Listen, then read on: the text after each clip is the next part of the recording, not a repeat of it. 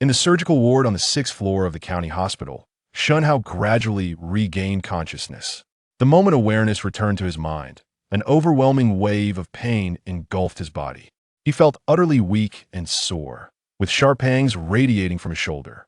Shen Hao gasped involuntarily, his gaze falling upon the nurse who was changing his dressings, and he finally felt a sigh of relief. Phew! Damn it, I'm just glad to be alive, he thought, feeling the ache in his arm. Unable to resist, he turned to glance at it, noticing a device resembling a pain pump affixed to his arm. The nurse, observing his curiosity, explained, "Just lie still. The anesthesia has worn off, and it will certainly hurt. This pain pump is here to alleviate your suffering." Nodding in acknowledgement, Shen Hao refrained from further comment. With his eyes closed, he began to recall the events leading up to his injury. If it weren't for his quick reflexes, he might not have survived at all. The memory of that blade sent chills down his spine. Reflecting on it now made his heart tremble. That was another world. Shen Hao distinctly remembered a blinding flash of light followed by a gleaming sword that struck his left shoulder. Fortunately, his swift escape had spared him from becoming prey to wild beasts. Yes, wild beasts. Although Shen Hao's home environment was humble, he stood at a height of 178 centimeters, with fair skin inherited from his mother. His sharp brows and starry eyes complemented his thick hair, naturally voluminous without the need for styling. Thus, he appeared to be nearly 180 centimeters tall, and with a little grooming, he could be considered quite handsome. Throughout middle school, high school, and college, he consistently ranked among the most attractive, never lacking in female admirers. However, upon entering the workforce, the reality shifted. While finding a girlfriend was relatively easy, reaching the marriageable age exposed the harsh truth poverty often led to heartbreak. There were indeed women willing to support him, but those who were beautiful and wealthy were few and far between. Shen Hao, possessing a strong sense of pride, was reluctant to accept the advances of those who approached him. After a recent breakup, his ex-girlfriend insisted on marrying only if he could afford a house in the provincial capital of Chang'an, which was far beyond his means.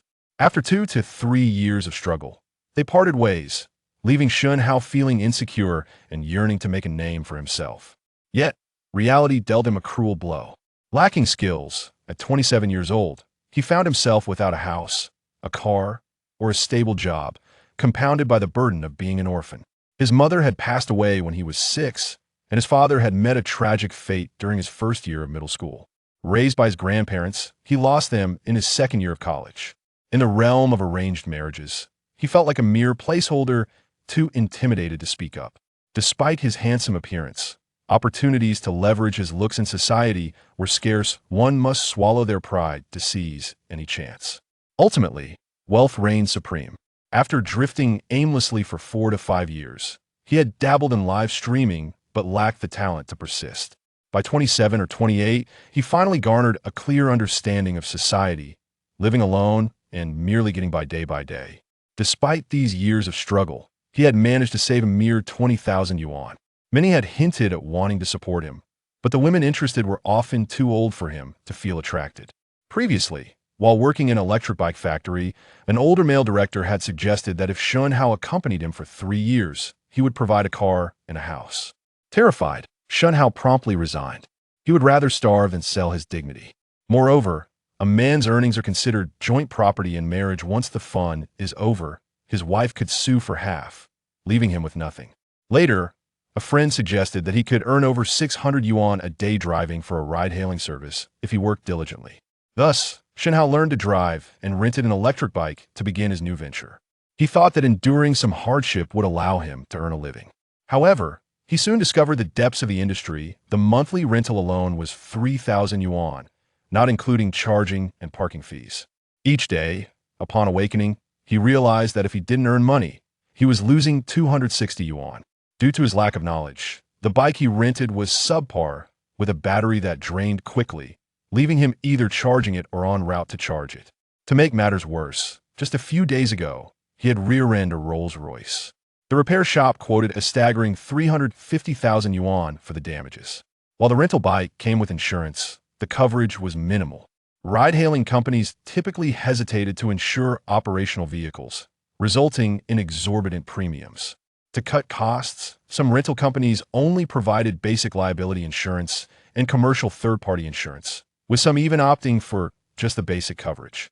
Fortunately, the bike Shen Hao rented had a 1 million yuan third-party insurance, but it was a trap for drivers like him. The bike lacked comprehensive coverage and did not include a no-claim discount, meaning the insurance company would only reimburse a fraction, leaving Shen Hao to cover the remaining 150,000 yuan. He was not only responsible for the Rolls-Royce repair costs, but also for the depreciation of the rental bike and the increased insurance premiums. Following an accident, the bike would be confiscated. Already struggling to make ends meet, his situation had become even more dire. The provincial capital was no longer a viable option due to its high cost of living. It could be ages before he could repay his debts. Consequently, he returned to his hometown to seek employment. Ultimately, at the suggestion of his childhood friend Wang Xiaodao, he found work as a laborer on a construction site, earning 220 yuan a day. Although temporary, the daily wage provided some relief in the low-cost county, allowing him to save a little money. With a staggering 150,000 yuan in debt weighing heavily on him, Shen Hao found it hard to breathe. Misfortunes seemed to follow him relentlessly. 3 days prior, during a stormy night, Shen Hao, feeling agitated after drinking, went to relieve himself under a tree and was struck by lightning. Perhaps misfortune has a way of hitting rock bottom before rebounding, such is the nature of life. A blessing in disguise, as the saying goes. Upon regaining consciousness, Shen Hao discovered an otherworldly space had manifested within his consciousness. The area was not insignificant, measuring 2 meters in length, height, and width totaling 8 cubic meters. What was even more astounding was that upon entering this space, a swirling portal would immediately appear. On the other side of the vortex lay another world. Curiosity, as they say, can be perilous. Having read countless web novels, Shen Hao recognized that he had just received his golden opportunity. Eager to change his fortunes, he wasted no time contemplating and stepped into the new realm. Upon entering this world, Shen Hao was overwhelmed with excitement. Surrounded by unfamiliar scenery, his spirits soared. The sky was a brilliant blue, dotted with fluffy white clouds. As far as the eye could see, the landscape was breathtaking, with mountains stretching for thousands of miles. The vegetation was lush, with trees as thick as a person and weeds flourishing along the paths, indicating an untouched forest. The air was remarkably fresh. Taking a deep breath filled Shen Hao with a profound sense of serenity and clarity. However, his joy was short-lived as 2 middle-aged men, appearing to be in their 30s, suddenly blocked his path. Dressed in coarse hemp garments and wielding gleaming swords, they wore fierce expressions, clearly not friendly. Their eager gazes fixated on Shen Hao, speaking in a dialect he could not comprehend. Although he couldn't understand their words, their actions and expressions, reminiscent of countless dramas he had watched, made the situation clear. Alas, he had encountered bandits. Despite the presence of his newfound space, Shen Hao felt a flicker of fear, yet he managed to maintain his composure. Seeing Shen Hao silent for too long seemed to irritate one of the men. Without a word, the burly figure surged forward, brandishing his sword. Before Shen Hao could react, the man was upon him, the blade aimed directly at his shoulder, and he was swiftly sent flying by a kick. In a moment of panic, Shen Hao instinctively retreated into the space. Upon emerging from the spatial realm, Shen Hao discovered that he was still within his rented abode, the time unchanged from before his foray into the other world. This indicated that once one traverses into that alternate reality, the temporal flow of the urban world halts. However, at this moment, his garments were soaked in crimson, and he dared not linger. With a hasty application of rudimentary bandaging, he dashed out, flagging down a vehicle to take him to the hospital. He was genuinely apprehensive of succumbing to excessive blood loss. Fortunately, in a small county with a resident population of merely tens of thousands, traffic was non-existent, and he arrived at the county hospital's emergency department within 5 to 6 minutes. Only upon seeing the physician did he finally experience a semblance of relaxation. The emergency doctor conducted an examination and took an X-ray, revealing no fractures. Yet, the wound was significant, necessitating the administration of local anesthesia for suturing. Thankfully, the injury was not critical. Had it been life-threatening, the hospital would have been compelled to alert the authorities. In typical cases of knife wounds, if the family raises no objections, The hospital merely performs the suturing, and law enforcement would not squander resources on such trivial matters. Most often, the principle of self-restraint among civilians leads to non-intervention by officials prevailed. As he reflected upon the tumultuous events of the past few days, Shen Hao realized the audacity he had displayed. In hindsight, a wave of trepidation washed over him. Feeling the sharp sting in his arm, he seethed internally, vowing revenge when the opportunity arose. However, the thought of that manned distance of 4 or 5 meters traversed in an instant instilled a sense of dread within Shen Hao. This was evidently not a mundane world. More critically, the existence of such formidable individuals, clad in coarse linen and engaging in highway robbery, suggested that these two were entrenched in the very depths of society's strata. For Shen Hao, the realization that such a powerful figure was relegated to the lowest echelons of that society left him pondering the capabilities of those at the pinnacle. The contemplation alone was chilling. In a state of drowsiness, Shen Hao succumbed to slumber once more. After an indeterminate period, he was roused by the sound of someone calling his name. Haozi, Haozi. Upon recognizing his childhood friend, Shen Hao responded, Lao Si, you're here. How are you? Are you all right? Who the hell hurt you? I'll avenge you, his friend, Wang Xiaotao, exclaimed. I'm fine. I did it to myself, don't overthink it, Shen Hao reassured him. By the way, Lao Si, I need to trouble you with something. What is it? Could you lend me 1,000 yuan? I'm sure on my hospital fees. No problem. He'll go recharge your account. Just focus on your recovery. Yes, he'll repay you once I'm discharged. Just concentrate on getting better. We can sort out the money later. Chapter 2. Cheating in the game of flowers. The other world was undoubtedly a path to wealth. However, after sustaining a setback, Shen Hao felt uneasy, without a means of self-preservation. It was prudent to exercise caution. Aside from the prospect of fortune in the other world, Shen Hao possessed an 8 cubic meter space of his own, another avenue to affluence. His immediate thought was to exploit this space for smuggling. If he could transport bricks from a construction site, that'd be a lucrative venture, potentially earning 500 to 600 a day. Perhaps he could engage in freight transport, saving on toll fees. But that seemed rather small-minded. Shouldn't his ambitions be grander? What if he ventured abroad? Perhaps to Mexico for smuggling? No, that line of thought was misguided. Positive energy was essential. He must contribute to his homeland. Why not consider purchasing a lithography machine from the Netherlands to bring back? Alternatively, he could import luxury goods and renowned watches from abroad to sell on the mainland, a path to wealth indeed. Yet, a new dilemma arose: how to fund a plane ticket overseas, and once there, how to afford luxury items. Was zero-cost purchasing a viable option? At that moment, Shen Hao felt a pang of hunger. Glancing at the balance in his Alipay account, he found a mere 10 yuan remaining. He still owed money on Huabei and could not use it. Shen Hao couldn't help but grimace. Among his classmates, he probably fared the worst. Nevertheless, he shrugged off the thought.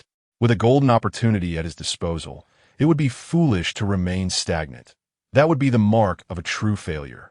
Upon returning to his rented abode, Shen Hao prepared a bowl of noodles, savoring his meal with the indulgence of adding 2 slices of ham. Truly a delicacy.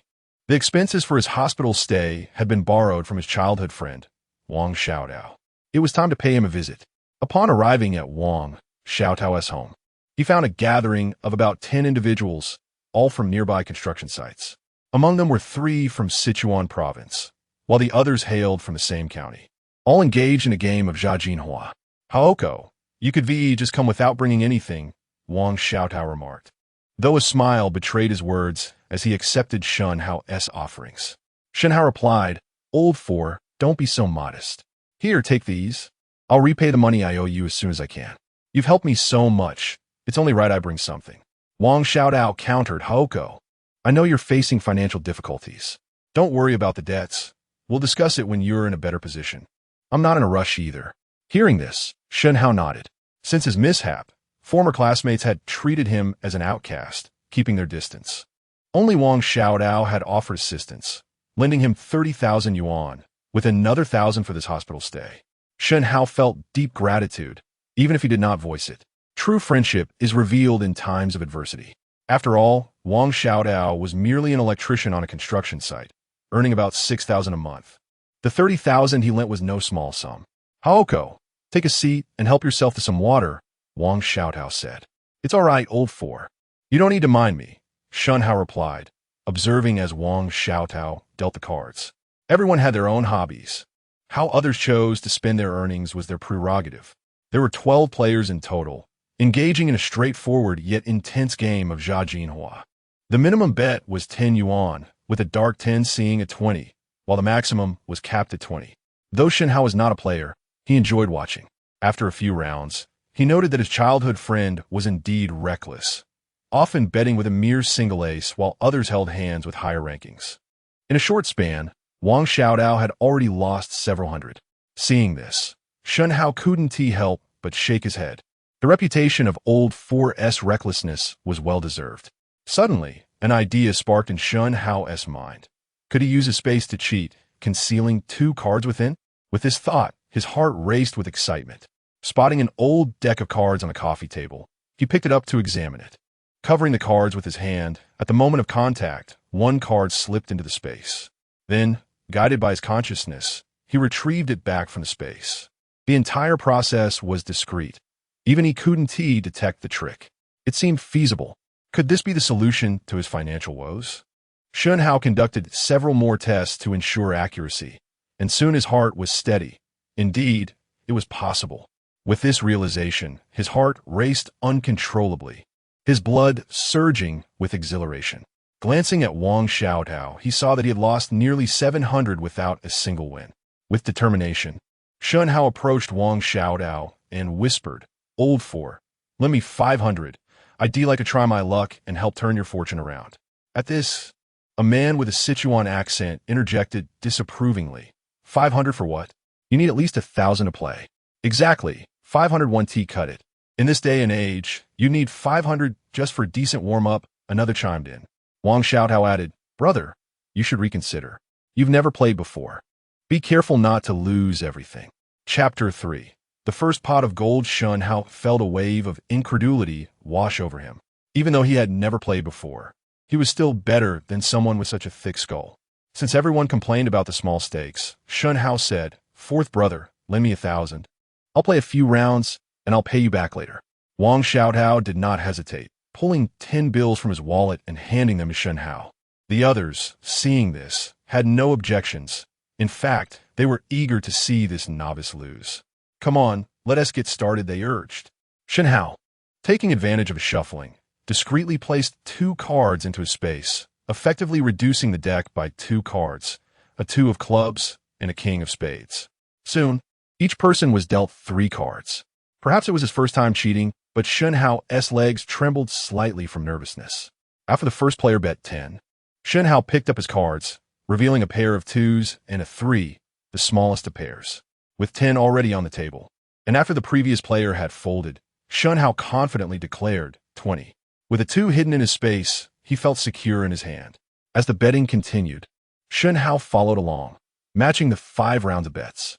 A few players, feeling uncertain about Shen Hao's boldness, peeked at their cards only to find they had small single cards, none even reaching a jack, and they folded immediately.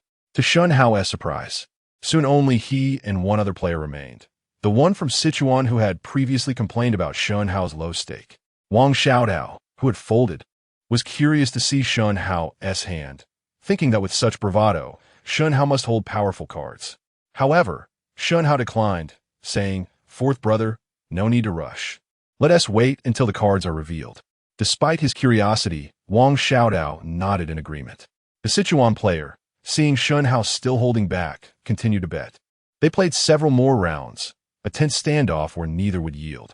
However, Shen Hao's demeanor left the Sichuan player uncertain, prompting him to take a look at his cards. Finding only a single ace, and with 700 or 800 still in the pot, he thought it worth the gamble. Without hesitation, he declared 20 to open. "What do you have?" Shen Hao replied coolly, "You opened. You show first. I've got an ace with a 9 and a 2. What do you have?" Without further ado, Shen Hao revealed his cards. When the others saw his small pair of 2s win the round, their expressions varied widely. "Wow, a pair of 2s won. I just tossed a pair of 4s, one exclaimed. "I thought he had a strong hand with that attitude. Turns out it's just a weak hand. Serves you right for being so timid," several remarked. Wang Xiaotao, thrilled by his friend's victory, exclaimed, "Wow, Howsy, you're amazing. I've never won at this game. Your first time, and you've won over 10,000. That's incredible luck." Shen Hao smiled, "Just luck. Here, S2, 500 for you too. 000 is for your hospital expenses and gambling stake, and 500 is interest. Don't think it's too little." The remaining amount, however, he requested a month to repay in full. Wang Xiaodao shook his head, insisting, "Just give me the principal. Forget the interest. You need the money now." Shen Hao firmly replied, "That's not how it works. We'll stick to the agreement." Noticing Wang Xiaodao's reluctance, Shen Hao changed the subject. "Do you think they'll report this?" Wang Xiaodao reassured him, "Don't worry about that. We play together often. We're all friends. Our integrity is guaranteed. Such things won't happen. They can afford to lose this amount." Shen Hao felt relieved, nodding, "All right, then I won't worry. It's getting late. I'll head home now. Rest assured, I'll repay you next month. Repayment isn't urgent. They're playing again tomorrow. Will you join? With your luck. You're bound to win," Wang Xiaodao eagerly asked. Shen Hao replied, "I won't play again. This game is too unpredictable. I think I'll pass. All right, I'm off." Upon leaving the community, Shen Hao went directly home. He decided not to engage in such games often, acknowledging that one experience was enough. Overindulgence could lead to trouble. It was only a matter of time. Now that he had secured his first pot of gold, it was time to contemplate how to roll it into something greater. The next day, while having breakfast at a bun shop, Shen Hao overheard two middle-aged women chatting. The international gold prices have plummeted, yet domestically there's no reaction. Prices remain high. It's infuriating. Indeed, gold in Hong Kong is only 410 per gram, while the mainland is asking for 480. That's a 70 yuan difference. My son is preparing to get married, and we need to buy 5 pieces of gold. Who knew prices would rise so sharply? If I had known to buy at 460, I would have. What a regret. One lamented. At the jewelry store, a bracelet per gram incurs an additional 56 yuan in labor costs, totaling 536 per gram. A simple bracelet must weigh at least 30 grams. That's 16,000, not including the necklace or ring. I just wish domestic prices would align with the global market. Hearing this, Shen Hao felt a spark of inspiration. He had initially contemplated how to leverage the space ring for profit, but now an opportunity had presented itself. Previously, he had not paid attention to gold prices due to financial constraints, but now that he was informed, he lost interest in breakfast. A 70 yuan per gram profit between mainland and Hong Kong gold was significant. Of course, the best approach to trading gold would be to buy investment-grade gold bars, which carry no labor costs. Shen Hao had checked. Excluding labor fees, stores would buy back gold at 465 per gram, allowing for a profit margin of 55. He recalled how, back in '98, many in the county made fortunes by trading gold in the south. Regrettably, his startup capital was limited to just over 10,000 yuan. With a clear goal in mind, Shen Hao wasted no time and prepared to head to Hong Kong, first obtaining a passage permit. Chapter 4. Are you unwell? Due to the limitation of ordinary tourist visas, which permit only 2 visits to Hong Kong within 3 months, Shen Hao sought advice and subsequently applied for a Hong Kong-Macau business visa, known as the S visa, allowing him multiple entries into Hong Kong. To expedite the process, he resorted to a broker, resulting in additional costs. Despite the usual 20-day wait for the visa, the broker assured him it would be ready in 15 days. The money spent was worthwhile as it saved him precious time. At present, Shen Hao found himself lacking in capital. As he gazed at the scar on his shoulder, a surge of anger coursed through him. Having been unjustly attacked, he vowed to remember this grievance. However, having learned from past misfortunes, he was determined not to return empty-handed and resolved to acquire a means of self-defense. His first thought was to procure a firearm, which he deemed essential. Acquiring a gun seemed impossible within the mainland. Thus, he fantasized about traveling to America, where he could take advantage of opportunities for zero-cost purchases. However, the airline tickets were exorbitantly priced, and obtaining a visa was uncertain. Weighing his options, he decided to focus on amassing capital for now. With the intention of visiting Hong Kong, he aimed to increase his funds. Consequently, Shen Hao sold his rural home, a modest 120 square meter dwelling with simple renovations and tiled exterior. Valued at over 100,000. To facilitate a quick sale, he let go of the property for merely 40,000 yuan, adhering to local regulations which stipulated that land use rights could only be transferred to villagers.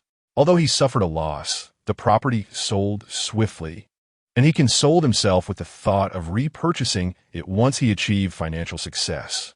Simultaneously, he approached a childhood friend, a microloan provider, and borrowed 20,000 yuan, agreeing to a minimal interest of 400 yuan per month. He also borrowed an additional 10,000 from another friend, Wang Xiaodao.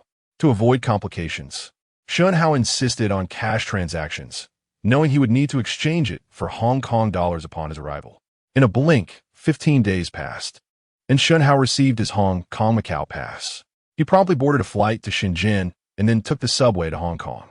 Without delay, Shen Hao's objective was clear. He aimed to acquire investment gold bars weighing 50 grams each from a bank, totaling over 70,000 yuan for 3 bars. Purchasing gold bars from a bank proved more economical than buying jewelry from retail stores, as the resale value remained relatively stable. After returning to Shenzhen, he immediately visited the renowned Shui Bei jewelry trading market. He had estimated a profit of 10,000 yuan from the price differences between gold in the mainland and Hong Kong, but the reality was less favorable. The mainland's gold buyback price was 480 yuan, while the selling price was 465. Jewelry purchases incurred a minimum craftsmanship fee of 60 yuan per gram, bringing the total cost of buying rings and similar items to 540 yuan per gram. Calculating the profit margins, Shen Hao realized he could earn 8,250 yuan per trip after factoring in transportation costs. Despite the challenges faced by ordinary individuals in this venture due to customs regulations and taxes, Shen Hao thrived, as he possessed the necessary resources to navigate the system. After a bustling day, he finally found a hotel room to rest. Over the next month, Shen Hao continued his back-and-forth trips between Hong Kong and Shenzhen, watching his capital grow exponentially, ultimately earning over 400,000 yuan on his final trip. The vast Shenzhen gold market barely noticed his activity, allowing him to profit nearly 800,000 yuan from gold price fluctuations in just a month. To avoid scrutiny in the future, Shen Hao returned from Hong Kong with numerous items, including 200 grams of gold, ensuring all taxes were paid and retaining customs receipts. His visa allowed for reasonable tax payments, rendering any inquiries unlikely. Furthermore, he consistently conducted cash transactions with the gold stores, safeguarding his privacy in an era dominated by data. With the ongoing geopolitical tensions and economic downturns, gold prices only seemed to rise, making it a reliable asset. Shen Hao, previously worried about the origins of his gold, realized that the flow of old jewelry being exchanged for new at gold stores made such concerns unfounded. Having amassed his initial fortune through gold trading, Shen Hao repaid Wang Xiaodao and even added an extra 5,000 yuan as interest, feeling liberated for financial burdens. He also settled debts with a ride-hailing service and covered repair costs for his Rolls-Royce, totaling 200,000 yuan, leaving him with a surplus of 600,000 yuan. At that moment, Shen Hao felt an exhilarating sense of freedom. His burdens lifted and his life transformed. The pain in his shoulder had also subsided considerably, no longer hindering him. Now, he prepared to explore that alternate world. Before embarking on his journey to this enigmatic realm, Shen Hao resolved to acquire a firearm for protection. It was widely acknowledged that firearms were swift and precise, and although the previous adversary had proven formidable, Shen Hao was confident he could outmaneuver them. Yet, the limitations of this space were a source of dissatisfaction. His appearances were always at the last location he had vanished from. Moreover, the synchronization of the two worlds remained uncertain. Leaving one world would cause the other to freeze in time. Thus, his next visit would find him back in that familiar forest, facing the same bandits. If only he could traverse dimensions as effortlessly as characters in anime, visiting America for zero-cost purchases daily. A human's desire for more is insatiable. And as Shen Hao contemplated his next steps in developing this alternate world, he deemed it essential to acquire a firearm. However, he found himself at a loss regarding how to procure one. After some contemplation, he recalled that America was known for its leniency towards firearms. The quickest way to reach the States would be to join a travel group.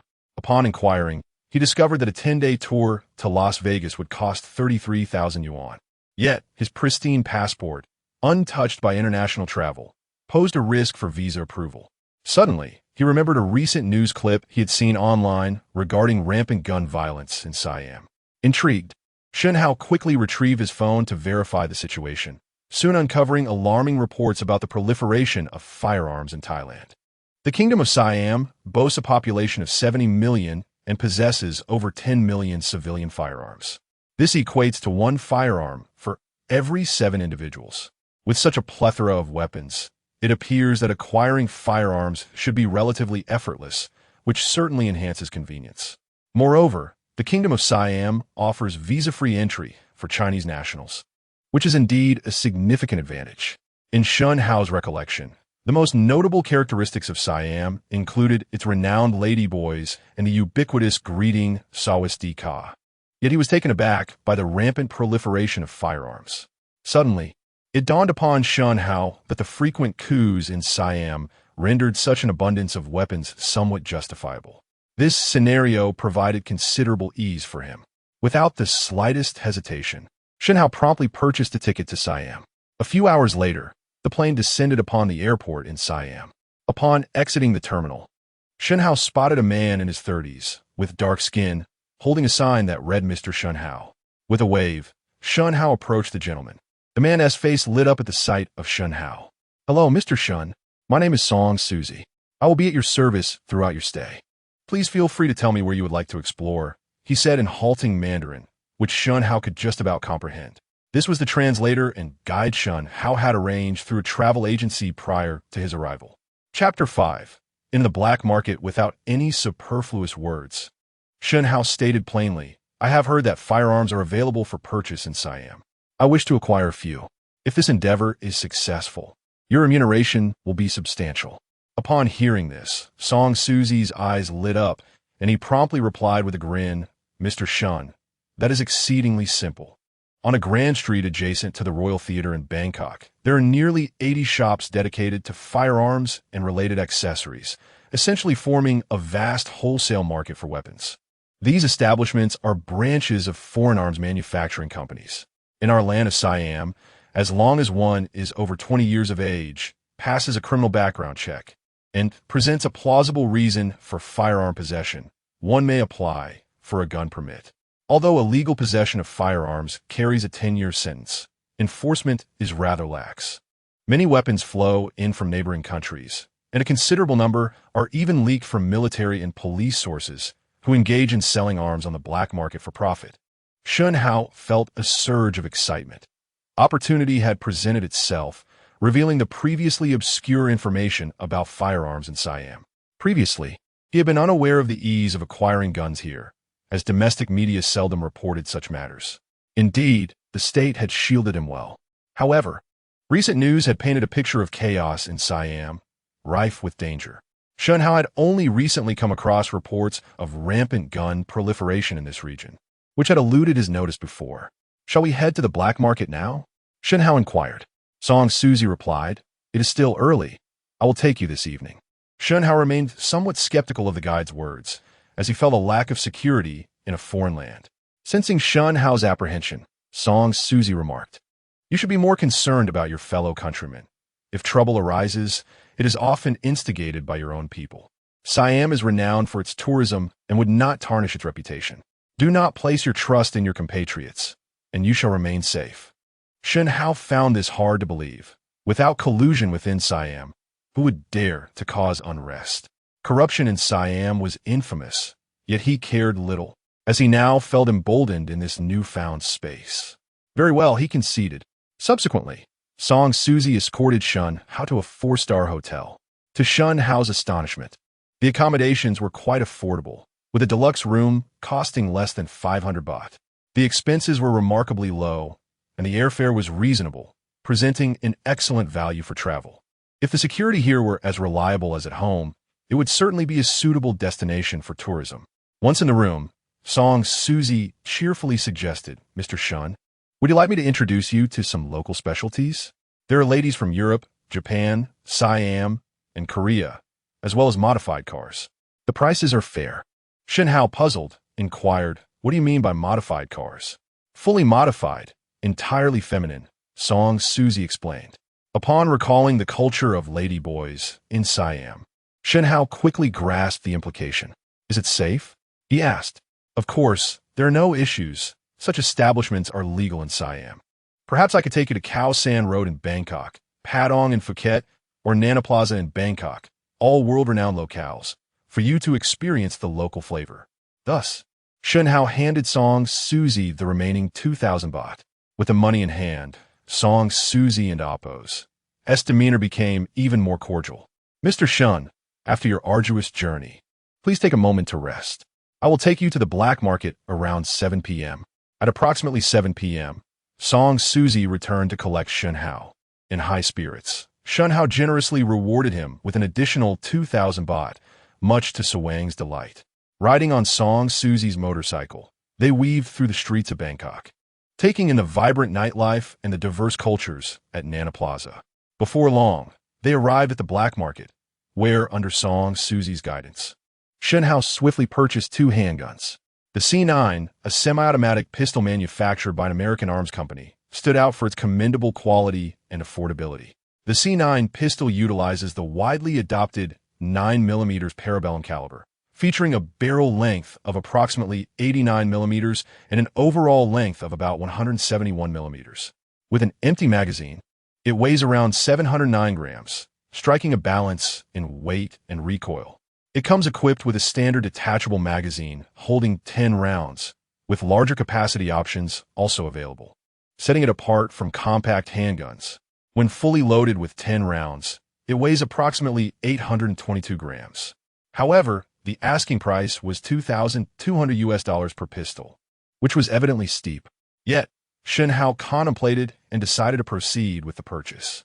He opted for 2 C9s and 100 rounds of ammunition, intending to procure more as needed in the future. Shen Hao was in urgent need of firearms and had little inclination to haggle.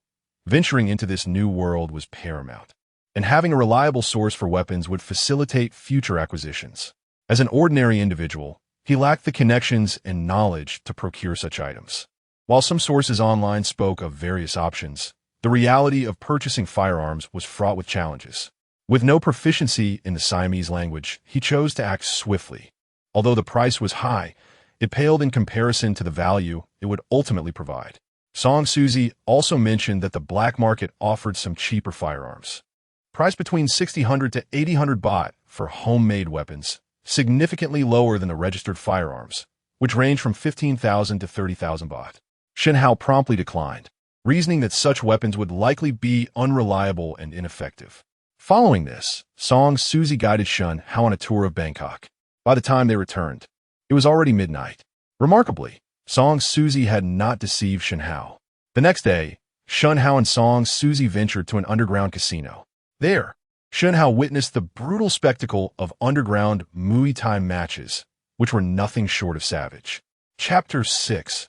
Revenge achieved. The visceral impact of the blows was utterly exhilarating, igniting a fervor within Shen Hao.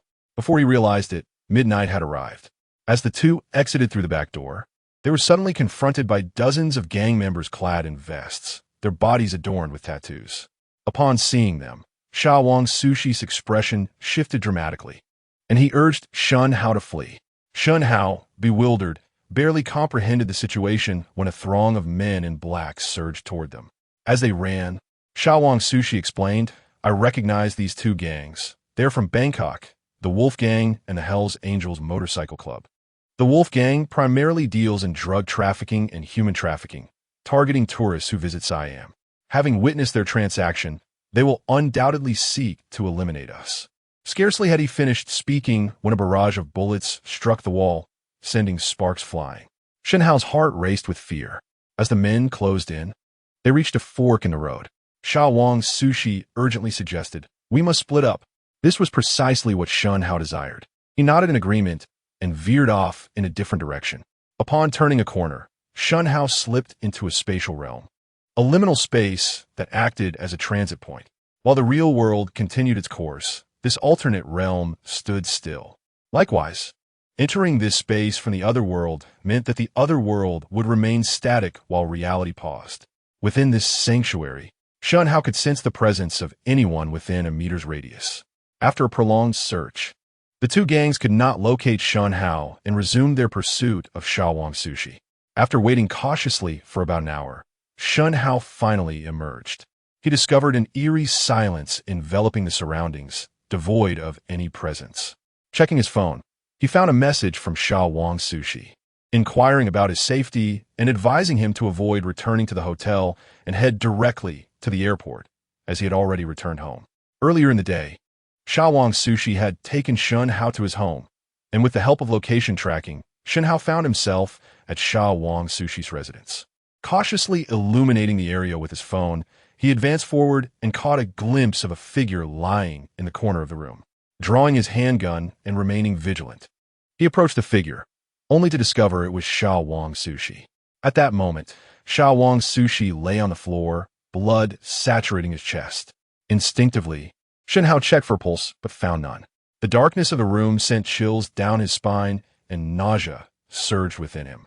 This was his first encounter with a corpse, and the sight was unsettling, almost inducing him to retch.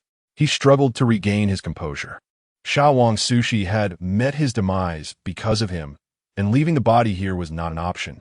Shen Hao feared that the authorities in Siam might discover Xiaowang Sushi's body. This was his first encounter with such grim circumstances, and anxiety gripped him. He was terrified that his own intentions in Siam might be exposed. He knew he could not leave Xiaowang Sushi's body behind. It had to be hidden, preferably in the alternate space, which would ensure its safety until he could dispose of it in the other world. Resolutely, he tried to store Xiaowang Sushi's body within the spatial realm. When he witnessed the body vanish from the floor and materialize within the space, relief washed over him. It truly worked. Without a moment's hesitation, he mounted Xiaowang Sushi's motorcycle and departed, setting the navigation for the airport, as he dared not return to the hotel.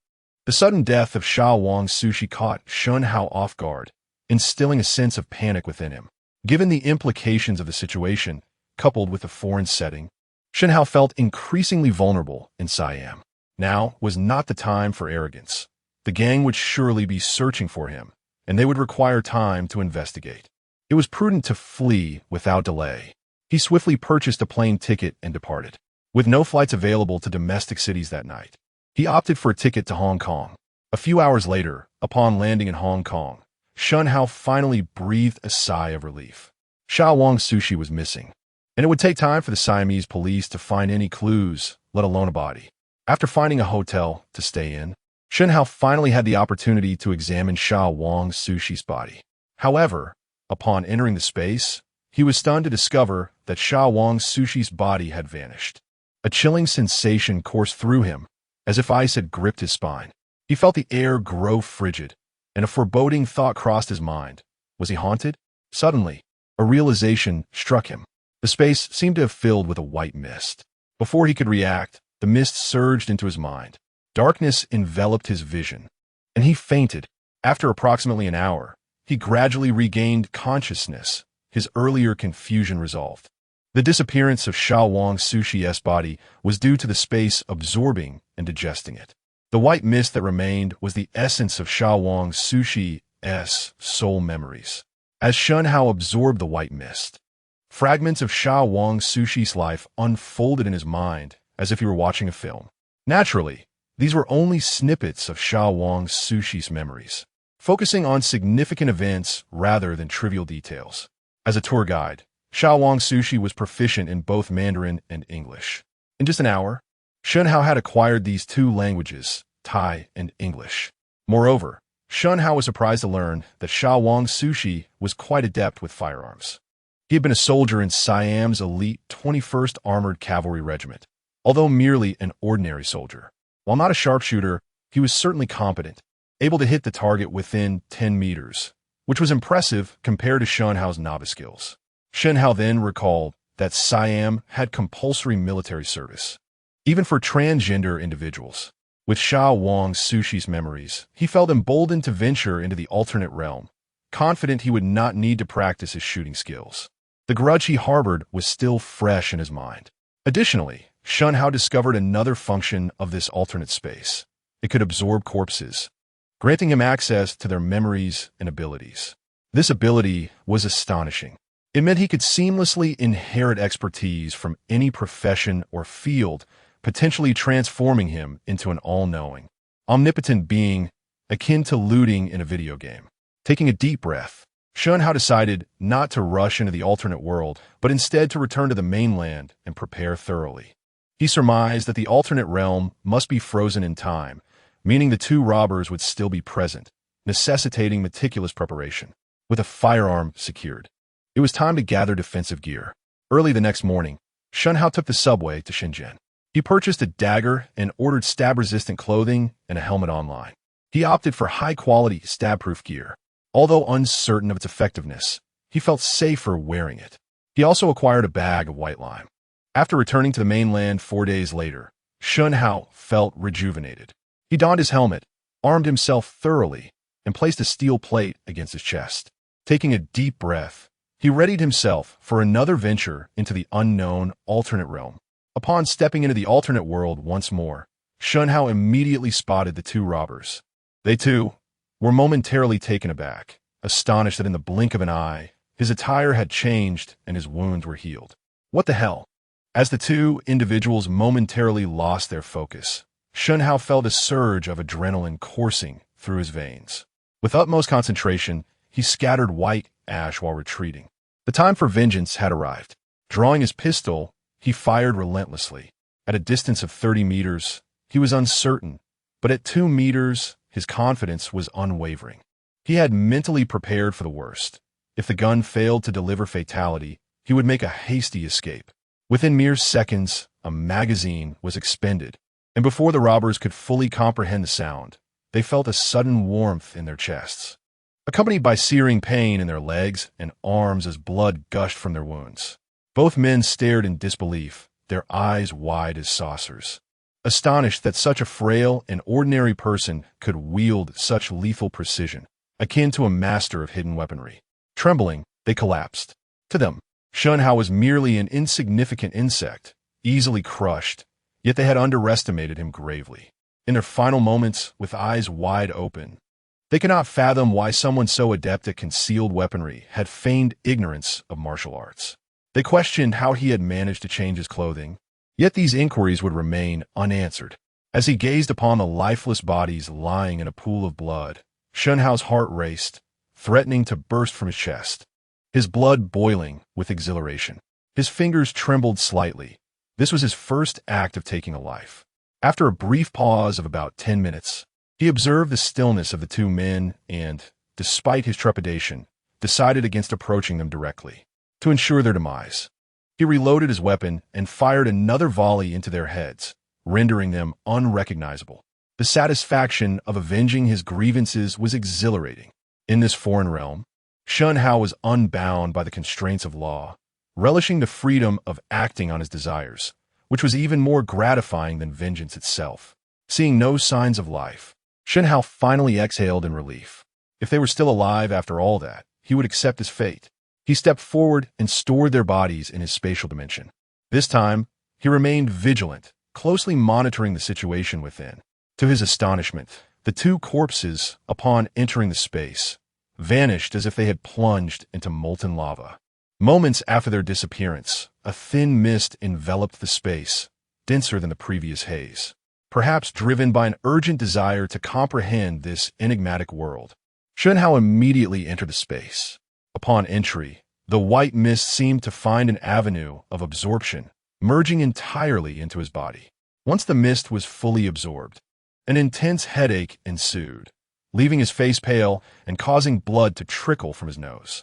After a considerable time, he regained his composure, though the headache persisted, a consequence of assimilating the essence of 3 individuals. His mental acuity had significantly increased, yet his physical strength had not, resulting in the unfortunate nosebleed. Taking a deep breath to steady himself, his immediate priority became enhancing his physical constitution. Through the memories of the two men, Shen Hao gained a preliminary understanding of this world. He discovered that he was currently situated in a place known as Yangguan Ancient Town, which was under the jurisdiction of the Daong dynasty. Chapter 7. The price of ginseng. This is the Chongyang mountain range within the territory of the Daong dynasty, a sprawling expanse that divides the kingdom into two. To the north lies the northern desert, while crossing the Chongyang mountains leads southward towards the capital. The ancient town of Yangwan serves as the dividing line, making it a hotspot for banditry. Deep within the Chongyang mountain range, ferocious beasts and demonic creatures roam freely. Indeed, there are demonic beasts in this world, alongside martial artists. The individual who previously attacked Shen Hao, known as Lu Dapio, is merely a body-tempering martial artist, while another is an ordinary person. Lu Dapio is a bandit from Lu family village, and his adoptive father, Lu Baoshan, is a formidable expert at the 6th level of postnatal cultivation. Lu Dapio's understanding of martial realms is limited. He knows only that they are categorized as body-tempering, postnatal, and innate, beyond which he has little knowledge, having not encountered much in his small hometown. Body-tempering involves utilizing various techniques and breathing methods, combined with specific movements from martial arts manuals to strengthen the muscles and bones, enhancing vitality. Upon reaching perfection in body tempering, one's physical vitality surges, allowing the practitioner to channel their energy through the meridians, creating a sensation akin to a surge of pure yang energy within the body. If this energy successfully gathers in the dantian, it generates internal power, marking the beginning of the qi gathering stage. As internal power increases, opening the first of the extraordinary meridians signifies the first level of postnatal cultivation. There are a total of 9 levels in postnatal cultivation, and upon reaching completion, the energy and blood flow harmoniously throughout the body, integrating all internal organs and limbs, thus allowing entry into the innate realm. The differences in postnatal cultivation are primarily based on the quantity and purity of internal power, which correlates with the strength of the techniques employed. A greater quantity of pure internal power leads to enhanced endurance and varying degrees of power in techniques. Naturally, to achieve a decisive victory over a stronger opponent, one would require exceptionally powerful techniques. Such advanced techniques are often beyond the reach of ordinary individuals. Now armed with Lu Dapio's memories, Shen Hao has gained a preliminary understanding of martial arts. Lu Dapio's technique, imparted by his adoptive father Lu Baoshan, can only be cultivated to the perfection of body tempering. The technique is named 12 postures of body tempering, consisting of 12 movements, along with the accompanying breathing methods and necessary medicinal solutions. Once Shen Hao's body has recovered, he begins his journey towards Yangwan town, which lies at least 30 miles away.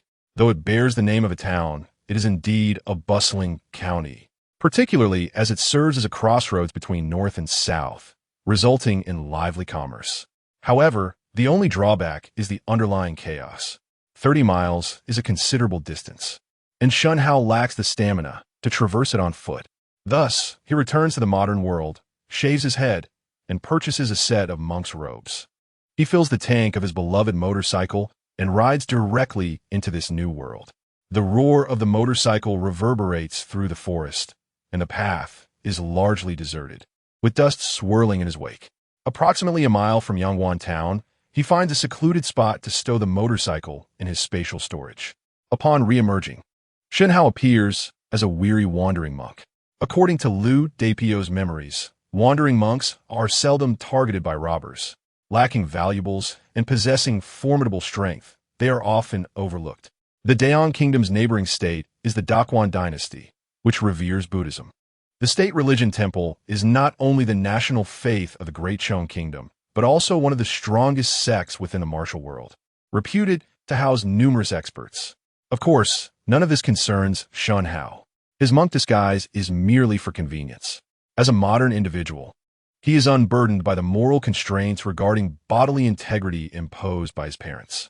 Until he possesses the means to defend himself, it is prudent to remain inconspicuous. To Shen Hao's surprise, the written language in this world is still Chinese characters. Although the dialect differs, the grammar is quite similar. Shortly thereafter, he arrives at Yangwan town. The soldiers at the entrance cast him a brief glance before allowing him entry. Once inside the town, he is met with a vibrant scene.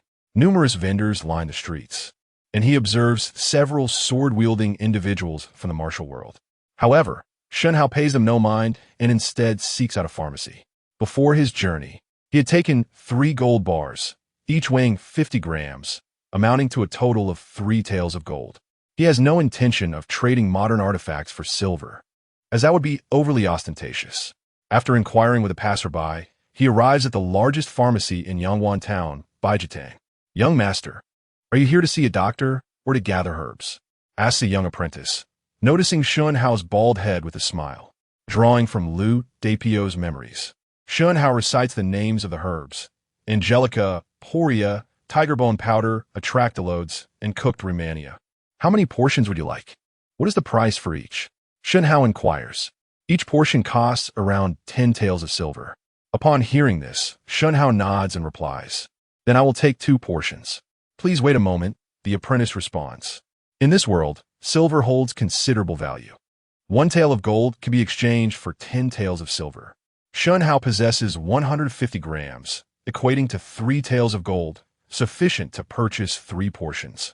His gaze then wanders to the other herbs in the pharmacy. Upon seeing the price of ginseng, 50-year-old wild mountain ginseng priced at merely 1 tael of silver, he is taken aback. "Is this ginseng from 50 years ago?" he asks. "Indeed," replies the apprentice. "The Chongyang mountain range is abundant in wild mountain ginseng. These are aged products and thus priced reasonably. Moreover, there are various other spirit herbs from the Chongyang mountains that are even more effective than ginseng. For instance, this jiang grass costs 100 taels, which is considerably cheaper than ginseng. Of course, ginseng isn't exactly inexpensive. Even though we have an abundance, it still costs 1 tael of silver. For you, 1 tael may seem insignificant, but with 5 taels you could hire a maid. And 1 tael is enough for a family of 3 to eat for a month. Therefore, it is not cheap and is beyond the means of an average household. They would have to venture into the forest to dig it up themselves, which poses the risk of encountering wild beasts.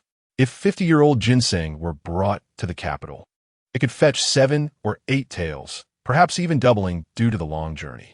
Shen Hao understands that this place serves as a wholesale hub for ginseng, allowing for lower prices, as martial artists have access to superior spirit herbs. Aged products are advantageous. Fresh ginseng is categorized as a premium plant and is prohibited from harvesting. Here, silver has not depreciated, and 1 tael converts to several thousand huaman currency. However, for Shen Hao, this wild mountain ginseng is indeed a bargain. In the urban world, gold is valued highly while silver is relatively cheap, and this price difference could yield considerable profit for him. With an expressionless demeanor, he states, "Then give me 10 pieces of 50-year-old aged wild mountain ginseng." The apprentice's eyes brighten. This young monk is indeed a significant customer. "Very well. Please wait a moment while I prepare it for you." Soon, the apprentice meticulously wraps the medicinal herbs and ginseng in yellow oil paper and hands them to Shen Hao. Nodding in acknowledgement, Shen Hao turns to leave. Finding a secluded spot, he instantly returns to the modern world. Checking his watch and the clock on the wall, he notes that it is still 1:20 p.m. Indeed, time has stood still in the urban world while he was in the alternate realm. He spent several hours in Yangwan town, yet not a second has passed. Truly remarkable. Subsequently, Shen Hao glances at the small room he rents. Now that he possesses some wealth, it is time for a change in living arrangements. At that moment, his phone buzzes with a WeChat notification. Upon seeing the profile picture, he is surprised to discover that it belongs to the owner of a Rolls-Royce. Could it be that they seek money? Shen Hao felt a twinge of discontent, realizing the insatiable greed of others. Indeed, it was he who had inadvertently rear-ended a Rolls-Royce while driving his ride-hailing vehicle. However, the collision was precipitated by the other party's abrupt stop. The Rolls-Royce was in the fast lane, with no vehicles ahead, and Shen Hao found it perplexing that it would halt so suddenly, leaving him to accept his misfortune. Yet, in the realm of traffic accidents, intent matters little. A rear-end collision places full responsibility on the rear driver, as one must maintain a safe distance. Taking a deep breath to steady his emotions, Shen Hao opened WeChat, only to discover that the other party was not demanding compensation, but rather seeking to return funds. "Dear sir, I apologize. The primary responsibility for the incident lies with us. We will take full accountability. Following the accident, due to time constraints, we entrusted the matter to our insurance company. Upon settlement today, we unexpectedly found an excess of 350,000 yuan, and after inquiry, learned its origin. While 350,000 may be trifling for Mr. Xiao, for a ride-hailing driver like yourself, it represents a substantial burden. Please provide your account number, and I shall transfer this amount to you. I sincerely regret any inconvenience this incident has caused you. Shen Hao was taken aback. The other party intended to return the money? Would this not lead to accusations of insurance fraud? The funds felt precarious, and he was reluctant to accept them. However, the other party ceased responding, seemingly adhering to procedure. Not wishing to dwell on the matter further, Shen Hao resolved to revisit it at a later date. He began gathering his belongings. Now financially secure, he no longer wished to linger in this small locale. He donned a hat and sought out an agent. Currently, Shen Hao's account held 550,000 yuan. While this sum would barely suffice for a down payment in a large city, it was more than adequate for purchasing a home in a small county. After locating an agent, he swiftly acquired a property that caught his eye. The newest development in the county, Xinyue community, featured a 97-square-meter, fully renovated penthouse on the 19th floor. It had been completed over 6 months prior, intended as a matrimonial abode, but the female party had suddenly requested a residence in the provincial capital, abandoning the small county home. The male party, left with no choice, sold the county residence to gather funds for a down payment in the provincial city of Chang'an. The asking price was a firm 500,000 yuan, with no negotiations. Shen Hao readily agreed. Upon completion of the transaction, the agent remarked, "Mr. Shen, you have made a remarkable acquisition. In this community, even bare shell apartments have appreciated to 500 yuan per square meter, and with the exquisite renovation, this property is worth at least 580,000 yuan. There are many interested buyers, yet few who can produce 500,000 yuan in one lump sum. You truly seized a great opportunity." Shen Hao, uninterested in idle chatter, directly inquired, "What is your commission for this transaction? I will transfer it to you." The agent, beaming with delight, replied, "The total commission is 120 yuan. You may simply give 8,000 yuan flat." Shen Hao nodded, promptly making the payment. He was quite satisfied with the property, fully furnished and ready for immediate occupancy. Furthermore, with only 2 units per floor and being on the top floor, it offered a desirable level of privacy. Unlike southern cities in this northwestern county, the 19th floor represented the pinnacle of building height. Subsequently, Shen Hao replaced the lock with a fingerprint model. Glancing at the neighboring unit, 1902, he entertained the notion of purchasing it as well. This would grant him the entire floor, ensuring solitude for his martial arts practice. However, that unit was a spacious 151 square meters, and at present, he lacked the necessary funds. Never mind, he mused, I shall acquire a villa in due course. After procuring daily necessities, Shen Hao visited a home textile store, where he purchased a bedding set, a quilt, and a large wooden tub. Chapter 8. A refund? As night fell, Shen Hao returned to his abode. He placed a wooden barrel in the bathroom and filled it with warm water. Afterward, he prepared a concoction of herbs in a clay pot and poured the essence into the barrel. Once everything was in place, Shen Hao calmed his mind and stepped in. The moment he submerged himself, a wave of stinging sensations coursed through his skin, yet it was bearable. He then closed his eyes and assumed a half-squat position in the barrel, commencing the first posture of the 12 forms of body refinement. Given Shen Hao's physical condition, he could hardly endure a minute in this stance. However, this time, by silently reciting the incantation and focusing on his breathing, his body absorbed the medicinal liquid, allowing him to inexplicably persevere. After half an hour, he slowly opened his eyes. His entire body was flushed and emanating steam, yet he felt unprecedentedly revitalized, shedding the fatigue he had previously felt. It was as if he had just emerged from a sauna, with every pore of his skin opened wide. Observing that the medicinal liquid had been absorbed, Shen Hao stepped out, rinsed himself off, and then proceeded to the living room. To his astonishment, as he began to half-squat again, he found his legs powerful and unyielding.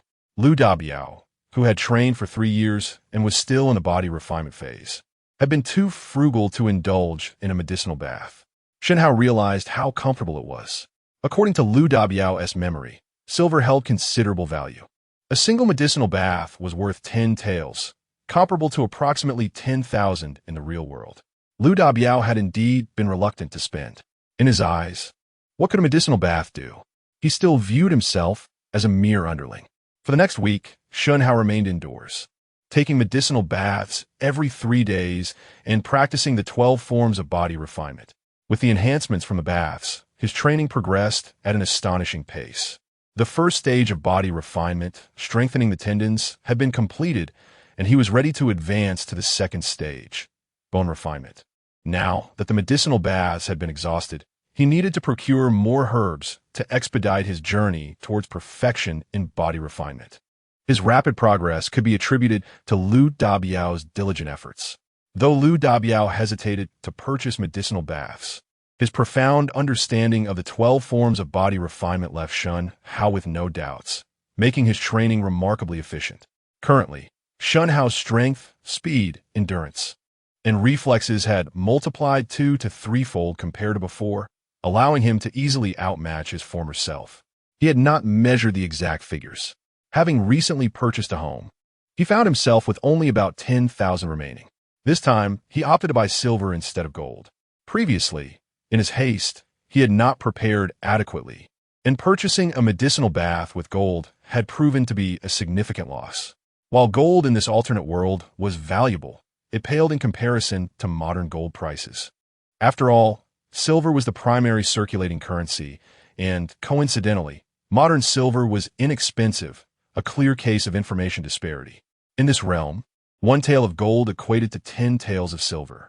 In contrast, gold prices in the domestic market remained high, reaching 486 per gram, while silver was considerably cheaper at 8 per gram. Thus, a tael of silver amounted to 425 and 10 taels to merely 250. Conversely, a tael of gold cost 24,300, yielding a staggering profit of 20,000. If one were to exchange silver for gold in this alternate world, the profit from a single tael of gold could reach 20,000, presenting a lucrative and risk-free opportunity. Excited by this prospect, Shen Hao opened his phone, having refrained from looking at it all day to avoid distractions during his training. Upon checking, he found over a dozen messages, the most surprising being a notification from the bank indicating that his account had increased by 350,000. It was evident that this sum came from Ms. Xiao, the owner of the Rolls-Royce. Indeed, given her financial prowess, acquiring Shen Hao's information was a trivial matter. Of the 350,000, 200,000 was insurance, for which he had contributed 150,000, essentially implying he had profited from the insurance payout. Shen Hao felt awkward accepting this money. He had pursued the matter and thus bore responsibility for the compensation. While others might decline compensation due to their generosity, he found himself unable to retrieve the money without knowing the recipient's account details. He resolved to address this later.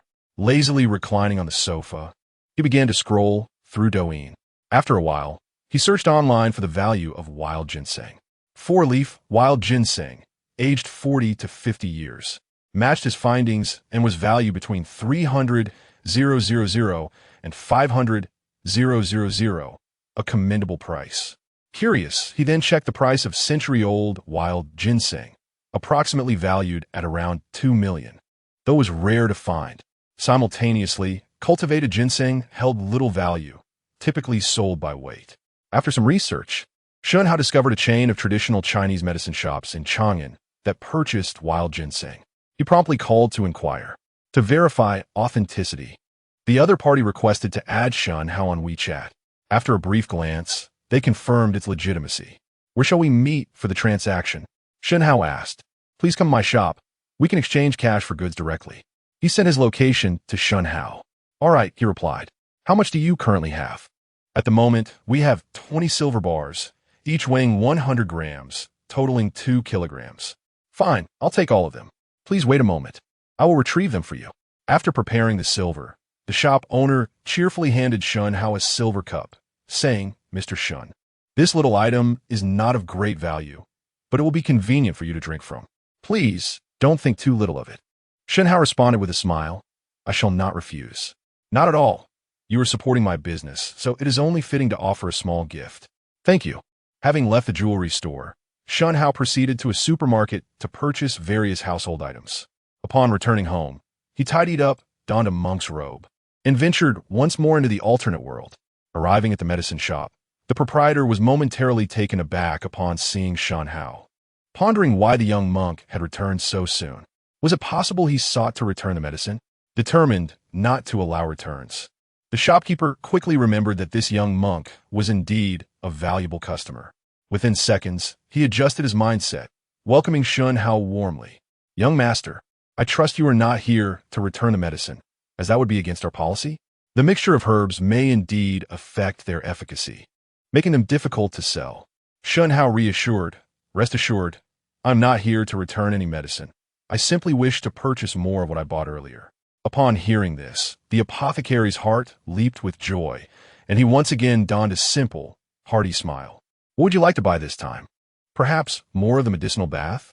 I have Angelica, Poria, tiger bone powder, Atractylodes, Rehmannia. So many options. How much do you need?" "3 portions, please."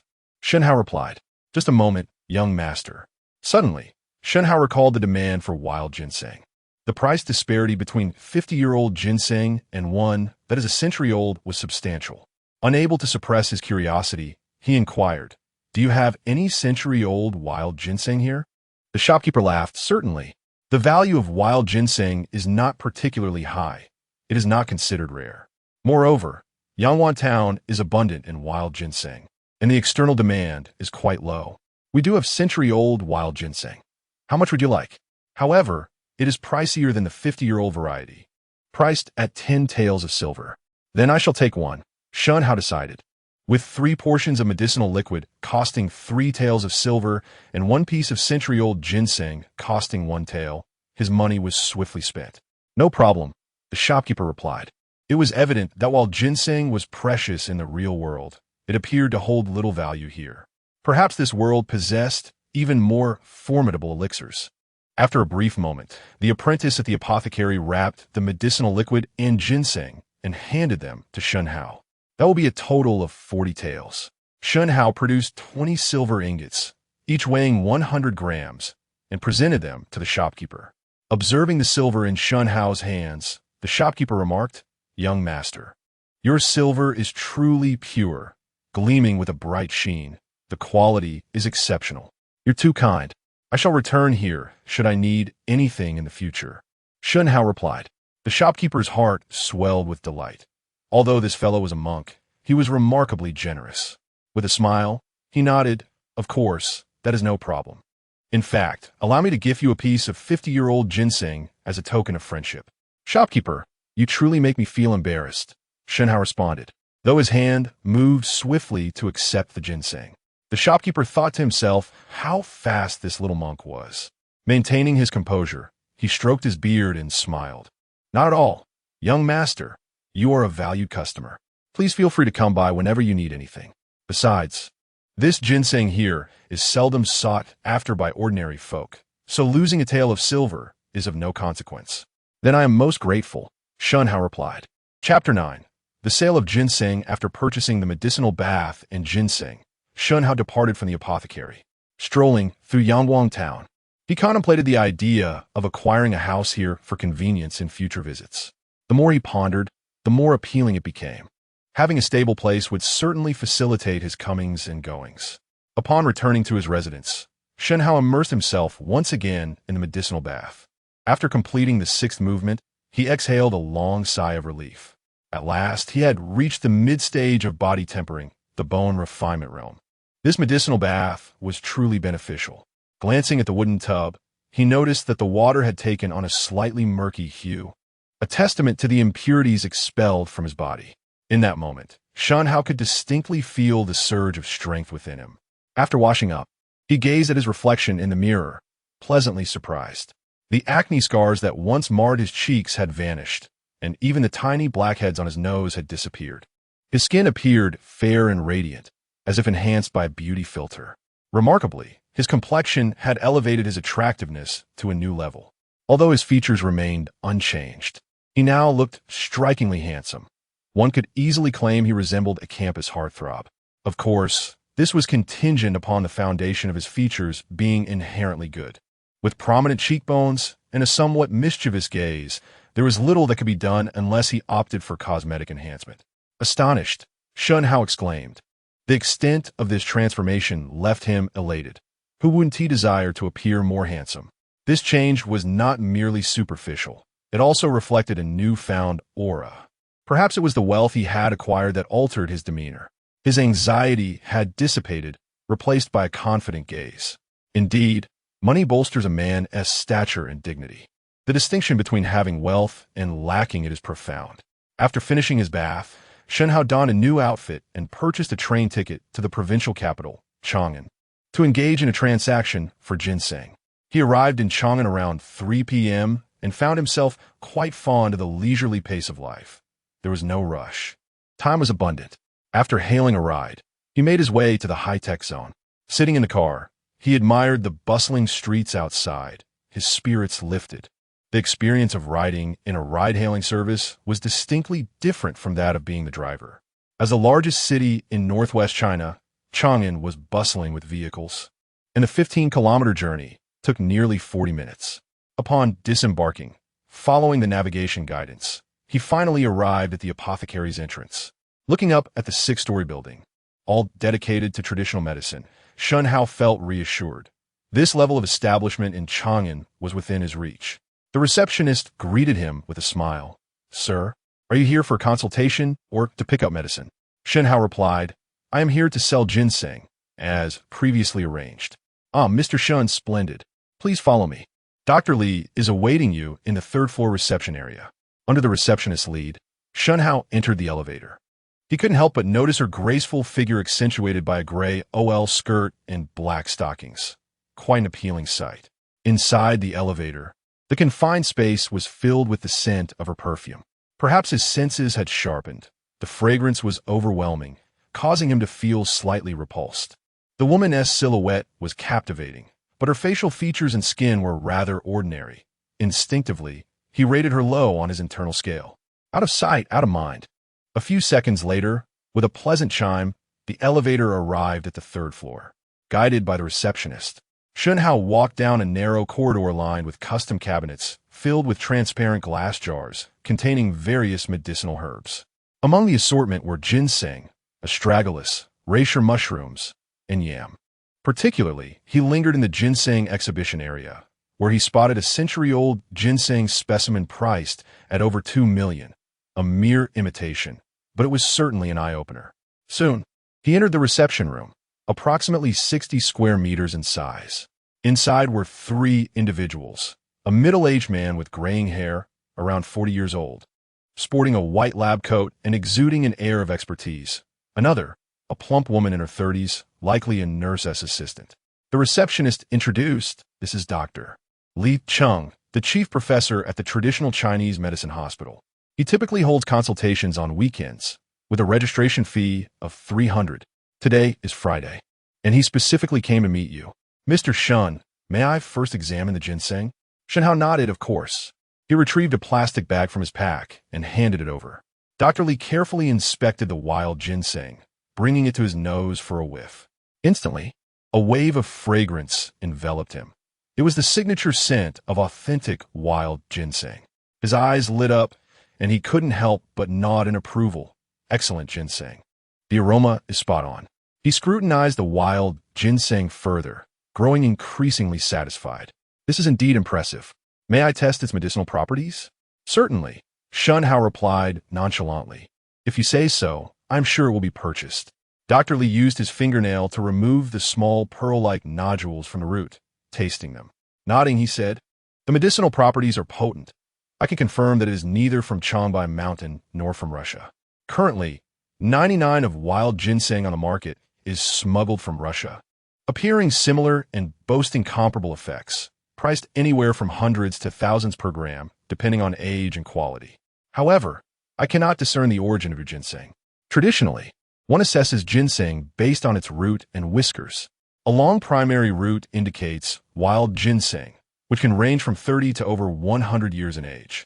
The prolonged absorption of nutrients exhausts the soil's fertility, compelling the roots to extend far into the earth in search of nourishment. Over time, the primary root can become 3 times the length of standard roots. This wild ginseng is indeed potent, undoubtedly pure wild ginseng, approximately 50 years old, albeit somewhat aged. Remarkably, its medicinal properties surpass those of 50-year-old ginseng from Changbai Mountain. This is absolutely genuine. It must have grown in an environment akin to that of century-old ginseng. Only such conditions yield wild ginseng with such efficacy, unlike those artificially planted in forests. 50 years is valuable, while 100 years is a treasure. Although the medicinal properties are commendable, the appearance and age of the leaves are apparent. Presently, wild ginseng of this age holds a market value of around 500,000. However, the purchase price will certainly be lower. Nevertheless, given its potency, I am willing to acquire it at market price. Even so, it is quite rare to find such quality. An excellent specimen, truly remarkable. If you choose to sell, I can offer 500,000. Otherwise, you may wish to explore other avenues. Dr. Li generously praised the ginseng and was forthright, easing Shen Hao's concerns. Prior to his visit, Shen Hao had researched prices, discovering that 50-year-old wild ginseng typically range from 300 to 500,000 in selling price, not purchase price. The offer was indeed generous. He had feared a disparity between the worlds of trading, which would have wasted both their time. Since there are no issues, let us proceed with the transaction, Shen Hao stated. Agreed, Dr. Li replied contentedly, no problem at all. Their transaction proceeded smoothly, and after receiving the payment, Shen Hao felt a deep sense of satisfaction. With the deal concluded, he prepared to take his leave. Upon hearing this, Dr. Li remarked, Shen Hao, let us connect on WeChat. For future ginseng transactions, feel free to reach out to me. I find your source quite promising. Absolutely, no problem, Shen Hao responded with enthusiasm. Once the funds were transferred, Shen Hao bid farewell, having no intention of selling any additional ginseng at that moment, knowing that liquidating multiple items at once would raise suspicion. After all, one cannot simply explain an influx of ginseng without raising eyebrows. Do not mention ginseng. Even river pebbles, when excessively excavated, can lead to legal troubles due to the protection of mineral resources. An ordinary citizen, lacking connections, is rendered powerless and may easily face lawsuits. This is not akin to the common white radish. When has wild mountain ginseng ever been so abundant? Nowadays, there are regulations in place to protect plants, and although no one raises an eyebrow at the sale of an aged wild ginseng root or two, if you attempt to sell fresh ones, you might find yourself reported and summoned for questioning. Last year, an announcement was issued prohibiting the excavation of wild mountain ginseng, a fact that Shen Hao had also verified. Despite the existence of clandestine transactions, those occur within certain circles. Individuals like Shen Hao, who are outside such circles, possess no viable channels. For an ordinary person, possessing something valuable requires utmost caution in monetization.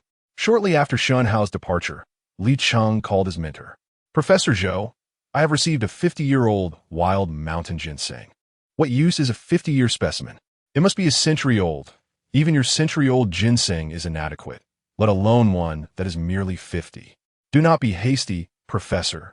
I believe this 50-year ginseng possesses considerable medicinal properties and might be of some use. Very well, if you say so, bring it over. Understood, Professor. I shall come at once. Li Cheng hurried to a sanatorium, where he encountered an elderly gentleman in traditional attire. Professor Zhou, he greeted. Let me see the ginseng. Certainly, Professor. This elderly man was Li Cheng's mentor, Zhou Peiyuan, a hereditary practitioner of traditional Chinese medicine. Without further ado, Zhou took a small portion of the ginseng's fibrous roots, chewed thoughtfully, and after a moment, expressed his satisfaction. It is indeed potent, a fine specimen. Although the age is lacking, its medicinal qualities are undeniable. Li Cheng smiled slightly and asked, can it be used for medicinal purposes? Of course. Where did you acquire it? A young man named Shen Hao sold it to me. I even added him on WeChat. Very well. I shall introduce you to General Shao. Yes, Professor. They proceeded to the second-floor ward, where Li Cheng met General Shao. She appeared to be around 27 or 28, with exquisitely refined features. Her bare face radiated beauty, complemented by a flawless oval visage and fair skin, with meticulously shaped eyebrows adding to her allure. Clad in a light blue form-fitting OL dress, her perfect figure was on full display, particularly her long, elegant legs, which were so well-proportioned that one could scarcely slip a piece of paper between them. Such legs were truly exceptional, and her demeanor was equally impressive. This was the first time Li Cheng encountered such an extraordinary woman, and he couldn't help but steal a few glances.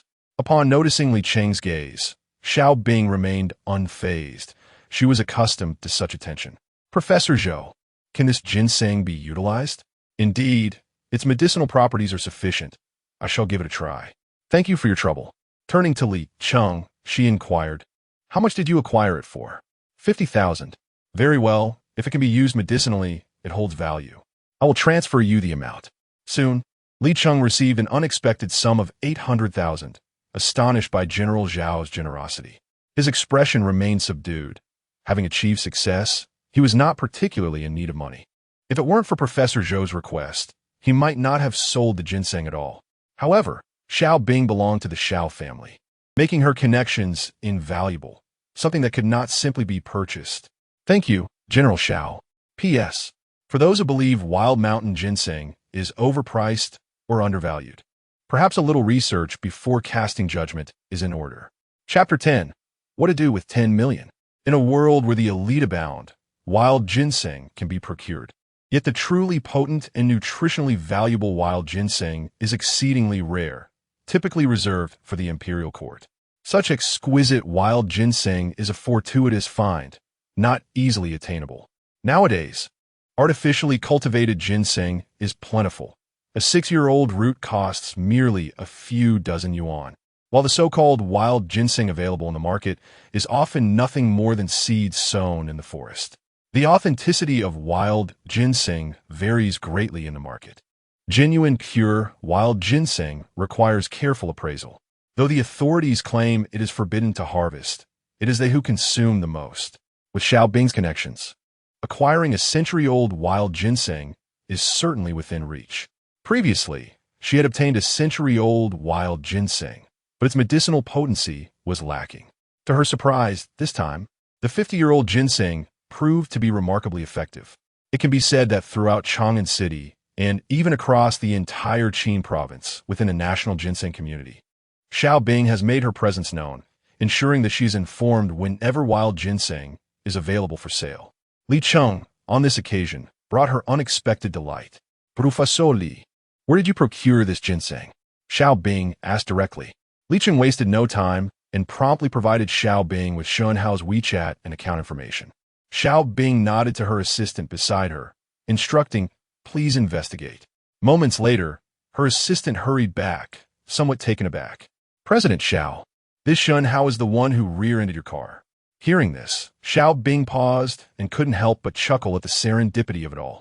Fortunately, she had refunded the money back then, which had led to a fortuitous connection. Please reach out to him, she instructed her assistant. Curiosity piqued. Xiao Bing wondered where Shen Hao had sourced his wild ginseng, as pure wild ginseng was a rare commodity in the market. Upon returning home, Shen Hao discovered a message from Xiao Bing, the woman who had previously collided with him. Mr. Shen, did you sell a 50-year-old wild ginseng today? Shen Hao furrowed his brow, responding, are you following me? No, someone is here to sell wild ginseng and wanted to inquire if you have any available, as we have a considerable demand. Rest assured, it's safe and guaranteed, the message continued. After contemplating, Shen Hao noted the luxurious fleet of Rolls Royces the other party possessed, indicating a reliable background. If they were willing to refund him, it was unlikely they would act recklessly. If they intended to leverage their influence, Shen Hao would have likely received a call from his uncle by now. Thus, he decided to sell his ginseng, merely testing the waters with a single root. He directly asked, are you certain there is no issue? Of course. We have procured wild ginseng from across the nation. I do not concern myself with the source, as long as the authenticity is assured. I happen to have a century-old wild ginseng. I wonder if Miss Xiao might be interested? Indeed, I am, came the swift reply. The assistant conveyed this news to Xiao Bing. Upon hearing this, Xiao Bing remained silent, but both Zhou Peiyuan and Li Cheng's eyes sparkled with excitement. Zhou Peiyuan eagerly grasped the assistant's arm, exclaiming, "Is this true?" Xiao Bing's eyes brightened with joy, asking, "Does Shen Hao truly have it?" The assistant nodded, affirming. That is what he said. Seeing their enthusiasm, the assistant was perplexed. Zhou Peiyuan asked, "Is it of the same quality as the 50-year-old wild ginseng?" The assistant appeared bewildered, lacking understanding. Xiao Bing urged, "Quickly inquire with Shen Hao." "Ah, yes, I will," she replied, hastily messaging Shen Hao. "Does the medicinal quality remain the same?" "Yes. It is 100% identical and can be verified," Shen Hao confidently responded. Upon hearing this, Zhou Peiyuan urged, "Then hurry and take me to see it. If it is genuine, inform him that the market value of his ginseng is at least 8 million to 10 million or more." After reading the message from the other party, Shen Hao was momentarily stunned and filled with doubt. His earlier research had not suggested such a price. Yet who would turn down a windfall? Observing Shen Hao's silence, Zhou Peiyuan directly asked the assistant to initiate a video call, explaining, 12 years ago, a century-old wild ginseng from Changbai Mountain sold for 3 million. If the quality of your century-old ginseng is comparable to that of the 50-year-old, I estimate its value to be at least around 10 million. Is it truly worth that much? Shen Hao, unfamiliar with this realm, felt a wave of exhilaration wash over him at the mention of 1 million. "Very well, I shall bring it for a transaction tomorrow," he declared. "No need. We will drive directly to your home to collect it," Zhou Peiyuan insisted, clearly in a hurry. "All right then," Shen Hao acquiesced, sending his location. Xiao Bing turned to her assistant Zhao Lu, instructing, "Prepare a car immediately, and remember to keep this matter confidential." 10 minutes later, Zhou Peiyuan and Xiao Bing arrived at the underground parking garage. Upon seeing the Rolls-Royce with a license plate adorned with a series of sixes, Zhou Peiyuan remarked, "Isn't this a bit ostentatious? Could we have a more understated vehicle?" Xiao Bing concurred, suggesting, "Then let us take that Alpha business car." Half an hour later, they merged onto the highway. Inside the car, silence reigned as everyone rested, their thoughts consumed by the ginseng. The urgency was palpable. They sped along at a pace of 140, reaching 160 when traffic was sparse. An hour later, they exited the highway, guided by navigation, arriving at Shen Hao's residence. Upon opening the door to find Xiao Bing, the woman who had previously bumped into him, Shen Hao was taken aback by the smallness of the world. "Please wait. I will fetch the ginseng," he said before retreating to his bedroom, where he retrieved the ginseng from his storage space and emerged holding it aloft. Zhou Peiyuan's eyes lit up at first sight of the ginseng, particularly the extravagant roots. Overjoyed, he carefully examined the wild ginseng, growing increasingly delighted. Like Li Cheng, he sampled a small piece of the root, savoring it momentarily. "Remarkable! This is pure wild ginseng, brimming with medicinal properties, even stronger than the 50-year-old variant," he exclaimed. Xiao Bing beamed, asking, "Uncle Zhou, is that true?" "Absolutely pure wild ginseng," Zhou Peiyuan confirmed. "While its age may not rival that of the champion from the previous wild ginseng competition, its potency was undeniably superior." Xiao Bing finally exhaled in relief. Gazing at Shen Hao with anticipation, "Mr. Shen, how much do you wish to sell it for?" Shen Hao replied, "I'm uncertain of its value. Please suggest a price." Turning to Zhou Peiyuan, Xiao Bing urged, "Uncle Zhou, please provide a price based on the highest market value." Zhou Peiyuan nodded, stating, "At the first ginseng auction 12 years ago, a century-old ginseng fetched 3 million. That was 11 years ago. Last year, at the Wild Ginseng Expo, a year-old ginseng king was priced at 10 million, though it was heavier, being a 240-year specimen with larger roots. I believe your ginseng's quality and medicinal properties even surpass those of Changbai Mountain Wild Ginseng. 20 years ago in Hong Kong, a genuine pure century-old Changbai Mountain Wild Ginseng sold for 30,000 US dollars per ounce, approximately 8,500 yuan per gram. However, That was over 20 years ago. Your wild ginseng not only boasts excellent quality and outstanding medicinal efficacy, but it is also fresh. I estimate its age to be around 110 years. Such medicinal properties are quite rare. Therefore, let us settle on a round figure. After taxes, 10 million. What do you think, Bing Bing? Chapter 11. Is tax applicable? Xiao Bing chuckled. It is entirely up to Uncle Zhou's discretion. After saying this, she turned to Shen Hao and inquired, "What do you think of this price, Mr. Shen?" Shen Hao expressed his satisfaction with the price, noting that while some items may hold significant value, it does not necessarily mean one can easily find a suitable buyer. Items worth tens of millions are not within everyone's reach, and even those who can afford them must have a genuine need. Shen Hao valued security. It was not fear that deterred him, as he felt emboldened by his ties to the fantastical realm, but rather a desire to avoid unnecessary complications. "How do we explain the tax situation?" he asked. Xiao Bing replied, "Harvesting ginseng in the mountains and selling it is classified as agricultural production. Therefore, it is exempt from value-added tax and personal income tax, so there are no taxes to be paid. Rest assured, I will have our legal team handle these matters, so you need not worry."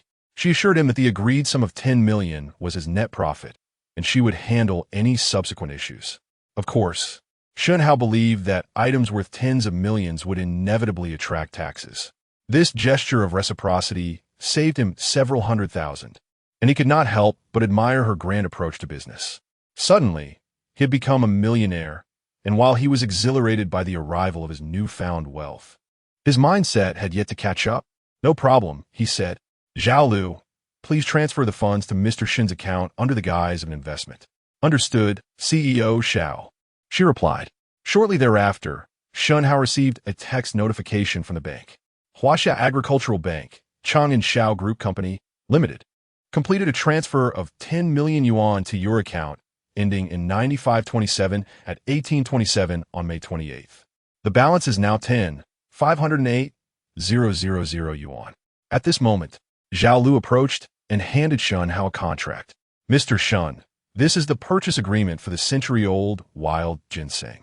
Please take a look, and if everything is in order, kindly sign it, as we're using the company's public funds, which requires a contract." Shen Hao nodded, examined the document thoroughly, found no discrepancies, and signed it. He trusted that they would not deceive him. If they did, he was not averse to retaliating in kind. Unbeknownst to him, his reverence for the law and ethics had dissipated, perhaps beginning with the demise of those two bandits. After the transaction was concluded, both Xiao Bing and Zhou Peiyuan were visibly elated. While there was a market for century-old ginseng, such exceptional quality was nearly non-existent. Moreover, Zhou Peiyuan observed that this particular specimen was impeccably preserved, indicating that the seller was highly experienced in this field. As they prepared to depart, Xiao Bing suddenly produced a business card and handed it to Shen Hao. "Mr. Shen, this is my card. The QR code will link you to my private WeChat. Should you come across any wild ginseng in the future, please feel free to sell it to me. I assure you, I will offer the highest market price and ensure you incur no losses." Shen Hao was taken aback. "Didn't I add you on WeChat previously?" Xiao Bing smiled gently. "I apologize, Mr. Shen. The WeChat account you added was my assistant Zhao Lu's." Zhao Lu chimed in to clarify, "You added my WeChat." Shen Hao felt a bit embarrassed, having assumed it was Xiao Bing's account all along. In hindsight, given Xiao Bing's status, it was unlikely she would casually add a stranger. Perhaps she saw value in Shen Hao, prompting her to share her private contact information. Zhou Peiyuan also handed Shen Hao a business card, stating, "Shen Hao, feel free to call me if you have anything of value. Rest assured, as long as the quality is good, I will offer the highest price." Shen Hao replied, "Absolutely." As they were about to leave, he returned 350,000 yuan to Xiao Bing, reasoning that he had caused the collision and did not wish to take advantage of her kindness now that he had money. Additionally, accepting that some could lead to insurance fraud allegations, a complication he preferred to avoid. After Shen Hao explained his reasoning, Xiao Bing ceased her insistence. She sold him another wild ginseng root for 500,000 yuan, resulting in Shen Hao having at least 11 million in cash. No need to haggle over the price. "I previously purchased ginseng from Li Cheng for 800,000.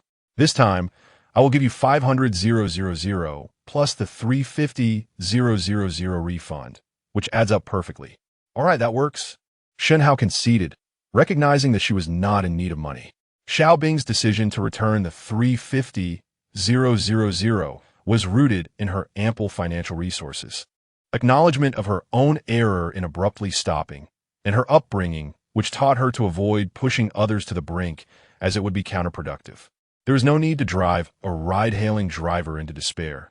The potential harm to oneself was not worth it. Her life and health were far more valuable. Soon after, Xiao Bing, Zhao Lu, and Zhou Peiyuan departed, leaving Shen Hao to contemplate the vast disparities in ginseng market prices. He noted that some online commentators dismiss wild ginseng as an intelligence tax, equating its nutritional value to that of a radish. Those who make such claims are either foolish or ignorant. The accumulated wisdom of thousands of years from ancestors is not to be disregarded. Even consuming artificially cultivated ginseng, priced merely in the dozens of yuan, could lead to adverse effects, while eating a pound of radish poses no threat. Subsequently, Shen Hao conducted a brief online search for the Xiao Group. To his astonishment, he discovered that the company had evolved into a large modern enterprise group with total assets exceeding 30 billion yuan. It owned numerous wholly owned and controlling subsidiaries and project departments, boasting an expansive industrial scale across various sectors, including highways, real estate, elevators, pharmaceuticals, and energy.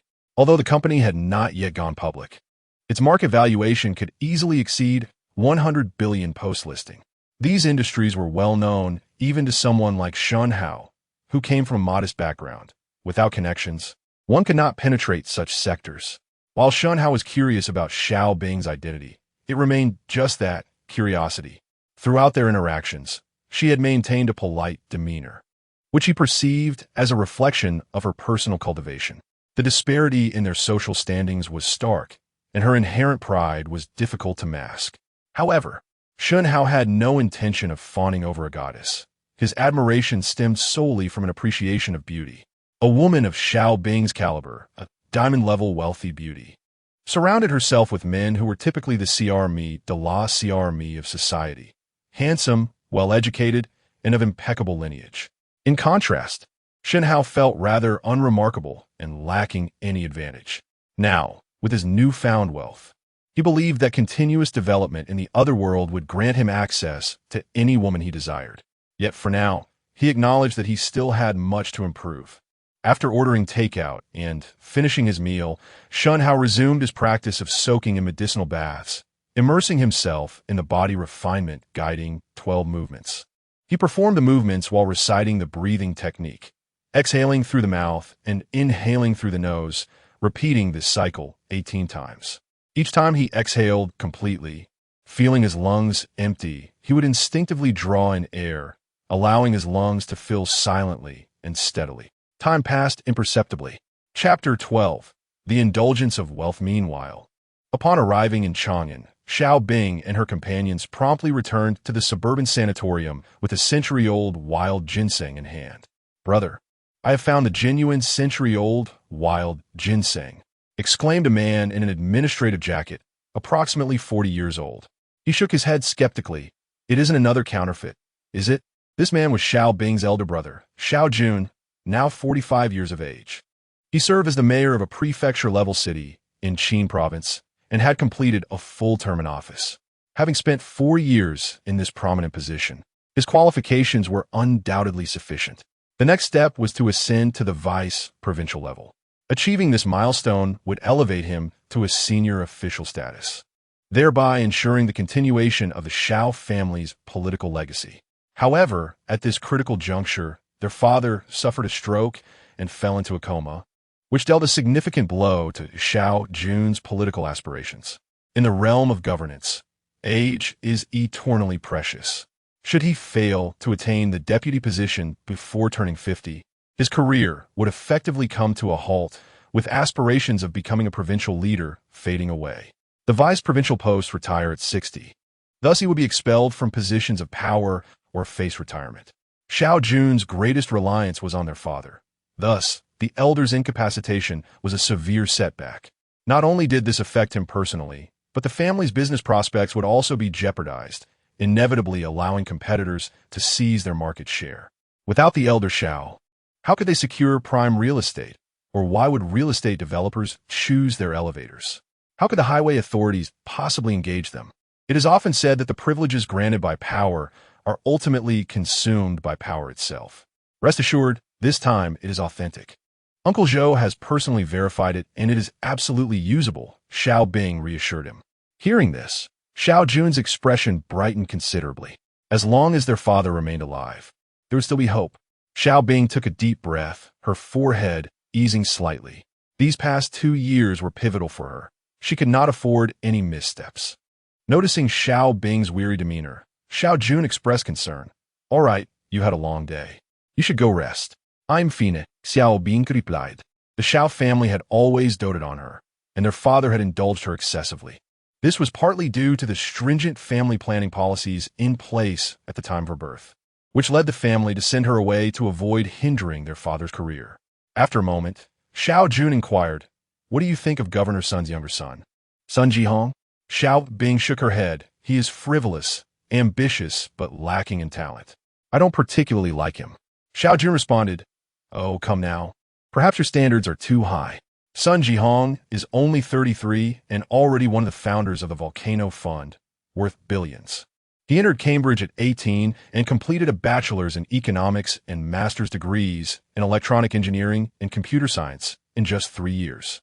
He has worked at prestigious firms like Goldman Sachs and Blackstone, even serving as a management consultant at McKinsey's Silicon Valley branch, where he assisted numerous Fortune 500 companies with product marketing strategies, internal management processes, and merger strategies. Isn't that impressive? Besides, he is quite handsome." Xiao Bing chuckled. "Brother, do you truly believe that? MIT has confirmed that no one can complete 3 degrees in 3 years. What is this fund really about? Please don't tell me you're unaware. It's merely a playground for those businessmen." Xiao Jun dismissed her skepticism. Success in this world is never a matter of coincidence. Do you think the Xiao Group has thrived solely due to business acumen? As long as one avoids folly, Sun Jihong's commercial talents will persist. The unspoken implication is that the privileged will remain wealthy. Xiao Bing opened her mouth, but found herself at a loss for words. Well, as long as you understand, it is beneficial to make private connections. You are 28 now. It's time to consider important matters like marriage, regardless of whether their father awoke. Xiao Jun was preparing for multiple contingencies, and a strategic union seemed a promising option. Understood, brother, Xiao Bing nodded. Having enjoyed the advantages of her family, she was also prepared to contribute to it. Observing Xiao Bing's somber mood, Xiao Jun offered, "If you truly feel nothing, I can help you explore other options. Our family still has connections." "All right, it's getting late. You should rest early," he concluded. Returning to her room, Xiao Bing lay on her bed, feeling utterly exhausted. Regarding the acquisition of the wild ginseng, she had merely instructed others to handle it, expecting immediate notification upon any available sales. To her surprise, it had proven effective. Previously, the century-old wild ginseng acquired from various sources had fallen short of expectations, making this recent success all the more astonishing. She glanced at her phone and was taken aback to find that Shen Hao had not added her on WeChat. Today, his gaze had been intensely fixed upon her. It was inconceivable that he held no interest. In Xiao Bing's view, if Shen Hao had obtained her contact information, he would have added her immediately. The absence of a message puzzled her momentarily, but she soon dismissed it, recognizing it as merely a trivial incident. Shen Hao was hardly her type. Their backgrounds and educational qualifications were vastly different. To her, he could only be considered a passerby. A woman should only seek upward compatibility, never downward. Xiao Bing was certainly not one to be swayed by romantic whims. She had a clear understanding of reality and preferred to associate with the strong. On the 3rd day, Shen Hao emerged from a jewelry store, the owner respectfully bidding him farewell. Such a valued client deserved this level of courtesy. Shen Hao had secured the remaining 81 pounds of silver. With this 810 taels, he could indulge himself in the alternate world for quite some time. However, with approximately 11 million in his possession, he found his desires for consumption increasingly uncontrollable. First on his agenda was to purchase a secluded villa, ensuring a private and undisturbed environment. Shen Hao had no intention of residing in his small hometown, where the origins of his wealth could not be explained. After considerable contemplation, he struggled to decide on the location for his villa. He concluded that with wealth comes the obligation to spend. After all, money is meant for consumption. Previously unattainable luxuries were now within reach, allowing him to indulge freely. He drove to the provincial capital to commence his shopping spree. His first stop was a BMW dealership. Every man harbors an affection for luxury cars, and Shen Hao was no exception. Some experiences, once tasted, become indispensable. This is the essence of true life experience. Without possession, one cannot claim indifference. Faced with Xiao Bing, Shen Hao felt a stir of emotions, stemming from his lack of experience with such a high-caliber woman. Hence, he could never find peace within himself. Having experienced such a connection, he would no longer remain indifferent. The sensation of being overlooked only deepened his disappointment. Upon arriving at the dealership, Shen Hao was not met with the condescending attitudes of salespeople. Rather, he straightforwardly purchased a white 5 Series for 480,000, paying in full.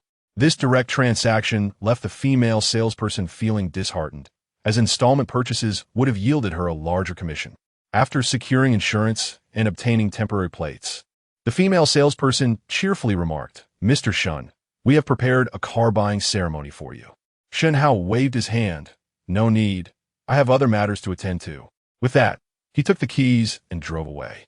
The luxury of this car was truly delightful, far surpassing the comfort of the ride-hailing services he had previously relied upon. Driving his newly acquired BMW 5 Series, Shen Hao was in high spirits. This was the luxury vehicle he had long dreamed of owning. The unattainable desires of youth will ultimately bind one for a lifetime. I once believed it impossible to fulfill my aspirations, yet today, to my astonishment, I have realized them. My spirits soar as I continue my shopping spree. The exhilaration of spending is truly delightful. Even with an alternate dimension at my disposal, my emotions remain tumultuous. After all, I was once a destitute individual plagued by poverty.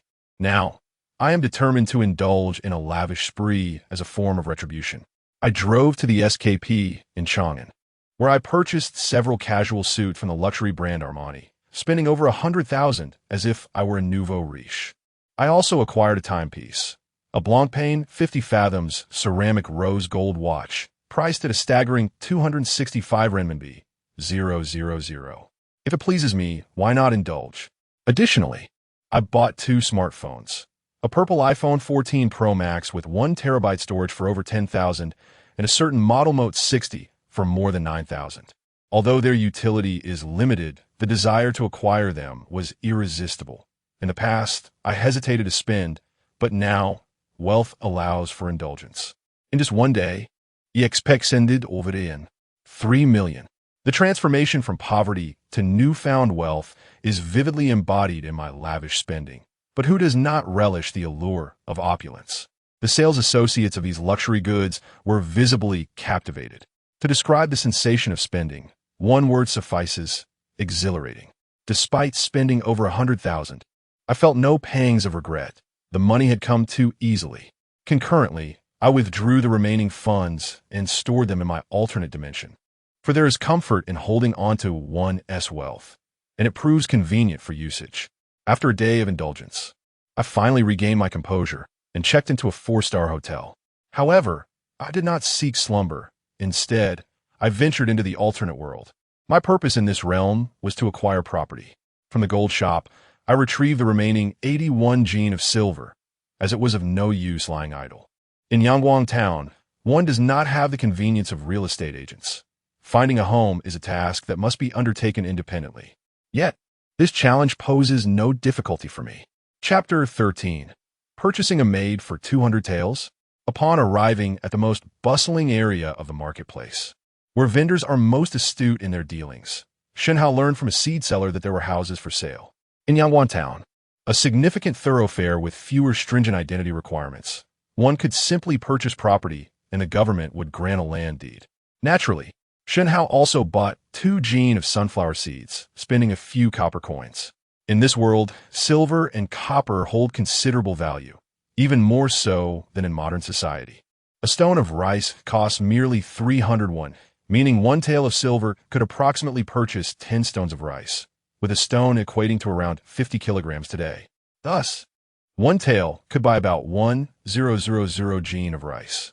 In urban society, considering rice prices at around 2 yuan, this translates to roughly 2,000 yuan for a tael of silver. Of course, prices are not uniformly standard. Given the world's disparities, purchasing power varies. Some items are inexpensive, while others are costly. Here, salt, iron, and sugar are particularly expensive, contrary to their cheaper counterparts in contemporary society. Smuggling salt for sale here could yield exorbitant profits. Yet Shen Hao had no intention of engaging in such perilous ventures. Historically, salt merchants have amassed wealth rivaling nations. The opulence of salt merchants in ancient Yangzhou was legendary, with those worth less than 1 million considered minor traders, reflecting the immense wealth. Engaging in such conspicuous activities would be ill-advised, and Shen Hao was not inclined to attract undue attention. The housing prices in Yangguan town are modest, with ample space for ordinary families. The prospect of purchasing a home and securing a wife is indeed a comforting thought. Under the guidance of the vendor, Shen Hao spent 260 taels of silver to acquire a 3-entry Sihiyuan courtyard house. That is a 3-story building facing the street. It features 4 storefronts and extends 3 levels. Upon entering the main gate, there are side rooms, 3 reception rooms, and a back room. The corridor leads to 3 bedrooms on the 3rd floor, along with a kitchen. Although somewhat distant from the bustling streets of Yangguan town, its tranquility aligns perfectly with Shen Hao's preferences. Additionally, there is a spacious courtyard of approximately 400 square meters at the back, which would be deemed a mansion in modern society. Such an opulent independent residence was acquired for a mere 260 taels of silver, underscoring the vastness of wealth in this world, where properties are so abundant that they are underutilized. After the vendor departed, Shen Hao surveyed the courtyard, realizing it was indeed quite expansive, instilling in him the desire to hire several servants. Glancing at the blazing sun, he noted that it was still early. Primarily, he sought to purchase a beautiful maid, which seemed quite cost-effective. The maid's beauty was paramount, while other attributes were of little concern to Shen Hao. His values have always been swayed by aesthetics. Who would seek an unattractive woman? However, this time, Shen Hao opted not to don his monk's robe, but instead chose a long robe and a wide-brimmed hat. In these times, it was somewhat controversial for a monk to purchase a maid, which seemed inconsistent with the tenets of his order. Unfamiliar with Yangguan town, he was unsure where to find such maidservants. To his surprise, upon inquiry, he learned that the southern part of the town was abundant with maid offerings, revealing that Yangguan town had no shortage of such servants. Yangguan town, though it sounds like a mere town, functions as a county seat. It serves as a vital thoroughfare dividing north and south, thus bustling with activity. With a population of approximately 100,000, this size would be considered a small county in urban terms. Yet in this realm, it qualifies as a large city. Upon reaching the southern area, he encountered numerous individuals offering their daughters for sale. Many appeared ragged and worn, their clothing patched. "Sir, take a look at my daughter. She has just 6 taels of silver," one vendor called out. "This girl is 16, capable of sewing and warming the bed, only 20 taels." Observing the hawkers, Shen Hao noticed that a maid could be procured for just a few taels if she were young and unattractive. In contrast, those with decent features and skills in cooking or sewing commanded higher prices, around 20 taels. After surveying the offerings, Shen Hao shook his head. Most were dark-skinned and frail, resembling elementary school children despite being around 13 years old, clearly suffering from malnutrition. The sight left him disheartened. He sought a maid who was pleasing to the eye. It must be said, the plight of women in this era is quite tragic. Although he felt a twinge of sympathy, Shen Hao was no savior. He was not so altruistic. Previously, he had deemed a medicinal potion priced at 10 taels exorbitant. Yet witnessing maids priced at 6 or 7 taels underscored the value of silver. This world's underprivileged had it much harder. At that moment, Shen Hao spotted a woman in her late teens kneeling by the roadside, a placard around her neck reading, "Selling myself to bury my father." Behind her lay a straw mat wrapped around a corpse. Though clothed in coarse linen, her beauty was striking. Her features were exquisite, and her fair skin suggested a fine lineage, appealing to Shen Hao's aesthetic sensibilities. He sought a maid for companionship and service. But this woman appeared to be in dire straits, her hair unkempt, her face dirty, and her lips cracked and peeling, presenting a woeful demeanor. She seemed feverish, her complexion flushed, and she wept quietly, resembling a candle flickering in the wind, ready to extinguish at any moment. Yet, Shen Hao perceived not only her stunning appearance, but also her gentle and refined demeanor, indicative of someone from a respectable background. The surrounding crowd murmured, yet no one stepped forward to purchase her. The reason was clear. She was burdened with a debt of 200 taels, and to acquire her, one would need to assist in repaying that debt. Such an air of nobility was reminiscent of someone Shen Hao had encountered before. It appeared this woman came from a fallen family, and her misfortunes had followed suit. Beautiful as she was, 200 taels seemed a reasonable price. Shen Hao had little interest in spending a few taels on someone unattractive. One gets what one pays for, and for Shen Hao, 200 taels was equivalent to around 80,000 yuan, comparable to a brief indulgence in Siam, not even matching the worth of a watch he possessed. The audacity to demand 200 taels was astonishing. Where did she find the nerve? A frail, sickly individual could hardly be expected to perform any labor. Whoever bought her would surely be lacking in judgment. She is indeed quite stunning, he mused. For 200 taels, one could acquire several acres of land or a few women. As the crowd continued to speculate, the woman lowered her head further, her fragile form trembling. At that moment, a gentle voice reached her ears. Come, follow me. Upon hearing those words, the woman hesitantly lifted her gaze, revealing a tall man standing before her. His youthful face bore a warm smile, as if he basked in the sunlight. In her darkest hour, when despair threatened to consume her, it felt as if a ray of hope illuminated her world. The onlookers gaped at Shen Hao in astonishment. Ignoring their astonishment and chatter, Shen Hao procured a donkey cart to transport the woman and her father's remains back to his courtyard. Although the woman's asking price was 200 taels, and despite his desire for her company, Shen Hao felt compelled to clarify the situation.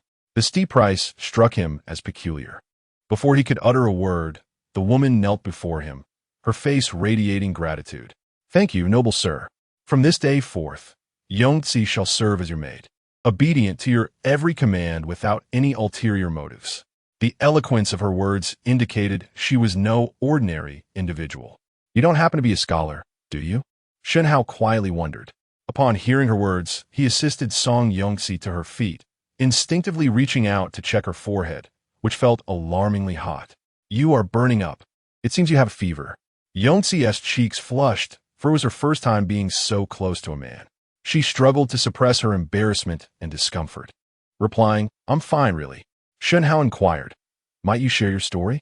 Yongzi nodded, hesitating briefly before biting her lip and revealing the truth. I am of the Song family. My name is Yongzi.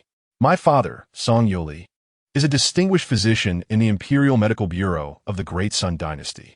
His unwavering dedication to the study of medicine, coupled with his forthright nature, has led to his offense of the foolish emperor, resulting in his exile to Yangwan Town. As I was not in the capital, I learned of these events through a letter from my father's friend and have since been waiting in Yangwan Town. However, I never anticipated that what awaited me was tragic news. The family was raided? Shen Hao's first reaction was concern about whether this would bring him trouble. He merely wished to acquire wealth and perhaps a beautiful woman, never intending to oppose the imperial court. Shen Hao inquired, who sent your father? It was an official from the brocade department, for whom my father had once provided medical treatment. The court had some connections, which was somewhat reassuring. Where is she? I shall speak with her before proceeding. Upon hearing this, Song Yongzi's heart trembled. This meant that Shen Hao might not necessarily purchase her. Chapter 14. First set a small goal the next day. Upon hearing the news, Shen Hao realized that purchasing a maid seemed to have invited trouble. No wonder Yongzi appeared to be the daughter of a wealthy family. It turned out her father was a royal physician. Shen Hao's gaze then shifted to the body lying on the straw mat. Was this Song Yongzi's father, Song Yoli, a royal physician? For some inexplicable reason, Shen Hao felt compelled to store this body in his space. A royal physician. If he could absorb the memories, wouldn't he become a master of traditional Chinese medicine? Mastering the art of healing also implied an understanding of poisons, and with such skills, Shen Hao would feel secure in this foreign world. After all, poison is silent and elusive. One might not even be aware of it. First, he needed to ascertain the significance of the Jingxiusi position and its power. If the Jingxiusi magistrate held considerable authority, purchasing Song Yongxi would not only be a wise investment, but could also forge a beneficial alliance. As for the emperor, Shen Hao held no reverence. With numerous dynasties in this world, relocating would not pose a significant issue. As a modern individual, he felt little fear of imperial power, especially with his space to retreat to. Should the need arise, he could simply hide within it and create chaos. I apologize for the trouble you've encountered, Song Yongxi murmured softly. In response, Shen Hao shook his head, saying, "Let us assess the situation first. Where is your creditor?" "Rest assured, the Jingxiusi is well informed. They should arrive shortly," she replied. "Why didn't the Jingxiusi magistrate assist in burying your father? She is a person of the court and must act discreetly." Observing Song Yongxi's weary demeanor, Shen Hao refrained from further inquiries.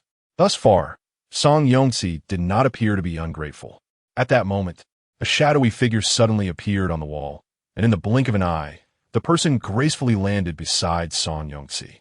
Clad in black and wearing a conical hat, she wielded a fine sword.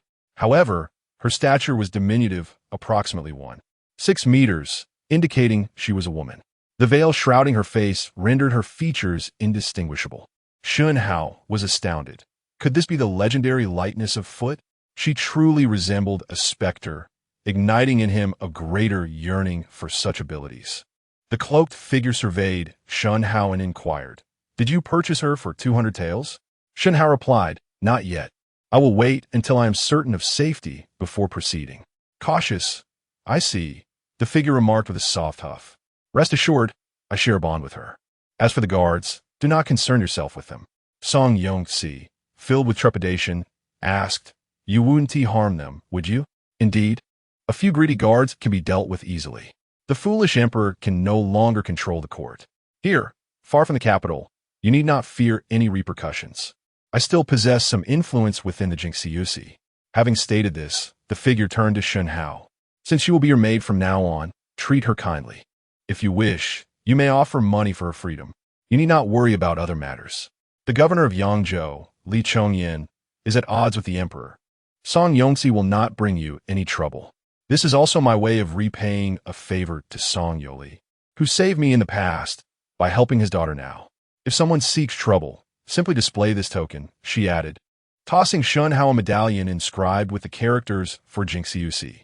Though unsure of the institution's nature, Shen Hao resolved to spend the money. Handing over 200 taels of silver, he watched as the woman examined the coins, weighing them in her hands. "This is satisfactory. The silver is of good quality and quantity. You may now lay your father to rest without further concern." With that, the black-clad woman lightly tapped her toes and, as if weightless, ascended the wall, disappearing from sight. Shen Hao gazed in admiration. This was true mastery. Holding the medallion marked Jingxiusi, he pondered its significance. Since he had already spent the money, he chose to fulfill his benevolent intentions by purchasing a burial plot and a coffin for the deceased. Within half an hour, the coffin bearers arrived. "Let's first lay your father to rest," Shen Hao said. "Thank you, kind sir," Song Yongxi replied, as they dressed Song Yoli in ceremonial garments and placed him in the coffin. This act deeply moved Song Yongxi. In this era, filial piety was paramount. When a senior passed away, being clad in new garments and laid in a fine coffin was considered a mark of happiness and a reflection of filial devotion. As preparations were made to seal the coffin, Shen Hao asked, "Do you wish to see your father one last time?"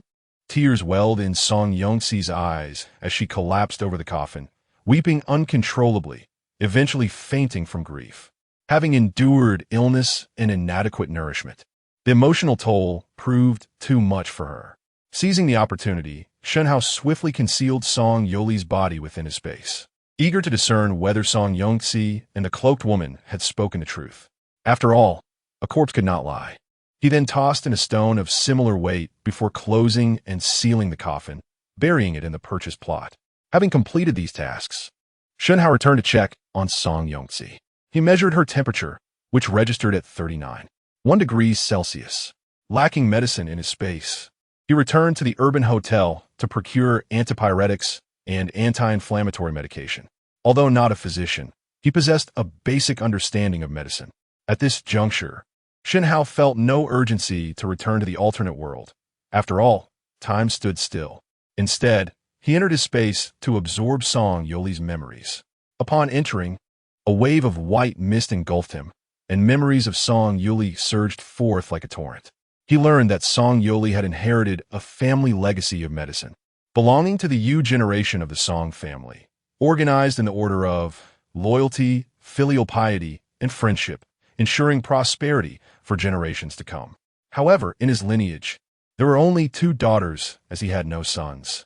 His elder daughter, Song Yongjin, had disappeared at the age of 6, presumed dead, leaving only the younger daughter, Song Yongzi. Thanks to his ancestral medical knowledge and years of research, Song Yoli was highly regarded, even within the royal medical institution. The troubles began when he was summoned to diagnose Empress Dowager Lu, who had been suffering from poor appetite and nausea. Despite consulting 5 or 6 physicians who attributed her condition to fatigue and prescribed calming herbs without success, it was Song Yoli who discerned that the empress was pregnant. Unquestionably, Song Yoli was a competent physician, but he lacked the political acumen required of a royal physician. The Empress Dowager was the widow of the previous emperor, Xian Di, who had passed away 2 years prior. How could she be with child? This was tantamount to scandal in the palace. A true royal physician must not only treat ailments, but also navigate the intricate dynamics of the court. While the other physicians recognized the signs of pregnancy, they remained silent, whereas Song Yoli, in his straightforwardness, spoke the truth. The former Emperor's demise had been attributed to the royal physician's misdiagnosis, mistaking a cold for a heat condition, resulting in further deterioration. Strangely, the royal physician faced no repercussions and even received reward from the new emperor. At the tender age of 20, Yang Wenzhan ascended the throne as the 10th emperor of the Daong dynasty, becoming known as Emperor Wen. Shortly after his coronation, he exhibited a penchant for violence, executing anyone who displeased him. With his uncle, Yang Wuxian, holding substantial military power, the new emperor felt compelled to eliminate potential threats. The father of the current emperor, Emperor Xian, had previously sent individuals to monitor him, all of whom were ruthlessly eliminated. This act of violence established authority and brought a semblance of stability. In the second year of his reign, Emperor Yang Wenzhan, in a fit of whimsy, began to favor the women of his father, including all the women from Emperor Xian's harem, sparing only his biological mother, Sun Xiu'er, and even his half-sister was not exempt. Empress Lu, the wife of Emperor Xian, was seized directly by Emperor Yang and found herself with child. Yang Wenzhan deemed 1 empress insufficient and consequently appointed 5 more, epitomizing the characteristics of a tyrannical ruler. While indulging in his own pleasures within the harem, Yang Wenzhan's actions were detrimental to the imperial dignity. The court physicians feigned ignorance, save for Song Yoli, who spoke the truth. This proclamation led to dire consequences for him, resulting in the confiscation of his estate. In Shen Hao's view, Song Yoli deserved his fate. He met a just end, bringing misfortune upon his family. As a physician, lacking guile and political acumen, such a fate was inevitable. Without the requisite capabilities, one ought not to occupy a position of responsibility, for it could indeed lead to ruin. His crime was deemed a violation against the empress. After absorbing all of Song Yoli's memories, Shen Hao gained a clearer understanding of the political landscape of the Daong dynasty. He discerned that this world indeed harbored formidable martial artists. The realms of physical training, acquired abilities, innate talents, and true essence all existed. The most powerful within the Daong dynasty were those of the true essence realm. Yang Wenzhan had murdered his uncle, Yang Wuxian, a master of the true essence realm, who possessed the ability to traverse the skies and wield a sword against foes. Originally, Yang Wuxian was a pillar of the Daong dynasty, yet he was betrayed and met his end through poison suffocated to death in a dungeon by his own nephew, an act of sheer indignity. This world is vast. To the north of the Daong dynasty lies the northern wilderness, and to the south is the De Kuan dynasty. These three neighboring dynasties are merely vassals of the Tianwu dynasty, each required to pay tribute annually. Indeed, with the absorption of Song Yuli's memories, Shen Hao attained a clearer perspective on the global dynamics. However, he was disappointed to find that Song Yuli's corpse bore no recollections of martial arts. After all, he was merely a physician. Strangely compelled, Shen Hao felt the urge to search for the body of Yang Wuxian. As a master of the true essence realm, he undoubtedly possessed martial arts knowledge. With the realization of the existence of such powerful figures in this world, Shen Hao's desire to practice martial arts intensified, setting a modest goal for himself to attain the acquired realm. Chapter 15. The master of traditional Chinese medicine and calligraphy. It must be said that the foolish monarch, Yang Wenzan, is truly a beast. Strangely, Shen Hao felt a tinge of envy. Generally, a normal man who becomes emperor tends to be a fool, while a wise ruler possesses a certain ruthlessness. With the memories of Song Yuli, Shen Hao not only ascended to the status of a master in the realm of traditional Chinese medicine, but also became adept in the art of calligraphy. From a young age, Song Yuli diligently studied medicine and practiced calligraphy, achieving a level of proficiency that marked him as a learned individual.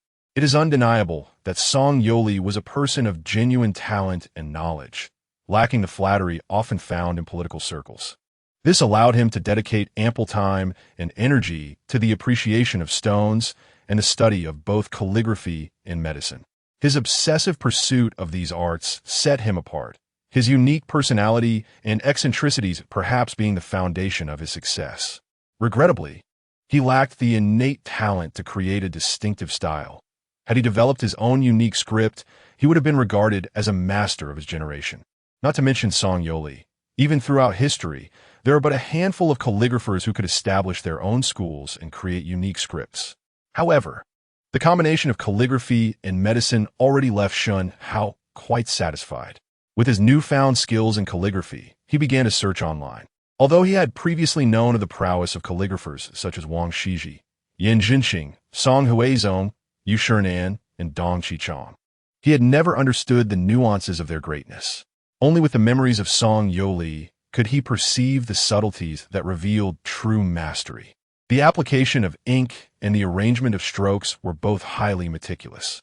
At the same time, Shen Hao learned of the identity of the woman in black. She had indeed not deceived him. Her name was one Ren Yi, an official in the Jinxiu department, akin to the Jinyui organization. Upon realizing this, Shen Hao felt at ease, as it was evident that Song Yongzi would not cause him any trouble. Unbeknownst to him, several hours had passed, and glancing at the clock, he noted that it was already 3 in the morning. Shen Hao promptly retired for the night. The following morning, he drove back to the small county town. In the provincial capital of Chang'an, a BMW 5 Series went unnoticed. Yet in a county with a mere population of several hundred thousand, it was indeed impressive. Upon returning to the county, the novelty of the luxury vehicle wore off, and he lost the desire to indulge further. Shen Hao took a shower and ordered takeout before resuming his training. A week flew by, and the medicinal baths he had purchased were finally completed. Shen Hao performed a series of movements, and his body cracked with a satisfying sound. His sinews and bones resonated in harmony.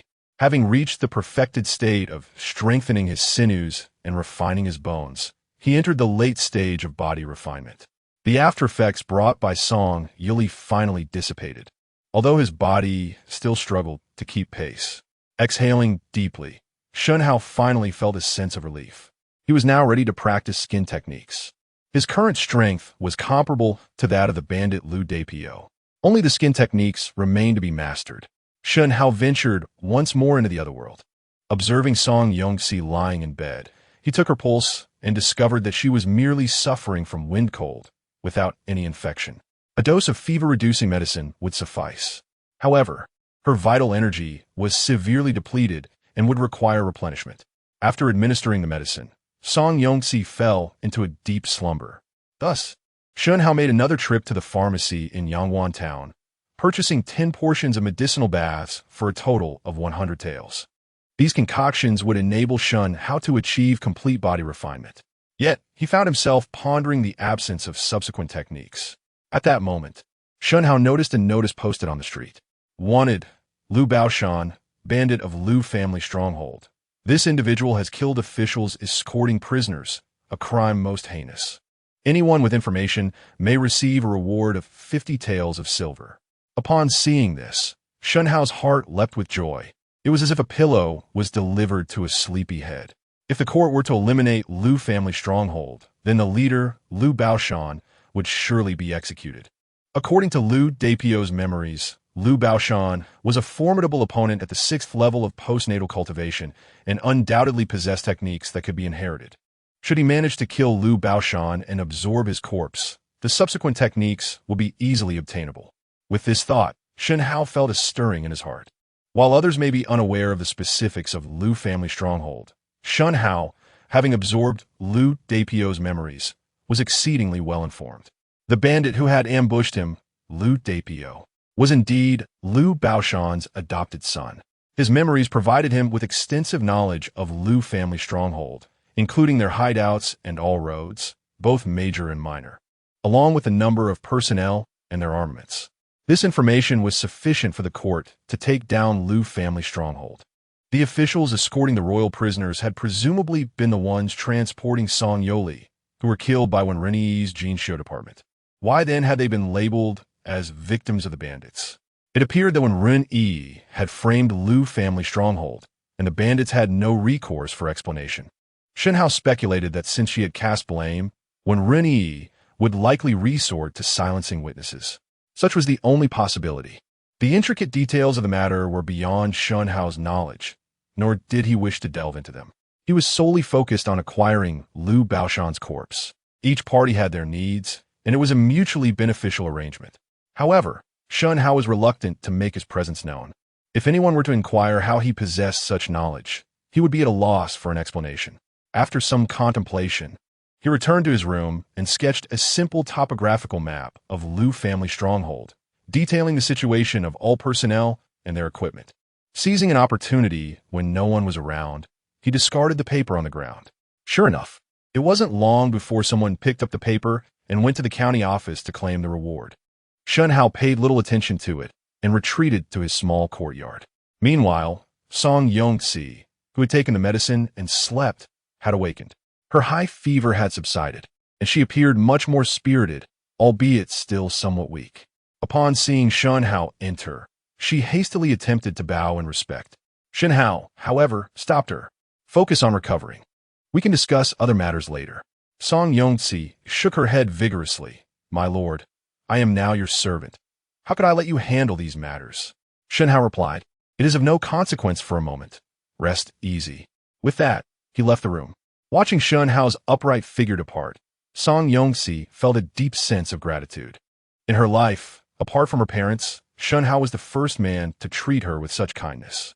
He had appeared in her darkest hour, akin to a deity rescuing her. Initially, she had resigned herself to the fate of being a servant, subject to humiliation. Yet, she had never anticipated encountering Shen Hao, who treated her not as a subordinate, but with great respect, even tending to her ailments. This was a far cry from her expectations of servitude. Meeting Shen Hao was nothing short of extraordinary fortune. In her heart, she believed Shen Hao to be the finest man in the world and silently vowed to remain loyal to him for life. Chapter 16. How to repay you upon returning to the real world. I finished my meal and brought back a bowl of congee and an egg, along with some fruits, such as bananas. I then made my way back to Yangwan Town. Although the urban realm lacked masters, it was abundant in resources, a veritable paradise for those from ancient times. Setting the food on the table, I noticed Song Yongxi's cheeks flushed with embarrassment. Understanding her unspoken concern, I realized she was reluctant to use the restroom. She nodded, her entire face suffused with shyness, her ears glowing red. I suggested she take her time and discreetly close the door behind me, though I did not wander far. After a few minutes of silence, I re-entered the room. Seeing me come back, Song Yongxi was overwhelmed with shame, burying her head beneath the covers, unable to meet my gaze. Despite being merely my maid, she still felt a sense of discomfort. After finishing the kanji, the weakened Song Yongzi drifted into a drowsy slumber once more. This time with a faint smile gracing her lips, no longer burdened with worry. She enjoyed a deep, restful sleep for a full 16 hours, awakening only at 9 o'clock the following day. The morning sun streamed through the window, warming her cheeks, and she stretched languorously, feeling rejuvenated, her fever having subsided. Suddenly, a thought struck her, and she sprang up in alarm. Meanwhile, I had also spent my first night in this world. As I practiced martial arts, I saw Song Yongzi rushing out in a flurry. I smiled and greeted her. "You're awake." She hurriedly replied, "My apologies, master. I must have dozed off." "Do not concern yourself with such trivialities. How do you feel? Any discomfort?" "Much improved, master," she answered. "Since you are awake, let us prepare for breakfast." "Yes, master. I shall get to it right away." "No need. I've already prepared it. Just tidy the table." Song Yongzi did not dare to delay, and quickly began clearing the dishes. Of course, cooking was out of the question. The food was all brought back from the real world. The table was modestly adorned with simple preserved egg and lean meat kanji, along with some fruits and an egg. Gazing at the fruits on the table, Song Yongzi was left speechless in astonishment. "Were these fruits, master? I have never seen them before." I explained. "This is a red strawberry, the yellow one is a banana, and this is corn." According to my recollections, this world had bananas, but strawberries and corn were non-existent. "Enough staring. Eat quickly." At my words, Song Yongzi stifled her shock. Bananas were a delicacy exclusive to the Great Kuan Kingdom, virtually absent in the Great Yang Kingdom. Only emperors and the nobility could afford such luxuries, especially given the high costs of transportation in those days. When Song Yoli served at the Imperial Hospital, Emperor Shen once gifted him a single banana, which he could not bear to eat and brought back home. To this day, Song Yongzi vividly remembered it. It was not that bananas were particularly rare, but rather that transport was exceedingly difficult due to treacherous roads and rampant banditry, relying solely on horse-drawn carriages, which moved at a slow pace, often resulting in spoiled goods upon arrival.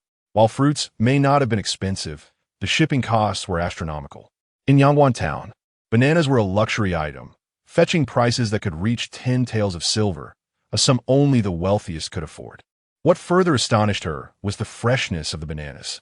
Moreover, the array of unfamiliar fruits on the table left her truly awestruck, even if she had never tasted them. Their appearance suggested they were exceptionally precious. In this world, while fruits were plentiful, ordinary folk could hardly afford them, primarily due to the difficulties in transportation. Even if purchased, they were often not fresh, leaving only local varieties for consumption. In the north, the value of such fruits was beyond words. Song Yongzi never imagined that I would procure such extravagant items. For a moment, she hesitated to partake. Naturally, I could not comprehend her reluctance. To me, these items were commonplace in the real world. Despite recognizing their worth, I found it absurd to scrimp on a mere 10 coins when one held a fortune. "Enough staring. Eat quickly." "Master, I have never enjoyed such luxury before. Now I'm merely a maid." Song Yongzi's voice trembled. Gently, I patted her shoulder to comfort her. "Enough of such thoughts. You are mine. It is only right that I treat you well. Do not weep, lest you become the subject of ridicule. Your health is paramount. I still have my own cravings." With a quivering voice, she replied, "I am but your maid. Whatever you desire is only fitting. Your kindness towards me surpasses even that of a princess. Forever shall I be yours, master. In life, I am yours. In death, I shall remain your spirit. I implore you, do not abandon me. Without you, I do not know how to survive." Her gaze was resolute as she looked at me, her tone sincere and heartfelt. Hearing her words lifted my spirits, a feeling of exhilaration coursing through me. Such sentiments were rare in contemporary society, where one had to maintain a facade, regardless of kindness shown. "Enough idle chatter. The kanji will grow cold. Eat quickly." "Yes, master." At the dining table, Song Yongzi only consumed the kanji, refraining from touching the fruits. To her, such delicacies were too precious, and she felt it more appropriate for me to enjoy them. I had treated her well enough. She must not become complacent. Corn and strawberries, things she had never laid eyes upon, tasted delightfully sweet, yet her heart was even sweeter. Occasionally, she stole glances at me, her beautiful eyes filled with affection. After the meal, I encouraged Song Yongxi to rest, emphasizing the importance of recuperation when unwell. I then returned to the real world, indulging in a medicinal bath, as many conveniences awaited me there. Having purchased 10 medicinal baths, I immersed myself in them for an entire month. I must say, the results were remarkable. The body refining 12 techniques had been fully mastered, strengthening tendons, refining bones, practicing skin, and I had achieved a perfect state of body refinement. Now, my vitality surged, and my entire being brimmed with strength. According to Liu Dabiao's memories, at this stage, one could harness abundant vitality to connect the acupoints and meridians, leading to the emergence of a pure yang energy within the body, which was the key. As long as I successfully gathered this energy in the dantian, I would produce internal force. However, absorbing Liu Dabiao's memories, I realized I lacked the knowledge to guide the flow of energy through the meridians. Liu Dabiao himself was only at the mid-stage of body refinement, his realm inferior to my current state. Clearly, guidance was necessary. I set my sights on Liu Baoshan as the potential mentor. Upon returning to Yangwan town, everything remained as it was before my departure. Song Yongxi continued to sleep peacefully. I ventured out to gather information, eager to discover whether the officials had taken action yet. Simultaneously, the government had received detailed intelligence regarding the topography and circumstances of Liu family village, opting not to hastily launch an attack, but instead sending 2 scouts to verify the accuracy of the routes. Chapter 17. What is this, young master? As Shen Hao strolled through the bustling streets, he was drawn by a commotion of voices gathered around a newly posted announcement. Curiosity piqued. He approached the crowd and discovered that they were all fixated on a proclamation issued by the county magistrate. The notice called for the apprehension of the notorious bandits of Liu family village, declaring them irredeemably wicked and deserving of death. The announcement warmly invited brave souls from all walks of life to join forces in the campaign against these marauders, promising a reward of 10 taels of silver for those who ventured to the bandit stronghold, with 100 taels for those who vanquished foes, and a staggering 500 taels for the defeat of their leader, Liu Baoshan. Surveying the scene, Shen Hao observed that many were spectating, yet few were willing to enlist. The task of confronting bandits on their own terrain demanded genuine skill. Without it, peril awaited those ill-prepared. Contemplating the notice, Shen Hao pondered the feasibility of the endeavor. His ultimate aim was to procure the body of Liu Baoshan. To achieve this, he would need to draw near the notorious leader, and he surmised that the authorities would be well prepared, likely deploying formidable fighters akin to Liu Baoshan himself. Such bodies could also serve as potential targets for Shen Hao. Moreover, should danger arise, he could retreat into his spatial refuge. After all, with the memories of Liu Dapiao at his disposal, Shen Hao felt an intimate familiarity with Liu family village, akin to returning home. Furthermore, he understood that apart from Liu Baoshan, a formidable warrior of the 6th tier, there existed a second-in-command at the 4th tier and a third-in-command at the 2nd tier, with the remainder of the bandits being merely at the body refining stage. As long as he avoided provoking these 3 leaders, the others posed no threat to him. The more he contemplated, the more convinced he became of the soundness of his plan. Resolute in his decision, Shen Hao donned a sleek black outfit and made his way to the magistrate's office to register. The clerk responsible for the record-keeping raised an eyebrow at Shen Hao's buzz cut, taken aback. What a surprise. Even monks are joining the fight against bandits now? Your name?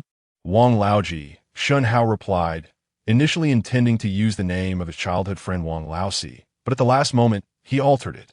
Tomorrow morning, you shall set forth to confront the bandits. Your compensation will be provided after the mission's completion, the clerk stated, handing Shen Hao a badge. Receiving the badge, Shen Hao turned and departed. Upon returning home, he found Song Yongxi still asleep. In his leisure, he began to peruse the medical texts that Song Yongxi had gifted him. Once uninterested and unable to comprehend them, he now found himself engrossed, unable to part with the books. As a modern individual, Shen Hao preferred the straightforwardness of Western medicine. In contrast, traditional Chinese medicine, although often maligned online, proved to be quite expensive in reality. A reputable practitioner charged hundreds for a consultation, and a week's worth of medicine could easily exceed 1,000. Now, Shen Hao considered himself somewhat skilled in traditional Chinese medicine, albeit lacking practical experience. Later that evening, Song Yongxi awoke, her demeanor visibly revitalized. After washing her face and arranging her hair, her elegance shone through, akin to a pearl that had shed its dust. Despite donning a coarse linen dress, her innate beauty was undeniable. Her porcelain cheeks enhanced her ethereal charm, and the gentleness reminiscent of Jiangnan women, coupled with her tender gaze, exuded the unique grace of an Eastern woman. Such natural beauty quickened Shen Hao's heartbeat. Yet, her pallor indicated a deficiency in vitality, reminiscent of the delicate Lin Daiyu. Noticing Shen Hao's unwavering gaze, Song Yongxi felt a mix of shyness and delight, her cheeks flushing slightly. She tucked a loose strand of hair behind her ear and softly inquired, "Young master, it is quite late. You must be hungry. What would you like me to prepare?" Shen Hao replied, "There is no need. Simply wash your hands, and we can dine." The truth was, her cooking left much to be desired, making it nearly inedible. "Understood. Young master." Song Yongxi shyly nodded and turned to leave. The dinner was quite simple: a plate of stir-fried potatoes and green peppers, a bowl of congee, a platter of cold cucumbers, and a serving of pork rib soup. Of course, these were takeout dishes he had procured from a nearby restaurant. Observing the lavish spread before him, Song Yongxi was incredulous. She had not witnessed Shen Hao cooking. "What are you standing there for? Sit down and eat," Shen Hao said. Noticing her hesitation, "Young master, as a maid, how could I dine alongside you? Please eat first. I will attend to you from the side." She replied with a gentle smile. "Enough of this. Remember, when I say to go east, you shall go east. Do as I say, or I shall be displeased," he stated firmly. Realizing the gravity of his words, Song Yongxi did not dare to persist, fearing to provoke his ire. In a soft voice, she acquiesced, "Yes, young master. That's more like it," he responded, handing her a bun. "Eat." Taking a deep breath, Song Yongxi felt a wave of sweetness wash over her. As she sampled the stir-fried potatoes, the delightful combination of slight sourness and crispness delighted her palate. "What dish is this? It is incredibly delicious," she exclaimed, her eyes sparkling with curiosity about Shen Hao. Everything, from the fruits to the vegetables, was unfamiliar to her. Having grown up in the bustling capital city of Danyang, which lay in the vibrant south, she prided herself on being worldly. Yet in Shen Hao's presence, she suddenly felt small, akin to a frog at the bottom of a well, unaware of the vast world beyond. Shen Hao smiled gently, offering no explanations. "If you enjoy it, eat as much as you wish. No need to inquire further." In the rich tapestry of 5,000 years of Chinese cultural history, food has always been a means of connection. Since ancient times, the customary greeting among the Chinese has not been "how do you do," but rather, "have you eaten?" This inquiry reflects the shared understanding of hunger as trials. Moreover, the fruits and vegetables brought back from abroad by our ancestors have all been well vetted. Anything unpalatable would have never made the journey. The selection is rigorous, guaranteeing quality. As they shared the meal, both master and servant found joy in their dining experience. Afterward, Song Yongxi dutifully proceeded to wash the dishes. Chapter 18. Upon his return, Shen Hao was utterly exhausted. A sense of drowsiness enveloped him as he gazed at Song Yongxi, who remained motionless. Shen Hao inquired, "Are you planning to stand there indefinitely?" Song Yongxi, initially waiting for Shen Hao's instructions, hastily responded, "Oh, young master, please wait a moment. I shall fetch water for you." Shen Hao was momentarily taken aback. His intention was for Song Yongxi to rest, yet she had misconstrued his words. Although Song Yongxi was a maid purchased by Shen Hao, adapting to the life of a master was a process that required time. Just as a new vehicle necessitates a period of adjustment, so too did she need time to acclimate. Approximately half an hour later, Song Yongxi approached with a basin and placed it beside Shen Hao. In a gentle voice, she said, "Young master, you must be weary after a long day. Allow me to wash your feet." Shen Hao nodded in agreement, not wishing to refuse her kindness. After all, the purpose of acquiring a maid was for one's enjoyment, not to merely act as a caretaker. With tender care, Song Yongzi assisted Shen Hao in removing his shoes and socks, cautiously placing one of his feet into the warm water. "Young master, is the water to your liking?" she inquired softly. "Yes, it's just right," he replied. Song Yongzi smiled sweetly. "That is wonderful. Please soak your feet for a while. I will massage your shoulders." She moved behind him, her delicate hands gently kneading his shoulders. The pressure was perfect, and Shen Hao closed his eyes in sheer delight. In this oppressive, feudal society, he felt compelled to voice his discontent. As she continued the massage, Song Yongzi curiously asked, "Young master, how is the pressure?" "Excellent. I am thoroughly enjoying it." "Your skills are commendable," Shen Hao praised. Hearing this, Song Yongzi's cheeks flushed as she replied, "Young master, you flatter me. I learned a bit about acupressure and massage from my father. I hope you do not find it bothersome." "Not at all. I find it quite delightful," he assured her, relishing the experience. After 5 minutes, Song Yongzi began to gently massage his feet. When the water began to cool, she dried his feet meticulously. "Young master, please wait a moment. I will prepare the bedding," she said. "Very well, go ahead," he replied. A few minutes later, Song Yongzi's voice echoed from within the room. "Young master, you may sleep now." As Shen Hao entered, he was momentarily taken aback to find Song Yongzi lying under the covers, her gaze evasive. "What is this?" he inquired, bewildered.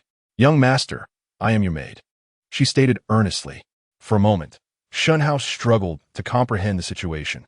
The feudal system had indeed inflicted its harm, yet he found himself somewhat traditional, appreciating customs that the modern world lacked. It was akin to savoring a historical reminiscence. Clearing his throat, he ventured, "This seems inappropriate. Young master, the nights here can be quite chilly. You have just soaked your feet. Do not catch a cold. Please come under the covers," she urged in a voice barely above a whisper, almost inaudible. Shen Hao, endowed with remarkable hearing and a robust constitution from his recent medicinal baths, was not an obedient man by nature, nor was he particularly disciplined. He was not a man of integrity easily swayed by trials. Rather, it was the trials themselves that were daunting. However, when she drew near, his enthusiasm waned, and he shook his head. "Perhaps it is best to wait. You are feeling unwell and are experiencing your monthly cycle. We could discuss this at a later time. Good things are worth the wait." "Young master, my health is not a concern," Song Yongzi murmured softly. "Cough, cough, that is nonsense. This is not appropriate." "However, there may be an alternative," Shen Hao suggested, clearing his throat. "What alternative?" "Your massage techniques were quite effective earlier. Perhaps you could apply them elsewhere?" "Young master, I am unsure if I can manage that," she stammered.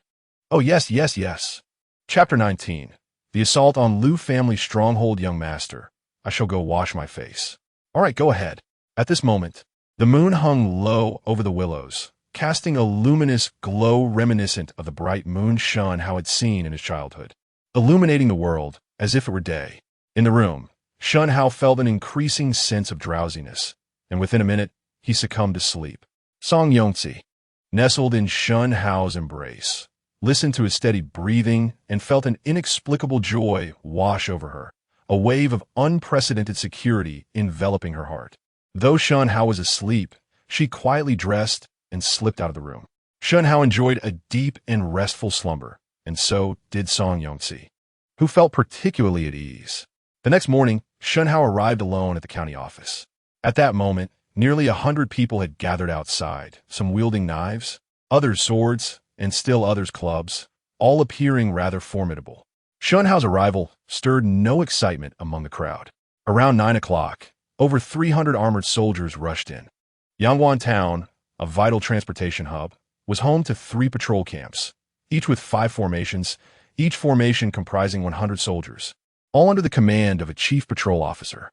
Moments later, the sound of hooves echoed as a lean man, around 40 years of age, rode in, clad in armor and gripping a 9-ring blade, exuding an imposing aura. Dismounting, he surveyed the surroundings with piercing eyes and declared, "I am Zhao Chuang, the chief patrol of Yangwan Town. Our mission today is to annihilate Liu Family Stronghold. Since you have joined the anti-bandit forces, I must warn you, should anyone retreat or spread rumors that undermine our morale during the operation, they shall face severe consequences. Do any of you dissent?" "No, none," the crowd murmured. Zhao Chuang glanced at them without much expectation. To him, they were merely a ragtag group. Time's up, let's depart. With the command given, Shen Hao fell in line with the procession heading out of town. He soon found himself in a dire predicament, as Lu family stronghold lay nearly 20 kilometers away. Under the scorching sun, they trudged for over 3 hours. Fortunately, Shen Hao had achieved peak physical conditioning. Otherwise, he might have collapsed. This journey allowed Shen Hao to assess his own capabilities. His strength, speed, and endurance had all significantly improved. He now felt confident that he could secure first place in a marathon. By 6 o'clock in the afternoon, the troops arrived at the foot of Lu family stronghold. Zhao Chuang ordered, "Rest here. We will attack Lu family stronghold under the cover of night in 3 hours." Meanwhile, the news of Yangguan town's large-scale anti-bandit operation reached Lu family stronghold, and all were readying themselves. Lu Baoshan, the leader of the stronghold, summoned everyone to the hall to discuss their countermeasures. "What do you propose we do?" "The best course of action would be to launch a surprise attack from the mountain," suggested third Captain Shen Hao. "Foolishness," scoffed second Captain Zhou Haihu. "We barely number 80, and we lack sufficient weaponry. How can we face the armored court soldiers? To strike first would be akin to seeking death. A single charge would annihilate us." Third Captain Shen Hao snorted. "Then what do you suggest?" "Do not engage unless we can win. If we cannot, we must retreat early," Zhou Haihu advised. At this, Lu Baoshan noted the silence among the others and interjected. "Haihu's suggestion has merit. But why should we flee? This is our stronghold, and we cannot afford to lose what we've painstakingly built. Yangguan town has only 3 patrol camps, around 100 men. Lu family stronghold is easy to defend, but hard to assault. If we hold our ground, what can they do?" "But Chief, it is said that the one leading them is Chief Patrol Zhao Chuang, a formidable opponent of the 8th level. His 9-ring blade technique is fierce and relentless. Retreating may be our best option," another voice cautioned. Lu Baoshan retorted, "I, Lu Baoshan, am also at the 6th level. Why should I fear his Qing Feng sword technique?" At this, Zhou Haihu fell silent, harboring doubts. While the Qing Feng sword technique was indeed powerful, Lu Baoshan's skills were lacking. Zhao Chuang was a renowned master, formerly of the Imperial Guard in the capital, and had been demoted here due to political machinations. His prowess was unparalleled at the same level. Watching Lu Baoshan's disregard for the danger, Zhou Haihu sighed inwardly. Following a reckless leader would surely lead to demise. The thought of retreat began to form in his mind. Known for his agility, Zhou Haihu was adept at evasion. No one could catch him unless they surpassed his realm. The others began to flatter Lu Baoshan, and with his command, the bandits of Lu family's stronghold readied themselves for battle. Shen Hao initially contemplated slipping away under the cover of night, but the surrounding soldiers made escape impossible. Given his speed, fleeing was futile, and with a day of hunger gnawing at him, he chose to return to the real world instead. Seated on his couch, Shen Hao ordered a serving of Huangmin chicken, grumbling as he ate. "These scoundrels, dragging us into an anti-bandit operation without providing meals, merely treating us as cannon fodder. How naive of them to think they could take advantage of us." After about 10 minutes, the Huangmin chicken arrived. In this small county town, delivery was remarkably swift. After satisfying his hunger, Shen Hao lounged on the couch, scrolling through Douyin, dozing off for a bit before once again finding himself in the other world. At that moment, Shen Hao felt invigorated, unlike the others who were weary.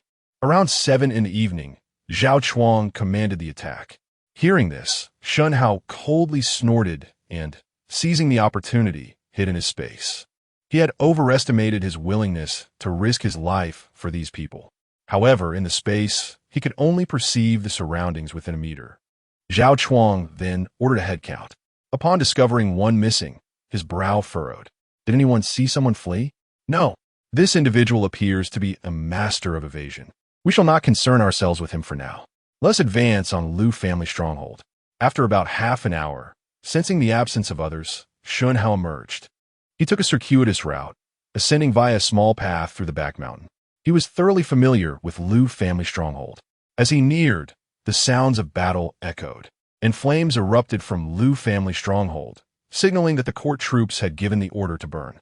Chapter 20, Acquiring the Secret Manual, The third layer of the post-heaven following the narrow path. Shen Hao walked for approximately 10 minutes, when suddenly, he was startled by a cacophony of battle cries ahead. He hurriedly concealed himself in the shadows to observe. Illuminated by the flickering flames, Shen Hao discerned two combatants.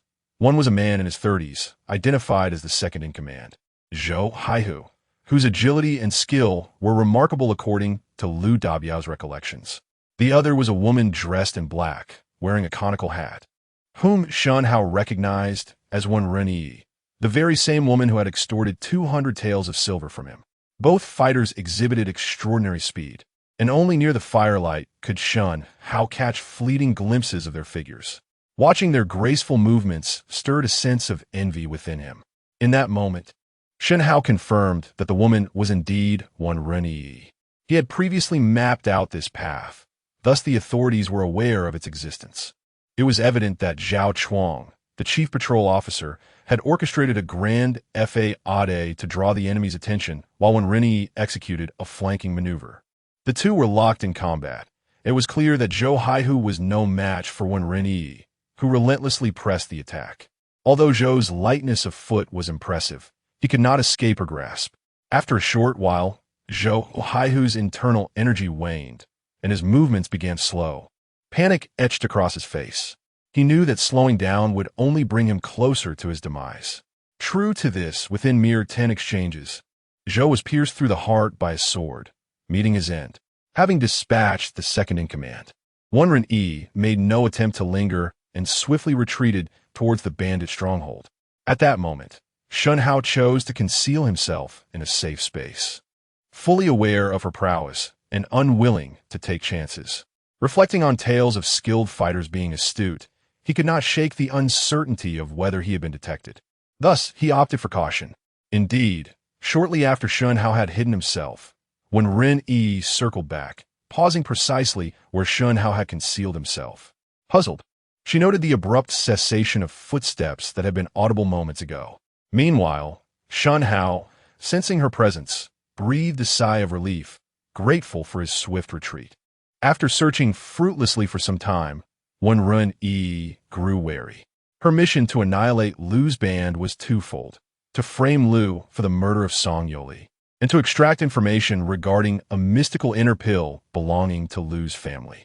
The effort expended to subdue Zhou Haihu had been merely precautionary, as she sensed activity in the vicinity and did not wish to be caught off guard. Had she unleashed her full strength, Zhou would have been dispatched in mere moments. Wen Renyi scoured a 3-mile radius, yet found no trace of her target. She pondered the remarkable lightness of foot exhibited by this elusive individual and questioned their intentions. Could they also be in pursuit of the inner pill? After mulling over her thoughts, she resolved to dismiss the matter, lightly stepping away as her figure flickered through the trees, vanishing into the stronghold. After waiting in her concealed space for about half an hour, Shen Hao finally emerged. Surveying the surroundings and finding no one present, he stealthily ascended to the stronghold. Glancing at the lifeless body of Zhou Haihu, he stored the corpse within his space. At that very moment, the stronghold was being systematically subdued by the combined efforts of Wen Renyi and Zhao Chuang. Shen Hao pretended to blend in with the main force. In no time, dozens of bandits were bound, and the leader, Lu Baoshan, was captured and restrained. However, Wen Renyi had vanished, leaving the scene in silence, her accomplishments hidden from view. Zhao Chuang commanded his soldiers to strip the Lu stronghold of all provisions and treasures. It must be said that Lu Baoshan had accumulated significant wealth over the years. The total value of gold and silver alone exceeded 30,000 taels, alongside ample provisions and medicinal herbs, as well as numerous virtuous women. Zhao Chuang nodded in satisfaction. With these spoils, the expedition had not been in vain. Once the looting was complete, he ordered, burn the entire stronghold to the ground. Lu Baoshan, still defiant despite his capture, demanded to know how they had discovered the secret path behind the mountain. Zhao Chuang scoffed. A mere mountain bandit dares to defy the imperial court? Soon, you shall descend to hell. In short order, Lu Baoshan was taken away by Wen Renyi. Facing the enigmatic woman clad in black, he inquired, "Why do you pursue such ruthless extermination?" Wen Renyi replied, Where's the inner pill? Lu Baoshan retorted coldly, I know not. My Lu manor has been seized by Li Jikuan. You ought to inquire with him. I shall see how long you can maintain this bravado. Within 10 minutes of his arrival, Lu Baoshan's lifeless body was delivered, bearing the marks of severe torture. Upon seeing this, Zhao Chuang immediately ordered, execute these bandits on the spot. At his command, his soldiers wasted no time. Their spears plunged into the captives before they could utter a plea for mercy. Bury these bodies, Zhao Chuang instructed, while the other soldiers complied without protest, dutifully carrying the corpses. Shen Hao mingled among them, and together they dug a large pit, each soldier tossing a body into the grave. Seizing the opportunity, while others were distracted, Shen Hao discreetly added Lu Baoshan's corpse to the pile. After completing their grim task, dawn broke, and the roosters began to crow.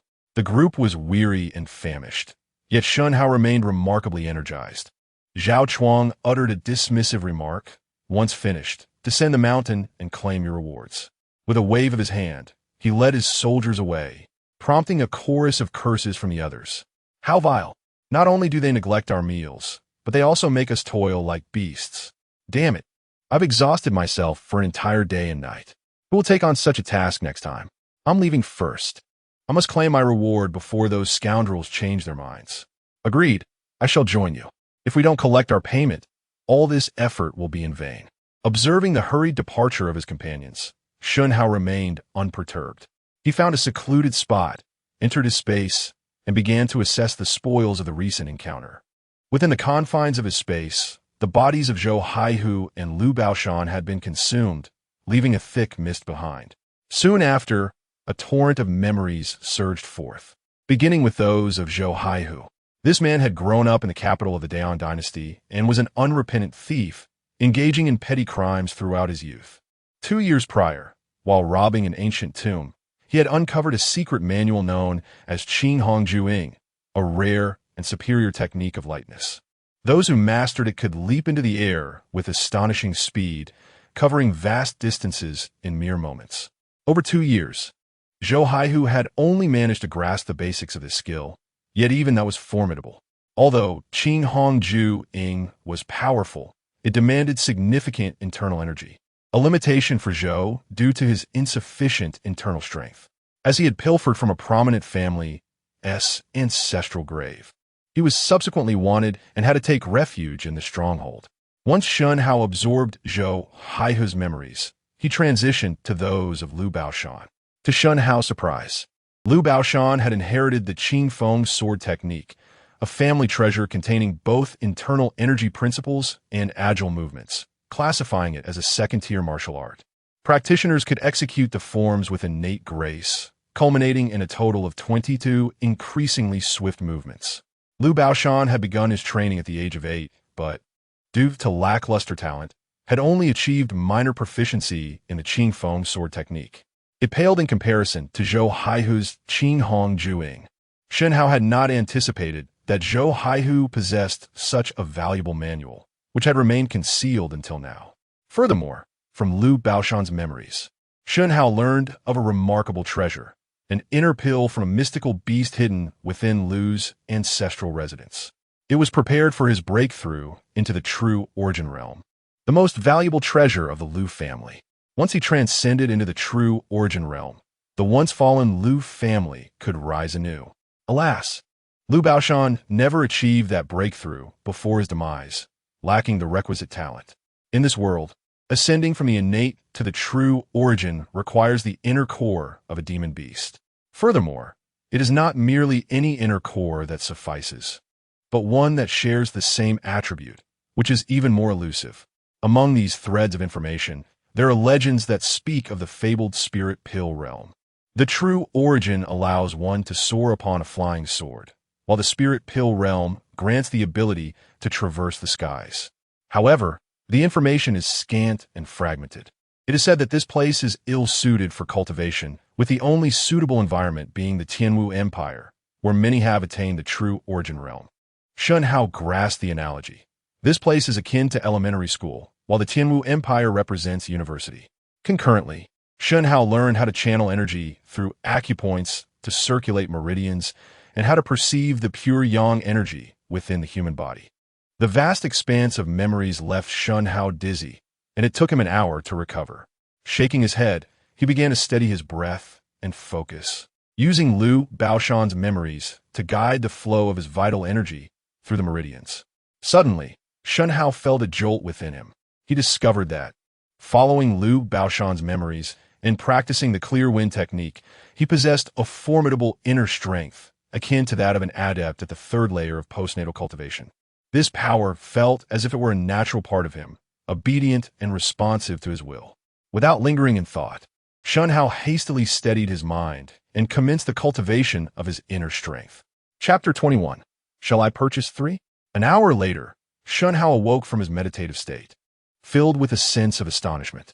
The lives of the two individuals flickered through his mind like scenes from a film, leaving behind only their abilities and core memories. Truly remarkable. He had not anticipated that this space would absorb the bodies of Liu Baoshan and Zhou Hailu, inheriting not only their memories, but also granting him additional internal energy. This realm functioned like a grand filter, purifying the internal power to an extraordinary degree, akin to the years of arduous cultivation Shen Hao had endured himself. Now, Shen Hao's prowess had transcended the physical realm, elevating him to the status of a postnatal master, specifically a third-tier postnatal adept. The purity of his internal energy rendered him unmatched among his peers. Moreover, he possessed the memories of both Liu Baoshan and Zhou Hailu, meaning he had mastered Zhou Hailu's lightness skill, Qinghong Juing, and inherited Liu Baoshan's internal cultivation techniques and swordplay, Qingfeng sword technique. He had instantaneously risen to the level of a postnatal master. Crucially, Liu Baoshan had been a formidable 6th-tier postnatal adept, and Shen Hao understood that this was equivalent to shattering through thresholds. Zhou Hailu's Qinghong Juing, though merely an introductory skill, hinted at even greater potential if mastered further. To Shen Hao's surprise, Zhao Chuang, the chief patrol officer who had clashed with Liu Baoshan, was actually an 8th-tier postnatal adept, wielding a sword technique that was both fierce and powerful, making Liu Baoshan seem insignificant in comparison. Even Zhao Chuang, despite his 8th-tier status, displayed utmost respect towards the woman in black, indicative of her immense strength and status. Shen Hao decided to disregard these matters. They were irrelevant to him, as he had acquired what he sought. The demon core lay within Liu's study, located over 100 kilometers away in Yangling Prefecture. For now, Shen Hao was merely a 3rd-tier postnatal novice, and the core held limited immediate benefit for him, so he was in no rush to utilize it. Although Liu Baoshan's Qingfeng sword technique was of second-rate caliber, the presence of this space functioned as a unique absorption technique devoid of harm or toxicity, which pleased Shen Hao immensely. Initially, Shen Hao believed that the memories returned by this space were solely those of the deceased. However, as the strength of the bodies increased, he was astonished to discover that he could also absorb their refined internal energy. With all their memories absorbed, Shen Hao felt a surge of exhilaration. He eagerly practiced Qinghong Juing, moving with remarkable speed, covering 100 meters in mere moments. In his delight, Shen Hao could not help but chuckle to himself. Ha! If I were to deliver takeout now, I would undoubtedly be the best. In this buoyant mood, he contemplated disposing of the remaining bodies, but upon recalling their memories, he deemed them ordinary and lacking value. While a 3rd-tier adept might not be considered formidable in this realm, in the real world, they would be akin to an invincible force, comparable to nuclear weapons. Of course, there were limitations, as one must be able to withstand bullets and artillery fire. It was said that even a single elite soldier with exceptional marksmanship could outmatch hundreds of armed police. Shen Hao remembered a tale of a soldier king who, despite being surrounded by over 6,000 military and police forces, managed to turn the tide against them. Having absorbed Liu Baoshan's memories, Shen Hao had also learned some acupoint techniques, no longer feeling like a weakling. Growing up watching martial arts dramas, he naturally yearned for such extraordinary skills. Subsequently, filled with joy, he practiced the Qingfeng sword technique once more, utilizing a branch as a substitute for a sword. However, he found it lacking in excitement. It was clear he needed to procure a real sword. According to the memories, The weapon crafting techniques in this world were undoubtedly inferior to those of the real world, both in appearance and quality. Thus, Shen Hao returned to the real world and immediately began searching for swords on his phone. The most renowned sword he had heard of was the Long Quan sword. Historically, swords have been regarded as auspicious objects for warding off evil and attracting good fortune, exclusive to royal palaces and noble estates. Today, Long Quan swords were celebrated as prized collectibles, their value consistently appreciating. As he browsed, the aesthetic of the Long Quan sword captivated him more with each glance. Prices varied widely, and even a sword priced at over 200 would be considered a fine weapon in a different realm. Shen Hao focused on the high-end offerings, specifically those exceeding 3,000. The quality of a sword primarily depended on two factors: the quality of the materials and the craftsmanship, which in turn relied on the artisan's dedication. Slow work produces fine craftsmanship. As the saying goes, after considerable deliberation, Shen Hao settled on a sword priced at 8888, which he found exceptionally handsome. However, upon inquiry, he learned that the sword was not sharpened.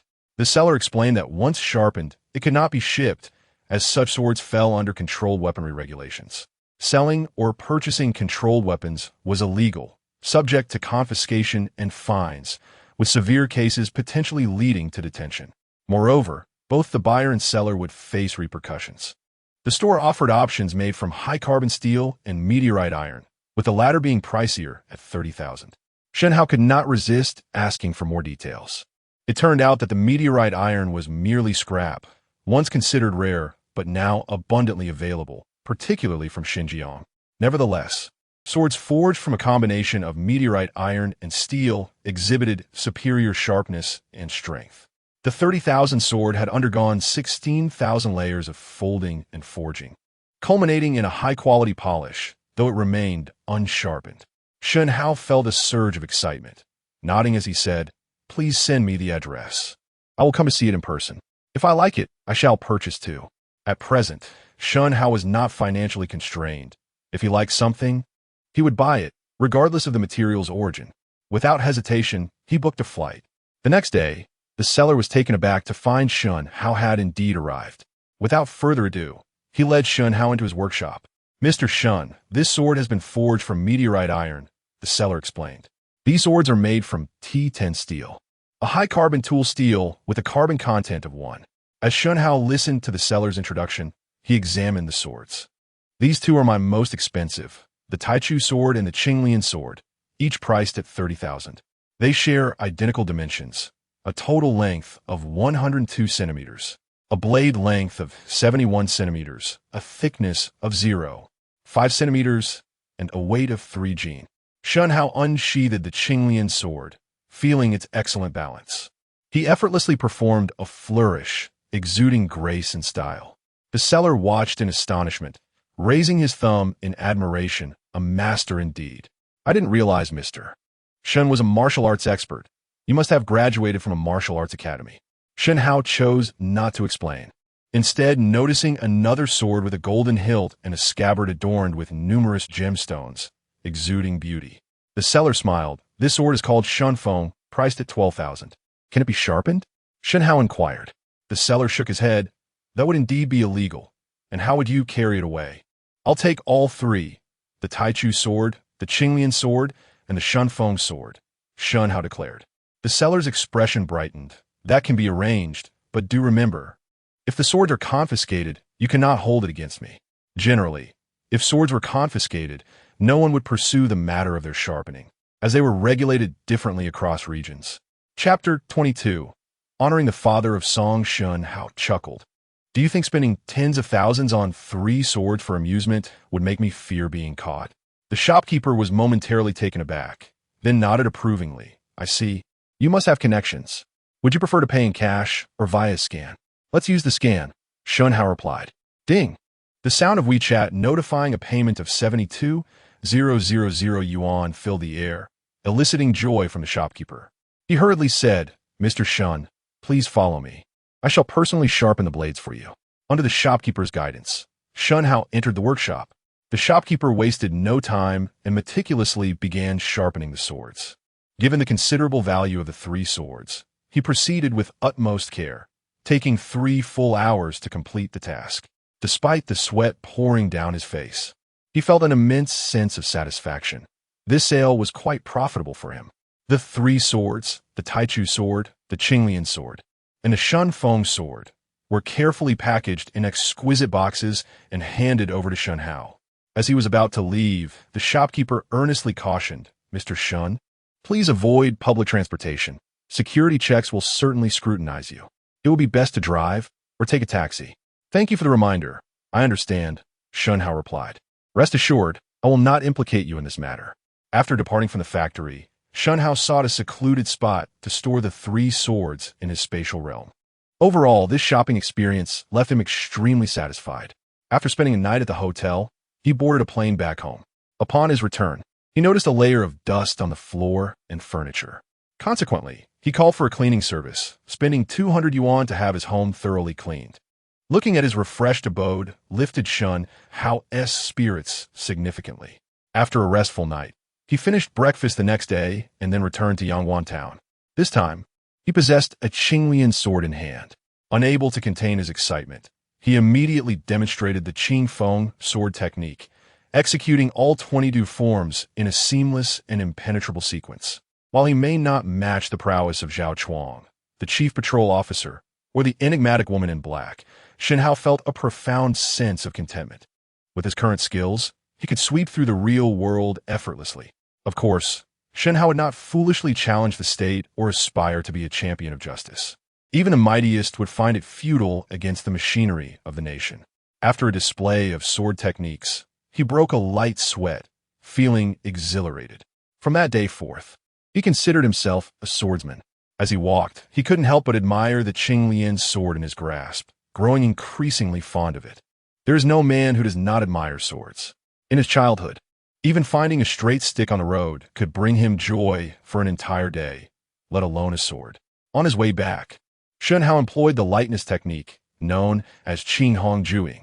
Though he recalled that Zhou Hailu had made some progress, practical application was essential. Remarkably, despite being only at the 3rd stage of postnatal development, Shen Hao's internal energy was far more refined than that of Zhou Hailu or Lu Baoshan. Executing Qinghongjuing felt much smoother and more natural than it did for Zhou Hailu. He felt utterly magnificent, gliding like a flowing cloud with a heart as clear as the bright moon, serene as a maiden yet swift as a rabbit. The ephemeral beauty of that moment felt eternal in the world. Suddenly, he recalled the legendary thief, Chu Liuxiang. He mused that he, too, could consider himself a thief. Learning from Chu Liuxiang might not be amiss. Due to the significant energy expenditure of Qinghongjuing, after a few kilometers, his internal energy dwindled, prompting him to switch to the lighter technique from the Qing Feng sword technique, the Qing Feng Taizong skill. Although slower, it consumed far less energy. Shen Hao speculated that mastering Qinghongjuing would require at least innate abilities, making it challenging for those in postnatal stages. With sufficient internal energy, he ran at remarkable speed. What would normally take 5 to 6 hours was accomplished in under 30 minutes as he entered Yangwan town. Upon arriving home, Song Yongxi rushed to embrace Shen Hao, tears streaming down her face. "My lord, are you all right? I heard there is chaos outside." Shen Hao offered her a reassuring glance, saying, "No need to worry. I went to eliminate bandits." Wiping her tears hastily, Song Yongxi examined Shen Hao for injuries, exclaiming, "My lord, you weren't hurt, were you? You must never engage in such dangerous activities again. Rest assured, my powers are formidable. Mere petty thieves are no match for me," Shen Hao assured her. "Do not jest." "My heart is racing," Song Yongxi replied, and as Shen Hao touched her forehead, he found no fever. "See, I've returned safely. I want to take unnecessary risks in the future," he reassured her. "This era is indeed perilous. Caution is wise. Are you hungry? I'll prepare a meal," she offered. Shen Hao shook his head. "Not for now. I brought you some tonics to replenish your energy." His subtle concern deeply moved Song Yongxi, who replied, "My lord, you are truly kind. I must have burned incense for 10 lifetimes to earn the chance to serve you." Flattered by her words, Shen Hao leaned in to kiss her, saying, "Your compliments grow sweeter. You deserve praise. That is only because I am with you." In the blink of an eye, 5 days passed. Shen Hao remained at home, practicing sword techniques and lightness skills, becoming familiar with his abilities. After 5 days, he finally felt comfortable. Meanwhile, after 5 days of rest and recuperation, Song Yongxi had completely recovered. Shen Hao was taken aback by her radiant beauty post-recovery. With the charm of a Jiangnan woman combined with an air of classical elegance, she appeared utterly enchanting, making him feel fortunate. At that moment, Song Yongxi revealed her most beautiful self to Shen Hao. Her cheeks, once pale from illness, were now flushed and vibrant. Her features were exquisite, and her beauty was captivating. Dressed in a light blue gown, she appeared even more ethereal and breathtaking. Alone, she radiated tranquility, yet when her gaze met Shen Hao's, her eyes sparkled with depth and warmth. Her lips perpetually curled into a smile. Today, Shen Hao took Song Yongxi to visit her father, Song Yoli, marking the end of the mourning period. Upon returning home, Shen Hao noticed Song Yongxi's mood was quite somber. He approached her, taking her icy hand in his. "Yongxi, do not grieve. Death is inevitable, and we must look forward. Your parents will want you to live well." "My lord, I understand, but I cannot help it. I feel so alone now that I have no family left," Song Yongxi sobbed, gently wrapping his arm around her waist. Shen Hao felt her softness and said, "Rest assured, following me, you shall never be alone. Indeed, being your maid is a blessing from my past life," she whispered, her voice choked with emotion. Shen Hao smiled playfully. "Then be diligent in serving me." "As you wish, my lord." After paying their respects, Shen Hao led Song Yongxi back to Yangwan town. Throughout the journey, her spirits remained low as she contemplated the solitude of her future. Upon returning to the courtyard, Song Yongxi quickly assumed her role as a maid, preparing meals. Although her culinary skills were still developing, she was making gradual improvements, and he could not demand too much. Chapter 23. The silent laughter of man. In the ensuing days, Shen Hao refrained from venturing outside. Ever since acquiring the space, he had been traversing two worlds. Yet he had yet to relish a life that was truly his own. What a predicament this was. In the realm of reality, his sole indulgence had been during a visit to Chang'an. As for Yangwan town, he had not yet explored its charms. After finishing lunch one afternoon, Shen Hao instructed Song Yongxi to remain at home and ventured out alone onto the bustling streets. His destination was unequivocal, the lively Fengming street of Yangwan town. Spotting a rotund man clad in fine garments and wielding a folding fan, Shen Hao approached and inquired, "Good sir, could you kindly direct me to the brothel? I wish to broaden my horizons." "Ah, you possess an admirable eye," the man replied with a self-satisfied grin. "In our Yangwan town, all the brothels are located on Fengming Street. It is indeed a paradise where one lingers in delight." "Fengming Street? A splendid name," Shen Hao exclaimed, raising his thumb in approval. "I shall accompany you there." The rotund man, with a familiar demeanor, responded, "Very well then, let's go forth."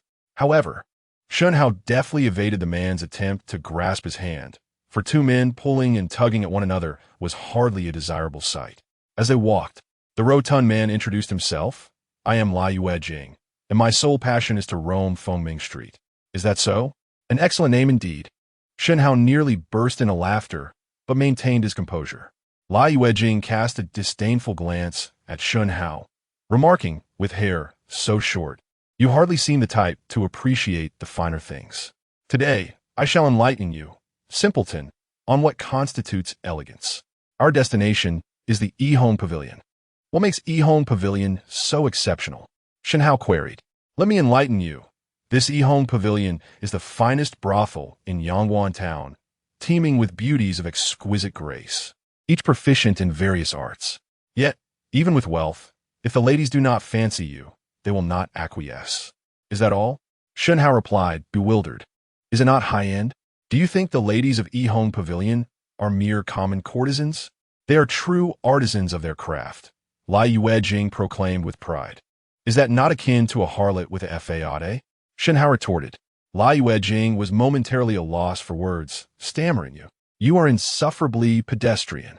As they continued, Lai Yuejing, still irked, glanced back at Shen Hao and declared, "Hurry along, for today I shall broaden your horizons, and your expenses will be on me. You shall learn what elegance truly entails." Observing Lai Yuejing's obstinate demeanor, Shen Hao feigned admiration, saying, "I am most grateful, esteemed Yuejing. It is a stroke of fortune to learn from one so refined. I trust that under your tutelage, I too shall become more sophisticated." This flattery struck a chord with Lai Yuejing, who beamed with satisfaction and replied, "You are perceptive. Now let us hasten to secure a prime position." In no time, Shen Hao followed Lai Yuejing to Fengming Street. As dusk approached, the sun had just dipped below the horizon, while foot traffic dwindled on other streets. Fengming Street thrived with vibrancy, illuminated by countless lights. Several courtesans stood at the entrances of brothels, beckoning passers-by with silk handkerchiefs. "Lords, come and play. We have fresh young maidens, tender and delightful. Gentlemen, come in. We have the finest Hu women from Beiwang, absolutely exquisite." Lai Yuejing scoffed, "Those Hu women reek of sheep. They may deceive the inexperienced, but not me." Shen Hao, filled with admiration, replied, "Thanks to you, esteemed Yuejing, I would have squandered my fortune otherwise." Lai Yuejing, pleased with Shen Hao's recognition, led him to the Yihong Pavilion. Unlike other brothels, there were no courtesans at the entrance. Only a few attendants stood idly. "Behold," Lai Yuejing proclaimed with pride, "this is true exclusivity." "Ah, indeed," Shen Hao acknowledged. "A promising start. Allow me to treat you today." Upon entering Yihong Pavilion, each patron was charged 2 taels of silver. Before them lay a grand stage where several singers performed. Though the patrons were few, they were all clad in luxurious garments. Lai Yuejing promptly guided Shen Hao to a private box on the 2nd floor. As they surveyed the guests below, he remarked, "This is the most desirable location, with a minimum consumption of 20 taels." Shen Hao looked around, puzzled. "What distinguishes this place?" "You shall soon discover," Lai Yuejing replied mysteriously, his expression brimming with anticipation, akin to a child awaiting praise for a perfect score. Around 8 o'clock, as Shen Hao remained perplexed, a young woman in white, holding a silken ribbon, gracefully descended from above, her movements captivating. Following her were several other women, each performing in a similar manner, veiled in mystery, until one began to sing. Gold inlaid with jade, a green parrot on red lips, 2 lotus petals, waist embraced, shoulders rested, back caressed. "Oh, my brother." Tangled tresses, oh, how frivolous. Yet Shen Hao felt no allure. The visual impact paled in comparison to the vibrant spectacles of the modern world, where women donned yoga pants and showcased their skills in dazzling online performances. He mused that if he were to establish a brothel, the women should wear stockings and short skirts, perhaps even engage in pole dancing to captivate the likes of Lai Yuejing. Contemplating this, Shen Hao turned to Lai Yuejing, who was exuberantly waving his fan and occasionally glancing at him, asking, "Is this not elegant? Do you not find it so? Is this all?" Shen Hao replied, chuckling, the laughter tinged with mockery. "Your standards are rather low, my friend." This remark ignited Lai Yuejing's ire. "Why do you laugh?" he demanded. Shen Hao quipped, "It seems that in moments of silence, laughter truly does ensue." Lai Yuejing frowned. "So you deem it lacking in elegance? If you have long admired a particular courtesan of Yihong Pavilion and wish to meet her, mere wealth will not suffice. There are many wealthy fools, and in the eyes of experienced women, they are utterly unremarkable. Only those with talent and a sense of romance stand a chance of winning their favor and being invited upstairs for a delightful evening. Indeed, esteemed Yuejing, you are correct. This place is far too refined for a simpleton like me to appreciate," Shen Hao conceded. To him, courtesans were merely companions for men in need, beautifully packaged illusions, fleeting pleasures to be purchased with a few taels of silver, nothing more. Lai Yuejing, dissatisfied, declared, "If you cannot appreciate this, then let us indulge in wine. The lover's drunkenness here is exceptional." With that, he poured a cup for Shen Hao. The liquid appeared murky, with sediment floating within. "What is this? Is this truly wine?" Shen Hao questioned. "How does it taste? You must be astounded. You have never encountered such fine wine, have you?" Lai Yuejing boasted. Shen Hao nodded. "Indeed, you speak the truth, esteemed Yuejing. Since you are treating me to this experience, allow me to reciprocate with a drink." With that, he retrieved a bottle of white liquor from his space. This object is the liquor served at wedding banquets in the north, priced at around 30 to 40 yuan per bottle. The last time I acquired it from the supermarket, it was left to languish in the corner, but now it is fortuitously being used to entertain Lai Yuejing. The bottle, shaped like a gourd, is made entirely of red porcelain. Shen Hao poured out the wine from Lai Yuejing's cup, causing a pang of sorrow in Lai Yuejing's heart. Just as he was about to speak, he was suddenly enveloped by a rich aroma of wine. Lai Yuejing's spirits lifted, and he gazed in disbelief at the crimson wine gourd in Shen Hao's hand, which shimmered brilliantly in the candlelight, truly a premium item of considerable worth. Upon witnessing the crystal-clear liquid pouring from the wine vessel, resembling pure water, and the intoxicating fragrance wafting through the air, he found himself at a loss for words. "Brother Yuejing, please." Chapter 24. A bottle of wine for a courtesan. Lai Yuejing tremulously accepted the wine cup, gazing into the crystal-clear liquid, his heart racing. He had encountered such clarity in wine before, but it was always tribute wine, each bottle worth 100 gold pieces and entirely absent from the market. Moreover, its flavor was mild, lacking the robust aroma of this particular wine. Cautiously, he took a sip, and an immediate wave of spiciness surged through him, causing a moment of discomfort, followed by a searing warmth in his belly. His eyes brightened. He had only ever tasted gentle wines, and this was a first, a truly unprecedented experience. The sensation alone was worth a fortune. This wine was exhilarating, rich in flavor. This was indeed an elixir worthy of the gods. Even the imperial wine of the Tianwu dynasty could hardly compare, he mused. With fervor, Lai Yuejing fixed his gaze on the bottle of white liquor in Shen Hao's hand, exclaiming, "This truly is divine wine." However, he soon felt a pang of embarrassment, realizing he had mocked Shen Hao as a bumpkin, only to discover that the true fool was himself. "I am the real bumpkin," he thought. With such celestial wine in Shen Hao's possession, how could he be someone unaccustomed to the world? "May I inquire your esteemed name, young master?" Lai Yuejing rubbed his hands together, eagerly looking at Shen Hao. At that moment, he truly regarded Shen Hao as an equal, perhaps even a figure of higher status. "Shen Hao," replied Shen Hao, "would you be interested in purchasing this wine? I am willing to offer it at a high price."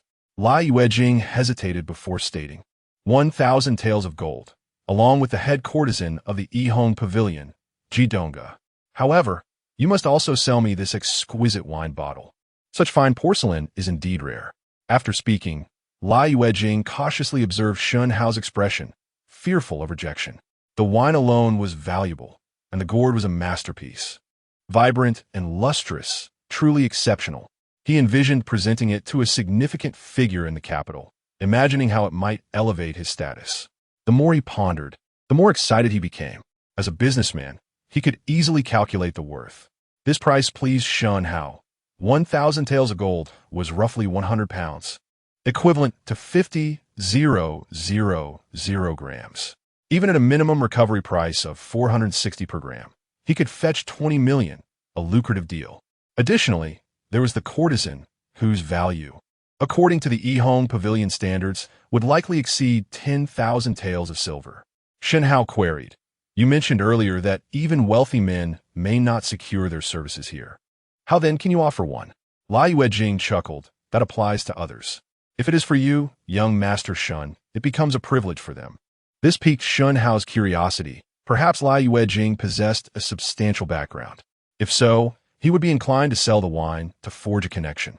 "Oh, my friend Yuejing, I am quite curious about this matter. I would love to hear more." With a self-satisfied smile, Lai Yuejing responded, "I must not conceal this from you. For the Yihong Pavilion is my own establishment." Shen Hao was taken aback. The implication was clear. He had long suspected that Lai Yuejing harbored ulterior motives. After all, there is no free lunch in this world, and he could hardly believe that someone would lavish such expense on him without reason. At that moment, he contemplated whether Lai Yuejing was a mere bait, luring him in under false pretenses. Damn it, in the real world, a bait should at least be a woman. A man as bait? How disgusting. Yet, he realized he was overthinking. Lai Yuejing genuinely wished to treat him to fine wine, albeit in his own establishment. Lai Yuejing took pride in his establishment, and upon seeing Shen Hao's refined appearance, exquisite clothing, tall and handsome stature, and fair complexion. He believed Shen Hao could not be from an ordinary affluent family. Lai Yuejing thought to himself, if you underestimate me, I shall show you what true elegance is. He took pride in the Yihong Pavilion's business model, unwilling to allow anyone to question its quality. However, the moment Shen Hao unveiled the bottle of liquor, Lai Yuejing was struck with clarity. Today, it seems I am to be humbled, he thought. Lai Yuejing was no fool. A person capable of presenting such a remarkable wine, housed in such exquisite porcelain, could not be ordinary. Moreover, Shen Hao's nonchalance in inviting him to drink further suggested his exceptional lineage, a scion of a grand family. Thus, Lai Yuejing resolved to engage in a fair trade, while simultaneously befriending Shen Hao, ensuring mutual benefit. Moreover, rarity begets value. Lai Yuejing had never encountered porcelain as exquisite as this wine bottle. Coupled with the pure, aromatic wine, it was undoubtedly divine.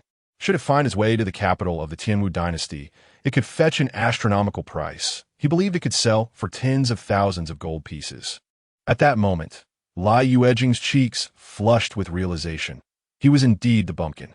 Yet, a sense of pride also swelled within him.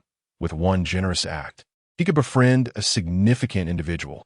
If Shen Hao were to discern Lai Yuejing's musings, he would likely deliver a sharp retort. Ah, so you think that way, do you? Bumpkin, I'm the legitimate heir of a great family. Of course, neither party was privy to the other's thoughts. Shen Hao maintained his composure, stating, since you desire this bottle, we may negotiate. However, if the courtesan is not to my liking, I would prefer to settle for 1,000 taels of gold instead. Lai Yuejing, abandoning his previous navet, his eyes sparkling with excitement, assured, rest assured, young Master Shen, you shall be satisfied. He clapped his hands, and a maid approached. Go summon Ji Donga. Moments later, under the maid's guidance, a young lady clad in a purple gown and veiled approached gracefully. She appeared to be around 18, akin to a recent high school graduate in the modern world. To Shen Hao's astonishment, she cradled a plump white cat in her arms, gently stroking its head with her delicate hand. The feline seemed to revel in the affection. As she drew nearer, Shen Hao noted the cat was notably rotund, and curiously, it was a one-eyed creature. Its left eye was closed, marred by a prominent scar, reminiscent of a blade strike. Lai Yuejing greeted her with a smile, young Master Shen. This is our Yihong Pavilion's head courtesan, Ji Donga. Come, do unveil your face for young Master Shen to see. Ji Donga's bright eyes flickered toward Shen Hao, hesitating momentarily before nodding and removing her veil. Upon unveiling her face, Shen Hao could not suppress his admiration. She possessed a perfect oval face, with exquisite phoenix-like eyes that held a serene depth, a rarity for someone of her youth. Her profile, contrasted with her frontal view, exuded a gentle aura. Yet her side view showcased a striking sharpness, embodying both elegance and spirit, rendering her beauty refreshingly unique. Her looks were comparable to Song Yongxi's, though their temperaments diverged. Song Yongxi emanated a gentle, flowing grace, while Ji Donga carried an air of aloofness. Noticing Shen Hao's silence, Lai Yuejing hurriedly interjected. This Donga is intended for the grand courtesan competition in Daong City. It is only because of your presence, young Master Shen, that I am willing to part with her. This was no mere boast. Ji Donga was indeed being prepared for the competition in the capital. API call failed with status code 429. Error. Code 429. Message. Resource has been exhausted. E.g. check quota. Status. Resource exhausted. Chapter 25. The transaction completed at this moment. Ji Donga finally comprehended that she had been sold by her employer to the short-haired young master before her. She cast a glance at Shen Hao and fell into silence, her eyes like a tranquil well, betraying no emotions.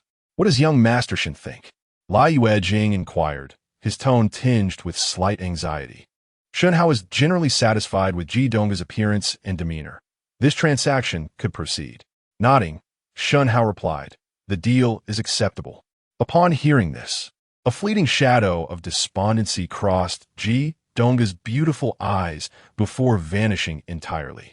Despite gaining clarity regarding her fate, the reality of being treated as mere merchandise ignited a twinge of sorrow within her heart. Her destiny was no longer hers to command.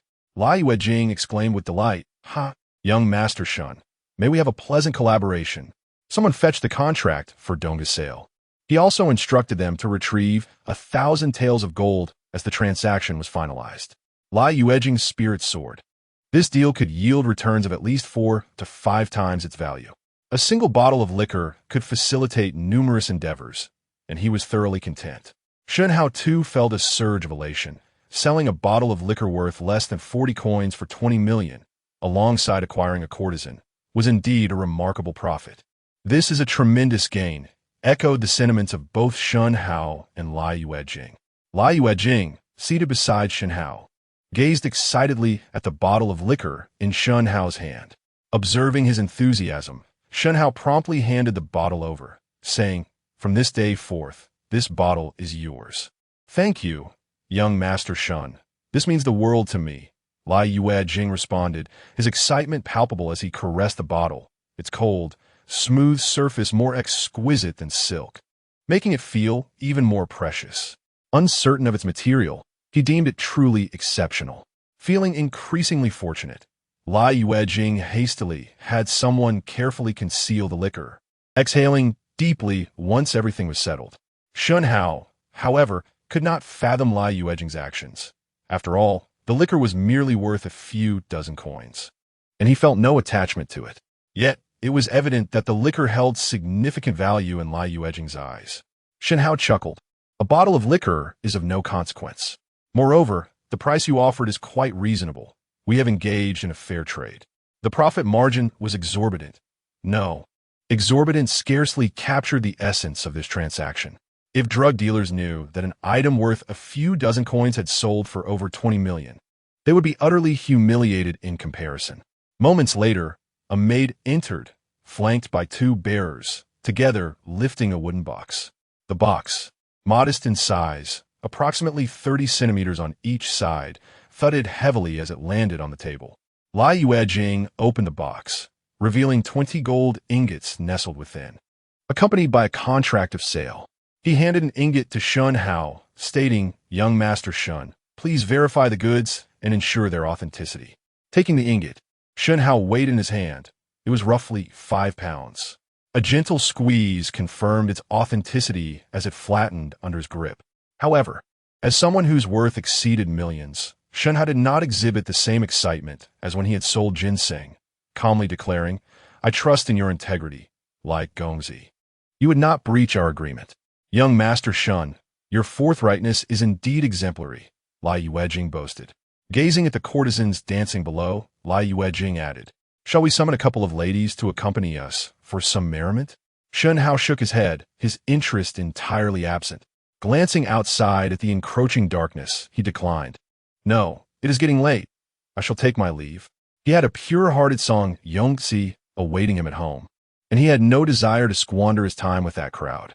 Seeing Shen Hao's resolve, Lai Yuejing felt a twinge of disappointment. He had hoped to engage further with Shen Hao to strengthen their camaraderie. Understanding that Shen Hao, being a man of privilege, likely had no shortage of women, Lai Yuejing refrained from pressing the issue. "Whenever you wish to return, young Master Shen, I shall always welcome you," Lai Yuejing said with a bow. Then, eyeing the wooden box, he continued, "Would you like assistance in having this delivered? It may appear small, but it is not light. The journey may not be safe." Shen Hao promptly rejected the proposal. The box was small, comparable to a backpack. He would not be looked down upon. With a casual motion, he effortlessly lifted the wooden box, exuding ease and composure. "Not heavy at all. I can manage it," he said lightly. Upon witnessing this, Lai Yuejing was struck with realization and admiration. "I did not expect young Master Shen to possess such strength. I was indeed short-sighted."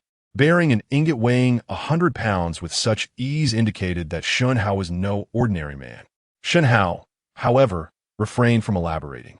Casting a glance at Ji Donga, he declared, "All right, you are now mine. Let us depart." Noticing Ji Donga's silence, Lai Yuejing hastily warned, "Now that your contract is in young Master Shen's possession, you must obey him. Otherwise, your fate will mirror that of Lioli." At this, Ji Donga's complexion paled slightly. Liuli had been the former head courtesan of Yihong Pavilion, who had been suffocated to death for refusing to entertain Lai Yuejing's esteemed guests. Despite Lai Yuejing's ever-smiling demeanor, his methods were exceptionally ruthless. With this thought, Ji Donga felt a profound gloom enveloping her. She surmised that anyone engaged in a transaction with Lai Yuejing could not be virtuous. They were undoubtedly merciless. Pondering her future, Ji Donga's face grew increasingly ashen, her heart swelling with fear and confusion. "Are you listening to me?" Lai Yuejing's expression darkened as he noticed Ji Donga's continued silence, his tone turning frigid. "I am well aware," she replied quietly. "That's good to hear. Do not say I did not warn you," he retorted. Then turned his gaze back to Shen Hao. "Young Master Shen, there exists an unspoken rule within brothels. A virgin courtesan like Ji Donga must not touch the ground. She is to be carried on the shoulders of bearers to the guest's residence for good fortune. Would you like me to arrange for the bearers to escort her?" Shen Hao, displeased, replied, "There is no need. I do not adhere to such customs. Ji Donga may accompany me on her own." The thought of his woman being carried on another man's shoulders was intolerable to Shen Hao. It felt utterly repugnant. Regardless of whether the bearer was a mere servant or even the emperor himself, he would not entertain the notion, being a man of strong principles and fierce possessiveness. Shen Hao was resolute in his decision. "Very well. I shall not press further," Lai Yuejing conceded nonchalantly, knowing that the transaction was already completed and Ji Donga's fate was no longer his concern, so long as it did not tarnish his reputation. Subsequently, Shen Hao led Ji Donga out of the Yihong Pavilion. As they stepped outside, Ji Donga shivered slightly, feeling as though the surrounding air had suddenly become invigorating. Within her heart, an inexplicable sense of anticipation stirred. What she yearned for, she could not articulate. Simultaneously, she marveled at the absurdity of her situation, having been sold by Lai Yuejing without any forewarning. Only yesterday, she had been tirelessly practicing for the capital's courtesan competition, diligently rehearsing her dance and playing the pipa and guzheng. Yet today, she found herself sold, the rapidity of events leaving her disoriented. If not for the warmth of the white cat nestled in her arms, she would fear she was caught in a dream. Moonlight cascaded upon Shen Hao's upright silhouette, casting a long shadow in its glow. Chapter 26. A visit tonight. As they walked along the path, although neither Shen Hao nor Ji Donga spoke, Ji Donga inexplicably felt a sense of security and comfort. However, she soon noticed that Shen Hao's pace was swift, causing her to lag behind momentarily. In a hurry, she lifted her skirt and trotted to catch up. By the time she had closed the gap, she was already panting. Yet, her mood was slightly uplifted, and she even wished to hum a little tune. However, unfamiliar with Shen Hao, she suppressed her thoughts. Ji Donga did not cast a glance back at the Yihong Pavilion, nor did she look at the entire Fengming Street. Despite having lived there for many years, she felt no attachment. If given a choice, what woman would willingly become a courtesan? Luli had met a tragic fate for refusing to entertain a distinguished guest arranged by Lai Yuejing, being thrown into a coffin before everyone, ultimately suffocating to death. There were even more dreadful tales. Previously, Yihong Pavilion, like other brothels, was a place of flesh trade. One courtesan, 3 months pregnant, was forced to drink an abortifacient upon Lai Yuejing's knowledge, and a torturous beating ensued, leaving her bleeding. Even so, she still had to entertain clients at night, or face brutal punishment for refusal. Their fates were only considered liberated upon death. Ji Donga was fortunate. Having been purchased by Lai Yuejing, she encountered a reform at Yihong Pavilion. Otherwise, she would not have the privilege to follow Shen Hao now. In these times, women held little value. The death of 1 or 2 courtesans elicited no concern, as young girls constantly replaced them. The nights in Yangwan town were far from the bustling reality. Lacking streetlights, visibility was poor. Fortunately, the moonlight was bright, casting a frost-like glow upon the ground. The streets were nearly deserted, with most people asleep. Thus, the only sounds in the tranquil night were the footsteps of Shen Hao and Ji Donga. Listening to the rhythmic footfalls, Ji Donga felt an inexplicable sense of safety, wishing they could walk on like this indefinitely. Yet, a lingering fear gripped her, fear of facing the life that lay ahead. She dreaded that once they reached home, Shen Hao would transform into someone else, tearing away all FA aids and pouncing on her with malice. Suddenly, Shen Hao halted. Standing still, he spoke coolly. "You've been following us for quite a while. Step out." No sooner had he finished speaking than two men clad in black emerged from the shadows. "Throw the gold and the woman over, and we will spare your life," rasped one of them. Shen Hao raised an eyebrow, showing no hesitation as he tossed the box filled with gold toward them.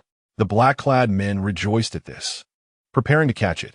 Suddenly, two thunderous gunshots echoed through the night, resonating far and wide. A flash of fire illuminated the scene, and the two men in black stared incredulously at Shen Hao before collapsing lifelessly to the ground. They had not even engaged in combat before their demise. Such disregard for honor, employing hidden weapons.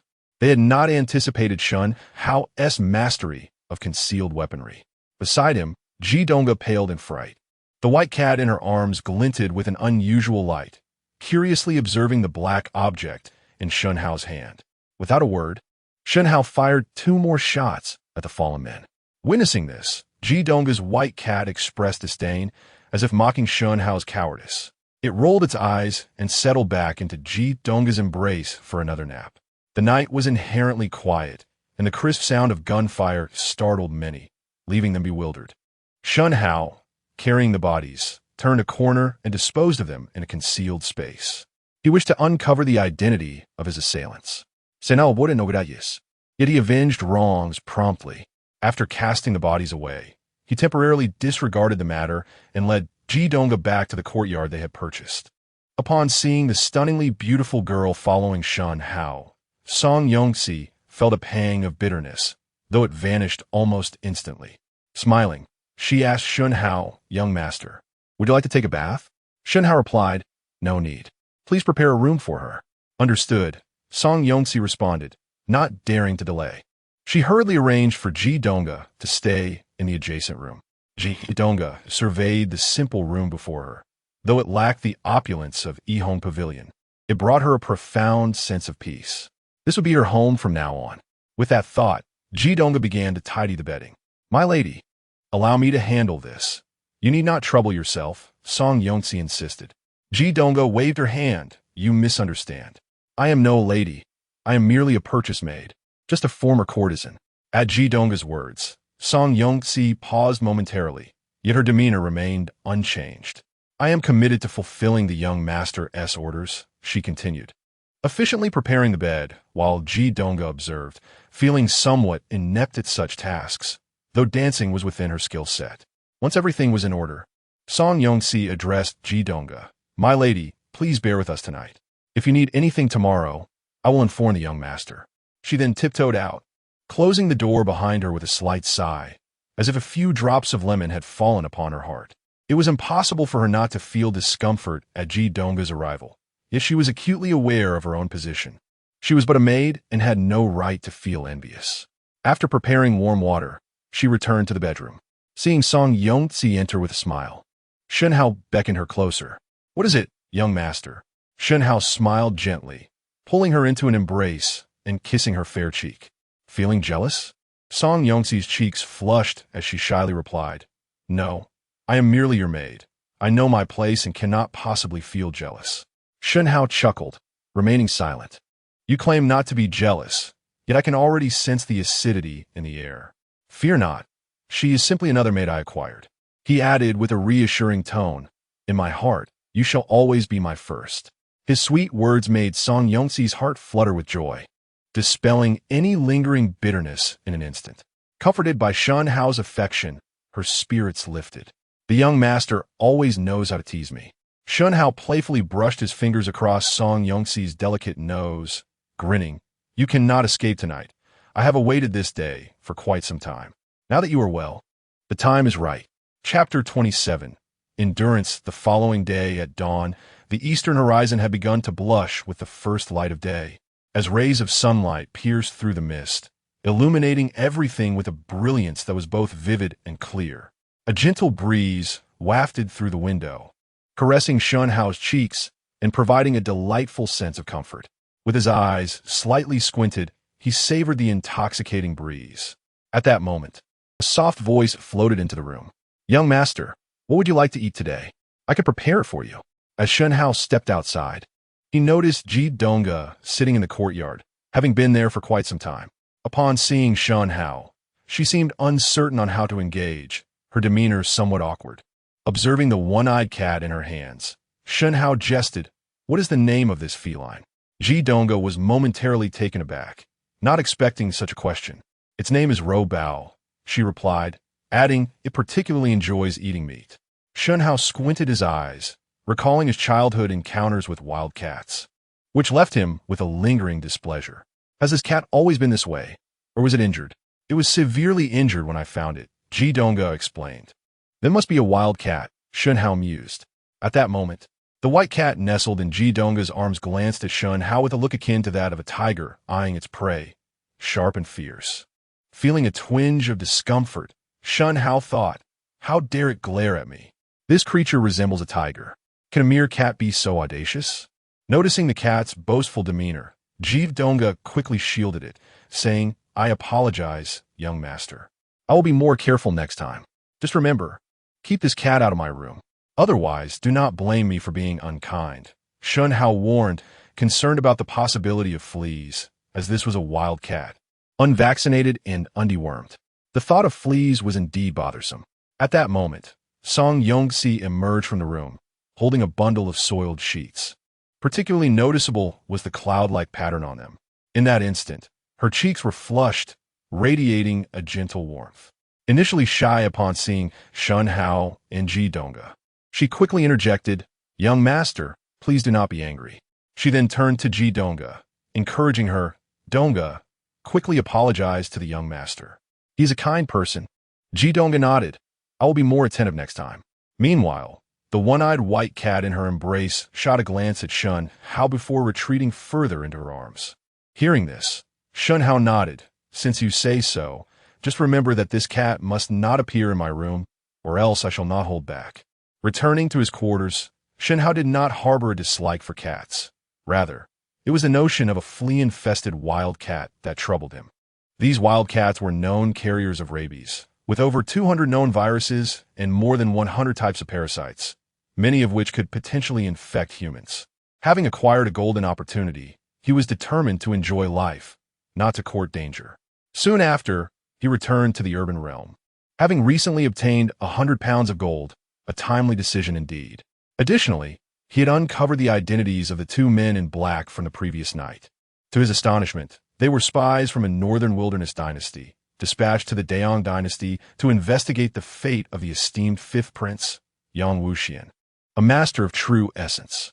The northern wilderness had grown wary of potential schemes from the Daong dynasty, particularly after the fifth prince was abruptly reassigned and rumors circulated of his demise at the hands of the new emperor. Fearing a conspiracy, they sent spies to gather intelligence.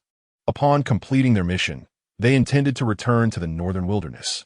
The two had been reveling at Yihong Pavilion and, upon noticing the box carried by the turtle slave, they had discerned its contents merely by sound. Thus, they followed Shen Hao, hoping to seize an opportunity during their return, unaware that they would encounter Shen Hao, a formidable opponent. They were swiftly subdued with 2 shots. Regrettably for Shen Hao, both were merely practitioners of the initial stage of postnatal mastery, resulting in minimal energy gain for him. However, he did acquire valuable information. The northern wilderness was amassing a substantial supply of provisions along the border, and their master of true essence, Shun Tu Jiao, had also been dispatched to the frontier. With these revelations, and recalling the assassination of the fifth prince, it became evident that the northern wilderness was preparing to strike against the Daong dynasty. Yet, with Yangguan town a month's journey from the border, it suggested that even if war were to commence, it would take at least 2 months for hostilities to reach this location.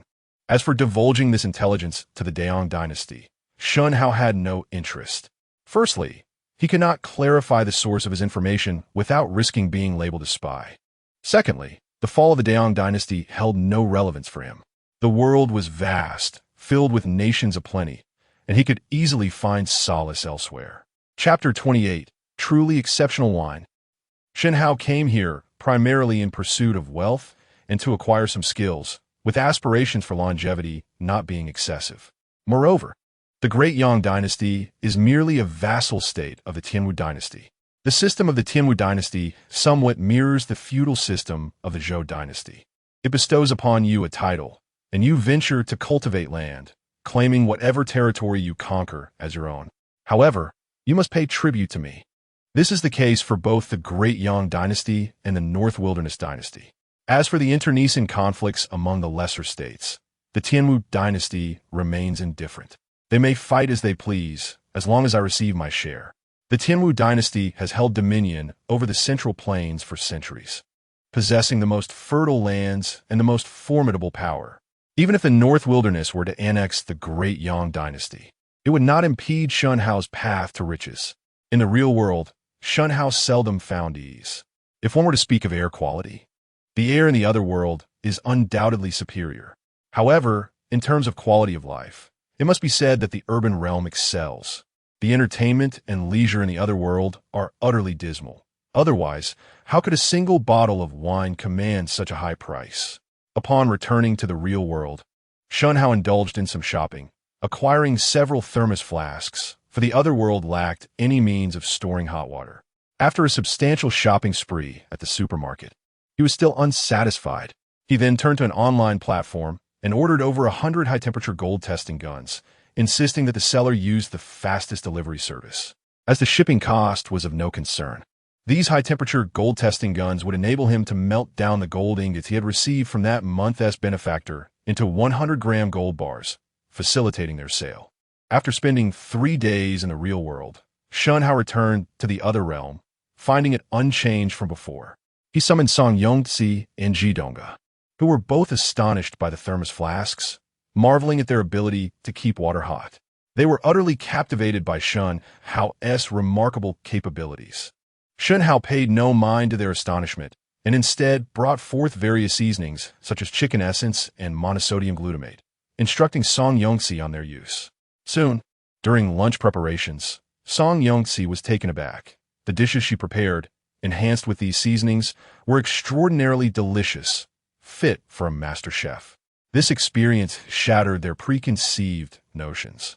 As Jidonga enjoyed her meal, her eyes sparkled with delight as she exclaimed, "Sister Yongzi, your culinary skills are extraordinary. This is the finest dish I have ever tasted, surpassing even the renowned chefs of the capital." Flushed with modesty from the praise, Song Yongzi replied, "It is not my skill, but the remarkable seasonings gifted by our master." Shen Hao interjected, "All right, let us eat quickly. We have work to do after the meal." Jidonga, now wary of provoking Shen Hao, feared that in a fit of rage he might cast aside her beloved cat. Through their interactions, she discerned that Shen Hao was not as harsh as she had initially thought. He treated her no differently than others. Her only concern was his apparent disdain for cats. After their meal, and once the dishes were cleaned, Shen Hao called upon Song Yongzi and Jidonga to teach them how to melt gold. They watched in astonishment as the gold transformed into liquid under high temperatures. Song Yongzi exclaimed, "The flame is incredibly intense." Jidonga gazed in awe at the molten gold. Shen Hao offered no explanations, simply stating, "These 20 gold ingots will all be melted." "Understood, Master," they replied in unison. After issuing his instructions, Shen Hao leaned back, half closing his eyes to bask in the sun. As the sun began its descent, Jidonga and Song Yongzi approached him excitedly.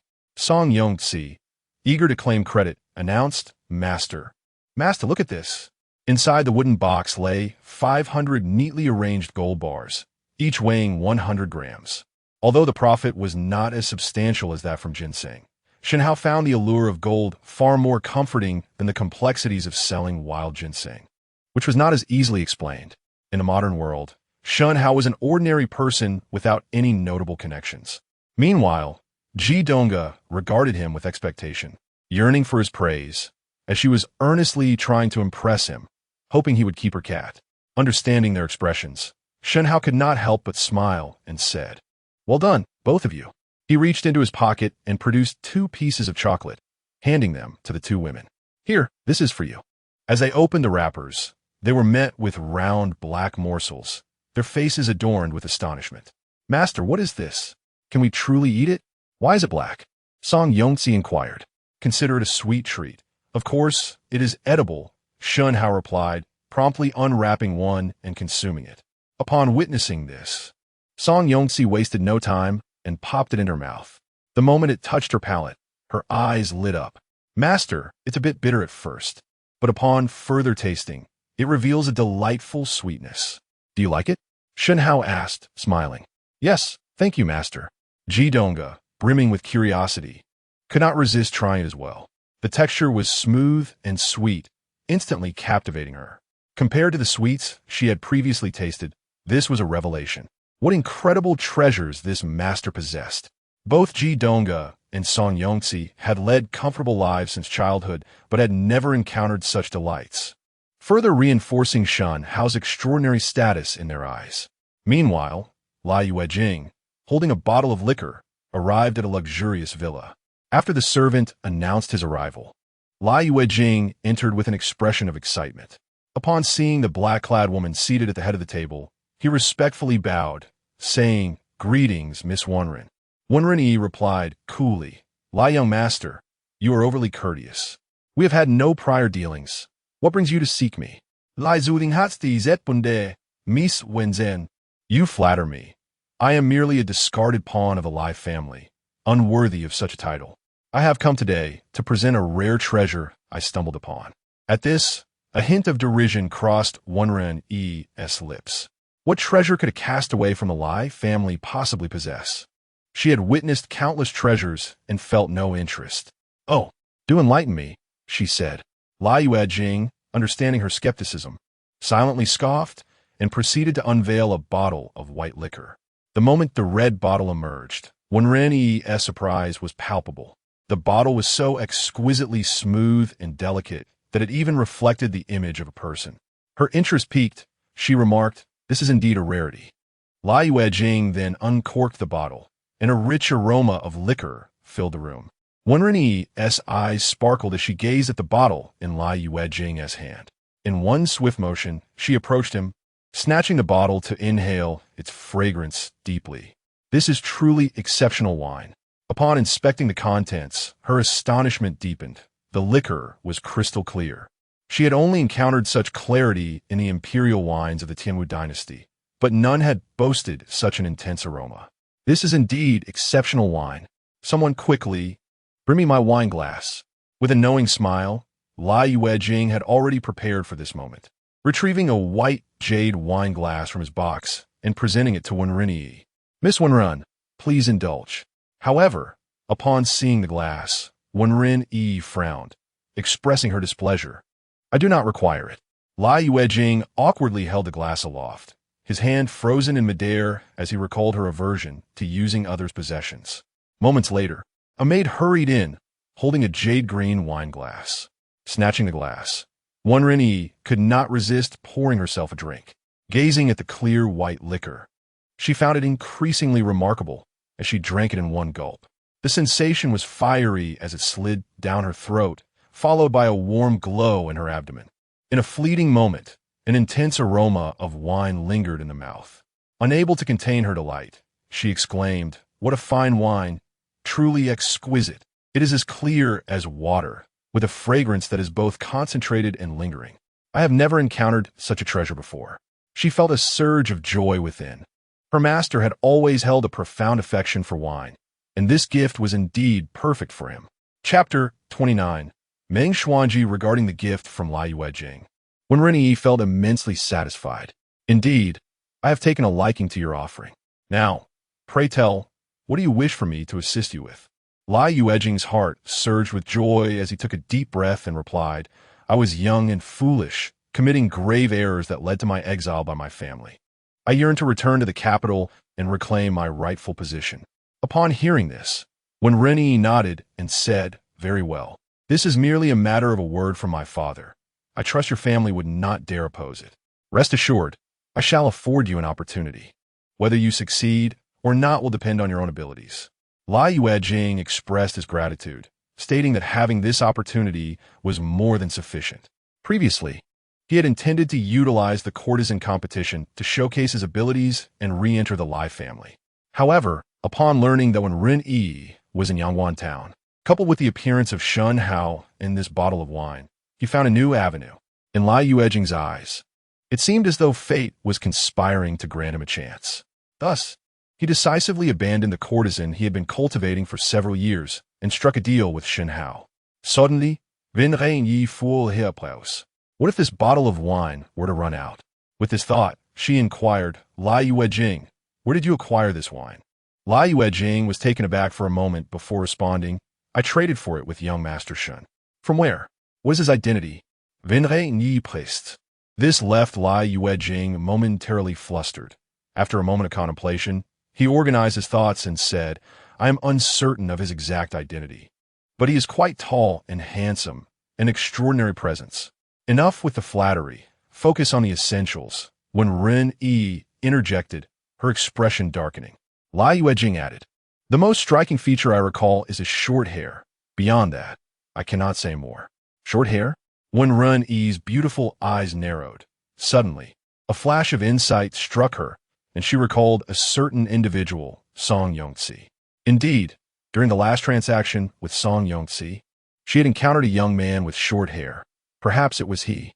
Very well, you may leave now. I shall pen a letter to my family, and you can begin your preparations to return to the capital immediately. Thank you, Miss Wenrun. After Lai Yuejing departed, Wenren picked up the wine bottle and made her way to the backyard. Master, master. Before she arrived, her voice preceded her. Creak. The door swung open. Wenren entered with a beaming smile, addressing a woman seated in a grand chair. Master, look at the splendid gift I have brought you.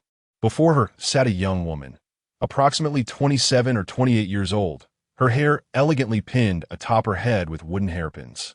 Clad in a flowing white gown, she exuded an ethereal aura, seated in the grand chair with her eyes closed in meditation. Her features were exquisitely delicate, radiating an otherworldly grace akin to that of a celestial being. Though mortals may never witness the true beauty of a goddess, upon encountering this woman, one could not help but be struck by the thought that she was a vision of unparalleled loveliness, even when Ren Yi often stole glances at her. Yet, at this moment, the woman's complexion appeared exceedingly pale, bearing a sickly hue, devoid of color. With a slight adjustment of her breath, the woman opened her eyes and cast a glance at Wenren Yi. In private, there was no need for veils or concealing. Her striking black and white eyes seemed capable of piercing through one's very soul, causing Wenren Yi to involuntarily stick out her tongue. What is it? Wenren Yi proudly placed the wine bottle on the table. Master, this is for you. The woman glanced at it briefly before returning her attention elsewhere. Such extravagant items are of no use to us, practitioners of asceticism. Take it away. Upon hearing this, Wenren Yi offered no explanation. Instead, she uncorked the bottle. In an instant, a rich aroma of wine wafted through the air. The woman was taken aback, surprised that it was indeed wine. This wine? Wenren Yi inquired eagerly. Master, you must taste it. You will surely enjoy it. With that, she poured a cup and handed it to the woman. Receiving the cup, the woman drank it in one gulp. A warmth surged within her, and her cheeks flushed slightly. For the first time, her icy demeanor softened, and a glimmer of delight sparkled in her beautiful eyes. This wine is remarkably potent. Where did it come from? The woman's tone quickened. Master, I obtained it from someone. Is it beneficial for you? Indeed, this wine is quite excellent. After consuming it, the chilling energy within me is temporarily subdued. Such clarity indicates it must be quite valuable. The woman remarked, regardless of its cost, if it serves a purpose, I shall seek out more to present to you, master. Upon hearing this, the woman's eyes flickered with emotion, and after a moment of contemplation, she replied, You are thoughtful. From this day forth, I shall accept you as my named disciple. Wenren Yi was instantly elated, kneeling before the woman and bowing her head. Master, please allow me to pay my respects. Enough, do not feign formality. Our sect does not concern itself with such trivialities. You should understand why I did not accept you previously. I understand, master. It is due to my lack of talent that I failed to catch your eye. The woman nodded, retrieving a yellowed silk scroll from her robe. This is the foundational technique of our sect, the primordial breathing technique. Familiarize yourself with it, and once I have recovered, I shall assist you in unblocking your meridians, allowing you to attain the primordial realm and commence your cultivation. One Rennie's heart soared with joy, and she hurriedly expressed her gratitude. Thank you, Master. I will not disappoint you. The foundational technique leads to the primordial realm. When Ren-Yi was elated, feeling as though she had struck gold. Very well. You may leave now. Yes, Master. After one Ren-Yi departed, the woman could not help but pour herself another cup of wine, savoring it slowly while taking deep breaths, relishing the aroma before consuming it. As she drank, she closed her eyes, feeling the chill within her slightly subdued, bringing her a measure of solace.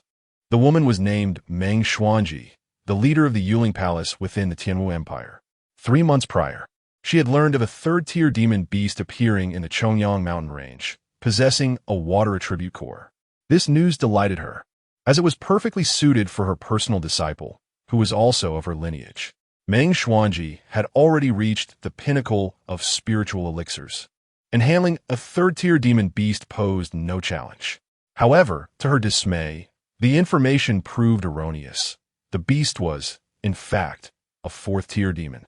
That formidable creature, with a mere exhalation, unleashed a frigid blast that sent Meng Xuanji flying, injuring her meridians and damaging her spiritual elixir, leaving her body plagued by an unyielding chill. Had it not been for the sect's secret treasures, she likely would have perished. This chilling energy clung to her like a parasite, tormenting her ceaselessly. Each day, merely suppressing the cold within consumed all her strength. Her cultivation had plummeted from the pinnacle of spiritual elixirs to the initial stage, and her condition had not improved. Rather, it had worsened. Her state deteriorated further, with the constant threat of descending into the true essence realm. All of this stemmed from her spiritual elixir being injured by the icy energy, resulting in fissures. Should this continue for an extended period, the inevitable outcome would be the shattering of her spiritual elixir and a fall into the true essence realm. To combat the chill within, not only did she require the abundant spiritual energy from within, but she also needed external assistance. To restore her spiritual elixir, she would require the fountain of youth. Regrettably, that lay within a forbidden zone. Wine, however, served as an excellent medium. The more potent the wine, the better the effects. Though its efficacy was marginal, it was better than nothing. Unfortunately, during her journey, she had encountered no fine wines, transforming her from a teetotaler leader into a wine enthusiast. Meng Xuanji never anticipated that the young girl she had casually saved would provide such a significant return today, bringing her unexpected joy. This wine, as clear as water yet fiery as flame, could temporarily suppress the chill within her. It was truly remarkable. The effects were astonishingly effective.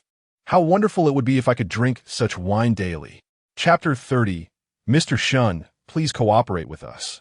Upon reflecting on this, Meng Xuanji gently shook her head. This exquisite wine, even as the leader of the Yuling Palace, was a first for her. It underscored the rarity of such a fine vintage. Although its effects were not as potent as spiritual liquor, in terms of flavor, it truly surpassed it, making it the perfect indulgence. The thought of the formidable demon from the 4 realms caused her brow to furrow slightly. The demon's strength was evidently a result of having broken through the 4 realms several years ago. It was certainly not a recent breakthrough. Why then? Did it feel like a 3 realms beast? The disparity in their auras was stark. This implied that the information was erroneous. Was someone deliberately leading her into a trap? Yet, this intelligence had come from her own direct disciple or her family. Perhaps it had been manipulated by that scoundrel Chinda.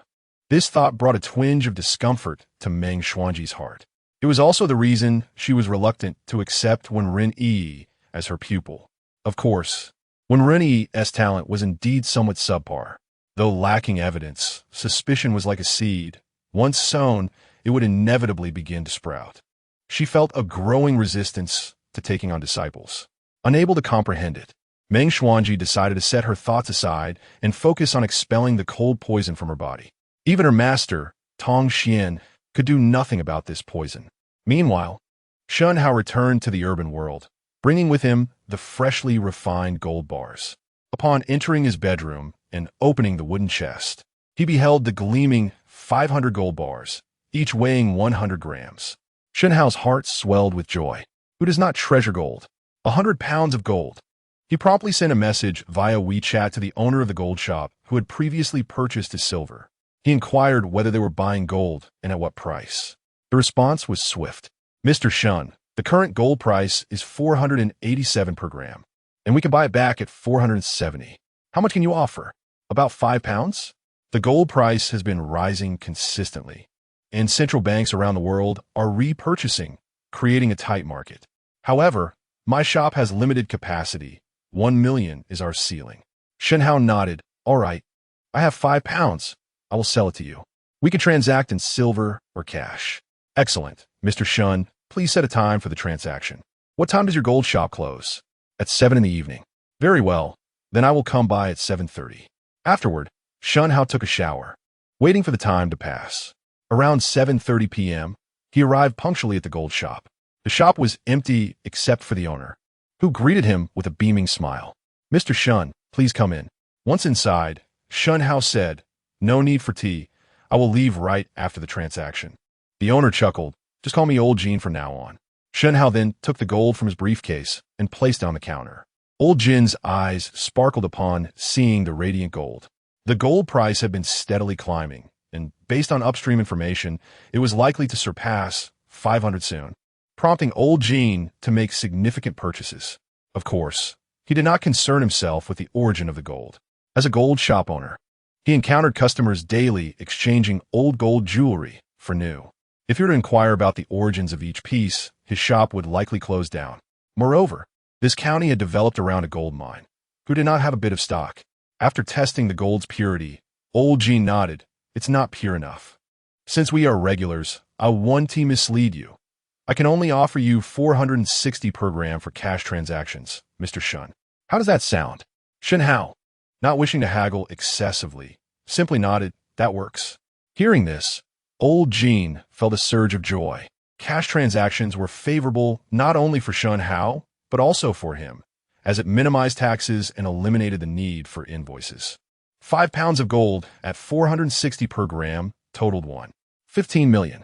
I can trade this for 750,000 worth of silver and 400,000 in cash. How did that sound? Shen Hao replied, agreed. At the current rate, silver was priced at 5 per gram, meaning 750,000 in silver equated to 176. For pounds, Mr. Shen, just like last time, can you wait 3 days? 1,700 taels? That should suffice. No problem, Shen Hao affirmed. Subsequently, Old Jean, without hesitation, retrieved 400,000 in cash from his safe and handed it to Shen Hao, excitement evident on his face. If Mr. Shen settles entirely in silver, I could still take in an additional 10 pounds of gold. He offered Shen Hao silver at 5 per gram, but he sourced it at the lowest price from factories, making considerable profits on larger transactions. Of course, he was delighted. In response, Shen Hao pondered for a moment and decided against continuing the transaction, thinking it prudent to wait. I will return in 3 days to collect the silver. All right, Mr. Shen. Upon exiting the gold shop, Shen Hao turned a corner and directly deposited the money into his spatial storage. Currently, with the 400,000 cash added to his existing funds, he had over 9 million. His silver reserves had dwindled to just over 240 taels, but this substantial influx of 764 taels was quite commendable. While silver held considerable purchasing power in the alternate world, it was relatively valueless in the modern world. The following morning, Shen Hao was awakened by the ringing doorbell. Puzzled, he opened the door and was momentarily taken aback to find 2 police officers. Before he could speak, the leading officer stated, Hello, are you Shen Hao? He nodded, and one officer displayed his badge, saying, We are from the XX police station in Chengguan Town. We need your assistance with an investigation. Please accompany us. At these words, Shen Hao's brow furrowed, a sense of unease creeping into his heart. Fortunately, his mental fortitude had strengthened considerably.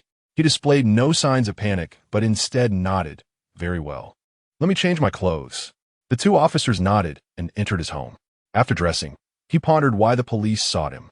Could it be due to suspicions arising from his gold sales? Or perhaps the 0 yuan purchase had been discovered? Or maybe the purchase of a sharpened sword had led to a report? Or was it the illegal sale of ginseng? As he contemplated, Shen Hao realized he had indeed committed several questionable acts. Upon entering the elevator, he could no longer contain his curiosity. "Officers, what is this about?" "You will find out once we arrive at the police station," one officer replied. This left Shen Hao feeling somewhat vexed. He was not overly anxious, knowing he could always retreat to the alternate world, become invincible, and return to dominate the globe. He followed the two officers into the police car, with his eyes closed. The officers noticed Shen Hao's remarkable composure and chose not to engage in conversation. After boarding the police car, the officers turned off the body camera. Throughout the ride, neither Shen Hao nor the officers spoke. As he gazed out at the familiar streets, it was his first experience in a police car, and he felt a bit out of sorts. Upon reaching the police station, he was escorted to an interrogation room. To his surprise, not only was the police chief present, but also two Southeast Asians dressed in denim jackets. At this moment, the police chief stated, "These two are international police from Siam, here to inquire about a matter with you. Please do not feel burdened. It is merely a simple questioning." Hearing this, Shen Hao suddenly understood. It all stemmed from a situation in Thailand. Damn, that startled me. Knowing it was related to Thailand, he quickly deduced it must be connected to the previous tour guide. Song Susie. Chapter 31. This kid is certainly not ordinary. 2 months have elapsed since my return from Siam, and I had almost forgotten about the events that transpired there. To my surprise, they have come looking for me. I felt a sense of astonishment, yet not a trace of panic. Firstly, I did not kill the Siamese tour guide, Song Susie. Secondly, no one has managed to locate Song Susie's body. With these 2 points in mind, I stood firm. If they dared to employ the great memory recovery technique, I would not hesitate to send them to meet their maker. Given my current prowess, it would be effortless to eliminate them without a trace, leaving no incriminating evidence behind. I could simply shatter their heart meridians with my internal energy, silencing them instantly. Alternatively, I could resort to poison. Having inherited the medical knowledge of the esteemed physician Song Yoli, I am adept not only in healing, but also in the art of assassination. The police officer poured me a glass of water. The station chief smiled and said, "You must be Shen Hao. Do not be anxious. This is merely a standard inquiry. Please cooperate with these 2 international police officers from Siam. You have nothing to fear. This is Huaxia, and no one can wrongfully accuse you." I replied with a Na'vi expression, "Yes, government." Then, a Siamese officer inquired in English, "Shen, what was your purpose for traveling to Siam in May?" A local officer acted as a translator.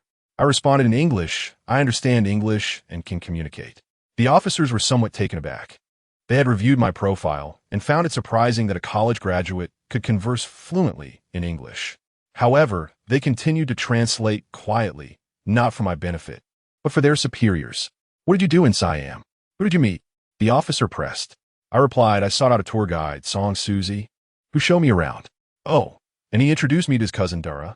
Upon hearing this, the officers were incredulous. Such a wonderful tour guide who even introduced his cousin. Who wouldn't want to befriend him? However, I was lying. Dara was not Song Susie's cousin, but rather a woman I had rented, akin to a kept mistress, with a rental fee of approximately 8 Thai baht, roughly 2,000 renminbi.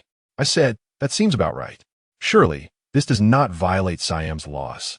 After the police translated, the officers were left speechless. "So, this is how you play it, huh? You went to Siam for fun, and at such a low cost, 2,000? Is that for real?" Even the station chief looked at me with a hint of camaraderie. The Siamese officer pressed on, "Where did you go next, and what did you do?" "We attended a boxing match, and then returned," I stated. "That's nonsense. That night, you had a conflict and a shootout, and you killed Song Susie." Upon this declaration, the officers perked up. This was significant news. They genuinely hoped I was a notorious murderer, which would earn them accolades. I shook my head, stating, "Do not speak foolishly.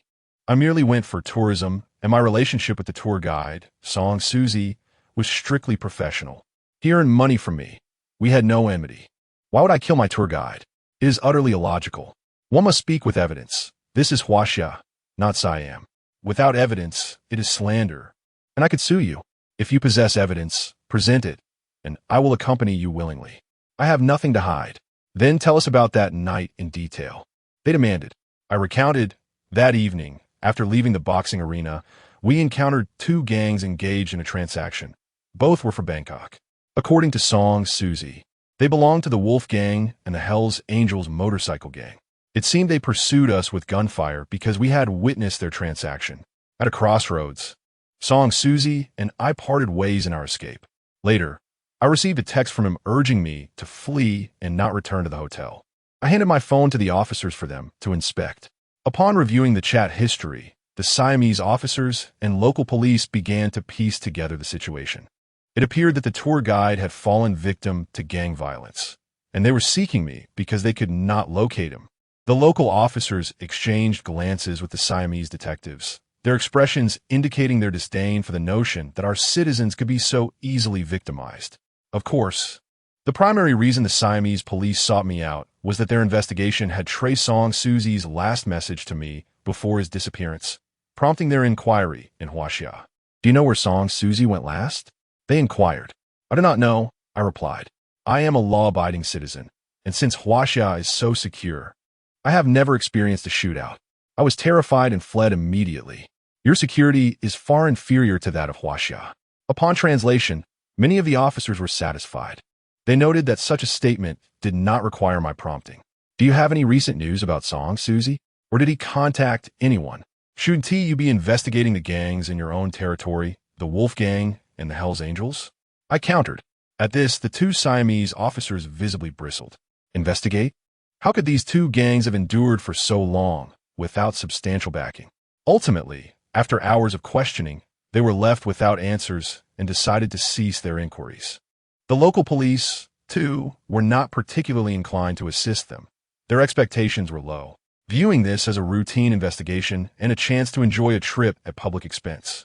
A mere tour guide with no connections was not worth delving into deeply, especially when there were numerous unresolved cases. However, they were taken aback by the enthusiasm and cooperation exhibited by the Huaxia police, which compelled them to proceed with their investigation. Although they perceived the Siamese officers as somewhat inept, they maintained their dignity. Under the escort of local police, the two Siamese international officers departed. Meanwhile, the station chief smiled at me and said, "Thank you for your cooperation. You're free to go now. Would you like me to arrange for your return? Rest assured, this is Huaxia, and the Siamese police would not dare to overstep their bounds. No one can unjustly accuse our citizens."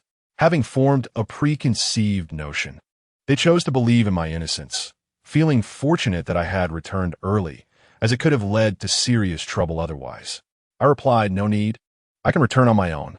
"Very well, but should the Siamese police come to investigate again, you must cooperate. Please keep the contact number we provided so we can reach you easily." I smiled, "No problem." "All right then." As the chief turned to leave, he suddenly added, "In the meantime, avoid traveling to Siam if possible. We wouldn't want your family to worry." Previously, the officers had harbored doubts about my involvement, especially since international police were involved. Yet, upon reviewing my clean record, they found no grounds for suspicion. The Siamese police lacked any evidence, no motive, no tools, no timeline. They had not even found a body. Their desperation was evident. Moreover, I had no vices such as gambling, and my demeanor before the police was calm. Even in the face of two gangs' backgrounds, it became clear to all officers that the tour guide's disappearance was likely a result of gang-related issues, a reflection of their own inadequate law enforcement. They believed the Siamese authorities had erred in their judgment, unwilling to confront the gangs directly and instead targeting me. Although I had a record of engaging in paid companionship in Siam, such arrangements were not illegal there, unlike in my own country, where such relationships could be deemed inappropriate. This was merely a business transaction, and thus, I was released without further complications. Upon exiting the police station, I felt a sense of foreboding. To his astonishment, the Siamese nation had dispatched police to inquire about him. This was utterly uncharacteristic of Siam. When had they become so diligent in solving cases? Chapter 32. The arrival of Wenren Yi upon exiting the police station. Shen Hao did not return home. Instead of enjoying his time in the city, he found himself unexpectedly summoned to the precinct, leaving him feeling quite vexed. To alleviate his spirits, he decided to visit a bathhouse for a relaxing soak and a massage. After spending 3 days in the county, during which no police came to question him, Shen Hao felt a significant lift in his mood. He visited Old Jin's jewelry store to retrieve 176 for pounds of silver. Upon returning home, he surveyed the chaos he had created in his room and could not help but shake his head. Having indulged in takeout for several consecutive days, he found himself reminiscing about the simple home-cooked meals prepared by his grandparents back in the countryside. Gazing at the full moon in the night sky, a wave of loneliness washed over him, albeit briefly, as he soon reclined on the sofa to scroll through Douyin, passing the time. As a modern individual, he possessed little patience for practice. Lying flat was his preferred mode of existence. If he had truly been that disciplined, he would not have struggled to even get into a second-tier university. Moreover, long-term lack of discipline could, in its own way, be a form of discipline. His previous efforts were not born of diligence, but rather necessity. Now, with wealth at his disposal, the idea of simply lounging around appealed to him. After a while of scrolling through Douyin, he found himself inundated with recommendations featuring yoga enthusiasts, women in yoga pants riding bicycles, and various short videos from female streamers. The algorithm was indeed astute. As he lingered in this digital realm, he was suddenly struck with inspiration regarding the sword he had purchased. Unable to resist, he retrieved the sword from his spatial storage and began practicing the Qingfeng sword technique. The fluidity of his movements was nothing short of breathtaking, earning him silent admiration from Song Yongxi and Ji Donga, who were seated nearby. Even Ji Donga had not anticipated Shen Hao's prowess with a sword, having previously underestimated him as merely a wayward son of a wealthy family. After completing the 22 forms of the Qingfeng sword technique, beads of sweat dotted Shen Hao's forehead. Song Yongxi hurriedly fetched a towel and approached him. "Young master, you must be exhausted," she said gently, wiping the perspiration from his brow with utmost care. At that moment, a knock resounded from outside the door. "Young master, please wait a moment. I will answer the door," she said, swiftly making her way to the entrance. Upon opening the door, she was taken aback to find a woman clad in black with a wide-brimmed hat. The very same woman who had once taken 200 taels of silver from her. It was Wenren Yi. Wenren Yi, with a composed demeanor, inquired, "Aren't you going to invite me in?" Song Yongxi hesitated momentarily, glancing at Shen Hao, who instantly recognized the woman and exchanged a knowing look with her. Nodding, she replied, "Yes, please come in." Once inside the courtyard, Wenren Yi's gaze landed on Shen Hao, who stood there, his short hair framing his face. "Your name is Shen Hao, if I am not mistaken," she remarked as she approached. Turning to Song Yongxi, she asked, "And who is this gentleman?" Upon hearing this, Song Yongxi looked at Shen Hao. Her beautiful eyes filled with inquiry, silently asking if she could reveal his identity. Her gentle nature did not equate to naivety. Wenren Yi's immediate questioning of Shen Hao's background raised her suspicions. Clearly, she had ulterior motives. Seeing the situation, Shen Hao spoke directly. "I am Shen Hao. May I ask what business you have with me?" "Indeed, it is you." Wenren Yi's heart leaped with joy. Without further ado, she removed the hat from her head, revealing a delicate oval face with striking features. Her skin was fair as snow, and her almond-shaped eyes sparkled with an almost sentient brightness. Wenren Yi wasted no time, stating plainly, "I have come to propose a transaction." Shen Hao, intrigued, asked, "What kind of transaction?" "You sold wine to Lai Yue Jing, which I find quite appealing. Would you consider selling it to me? Rest assured, I will not shortchange you. Additionally, you will gain the friendship of the Wenren family." Shen Hao shook his head, recognizing the woman's cunning. "You've talked a lot without mentioning a specific price. Are you merely spinning tales?" He replied, feigning disappointment. "I apologize, but I only possess one bottle of that wine, a family heirloom. I would not sell it unless circumstances necessitated." Wenren Yi frowned, clearly unconvinced by Shen Hao's excuse. "That is nonsense. The wine is clearly newly brewed. Are you attempting to deceive me? Do you not fear the Wenren family?" Shen Hao, being straightforward, usually preferred gentle persuasion over force. and he recognized that now was not the time to be confrontational. The wine is exceedingly difficult to craft. Otherwise, I would have sold it long ago. When Ren-yi understood that her previous approach had failed to sway him, it seemed appealing to invoke her family's influence would not work. She would need to offer something of tangible value. Taking a deep breath, her tone shifted to one of resolve. Very well, let us rephrase. Sell me the wine, and I will assist you in a matter, or simply name your price. Shen Hao replied, the wine is rather expensive. When Ren-yi's brows furrowed, sensing his hesitation regarding her financial means. Name your price. I sold it to Lai Yuejing for 1,000 taels of gold and a courtesan. If you wish to purchase it, it will be 2,000 taels of gold, Shen Hao stated. Huh, I thought you would ask for more. 2,000 taels of gold it is, but the wine must still be in the red bottle. Otherwise, I will require a discount. I refuse to be a loss. When Ren-yi calculated, the wine was indeed exquisite and valuable, but the bottle itself was a masterpiece, crafted with unparalleled skill, something the Tianwu dynasty had seldom encountered.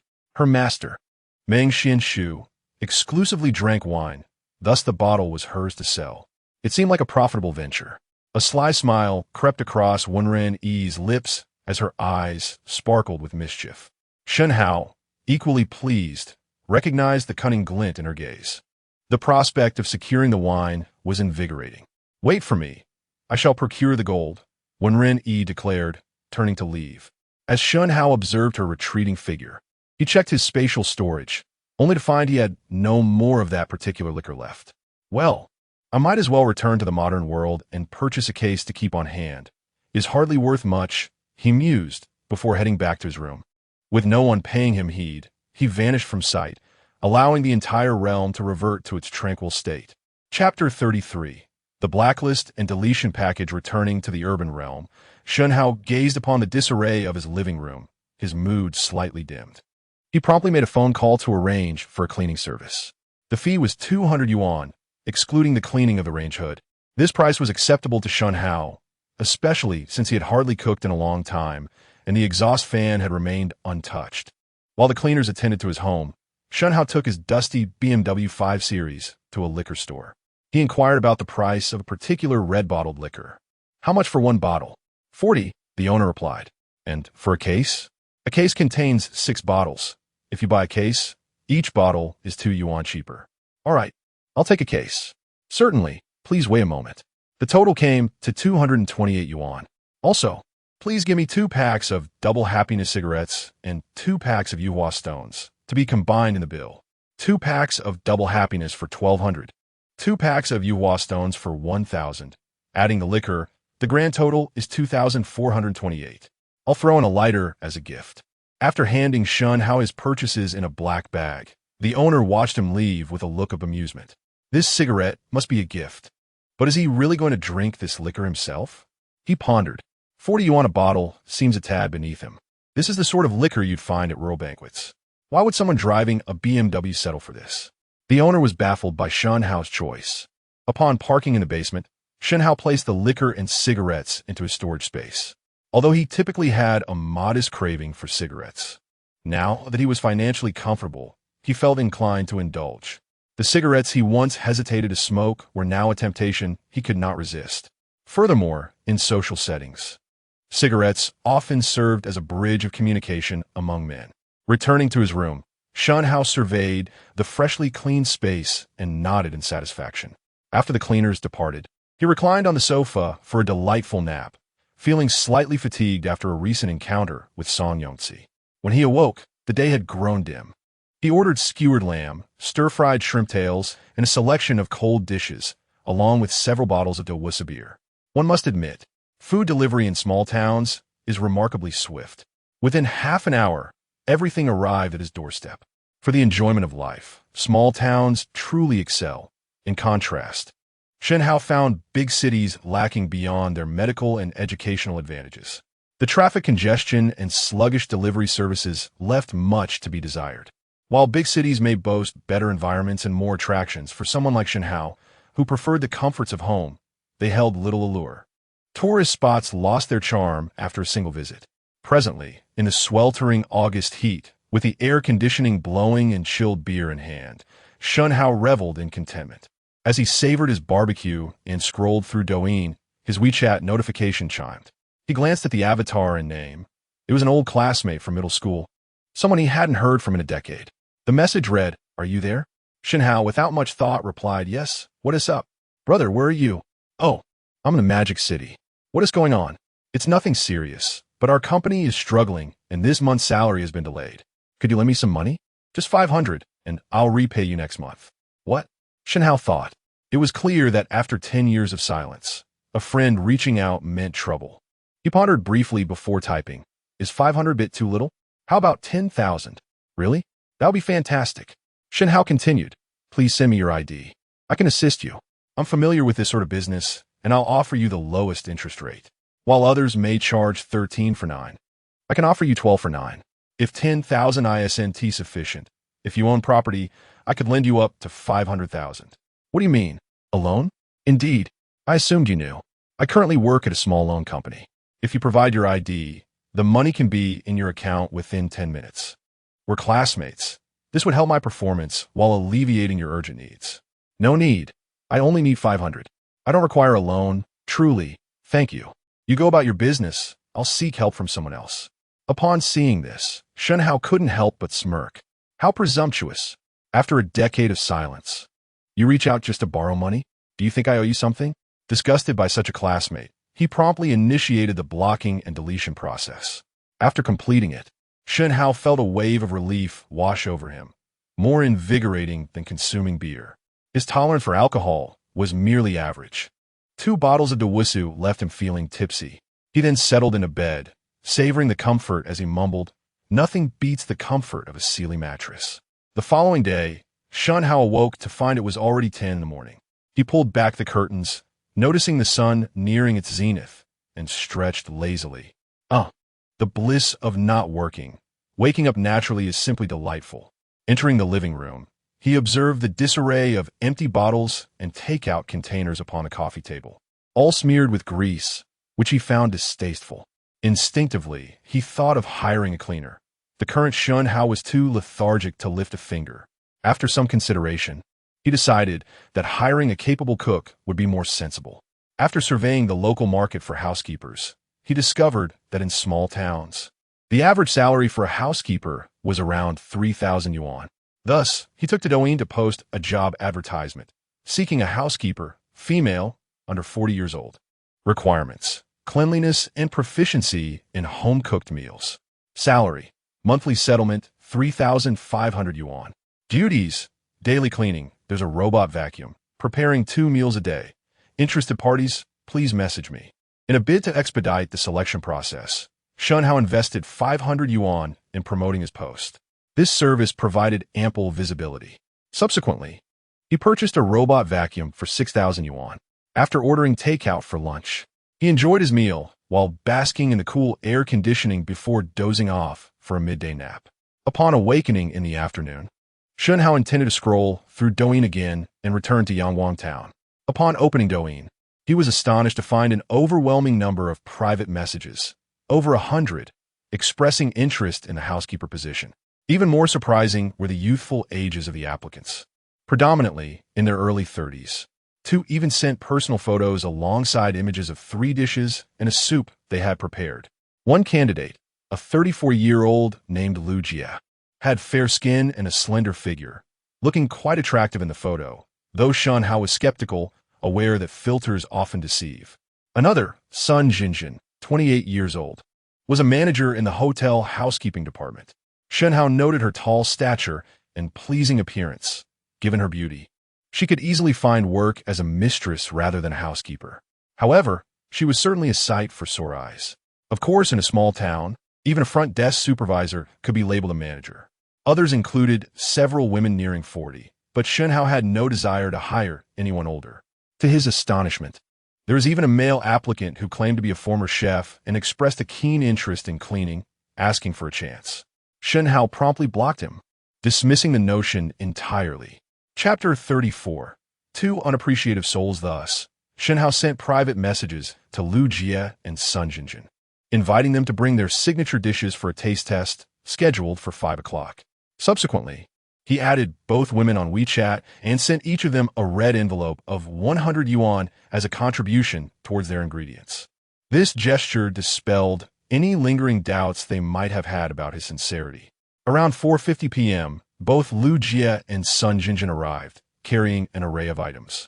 To Shen Hao's surprise, both women possessed striking beauty, making them quite the focal points in any crowd, guaranteed to attract attention.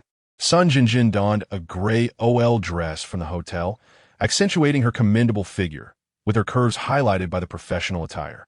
Her long, slender legs were adorned with black stockings, and her fair, flawless complexion complemented her large, expressive eyes and delicately shaped lips. She was indeed a refined woman, which astonished Shen Hao, as she had come to apply for a nanny position. Lu Jie, with her petite oval face and delicate features, was equally stunning, her beauty genuine and not merely a product of filters. Her dark hair was casually tied into a high ponytail, and she wore a simple outfit consisting of a white t-shirt that hugged her figure closely, paired with black cropped trousers that conveyed a sense of professionalism and vitality. Their attractiveness was undeniable.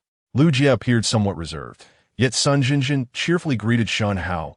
"Hello, boss. I am Sun Jinjin." Shen Hao nodded, replying, "Just call me Shen Hao. I must say, both of you are more attractive than I anticipated. You hardly look like candidates for a nanny position. Has the market for nannies become this competitive?" Lu Jie responded, "Boss, the wages in this small county are exceedingly low. I previously sold men's clothing in a mall, earning a base salary of 800 yuan plus commission, but after the new year, the mall became deserted. In total, my earnings barely reached 1,300 yuan a month, and now the mall has closed down. This nanny position offers flexible hours, requiring only 2 meals a day, and the pay is decent. After preparing the meals, I will have ample time to pick up my child." Sun Jinjin nodded in agreement. "I share the same sentiment. My previous position as a hotel manager offered me 2,600 yuan a month, but despite the pandemic being over, business remains poor, and my boss hasn't paid us for 3 months. The hotel is currently under renovation, and I've been out of work for half a month with no clear outlook. My daughter needs to attend school, and the financial pressure is immense, so I wish to explore this opportunity. In a small county, the managerial positions are akin to supervisory roles, and most hotels are not star-rated establishments. This wage is considered decent for a county with a population of around 100,000, though there are some positions that pay 3,000 yuan, typically requiring 12-hour shifts." Shen Hao nodded thoughtfully, recognizing that small counties are often home to many young mothers who stay at home to care for their children, while men usually venture out for work. It is common for men who remain in such areas to either possess a skill, like his childhood friends Wang and Xiao Tao, who are electricians capable of supporting their families, or to have connections within the government or local businesses.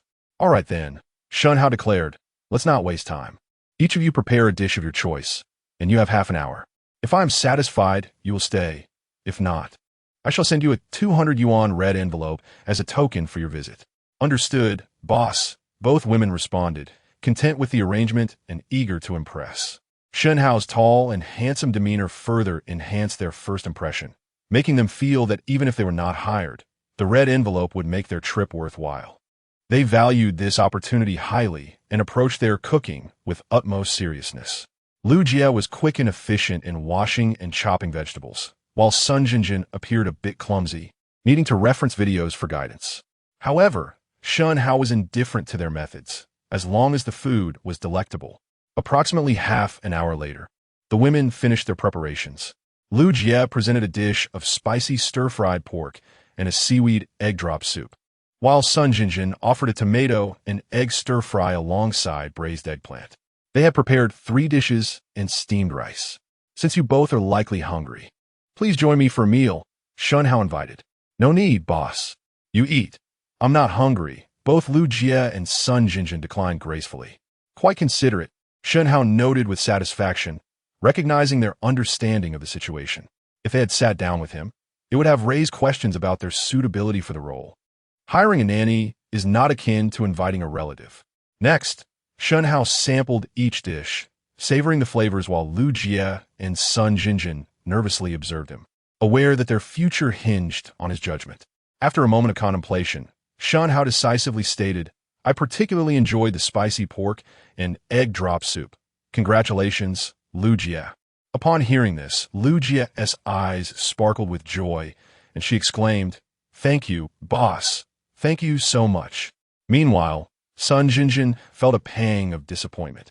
Having prepared less frequently and acknowledging her shortcomings in the kitchen, realizing she would likely need to seek other employment, she said, "Well then, I shall take my leave." Seeing her departure, Shen Hao remarked, "All right, I have sent your red envelope.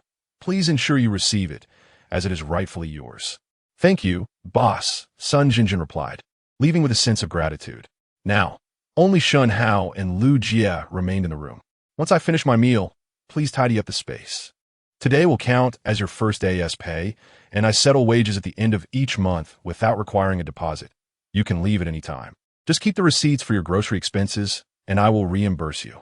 Your daily tasks will include cleaning the house and preparing lunch and dinner. The rest of your time is your own, and I will not interfere. The agreed salary is 3,500 yuan, and feel free to voice any requests." Lu Jie quickly interjected, "No, I can meet all these requirements." "Very well," Shen Hao concluded. "I will provide you with a key card for the community and assist you in registering your fingerprint access." "Understood, boss," Lu Jie affirmed. With that settled, Shen Hao resumed his meal, not concerning himself with her. Lu Jie sat at the dining chair, surveying the well-decorated room, which was easy to maintain. An hour later, after Shen Hao assisted Lu Jie in registering her fingerprint, she finished tidying up and took the trash outside. Suddenly, her phone vibrated as she descended the stairs to dispose of the garbage. To her delight, it was a message from her boss, notifying her of the 200 yuan red envelope he had sent her. She felt a surge of happiness. This was not merely her salary, but a thoughtful gesture for today's interview, treating her and Sun Jinjin equally. "Thank you, boss," Lu Jie beamed, appreciating his generosity. She felt fortunate to have a boss who was not concerned about delayed payments. Her previous experience at selling men's clothing yielded less than 1,500 yuan a month, often unpaid. Finding a good job in a small county is indeed challenging. Working outside often means sacrificing the ability to care for one's children. Now, with a role that requires her only to prepare 2 meals and clean for a monthly salary of 3,500 yuan, Lu Jie felt incredibly satisfied. She could take care of her child while enjoying a respectable income, alleviating much of her financial burden. Once Lu Jie departed, Shen Hao transitioned into another space, reappearing in a room in Yangwang Town. Exiting the room, everything seemed as usual, and he appeared to have just left. "Young master, what shall we have for dinner?" she inquired. Having just finished his meal and feeling no hunger, Shen Hao replied, "You take care of it. But do not prepare anything for me. Just make enough for the 2 of you." "Understood, young master," Song Yongxi responded, while Ji Donga assisted her in collecting vegetables. The 2 women have now become quite familiar with each other, and their conversations have grown more frequent. Most of their discussions revolve around Shen Hao. Ji Donga has also discerned that Shen Hao is not the brutal individual she initially perceived. Rather, as Song Yongxi suggested, he possesses a rather agreeable disposition. Approximately half an hour later, Wenren arrived, bypassing the main entrance and vaulting over the wall with ease. Wenren tossed a wooden box, roughly 30 centimeters in length and 20 centimeters in width, before Shen Hao, declaring, 2,000 taels of gold. Verify the count. Shen Hao opened the box, visually inspected the contents, and weighed it in his hand, confirming the amount was accurate. Indeed, the sum is correct. Await my return with the wine. Subsequently, Shen Hao retreated to his chambers, retrieved the case of Baijiu from his spatial storage, unwrapped it, and extracted a single bottle. Gazing upon the Baijiu, Shen Hao chuckled inwardly, marveling at the prospect of selling a 38 yuan bottle for 46 million.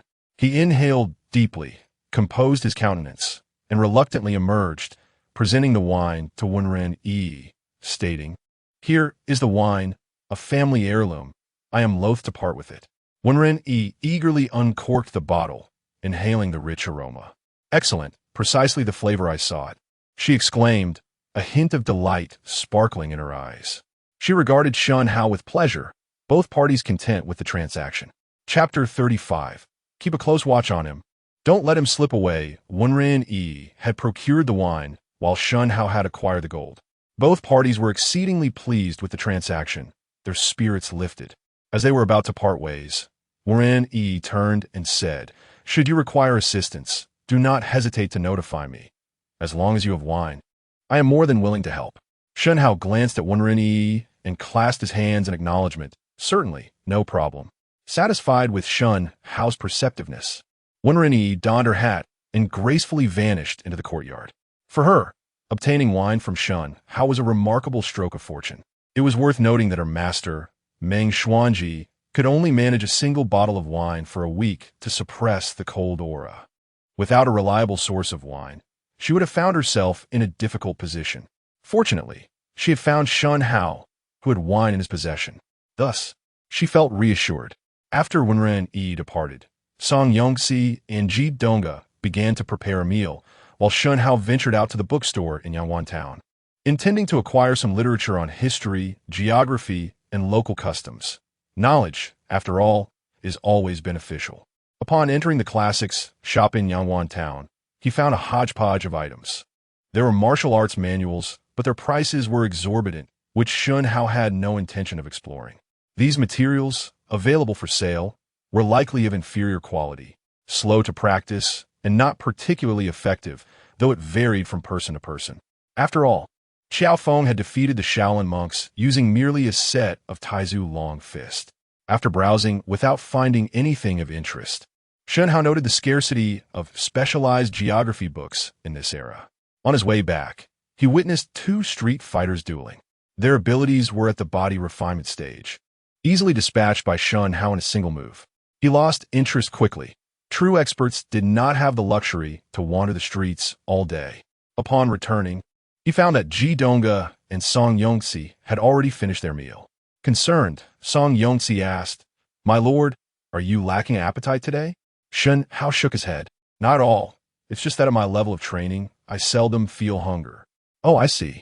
When you do feel hungry, please let me know, and I shall prepare something for you." "Understood." Suddenly, Shen Hao remarked, "By the way, you should take some time in the next few days to visit your father." Startled, Song Yongxi inquired, "What is the matter, my lord?" Without further ado, Shen Hao stated, "In a few days, we shall be relocating to Yangling Prefecture, over 100 kilometers away." "Very well, my lord, I understand." Song Yongxi did not press for more details. Given that it was Shen Hao's decision, she refrained from questioning it. Ji Donga was somewhat surprised that Shen Hao planned to leave Yangwan Town. However, as she was now Shen Hao's personal property, wherever he went, she would follow. The next day, Song Yongxi set out with offerings to pay respects to her father, Song Yoli. Shen Hao waited nearby, feeling somewhat awkward, as the coffin merely contained stone. A sudden gust of wind swept through, lifting dry leaves into the air, startling Shen Hao. Could there be ghosts? Feeling uneasy, he looked around, then gazed up at the blazing sun, his mood lightening once more. Logically, even the most formidable spirit would not venture forth during daylight. Kneeling before the grave, Song Yongxi burned paper offerings while bowing her head. Her pale cheeks glistened with tears. "Father, your daughter is unfilial. If I had the power, I would surely avenge you. However, I must tell you that my lord wishes for the child to carry the Song surname. Father, please take care of my mother in the afterlife. She fears the cold. I am sorry, father. I will not be able to visit you often in the future. Please forgive me." As she spoke, Song Yongxi broke down in tears, collapsing to the ground in anguish.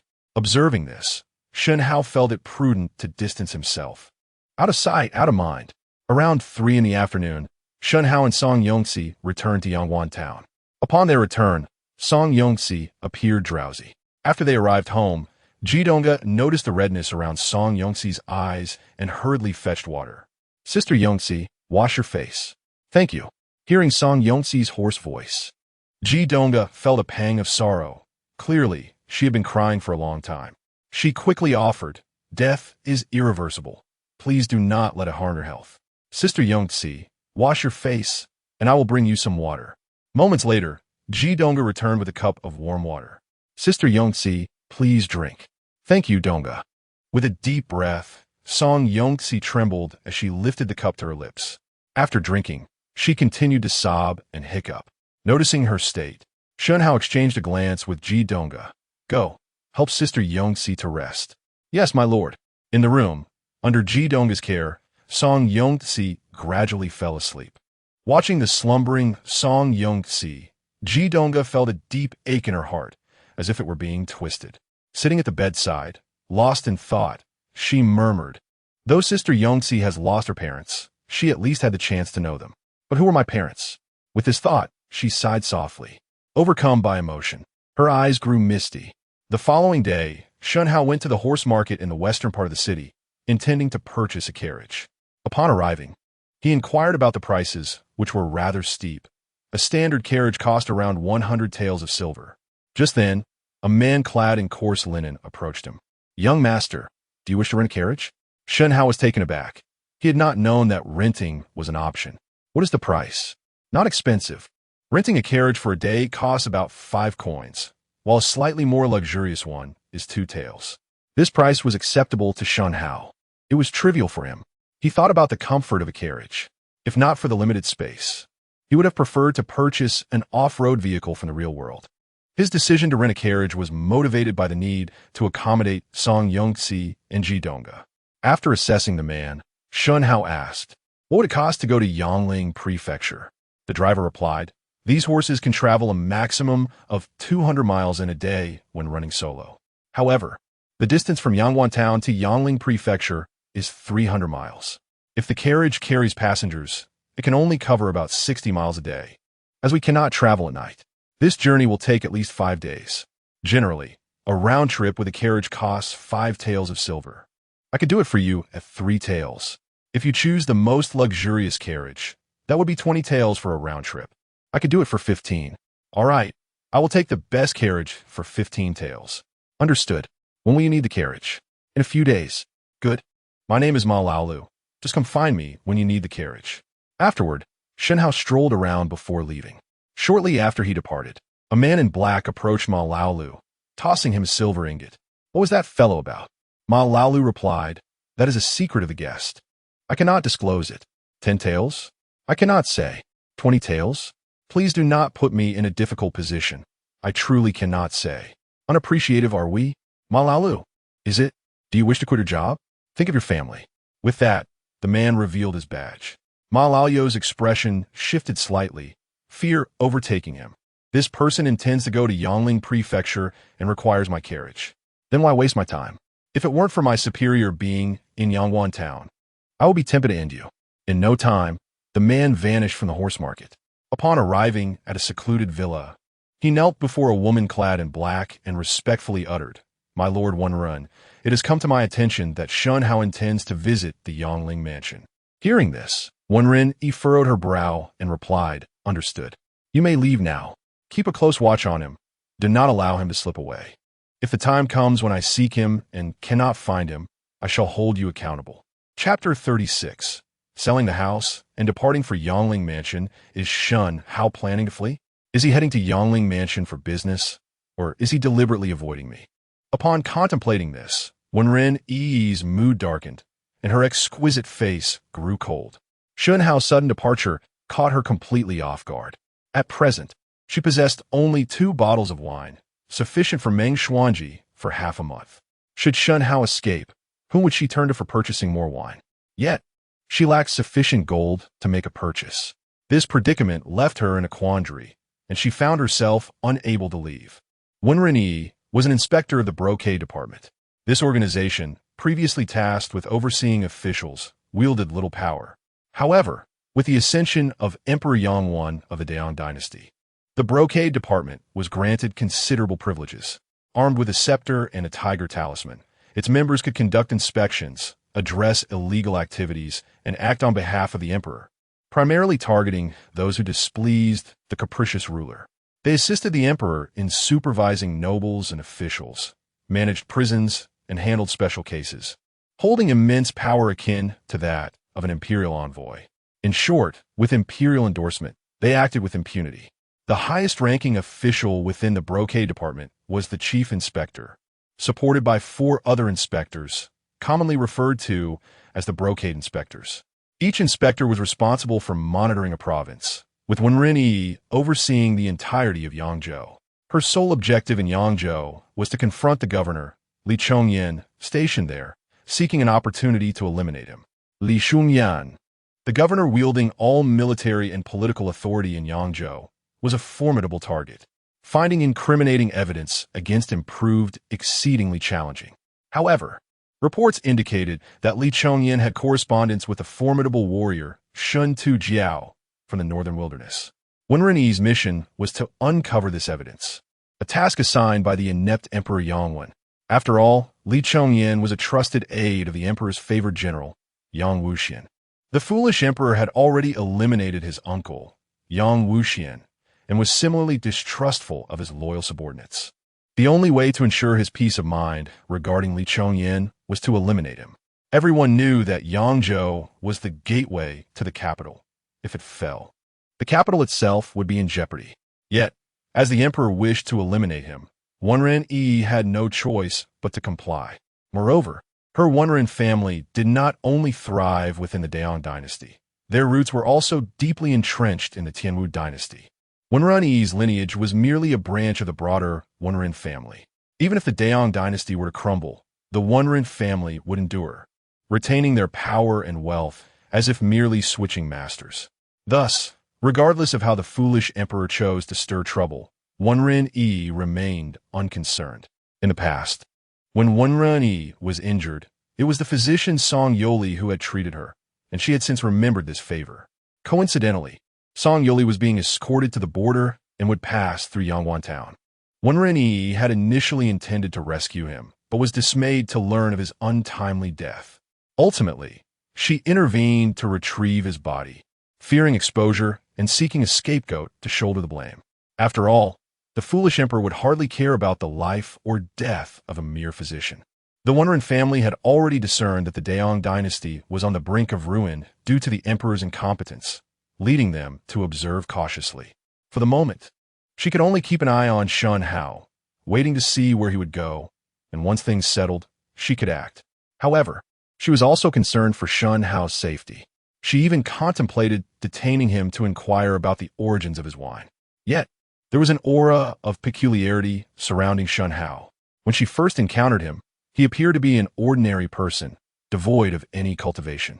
However, upon their recent meeting, he exhibited a remarkable cultivation of the third layer of postnatal refinement, with no hint of superficiality, indicating he had not relied on drugs to achieve this state, but had instead diligently trained. It was astonishing that such progress had been made in just a few days. Perhaps he had been concealing his true self all along. Furthermore, with his possession of exquisite wine and a rare wine gourd, it was evident that he was not an ordinary individual, which dissuaded her from pursuing that line of thought. After much contemplation, Wenren Yi resolved to inform her master of her findings. She made her way to the courtyard and was about to knock when a clear voice called from within. "Come in." Wenren Yi composed her expression and opened the door, bowing respectfully. "Master." "Yes, Yi, what is it?" Meng Xuanji inquired as she opened her eyes.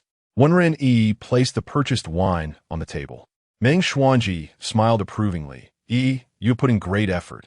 "Master, the individual from whom I bought the wine is planning to leave Yangwan town," Wenren Yi replied. "Oh, where's he headed?" Meng Xuanji asked. "He intends to go to Yangling Mansion. I cannot leave my post, and I fear that he may encounter unforeseen circumstances that would delay you." "Master," Wenren Yi admitted, feeling somewhat embarrassed. Upon hearing this, Meng Xuanji understood her concern. The white wine was indeed effective in suppressing the cold. Without it, finding a replacement would be quite difficult. She glanced at Wenren Yi and asked, "Do you wish for me to accompany him?" Feeling shy, Wenren Yi replied, "Yes, the entire Yangzhou has been rather unstable lately. Furthermore, Shen Hao possesses limited strength and is susceptible to danger. With you accompanying him, it would provide an additional layer of security." Wenren Yi dared not meet Meng Xuanji's gaze, fearing reproach.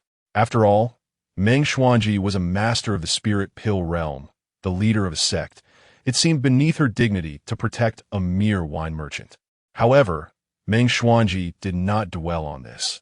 She simply wished to ensure her supply of wine remained uninterrupted. "Very well, where is he?" I shall follow him discreetly to Yangling Mansion, she agreed. Wen Yi's eyes sparkled with joy. She had not anticipated her ethereal master would consent. Master, this person is named Shen Hao, tall and handsome, easily recognizable by his short hair, accompanied by two beautiful maidservants. He resides to the north of Cross Street. Meng Xuanji nodded, understood. Inform me when he departs. Yes, master. Unbeknownst to Shen Hao, as he departed, a series of events unfolded behind him. Upon returning to his residence, he instructed his associates to begin selling the house. It was clear he would have little chance of returning here. He had originally purchased it for 260 taels of silver. Although this sum meant little to Shen Hao, even a mosquito, no matter how small, is still a piece of meat. Since he intended to sell, Shen Hao wasted no time and announced the urgent sale of the property for 200 taels. Regarding Shen Hao's actions, Song Yongxi and Ji Donga were somewhat perplexed but nonetheless supportive. Shen Hao offered no explanation. With newfound capital, he aimed to venture into grander territories. As small towns yielded limited exposure to higher realms of cultivation. Naturally, he did not plan to wait long. If the house remained unsold after 5 days, he would simply depart and bestow it upon whomever he found agreeable. To Shen Hao's surprise, on the third day, a buyer appeared, none other than the original landlord. Once the transaction was completed, Shen Hao stated, "Tonight we shall stay, and in the morning you can come to collect the house." The former owner readily agreed, thrilled to reacquire his old property for 200 taels, effectively making a profit of 60 taels in less than a month. Surrounding onlookers marveled at the impressive feat of turning a profit of 60 taels in such a short time. For Shen Hao, this sum was inconsequential. He had no intention of returning to this small town. Adhering to the principle of avoiding waste, selling for 200 taels was preferable to discarding it altogether, emphasizing the importance of timely damage control. By evening, he had packed away all his belongings into his spatial storage. At the break of dawn, Shen Hao, accompanied by Song Yongxi and Ji Donga, set off in a carriage, leaving Yangguan town for Yangling Mansion. Just as Shen Hao departed, Wen Yi received word of his movements and, without delay, promptly reported to her master, Meng Xuanji. Chapter 37. A journey to Siam on the official road to Yangling Prefecture. A horse-drawn carriage ambled along. Inside the carriage, Shen Hao sat with Ji Donga on his left and Song Yongxi on his right. Drawing back the curtains, his gaze wandered outside. Flanking the pathway were lush, verdant fields of wheat, farmers bearing hoes, and children frolicking in the meadows. The road bustled with hurried travelers, including gallant figures from the martial world on horseback. This ancient and picturesque ambience felt far more vivid than any portrayal on television. Suddenly, Shen Hao noticed Ma Lao Lu's hesitant demeanor, as if he were on the verge of speaking, but held back. Unable to restrain his curiosity, he inquired, "Lao Lu, do you have something to say?" After a brief hesitation, Ma Lao Lu nodded and replied, "Indeed, young Master Shen. A few days after your departure, someone came inquiring about your whereabouts." Shen Hao was taken aback. He had not provoked anyone during his time in Yangguan town, so why would someone seek him out? He asked, "What is this person's identity?" "From the brocade embroidery division," Ma Lao Lu replied. Upon hearing this, Shen Hao understood. According to Song Yuli's memories, the brocade embroidery division bore a resemblance to the Jinyui. Upon reflection, he deduced the purpose behind the inquiries. In Yangguan town, he had primarily interacted with two individuals, Lai Yue Jing and the enigmatic woman in black, Wen Yi. The name brocade embroidery division also stirred recollections of Song Yoli. Previously, with a deluge of memories, Shen Hao had merely skimmed through them, failing to grasp the significance. Now he recalled that when Yi had been rescued by Song Yoli and, intriguingly, she was an inspector of the brocade embroidery division. With this knowledge, he felt reassured. Noticing the guilt on Ma Lao Lu's face, Shen Hao contemplated the matter and quickly discerned the situation. Under pressure, Ma Lao Lu must have divulged his whereabouts. Shen Hao bore no ill will toward him. When faced with authority, one often finds it impossible to refuse. Had it been Shen Hao, he would have likely revealed the information without a second thought, feeling no guilt for divulging the affairs of strangers.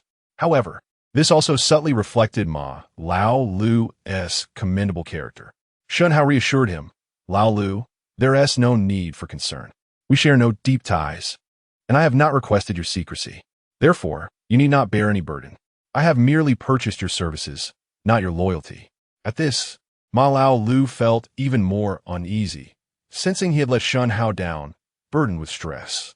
Nevertheless, he refrained from saying more, silently etching the matter in his mind. Of course, Shen Hao was indifferent, considering their relationship merely a fleeting encounter. The moments of joy are often ephemeral. After enduring 2 hours of jostling in the carriage, Shen Hao could no longer tolerate the discomfort. The incessant bumps were unbearable for someone accustomed to modern comforts. Yet, he had no choice but to endure. After 7 or 8 hours as dusk approached, they finally rested at Zhao Family Town, securing 2 rooms. One for Shen Hao, Song Yongxi, and Ji Donga, and another for Ma Lao Lu. The beds were too small, causing Ji Donga to spend the night seated on a stool. Shen Hao, however, remained oblivious, sleeping soundly in the embrace of Song Yongxi. In the morning, upon seeing Ji Donga's weary visage, Song Yongxi felt a pang of guilt. Is everything all right, Donga? I'm fine, just a bit drowsy, she replied. Perhaps you can catch some rest in the carriage later. After a modest breakfast, they resumed their journey. Before long, for days had passed, leaving them with another 40 kilometers to Yangling Prefecture. Shen Hao found himself speechless, having adapted to a fast-paced lifestyle. He was unaccustomed to such leisurely travel. During a rest stop in Luoyang County, Ma Lao Lu advised young Master Shen, we should depart early tomorrow. It is best to reach Yangling Prefecture by nightfall. To do so, we must pass through Heihu Gorge, where a notorious band of robbers lurks. To ensure a safe passage, it is wise to travel in a group. I suggest the ladies don disguises as men and join the Lu family escort, offering them 2 taels of silver. Shen Hao furrowed his brow, surprised to learn of bandits in the area. Will joining the Lu family escort guarantee our safety? Indeed, as long as we are with the Lu family escort, the bandits will think twice, for they have formidable martial experts, Ma Lao Lu assured him. The Lu family escort departs daily for Yangling Prefecture. Shen Hao harbored suspicions about whether the bandits were affiliated with the Lu family, yet without evidence. He chose not to meddle. Spending a small sum for safety seemed prudent. He nodded in agreement. Very well, I understand. You can negotiate. I will cover the 2 taels. Understood, young Master Shen, Ma Lao Lu replied. The following day, Shen Hao, along with the disguised Song Yongxi and Ji Donga, joined the Lu family escort. Upon nearing Heihu Gorge, a sudden cloud of yellow dust loomed in the distance. Ma Lao Lu gasped, young master, that must be at least 100 riders. At this revelation, a wave of unease swept over Shen Hao. Returning to the carriage, he observed Song Yongxi and Ji Donga slumbering peacefully. He chose not to disturb them, instead contemplating a brief return to the urban world. With so many riders ahead, he lacked confidence in confronting them, and he remained skeptical of the Lu family escort's reliability. His safety was paramount. However, currently, he possessed only the handgun he had procured from the black market in Siam. While it was sufficient for a one-on-one confrontation, it provided little assurance against such a multitude of riders. He would need an assault rifle and grenades for true security. Resolute, Shen Hao decided to return to the urban world. As he surveyed the tidy, pristine room, he felt a wave of satisfaction wash over him. After days of arduous travel, he felt utterly exhausted. After indulging in a hot shower, he enjoyed a restful sleep while simultaneously booking a flight to Siam. This time, he intended to procure supplies, perhaps some assault rifles or grenades. The thought of simply tossing a couple of grenades at any bandits they encountered was exhilarating. The next morning, Shen Hao summoned his newly hired nanny, Lu Jie. Do you know how to drive? He asked. Lu Jie nodded. Yes, I obtained my license a few years ago. Then please drive me to Chang'an Airport, and you can return afterward, Shen Hao instructed. Lu Jie, alarmed, waved her hands, no, boss. While I have driven before, I've never been on the highway. I'm afraid to drive. Have you driven on national roads at night? Shen Hao queried. I have, she admitted. Then it's manageable. Driving on national roads at night is more challenging, so highway driving will be easier. Just follow my instructions. Seeing Lu Jie's hesitance, he added, Don't worry. If anything goes wrong, I'll take the responsibility. Reluctantly, Lu Jian nodded in agreement. After a long hiatus from driving, her excitement bubbled beneath the surface. Upon arriving at the underground parking garage, her heart raced as Shen Hao unveiled a brand new BMW 5 Series. She had never driven such a fine vehicle before. Shen Hao took the passenger seat, tossing the keys to Lu Jie. Breathless with anxiety, she stammered, "Boss, I've never driven a BMW. How do I operate it?" "The principles are the same," he reassured her. After providing a brief explanation, Lu Jie pressed the brake and started the car, cautiously exiting the garage. Once outside the neighborhood, she activated the navigation system to guide them to the airport. Having never driven such a luxurious car, Lu Jie felt a surge of nerves, remaining tense and cautious throughout the drive. Before long, they reached the highway entrance. Lu Jie collected the toll card from the attendant and began her journey onto the highway. Upon exiting the ramp, I immediately accelerated to 60. The minimum speed limit on the highway is 60.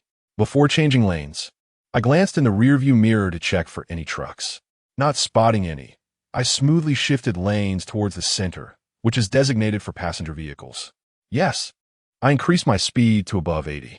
Under the guidance of Shen Hao, Lu Jie dared not breathe audibly throughout the journey.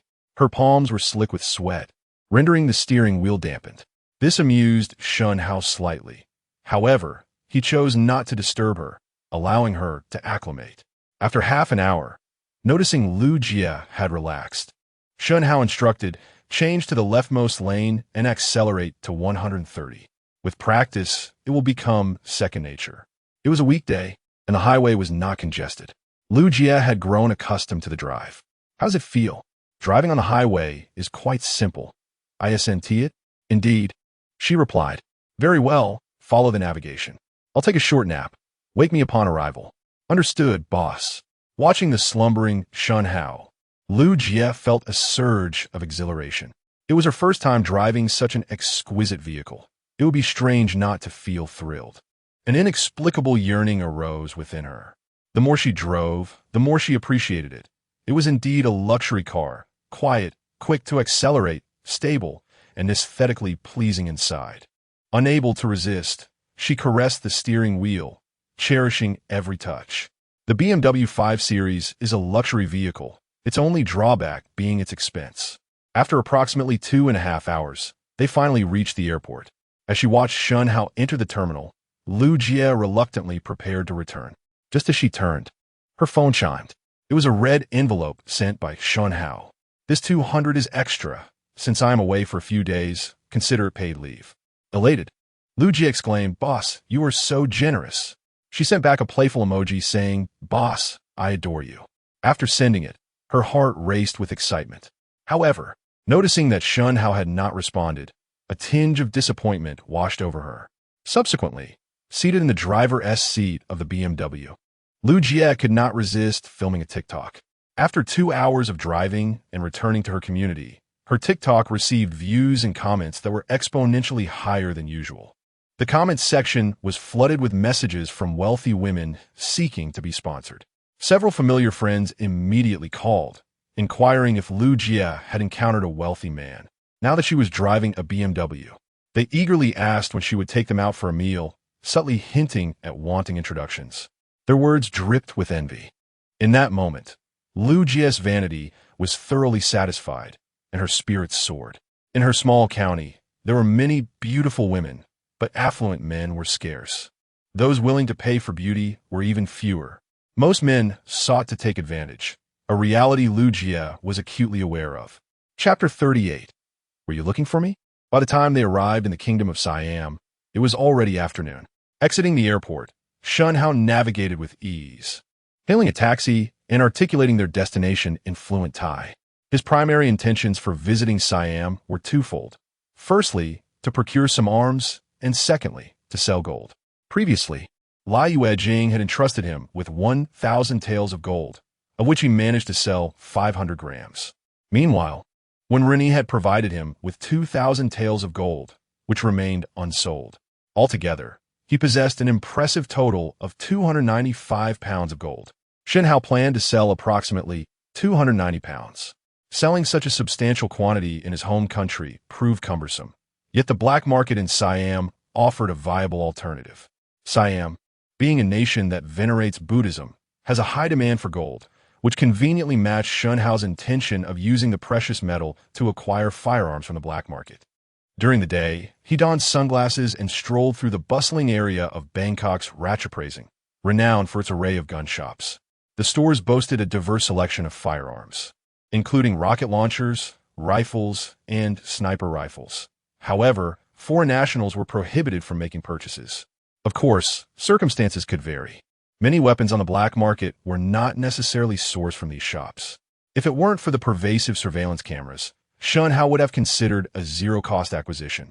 As night fell, Shen Hao ventured into the black market to procure weapons. He swiftly selected an M416 rifle, a renowned assault rifle manufactured by the illustrious Heckler Koch Company in Germany, originally designated as 416 Hong Kong dollars. The price, however, was steep, $30,000. Shen Hao proceeded to purchase 20 boxes of ammunition, 50 rounds per box, along with a silencer for an additional $1,000 and a 4-time scope. The highly esteemed ACOG sight TA-31, which retailed for $3,000. In total, his expenditures amounted to $40,000, equivalent to approximately 288,000 yuan. Shen Hao had expended 600 grams of gold. However, he was unable to locate any sellers of grenades. Noticing Shen Hao's lavish spending, a vendor discreetly informed him that acquiring grenades was straightforward. One simply needed to travel to Central Africa. There, a single grenade could be obtained for merely $1, with many locals accustomed to using them, making them cheaper than ordinary beverages and easily accessible. Even a small child could procure such weapons at the local market. Upon hearing this, Shen Hao's mind began to race. Indeed, a trip to Central Africa seemed promising. In the ensuing days, Shen Hao exchanged his gold for dollars in Bangkok's Chinatown and on the black market, receiving $60 per gram, roughly translating to 430 yuan per gram. Although the price was low, the sheer volume facilitated a swift transaction. From his 290 pounds of gold, Shen Hao converted it into 9,062 $500, which in yuan amounted to 65,250,000. His net worth soared to nearly 500 million, a truly exhilarating prospect. However, Shen Hao's substantial gold sales did not go unnoticed. The Thai mafia had set its sights on him. As he prepared to return to his hotel, he detected several individuals trailing him. With a cold smirk, he slipped into an alley. The group, comprised of ordinary people, quickly lost track of him as he nimbly leapt onto a rooftop. 5 men, clad in floral shirts, were left fuming at their failed pursuit. "Damn it, we lost him again. That guy moves like a monkey," one of them exclaimed in frustration. "What now? Where's he from?" Another pondered. "He must be one of our own. His accent is distinctly northern Thai. He is definitely not a foreigner. What do we do now? We lost him. The boss will have our heads. I don't know. Let's just head back," one side. Just as they began to retreat, Shen Hao smirked once more and stealthily followed them. For the past few days, he had been under surveillance, and he was not without his own temper. He resolved to uncover which gang these individuals belonged to, eager to impart a profound lesson. His pursuit culminated at a manor, where he spotted 2 Doberman dogs barking. Donning white wool gloves, Shen Hao picked up 2 stones and swiftly rendered the dogs unconscious. Upon entering the manor, he first approached the security room. The 2 guards, taken aback by his presence, hesitated to inquire who he was before Shen Hao interjected. Drawing his sword, "Would you care to test the sharpness of my blade?" he asked coolly. "How dare you wreak havoc here?" The 2 guards retorted angrily, reaching for their handguns to dispatch him. However, they were met with Shen Hao's swift strike, and before he could fully control his strength, the head of the closer guard rolled to the ground, blood gushing forth in a gruesome spectacle that nearly made Shen Hao himself retch. "Ugh, that is truly disgusting," he thought, realizing the extraordinary sharpness of his blade, enhanced by his internal energy. He had merely intended to silence the 2 men, but did not anticipate the ensuing bloodbath. After disposing of the second body into his spatial zone for later consumption, Shen Hao absorbed its memories. Quickly discerning the location of the manor, it was a stronghold of the Poison Wolf Gang, one of Bangkok's notorious criminal organizations. known for drug trafficking and human trafficking. This was a base of operations housing 23 members. Familiarizing himself with the layout, Shen Hao efficiently severed the manor's surveillance system and stealthily infiltrated the premises. He eliminated anyone in his path with remarkable swiftness. Soon, only 10 individuals remained in the main hall. 1 gang leader, 5 floral shirt men, and 4 black-clad bodyguards. Damn it, you 5 couldn't keep track of a single person? Are you all fools? The leader seethed, his voice dripping with contempt. The floral shirt men, terrified, could only remain silent. They were local thugs from Bangkok, lacking any other skills but adept at navigating the terrain and following leads. Yet their most proficient abilities had proven futile. Indeed, it was only right for their leader to chastise them. Were you looking for me? Shen Hao inquired with a sardonic smile. Chapter 39. Sir, we can collaborate. An abrupt voice shattered the rhythm of the gathering.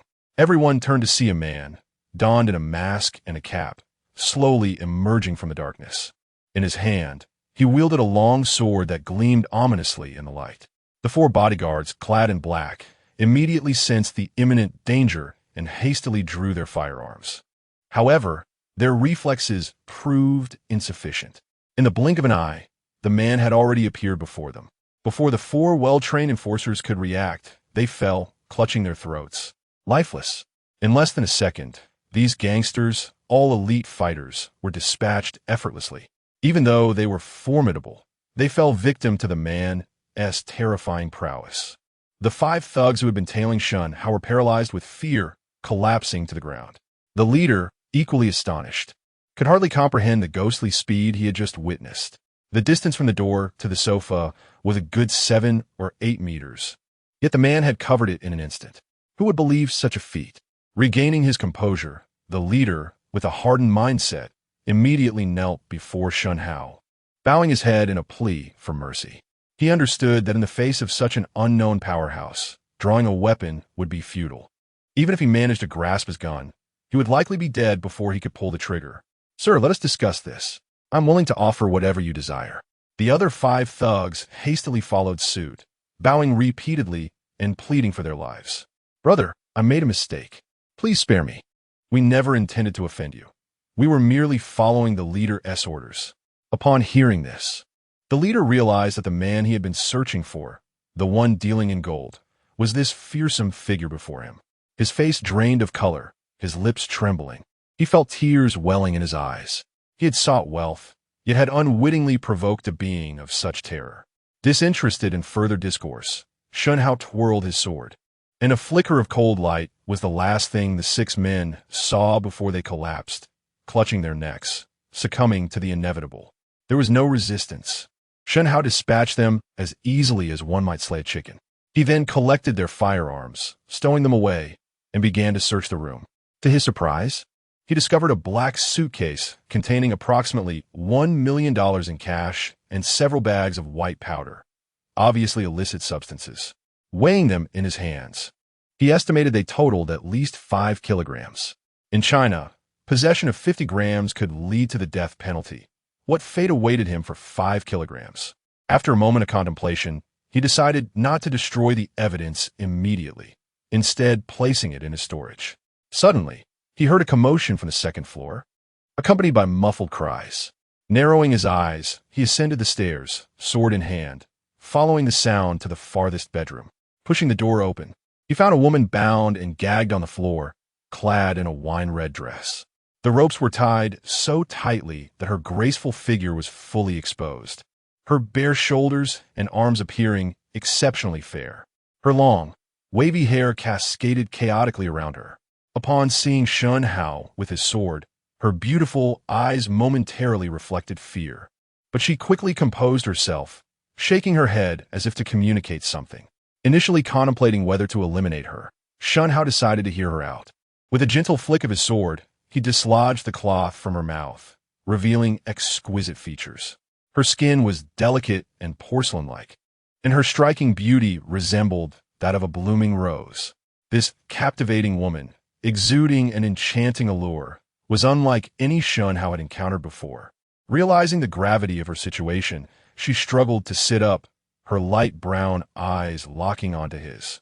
Drawing a deep breath to steady herself, she spoke. "Good day, sir. My name is Song Mapara, daughter of the Black Snake Gang's leader from Siam. Regardless of your actions, I implore you to spare my life. We could collaborate in the future. Moreover, I'm not affiliated with the Wolf Gang. I was abducted by them." Shen Hao recognized the name of the gang. Based on the memories of the tour guide and the security guard, he knew that the Black Snake Gang was one of the major criminal organizations in Siam, primarily engaged in arms trafficking and smuggling. The gang's leader, Songmu Mingla, was the son of a retired army major, and his Emerald Group had long been pivotal in supplying military equipment to the Myanmar army. He was a notorious figure in the Golden Triangle, wielding influence across both legal and illicit domains. Song Mapara, as the sole daughter of Songmu Mingla, intrigued Shen Hao. Initially intent on killing her, he hesitated, recognizing her potential utility. If he could control her, it would greatly benefit him. With this thought in mind, he settled onto a chair before her, deliberately delaying the unbinding of her restraints. His gaze remained piercing, his tone icy. "Tell me, why should I save you?" "Sir, I am aware of your enmity with the Wolf Gang, and I share a significant vendetta against them as well. We are not adversaries," she replied, desperation creeping in her voice. "That rationale fails to persuade me, so do not blame me for my ruthlessness," he retorted coldly. Her urgency intensified. "I beg you, grant me a chance. I am of use to you. My father died unexpectedly during a transaction in Myanmar.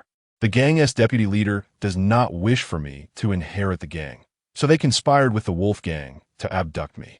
They dare not kill me, as many loyalists to my father are searching for me. Until the situation stabilizes, the Wolf Gang will refrain from acting.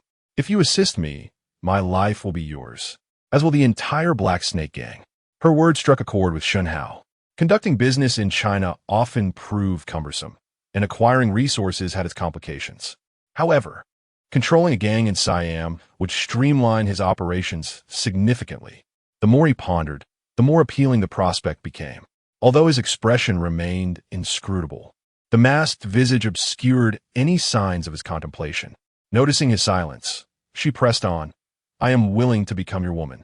At 24 years of age, I hold dual Master S degrees in law and finance from Harvard University. I am also a virgin, should you wish to verify." Chapter 40. What is our current relationship? Previously, when kidnapped by the Poison Wolf Gang, Song Mapala remained unperturbed, for her life was not in imminent danger and negotiations were possible. In Shen Hao's indifferent gaze lay a certain disregard for life itself. Song Mapala felt as though the specter of death loomed before her, instilling a primal fear within her soul that was profoundly unsettling. Confronted by such a cold-blooded assassin, she genuinely felt trepidation. In the face of mortality, she had yet to embrace the notion of fearless sacrifice. Her legs trembled slightly, and her composure was but a final vestige of courage. Shen Hao remarked coolly, "Then why not offer yourself to the leader of the Poison Wolf Gang?" In haste, Song Mapala clarified, "Sir, he would not dare, nor would he risk sheltering me. After all, I am the daughter of the Black Snake Gang's leader, with a loyal cadre of followers. Should word get out, he would fear retribution from others." After a brief contemplation, Shen Hao responded, "Releasing you is not an issue, nor is assisting you in seizing the leadership of the Black Snake Gang. However, how can I be assured that you will heed my commands? Might this be a deception?" With earnestness, Song Mapala replied, "Although I am unaware of your true identity, after my abduction, I observe the entirety of this estate. There are 23 individuals here, all elite members of the Poison Wolf Gang, possessing commendable skills and firearms. Even ordinary police would hesitate to confront them. Yet, your ability to silently eliminate everyone in this estate attests to your formidable prowess. A figure of your caliber could easily extinguish my life. Do you truly fear that I, a mere woman, could escape your grasp? In such dire circumstances, her composure was remarkable, and Shen Hao snapped his fingers, casting her an appreciative glance. "You are quite impressive, intelligent, and astute. I find this transaction agreeable. It is worth pursuing." Initially, Shen Hao had intended to journey to Africa to procure large-scale weapons such as rockets and grenades, as possessing such armaments would provide him with a sense of security. However, it appeared the new avenue for arms was emerging. The Black Snake Gang's extensive network provided access to the latest light weapons manufactured in Israel. Many military-grade supplies were scarcely available even on the black market. With this thought in mind, Shen Hao swung the Qinglian sword gently, its cold gleam flashing. In an instant, the ropes binding Song Mapala were severed. After her restraints were released, she exhaled deeply, feeling not only the freedom of movement, but also the newfound potential to survive. Rubbing her sore arms and stretching her limbs, she slowly approached Shen Hao, her brown eyes fixed intently upon him. Soon, the terms of their agreement were finalized, and Shen Hao removed his mask. Song Mapala felt a wave of relief wash over her. Fortunately, Shen Hao was not some grotesque figure or an elderly man. Previously, she had only inferred his youth from his voice while he wore the mask. Now, she was pleasantly surprised by his handsome visage, which aligned perfectly with her aesthetic preferences. Who would prefer an unattractive partner, especially one as powerful as Shen Hao? With their conditions settled, Song Mapala's trust in Shen Hao increased, and reciprocally, Shen Hao regarded her with a measure of trust as well. Their partnership thus established a solid foundation. Curiously, Song Mapala inquired, "You do not appear to be from Siam, yet your accent is remarkably authentic." "Indeed, I am from Huaxia," Shen Hao replied, revealing his identity since they were to cooperate. It was evident that his current strength allowed him to commit acts of slaughter with ease. Capturing him would be no simple task. Once he vanished, he could remain in another world for decades before returning to seek vengeance. "And how shall I address you?" Song Mapala asked, intrigued. "Henceforth, refer to me as boss. Our communication will be limited. Do not disclose any information about me. Should I discover any breach of this agreement, our collaboration will cease. However, if you encounter difficulties, you may seek my assistance," Shen Hao stated. "What do you require of me?" Song Mapala queried. "There is no such thing as a free lunch in this world. Our transaction must benefit both parties." "I merely require some arms," Shen Hao replied. "Is that all? You do not need funding from the Black Snake Gang?" Song Mapala expressed her surprise. "Not all. We shall conduct a standard transaction, though occasionally, you may assist in laundering some funds. It is that simple," Shen Hao confirmed. "Agreed," Song Mapala said, her heart swelling with joy. She had not anticipated such a request from Shen Hao, which relieved her. Though the Black Snake Gang was her family's enterprise, many veterans held shares. If Shen Hao demanded everything, she would indeed find herself in a predicament.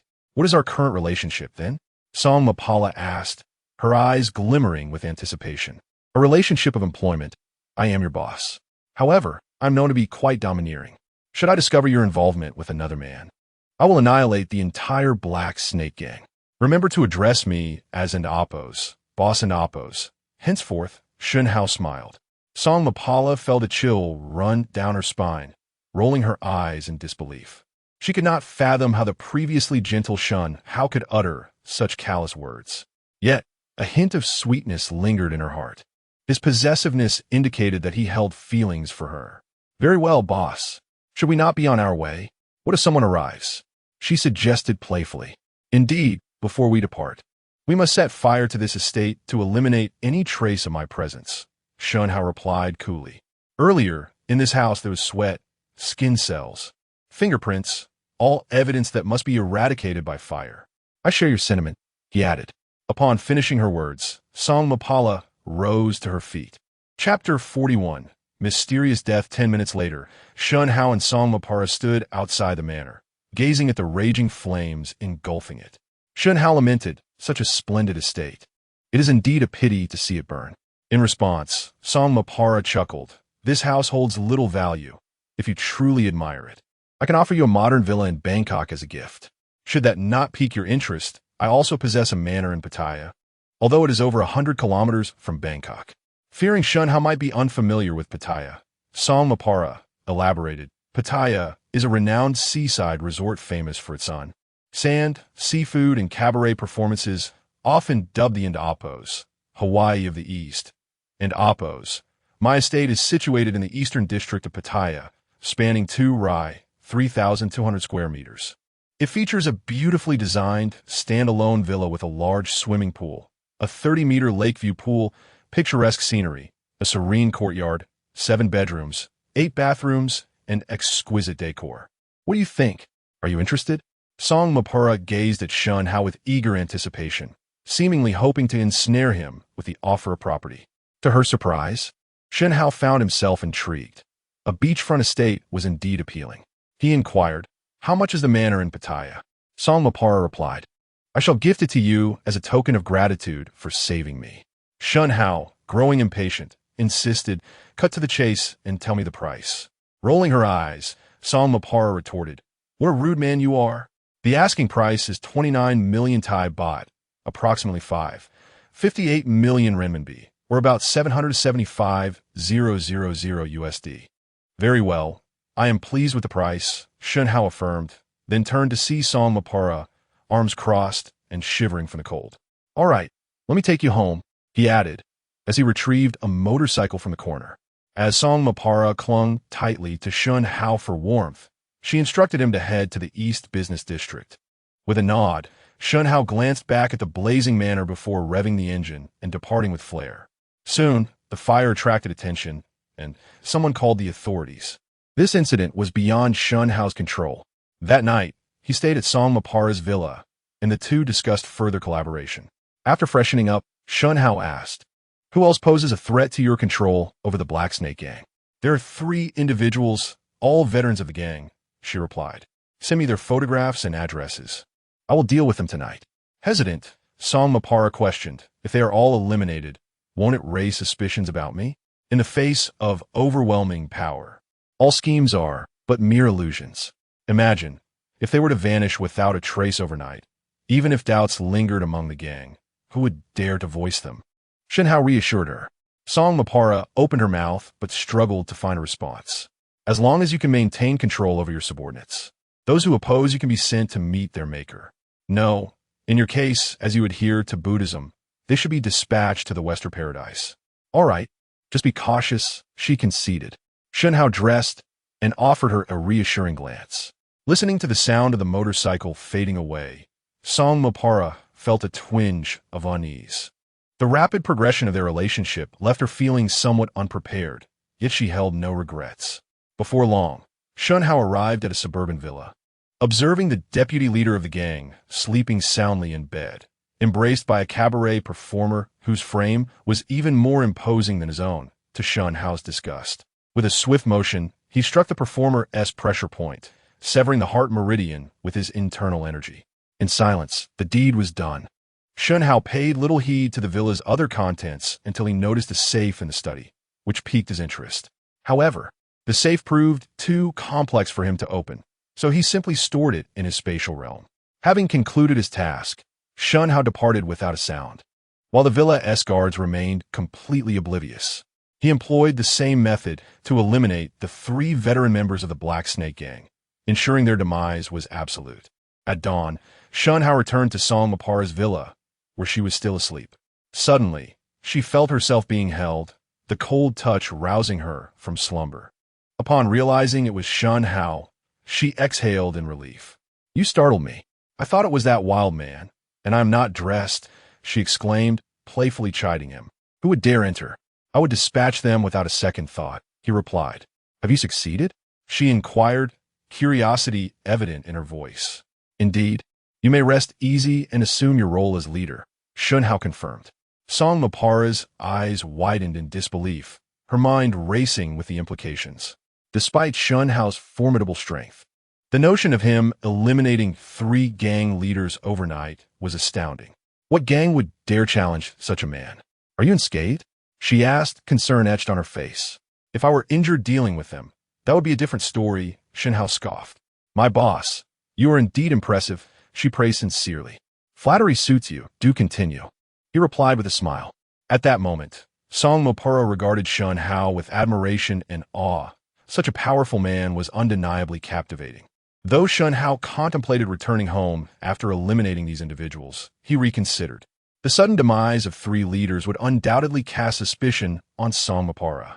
To prevent any dissent, he decided to remain for a few days to assist her with subsequent matters. The next day, the Black Snake Gang was in shock. Their 3 leaders had perished silently, and more perplexing was the fact that their numerous bodyguards had been entirely unaware. Furthermore, The cabaret performers who had shared their beds were also oblivious, sleeping soundly. Even the surveillance cameras had captured no useful information. Undoubtedly, those who lay beside the leaders had become subjects of intense scrutiny. Upon the coroner's examination, it was discovered that the deceased bore no external injuries, appearing as though they had succumbed in their sleep. This case was shrouded in mystery, sending shivers down the spine. Both the police and the gang were left astounded. In the face of the unknown, fear gripped the hearts of the Black Snake Gang's members. The only clue available was that a safe had gone missing from each of the leaders' villas. However, each safe was a state-of-the-art Swiss model, weighing over 200 kilograms, requiring several individuals to remove it. Yet, astonishingly, it had vanished without a trace. This was undoubtedly one of the most bizarre events of the century. Not only the Black Snake Gang, but also that same night, a lieutenant from the Poison Wolf Gang and dozens of his men had been silenced, all perishing in a fiery inferno. The scene was utterly horrific. In an instant, the Bangkok underworld was in turmoil, with gang leaders feeling apprehensive. The sheer number of fatalities in one night was terrifying. In an effort to mitigate the fallout, the police sought to downplay the situation and the media maintained silence. On the surface, everything appeared calm, yet behind the scenes, police presence had surged dramatically. Many speculated that the Black Snake Gang's leaders had succumbed to an unknown poison. Chapter 42. No shortage of money. In the midst of turmoil and unrest within the gang, Song Mapara swiftly ascended to the position of leader of the Black Snake Gang. Although some harbored suspicions that the unfortunate incidents befalling the gang's elders were orchestrated by Song Mapara, no concrete evidence existed to substantiate such claims, and thus no one dared to voice their doubts. Furthermore, the autopsy results remained a mystery. The cause of death was not attributable to poison. The bizarre circumstances surrounding the deaths of the three elders instilled a sense of fear among the members. Shen Hao had spent 3 days observing, and during this time, he had thoroughly exhausted Song Mapara. Seizing the opportunity, Song Mapara employed drastic measures to eliminate dissenters within the gang, thus establishing complete control over the Black Snake Gang. Shen Hao watched all of this unfold, feeling a sense of reassurance. Song Mapara was his chosen partner. Should he prove to be inept, Shen Hao would indeed reconsider his options.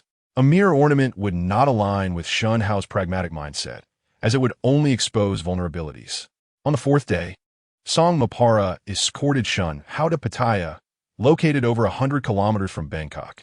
This renowned seaside resort in Siam was famous for its sun, beaches, seafood, and cabaret performances, often dubbed the Hawaii of the East. Naturally, Shen Hao's purpose for visiting was to purchase a manor. Upon gazing at the exquisite, standalone villa with a grand swimming pool, Shen Hao felt a surge of satisfaction. The immense pool, measuring 30 meters, shimmered with crystal-clear water. Just across was the beach, adorned with numerous beautiful beachgoers, creating an atmosphere of sheer delight. With a smile, Song Mapara introduced, "This is the manor I mentioned earlier, covering an area of 2 rai, 3,200 square meters. It consists of 7 bedrooms and 8 bathrooms, offering ample space and exquisite decor. Do you like it?" "Indeed, I shall purchase it," Shen Hao replied. "But may I gift it to you?" Shen Hao shook his head, asserting, "This amount is trivial. I am not one to rely on others for sustenance. You previously mentioned a price of 29 million Thai baht, approximately 58 million renminbi, equating to 775,000 USD, correct?" Seeing Shen Hao's meticulousness, Song Mapara felt a slight disappointment, but still nodded in agreement. "I will offer you 800,000 USD. After the purchase, I will return to my country the day after tomorrow. At that time, please arrange for someone to clean up." "Are you leaving the day after tomorrow?" Song Mapara replied with reluctance. "These past few days with you have provided an unprecedented sense of security that has captivated me." Hearing her words, Shen Hao gently grasped Song Mapara's smooth, delicate chin and smiled. "You can visit whenever you have the chance." Song Mapara nodded and then added, "Consider this manor a gift from me to you." "No need for that. This amount is negligible. I shall give you 800,000 USD, Shen Hao insisted. Currently, he possessed over 3 million renminbi and had previously sold 290 jin of gold for a total of 906 million USD. along with confiscating $1 million in drugs from the master of the wolf gang. In total, he had around 10.06 million USD at his disposal. Rather than letting the money sit idle, he preferred to spend it. Very well then, he conceded, feeling quite pleased with the manner. That evening, he and Song Mapara stayed there together. Enchanted by the azure pool, Shen Hao could not resist. With a splash, he dove in. The water erupted, sending waves cascading in every direction. After spending 7 days in Siam, Shen Hao felt he had had enough and decided to depart. During his stay, he had also requested Song Mapara to procure some powerful grenades for him. Hours later, as his flight to his homeland had long departed, Song Mapara remained by the airport, reluctant to leave. Eventually, she returned to her car with a heavy heart.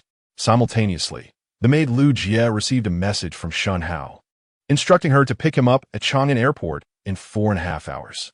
Lu Jie quickly replied, understood. Glancing at the time, she realized she had plenty of time. Observing her somewhat unkempt hair in the mirror, Lu Jie decided to visit a salon for a wash and a stylish blowout. Her legs appeared increasingly elegant, and after applying light makeup and spritzing some perfume, she admired her refined appearance in the mirror, feeling an inexplicable rush of excitement. It had been ages since she had dressed up so nicely, and she felt a vague sense of anticipation without fully understanding why. Arriving at Shen Hao's neighborhood, she drove straight onto the highway. Approximately 3 hours later, she reached the airport. Noticing she still had time, she couldn't and oppose. Resist recording a short video for Douyin. Within moments, her friends initiated a video call. Wow, you've hidden this well. Whose BMW is this? Treat him to a meal. Indeed, Lu Jie, you're being unfair. Introduce us.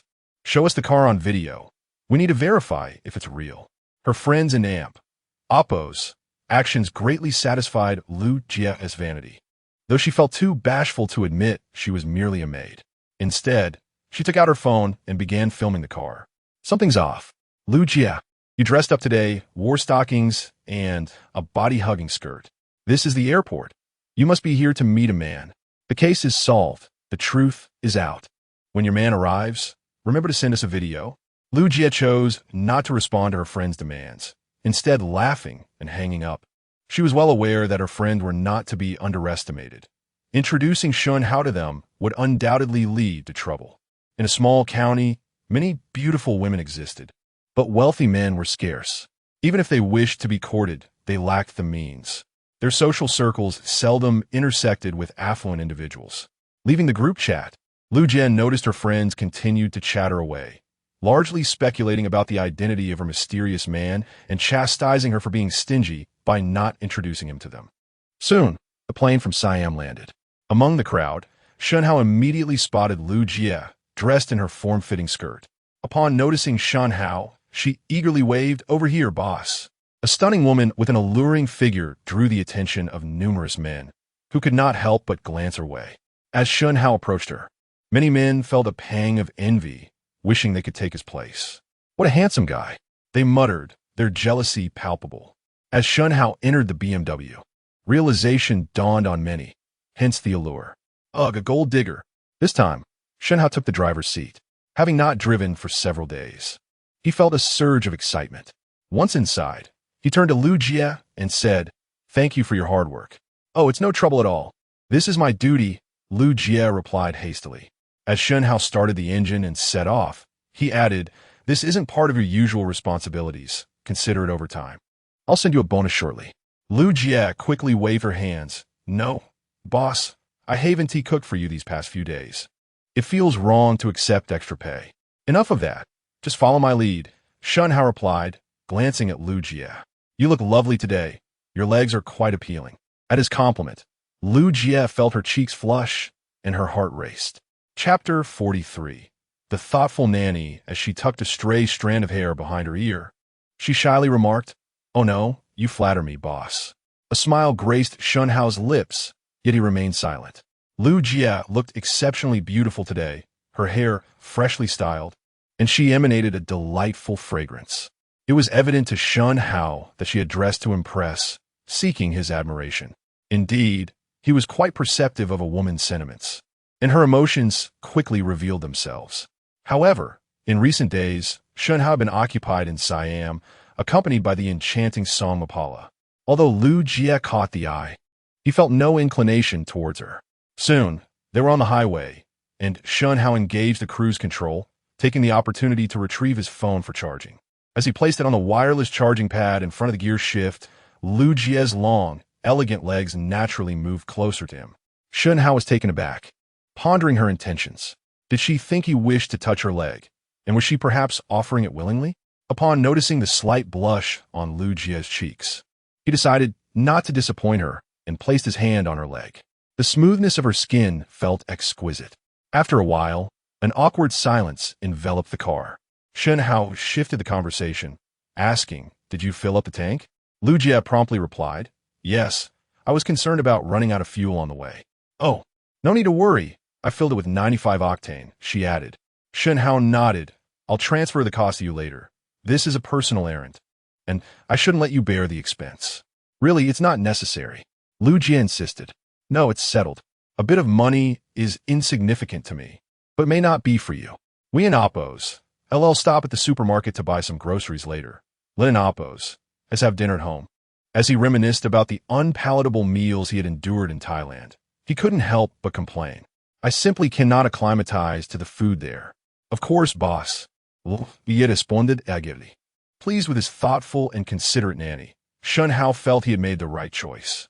After driving for over an hour, fatigue began to set in, prompting him to stop at a rest area and allow Lu Jie to take the wheel. He closed his eyes and drifted off to sleep. Observing Shen Hao sleeping soundly, Lu Jie felt a twinge of disappointment as he no longer caressed her leg but continued to drive carefully. Less than 2 hours later, they arrived at the community. "Boss, we've arrived," Lu Jie gently announced. Shen Hao, still groggy, glanced around the parking garage of his residence. Nodding, he said, "I'll head upstairs first. You go to the supermarket and be quick about it. I'm feeling a bit hungry." "Understood, boss," she replied. Once he reached the 19th floor and entered his home, Shen Hao suddenly remembered something. He took out his phone and sent Lu Jie a transfer of 1,000 yuan, compensating her for fuel and for picking him up from the airport. After all, the round trip was over 400 kilometers, and hiring a driver would incur substantial costs, not to mention filling the tank with 95 octane fuel. Shen Hao was not the type to take advantage of his nanny. With his reminder, Lu Jie accepted the transfer without hesitation, responding with a playful emoji, "You're so generous. Love you." Half an hour later, Lu Jie returned. Shen Hao tossed her a bag of rice, saying, "Use this rice to make steamed rice." "Yes, boss," she replied. An hour later, Lu Jie had prepared 3 dishes and a soup. As the fragrant aroma of rice wafted through the air, she couldn't help but exclaim, "This rice is truly aromatic." Shen Hao chuckled. "You have good taste. This is royal rice from Siam, reserved for the nobility." He had brought back several bags during his trip. "Well, I'm off now," she said. "Why not join me? I can't finish it all alone. Is that appropriate?" She hesitated. "No more arguments. Sit and eat," he insisted. Lu Jie nodded, eager to experience the royal rice herself. "Go grab 2 bottles of beer from the fridge," Shen Hao instructed. She complied without delay. The meal was delightful, a refreshing change from the unsatisfactory fare he had endured in Thailand. Glancing at Lu Jie as she tidied up, Shen Hao said, "You needn't inform me when you're done. Just leave. If you need the car, drive it directly. I'll take a short nap after a long day of flying," he added. "Of course, boss," she replied. As Shen Hao retreated to his bedroom, Lu Jie cleaned up quietly, careful not to disturb him.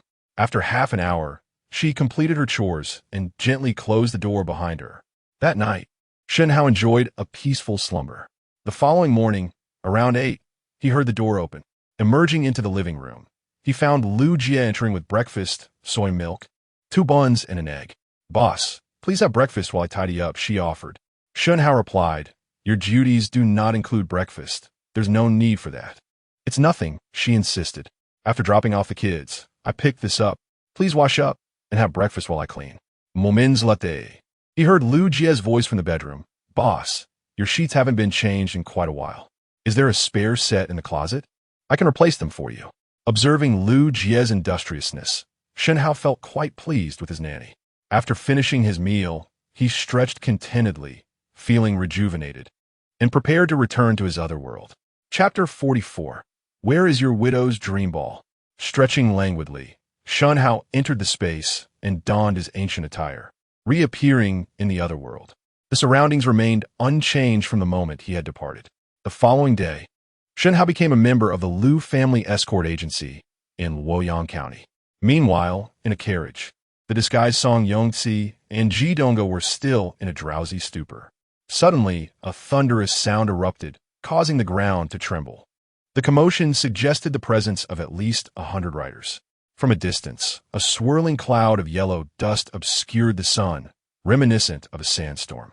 The tremendous noise startled the entire Liu family escort agency into a defensive stance.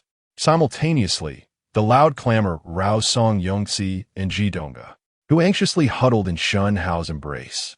Upon his return, Shen Hao had retrieved an M416 from the space. It was no wonder that the ancient world was filled with valiant heroes. Ordinary people in such situations could only submit to fate. Shen Hao's expression turned grave. While he could remain unfazed in the face of 1,000 troops, the safety of Song Yongxi and Ji Donggo weighed heavily on his mind. "Shall I eliminate them?" he asked. "Master, could it be dangerous?" "Just a bunch of petty bandits, fear not." Song Yongxi and Ji Donggo appeared apprehensive.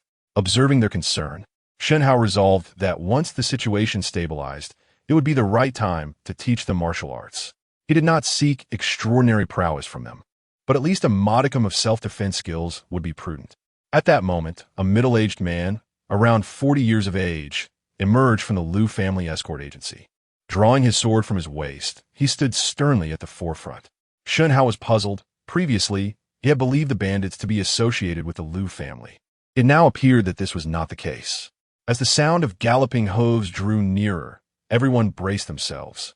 The lead bandit yanked the reins sharply, halting his horse before the Liu family escort agency. Hundreds of steeds skidded to a stop, raising a cloud of dust. "I am Liu Junsheng, the head of the Liu family escort agency. Might I request a moment of your indulgence?" "I shall pay you a visit in due course," he proclaimed. The lead bandit scoffed. "Who is Liu Junsheng? I've never heard of him. You have 3 breaths to lay down your weapons and stand aside. Otherwise, do not blame us for our ruthlessness." At this, Liu Junsheng's gaze sharpened. "Since there is no room for negotiation, let us see what you are made of." The bandit smirked derisively. "A mere 3rd-tier, innate warrior dares to flaunt his might before me? Stay where you are while I deal with him. Anyone who moves will be killed without mercy." "Yes, boss." With that, the bandit kicked his stirrup and, like an arrow released from a bow, lunged toward Liu Junsheng. His large blade descended with lethal intent, forcing Liu Junsheng to stagger backward. "Cursed it all, I was careless," he thought, horrified, realizing the bandit's strength was at least at the 6th tier of innate mastery. In the blink of an eye, the bandit, swift as lightning, advanced again with a horizontal slash. Liu Junsheng, unable to confront the fierce blade technique, leaped back to evade the attack. With a sharp crack, although he avoided the strike, the carriage behind him was cleaved in two by the bandit's blade energy. As the two clashed, their energies swirled about, etching deep marks into the ground. In a matter of moments, they exchanged dozens of blows, with Liu Junsheng remaining on the defensive, clearly struggling. He leapt to create distance, yet the bandit was faster still. Shen Hao was astonished. He could hardly perceive how the carriage had been split. He mused that indeed, one could not fathom the techniques of those in a different realm. In that instant, he gained a clear understanding of innate combat prowess. What left him incredulous was the realization that all the bandits were innate experts. Their styles were remarkably swift. The bandit's technique was brutal and straightforward, each strike aimed at vital points, akin to military tactics designed solely for killing. Conversely, Liu Junsheng's swordplay was agile but lacked the necessary force, making his defeat merely a matter of time. Seeing this, Shen Hao narrowed his eyes and retrieved the M416 rifle. Should the bandit approach, he would unleash a barrage. Capturing the bandit leader first would render the others insignificant. However, as Liu Junsheng and the bandit became entangled in combat, Shen Hao found it impossible to aim his weapon. Suddenly, the bandit's blade struck Liu Junsheng's shoulder, and with a kick, he sent Liu Junsheng hurtling backward, where 2 other bandits caught him. Shen Hao frowned. Recognizing Lu Junxing's ineptitude, it seemed he would need to change his approach. With that thought, he produced 2 grenades from his space. These were prepared for him by Song Yupa during his days in Siam, and he had only 10 in total. After binding Lu Junsheng, the bandit did not execute him, but instead addressed the crowd. Your head escort, Lu Junsheng, has been captured. Surrender now, and you may yet live. Defy us, and we shall slaughter you all. Faced with such circumstances, the members of the Lu family escort agency chose to relent. At this juncture, Shen Hao discerned that these bandits were not ordinary brigands. They operated with military precision, the leader being exceptionally formidable. He suspected they were former soldiers. Quickly, everyone dismount and line up. At that moment, a bandit rapped on Shen Hao's carriage with his blade. Everyone inside, get out. Shen Hao instructed the 2 women. Stay hidden in the carriage for now. I will draw the bandits away. Song Yongxi shook her head in protest. Master No, you are no match for that bandit. Even Ji Donga appeared worried. Shen Hao smiled reassuringly. Have no fear, I have my own strategies. He then gave the 2 women a comforting glance and descended from the carriage. As 2 bandits approached to search him, Shen Hao raised his hand and fired 2 shots, exploding their heads. This sudden turn of events left everyone in shock. The bandits had never anticipated someone would dare to act in such a bold manner amidst the chaos. The bandit leader's expression darkened with rage. Seize him. I will have his skin. Shen Hao retorted mockingly. Fool, first capture your father, then we shall talk. Farewell, imbecile. With that, he sprang into action, leaping onto the carriage roof and soaring into the air, propelled by the extraordinary lightness technique he had learned from the second-in-command. Zhou Haihu, light feather, unseen shadow. This was the source of Shen Hao's confidence. As long as he could draw the bandit leader away, matters would become manageable. He silently hoped the Lu family escort agency would prove useful. Moreover, he harbored intentions of eliminating this bandit leader. Armed with 10 grenades, he felt undeterred even against an innate master. The bandit leader hesitated, clearly taken aback by Shen Hao's remarkable agility. However, instead of fear, excitement flickered in his eyes. Mingled with greed, he realized that Shen Hao had yet to reach the innate stage, merely a novice in the later stages of development. Keep an eye on them. I shall capture that young man first, he ordered. At the same time, a white figure stealthily trailed behind Shen Hao in the woods, Meng Xianshu, who had been following him closely. The bandits were swift, and within 10 breaths, they were nearly upon Shen Hao. Yet he felt the disparity between the innate and later stages, even as an innate master employing light feather, unseen shadow. The bandits could not keep pace with him. Upon arriving at the Black Tiger Gorge, one finds oneself surrounded by towering boulders, where the potency of grenades can be fully realized. Witnessing Shen Hao enter the gorge, the bandit's countenance brightened with glee. The steep cliffs encircling Black Tiger Gorge, with no foothold for dozens of feet, rendered ascent impossible. This gorge stretches for several kilometers, compelling one to advance forward with no alternative paths available. Should Shen Hao persist in fleeing upwards, the bandit leader would encounter greater difficulty. However, entering this gorge would seal Shen Hao's fate. The bandits speculated that Shen Hao's internal energy was waning, and in no time he would be forced to surrender. Surprisingly, the bandit found himself in no particular haste, reveling in the sensation akin to a cat toying with a mouse, a thrill he relished.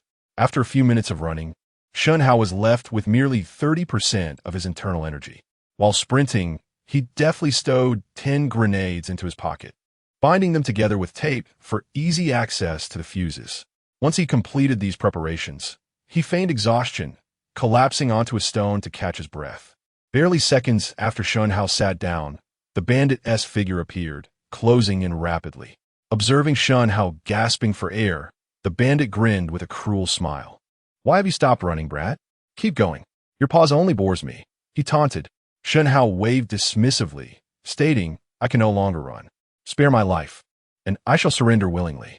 A flicker of murderous intent crossed the bandit's eyes, and he scoffed inwardly. Spare you?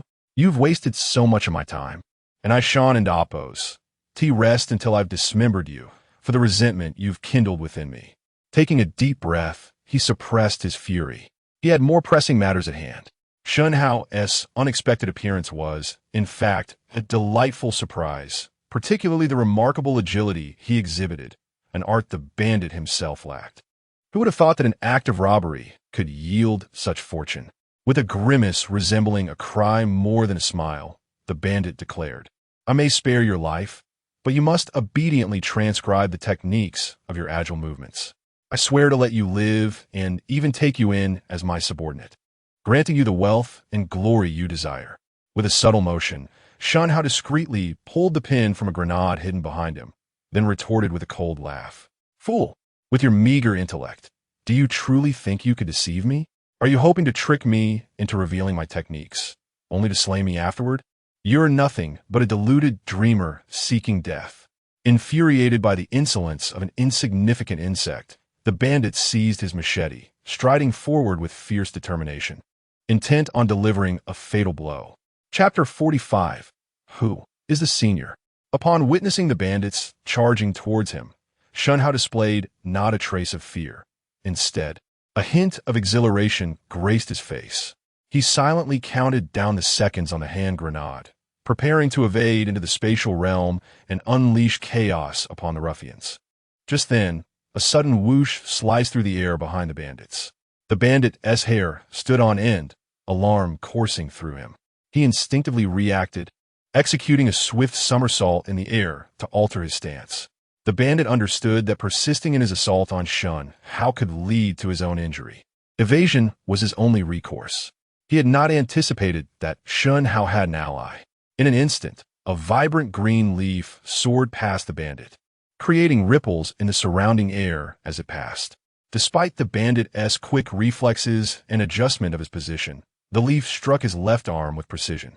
The delicate leaf severed his arm as easily as if it were tofu, leaving his left hand to plummet to the ground. A gruesome sight. The leaf, having accomplished its task, embedded itself into a nearby boulder. Blood gushed from the bandit's shoulder, saturating his clothing. The sudden exertion in the air had already destabilized him, and losing his left shoulder only compounded his misfortune. His equilibrium shattered. He tumbled to the ground, agony etched across his face, nearly succumbing to unconsciousness. Meanwhile, Shen Hao, witnessing the scene, inhaled sharply.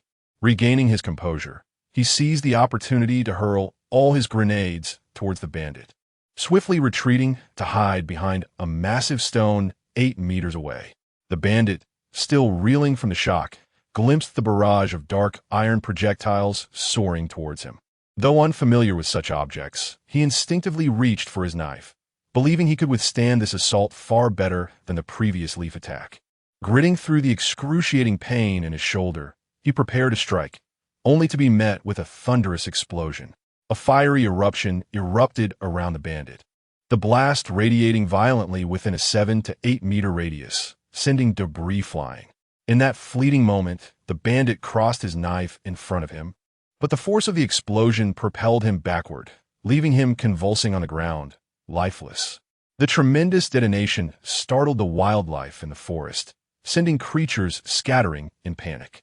As the echoes of the explosion faded and the smoke dissipated, a charred crater filled with the scent of explosives remained where the bandit had once lain. After a few tense moments, Shen Hao cautiously peered from behind the stone. Upon seeing the bandit sprawled out several meters away, bloodied beyond recognition, a grin spread across his face as he raised his M416 and unleashed a torrent of gunfire upon the lifeless form. The sharp crack of bullets resonated throughout the black tiger gorge, reverberating in the air. After 3 or 4 seconds, satisfied that the bandit was beyond salvation, Shen Hao exhaled in relief. Yet, the thought of another assailant who had injured the bandit cast doubt in his mind. Was this newcomer a friend or foe? The mysterious weapon employed was more formidable than a bullet, having cleanly severed the bandit's arm, leaving Shen Hao in a state of astonishment. After a moment of contemplation, he reasoned that if this individual and Oppo's target was the bandit, they were likely an ally. Given their impressive skills, escape would be impossible. It would be prudent to confront them directly. Resolute, Shen Hao emerged from his cover, mentally preparing for a swift retreat should the need arise. At that moment, The black tiger gorge lay silent, save for the lifeless body of the bandit. Shen Hao clasped his fists in gratitude, uttering, "Thank you for your timely rescue, esteemed one. I humbly request the honor of meeting you." No sooner had he spoken than a figure clad in white descended gracefully from the sky, hovering effortlessly in midair. Shen Hao's heart raced. Such abilities transcended the realm of the ordinary. What fortune had led him to encounter a being of such caliber? In the entire Daong dynasty, the only renowned expert was the general of the National Guard, the fifth Prince Yang Wuxian. Now, before him stood an enigmatic master, his luck seemingly unparalleled. As the figure's features became discernible, he noted the flowing white garments and a veil obscuring her face, yet her captivating eyes radiated brilliance, exuding an ethereal chill. It was a well-known truth that extraordinary talents often bore exquisite beauty. With utmost caution, Shen Hao expressed, "I am grateful for your intervention, esteemed one." The woman was Meng Xuanji, who regarded Shen Hao with intrigue, her gaze lingering on the M416 in his hands, a flicker of curiosity dancing in her eyes. Recalling the recent explosion, she found herself re-evaluating him. Such destructive power could easily incapacitate even an expert of the innate realm, let alone one of the true essence realm who might be caught off guard. The weapon he wielded possessed a potency and speed rivaling that of a peak innate master, albeit with a greater chance of evasion.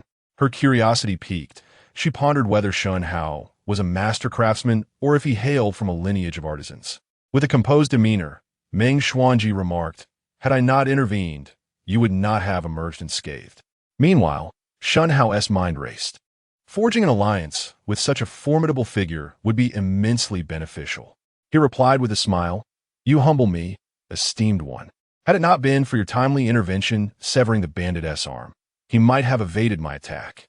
I am truly grateful for your assistance. How might I repay you?" Meng Xuanji replied simply, "Wine." Shen Hao paused, realization dawning upon him. If her interest lay in wine, it must pertain to Wenren. With this understanding, his spirits lifted considerably. Having a request made the situation far simpler. Chapter 46. Are they the cavalry of the northern wilderness? Now that it was a matter of kin, Shen Hao felt less cautious. Moreover, faced with a formidable unknown expert, he lacked the strength to flee.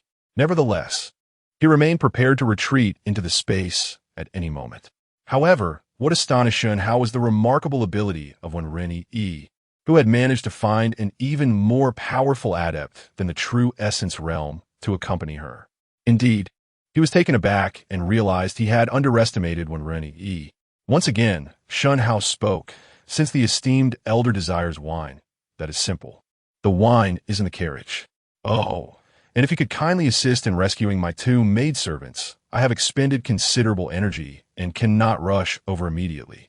As long as my maidservants are unharmed, I am willing to present 2 bottles of exquisite vintage."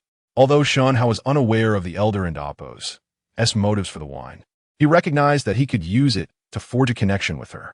Offering a bottle of liquor worth 40 coins to such a powerful expert was indeed a bargain.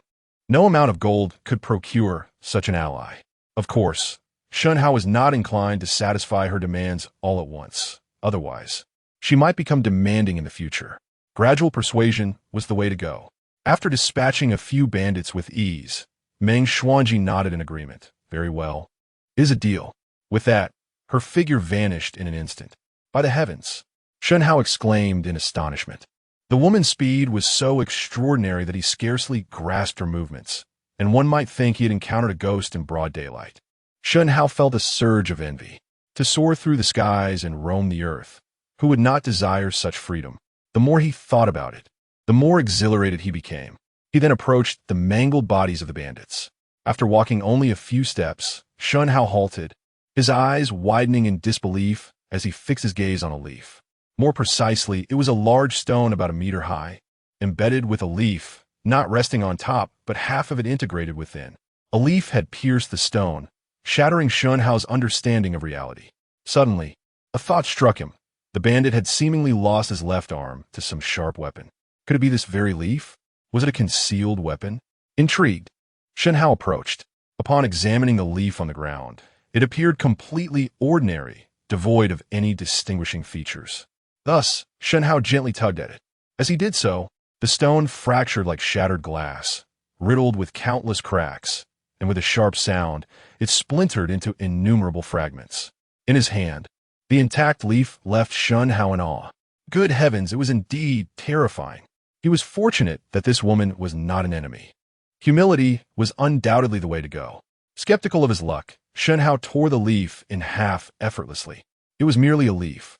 He discarded it and returned to the bandit's corpse. Though the bandit was a gruesome sight, he was undeniably a true innate expert.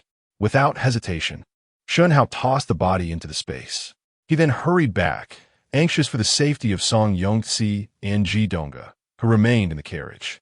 Meanwhile, the members of the Liu family escort agency, including old Ma Lu and the cross-dressing Song Yongxi and Ji Donga, had been bound by the bandits. At this moment, only a minute had passed since the thunderous noise. Lu Junsheng, the head of the escort agency, grew increasingly anxious but found himself immobilized by pressure points.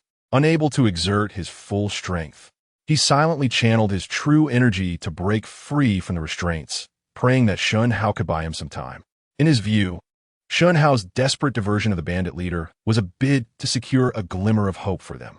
Song Yongxi and Ji Donga, much like the others, squatted on the ground, rattled by the earlier explosion. Uncertain of what had transpired, the two women felt a sense of dread.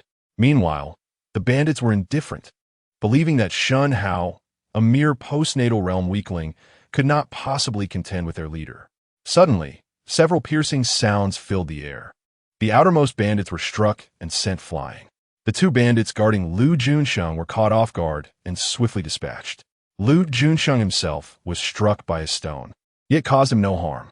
Instead, it freed him from his bindings. He was astounded by the precision of his assailant. Amidst the chaos where so many had perished, he alone had regained his freedom. Time was of the essence, and Lu Junsheng wasted no time pondering. He snatched up a sword from the ground and plunged into the fray. The remaining bandits quickly surrounded him, knowing that once their leader returned, death awaited them all. A few of the kidnappers, witnessing their comrade's demise, were filled with rage and charged at the Liu family escort agency with their blades. In a swift series of strikes, 4 or 5 had already fallen. Just as they were about to reach old Ma Lu, several more leaves sliced through the air, cleaving the bandits in two. Blood splattered all over old Ma Lu. At that moment, he appeared drenched in blood, a sight that was particularly gruesome. The overwhelming stench of blood made him nauseous. And behind him, Song Yongxi and Ji Donga could not help but retch. With the aid of the mysterious expert, Lu Junsheng and the members of the Liu family escort agency swiftly vanquished all the bandits. Once the battle concluded, Lu Junsheng let out a sigh of relief. At that moment, the members of the Liu family escort agency remarked, "Head, these individuals seem to be the cavalry of the northern wilderness." This badge was taken from one of the bandits, and it bears inscriptions. Upon examining the bronze badge, Lu Junsheng was taken aback and hurried to inspect it closely. He noticed it was inscribed with the words Centurion, Mao Ku Bo Ji Lai, confirming that it indeed belonged to the northern wilderness. Such bronze badges were exclusive to the centurions of the northern wilderness. Their military structure bore similarities to that of the Daong dynasty, albeit with different nomenclature. The 1,000-man commander, Meng and Bo Ji Lai, was silver, while the 10,000-man commander, Wanhu Temu Bo Ji Lai, was gold. Above them were the deputy 10,000-man commander, silver badge, and the supreme general, commander of troops, who bore jade badges. Chapter 47. Is this brat deceiving me? It seems that the bandit leader is likely a centurion from the northern wilderness, possibly even a commander, who has unexpectedly ventured into Yongling Prefecture. What shall I do now? Lu Junsheng sighed inwardly. Indeed, it is a time of turmoil. Ever since the foolish monarch ascended the throne, the great Sun dynasty has descended into chaos. With the death of General Yang Wuxian, the kingdom is at risk of an attack from the northern wilderness. The cavalry from the north has already infiltrated the heart of Yangzhou, indicating that war between the two nations is imminent. With this thought, Lu Junsheng's mood grew somber as he declared, "Once this escort mission is complete, everyone shall depart from Lu County and prepare to establish a base in Yongling." Yes, Chief Escort. The escort members had never doubted the chief's decision. At this moment, Shen Hao arrived rather late. When Lu Junsheng saw Shen Hao unscathed, his pupils contracted in shock. How could a cultivator at the postnatal stage escape from the pursuit of experts at the innate sixth level and above? Was it due to the recent loud noise? As he recalled the mysterious expert who had intervened earlier, Lu Junsheng felt a jolt of realization. Clearly, that bandit was doomed, and the young gentleman before him surely belonged to a prestigious family. Otherwise, such a formidable protector would not be at his side. The more he contemplated Shen Hao's extraordinary agility, the more convinced he became. Shen Hao was either the scion of a great family or a core disciple of a prominent sect. Deep down, Lu Junsheng leaned towards the former. For at Shen Hao's age, he had yet to reach the innate realm. Within a major sect, he would merely be a menial worker, not a core disciple. Without being a core disciple, it was unlikely he would have experts to protect him. With this in mind, Lu Junsheng's attitude towards Shen Hao grew increasingly respectful. Shen Hao approached the two women, Song Yongzi and Ji Donga, and, relieved to see them unharmed, he sighed. "Are you all right? Young master, are you unharmed?" Both women replied in unison. "I'm fine, but what about you, Ma Lao Lu?" Shen Hao inquired with concern, noticing the blood-soaked figure. Ma Lao Lu forced a smile that was more sorrowful than a frown and said, "Thank you for your concern, young Master Shen. I'm fine. This is merely the blood of the bandits." "Then go change your clothes. If you have none, take one from these bandits," Shen Hao instructed. "Yes, young Master Shen," he responded. At this moment, Lu Junsheng stepped forward with a broad smile, cupping his hands in gratitude. "I truly appreciate young Master Shen's life-saving grace. Had he not been here today, the Lu family escort bureau might have become a thing of the past." Shen Hao understood that Lu Junsheng had likely misunderstood his relationship with the woman from earlier. However, he chose not to clarify. Sometimes, misunderstandings are beneficial. "Chief Escort Lu, there's no need to dwell on such details. I acted purely out of self-preservation, so there's no need for such formality." Seeing Shen Hao's humility, Lu Junsheng felt even more impressed by his demeanor. "Young Master Shen is too modest. May I dare ask, what became of that bandit leader?" Shen Hao replied, "He is at Heihu Gorge, though he is left with only one arm." Gasp! Everyone inhaled sharply, utterly astonished. Just moments ago, their chief escort Lu Junsheng had been overwhelmed and defeated in under 20 moves. The thought that such a formidable expert was reduced to a mere arm sent shivers through them. Their gazes towards Shen Hao filled with awe. Lu Junsheng had intended to inform Shen Hao that the assailants were cavalry from the northern wilderness, but considering Shen Hao's status as a scion of a great family, he deemed the northern wilderness no great threat and refrained from speaking further.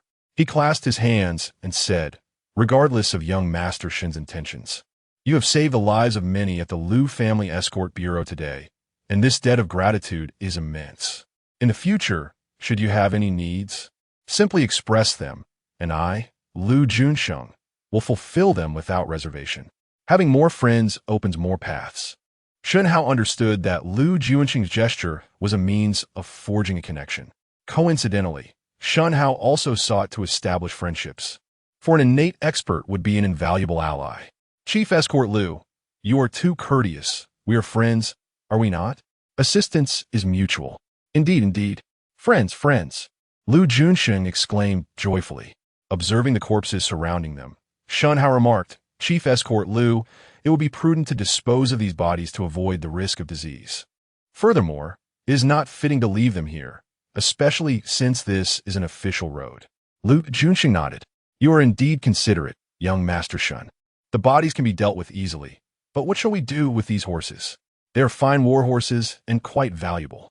"Let young Master Shen decide how to distribute these horses," he suggested, clearly implying that this would be a way of offering Shen Hao a gift.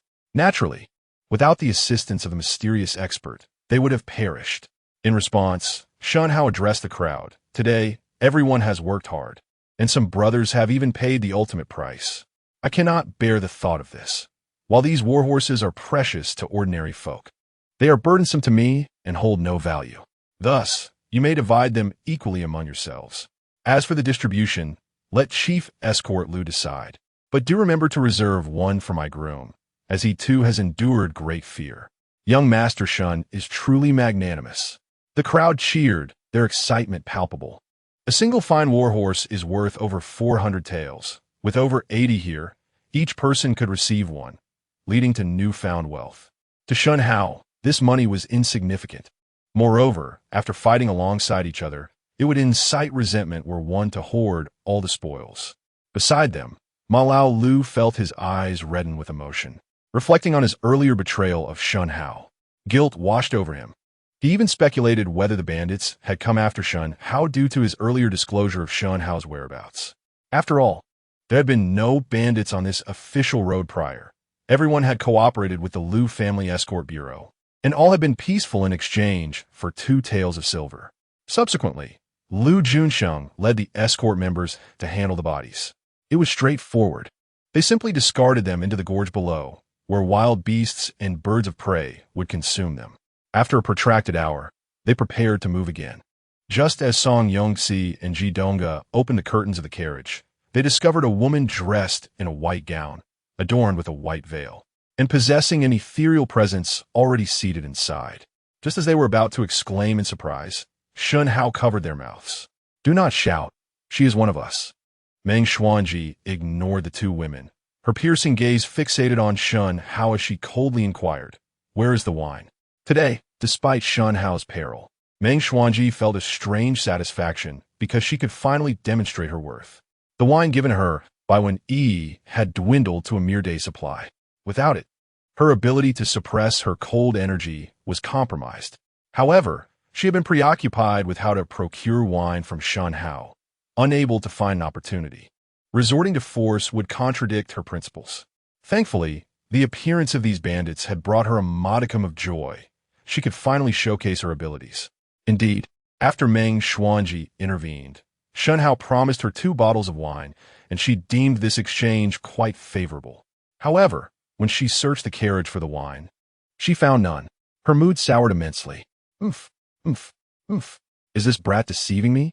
If Shen Hao truly sought to trick her, Meng Xuanji would not hesitate to give him a taste of bitter cold, allowing him to experience the sensation of icy chill penetrating to the bone.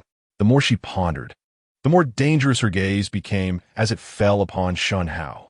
Chapter 48. Senior, do I have a spirit root? With merely a glance, Shen Hao felt a slight prickling sensation on his scalp, and his breath became somewhat labored. A wave of astonishment coursed through him. This woman was indeed formidable. However, Shen Hao was not excessively fearful. The only demand from her was for some liquor, which he possessed in abundance. From another perspective, it also indicated that this woman was not particularly cunning. A true old fox would conceal their emotions deeply, revealing neither joy nor anger on their visage. The more one displays emotions, the easier they are to negotiate with. Shen Hao cast a reassuring glance at Song Yongxi and Ji Donga, then addressed Meng Xuanji. "Senior, please remain calm. I shall fetch the wine for you at once." Upon hearing this, Meng Xuanji slightly nodded, retracting her fierce demeanor, and replied coolly, "Very well." Shen Hao nodded in acknowledgement and alighted from the carriage. After conferring with old Lu outside, he meandered to a secluded spot and retrieved the liquor from his spatial storage. Concealing the bottles within his ample sleeves, he returned to the carriage. Upon seeing Shen Hao produce the white liquor, Meng Xuanji's mood visibly lightened. Her expression softened, losing its previous intensity. "Senior, here is the wine I promised you." Observing this, Meng Xuanji did not hesitate. With a gentle wave, the 2 bottles of liquor in Shen Hao's hands vanished instantaneously. With her urgent need for liquor satisfied, Meng Xuanji's gaze toward Shen Hao became notably friendlier. Seeing the liquor disappear, Shen Hao speculated that it was a treasure related to spatial storage. He feigned astonishment and inquired, "Is this perhaps the famed storage space?" Meng Xuanji's voice was crisp and cold as she affirmed, "Indeed." With curiosity brimming, Shen Hao asked, "Senior, how valuable is such a storage space?" Song Yongxi and Ji Donga, too, were filled with intrigue. Today was an eye-opener for them, revealing a world beyond their comprehension. Meng Xuanji pondered for a moment before explaining. "This is an item from the cultivation realm. Ordinary yellow and white goods are unlikely to be procured." Nodding in understanding, Shen Hao expressed his regret What a pity. Then, shifting the conversation, Shen Hao asked again, Senior, I find myself in a quandary regarding my cultivation and would like to seek your guidance. Of course, I would not impose upon you without compensation. I can offer you another bottle of liquor as thanks. At this, Meng Xuanji paused, a flicker of joy crossing her features, though her expression remained impassive as she replied, Very well, since I have nothing else to do, I shall reluctantly assist you. Shen Hao, recognizing her subtle demeanor, chose not to expose it but smiled and said, Senior, I currently stand at the third level of the acquired stage. I wish to inquire about the distinctions between the acquired, innate, and true essence realms, as well as what lies beyond the true essence realm and how one advances through these stages. After glancing at Shen Hao, Meng Xuanji took a moment to gather her thoughts and articulated, for ordinary individuals, cultivation entails tempering the body and enhancing the internal vitality. When accumulated to a sufficient level, one can use this vitality to open the meridians, leading to a sensation akin to a refreshing energy coursing through the body. This energy converges in the dantian, giving rise to internal power, marking the transition from the tempered body stage to the acquired stage. The acquired and innate stages differ significantly. The acquired stage relies on accumulating internal power to open the meridians. Only by unblocking the run and do meridians and connecting with the forces of heaven and earth can one enter the innate stage. The leap from acquired to innate is a qualitative transformation, a disparity in energy levels. The most significant change is that internal power transforms into true energy. This transformation is not merely a shift in potency, but also a change in the operational techniques of cultivation. The techniques for the acquired stage and those for the innate stage are worlds apart. The lightness technique you employ is likely an innate technique. Therefore, utilizing acquired stage techniques is particularly taxing. Moreover, once one reaches the innate stage, true energy can be projected outward, and the purpose of techniques is to amplify the power of this released true energy.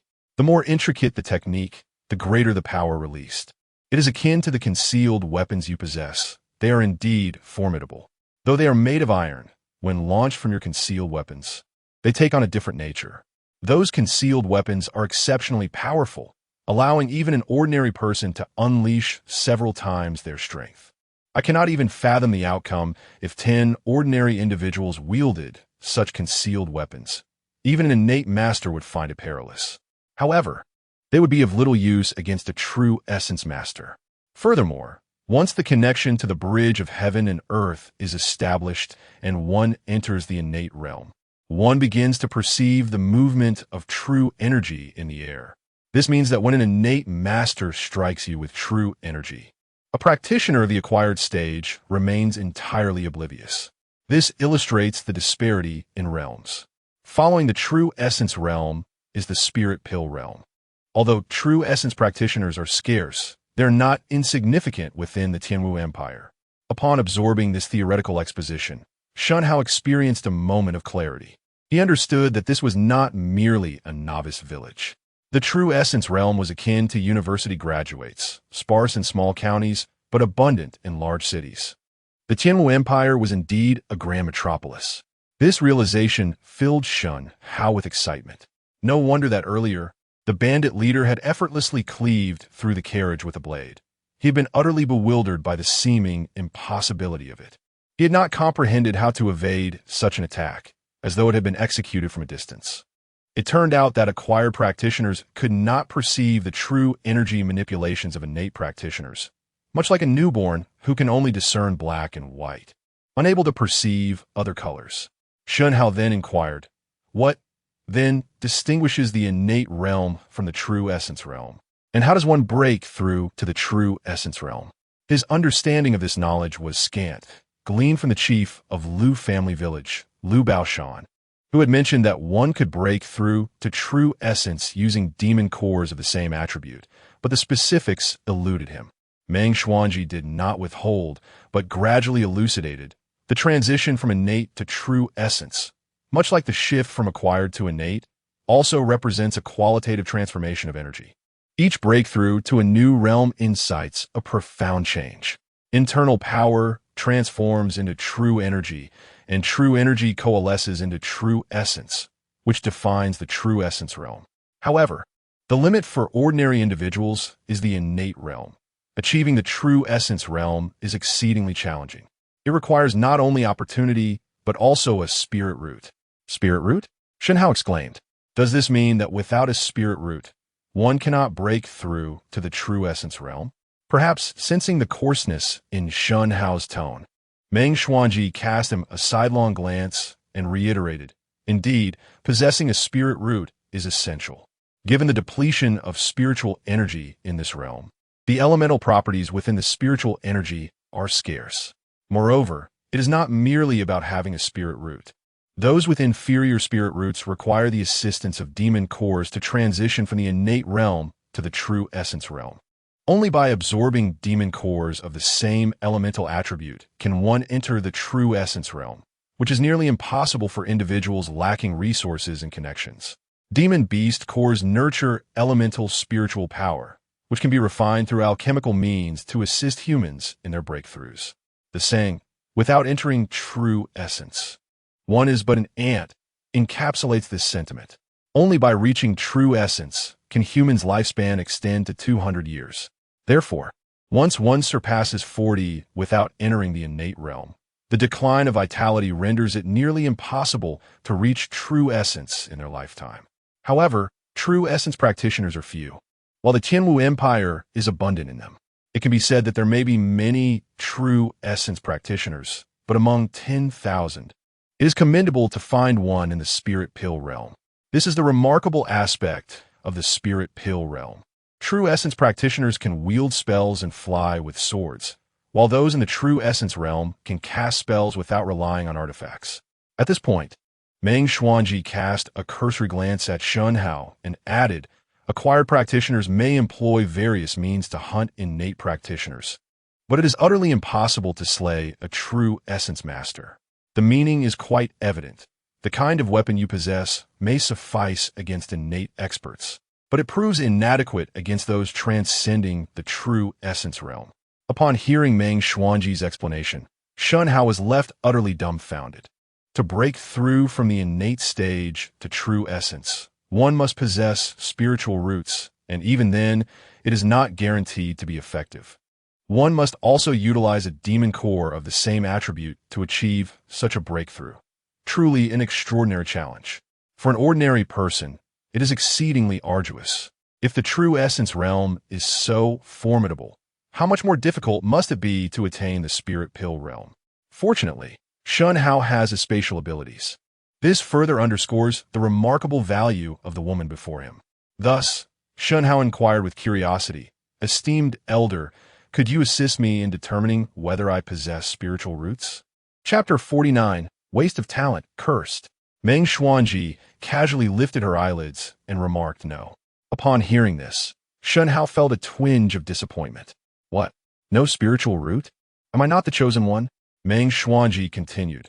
However, your true qi is exceptionally pure, suggesting that you possess a remarkable cultivation technique. Reflecting on Shen Hao's impressive lightness skill from before, she concluded that his inheritance was indeed not ordinary. Yet, lacking a spiritual root destined him to be a mere mortal. After a century, he would be nothing but a pile of dust. Then, Meng Xuanji glanced at Song Yongxi and nodded. This girl possesses a spiritual root. If she is willing to take me as her master, I would not mind accepting her as a disciple. Her spiritual aura is extraordinary. She is indeed exceptional. What? Shen Hao was taken aback. He had not anticipated that his maidservant would have a spiritual root. This world is utterly insane. The master lacks a spiritual root, yet the maidservant possesses one. What a reversal of fate. Even Song Yongxi was somewhat astonished. Meng Xuanji disregarded their reactions and placed her pristine white hand gently on Song Yongxi's back, her spiritual energy beginning to probe. Moments later, a flash of brilliance crossed her eyes. To her astonishment, she discovered an exceptional water spiritual root. Meng Xuanji herself had a high-quality gold spiritual root, but Song Yongxi's was a tier above. She could hardly believe that such a gifted maidservant was by Shen Hao's side. A treasure squandered indeed. Such a waste of talent. She thought, glaring fiercely at Shen Hao. Her gaze was sharp, akin to a sword poised to pierce him. Shen Hao felt a strange sensation under her intense stare and instinctively touched his face, inquiring, "What's wrong? Is there something on my face?" Meng Xuanji, who usually maintained composure, found her breath quickening in agitation, her anger palpable. With gritted teeth, she wished she could cleave Shen Hao in two. Taking a deep breath to regain her composure, she finally stated, "Your maidservant's spiritual root is formidable. She can break through the true essence realm without relying on inner beast cores, even reaching the spirit elixir realm like me. Hence, I wish to accept her as my disciple." Shen Hao was momentarily stunned, looking incredulously at Song Yongzi, realizing her talent was indeed exceptional. "All right then, I have no objection," he replied, willing to support her. Song Yongzi's eyes glimmered with tears as she pleaded, "No, my lord, I cannot leave you. I have no interest in cultivation." This made Meng Xuanji anxious, exclaiming, "If you cultivate, you will become extraordinary, far superior to being a maidservant. Besides, a mortal's lifespan is merely a few decades, at most 100 years. Once you cultivate, you could live for centuries, retaining your beauty forever. Isn't that wonderful?" Song Yongzi shook her head, responding, "What does living for hundreds of years matter? It would only be a solitary wait for death. I have no interest in that. I will not leave my lord." Meng Xuanji, frustrated, chided her, "You are wasting your talent. Do you realize your spiritual root is exceptional, destined to be among the elite? That would be such a loss." Song Yongzi resolutely shook her head without hesitation. "I'm not interested. I do not harbor grand dreams. I simply wish to stay by my lord's side, to accompany him and serve him, and that brings me immense joy." She gazed at Shen Hao with tear-filled eyes, full of longing, fearful that he might abandon her. Shen Hao smiled gently and embraced Song Yongzi. "Do not worry. If you do not wish to learn, then do not." Meng Xuanji glared at Shen Hao, exasperated. "Do you not realize this is her opportunity?" Shen Hao shrugged nonchalantly. "I do not see it that way. Loneliness for an eternity is far less appealing than a brief companionship. Why must you press so hard, senior?" Disappointment washed over Meng Xuanji as she directed her frustration at Song Yongzi. "What is so great about men?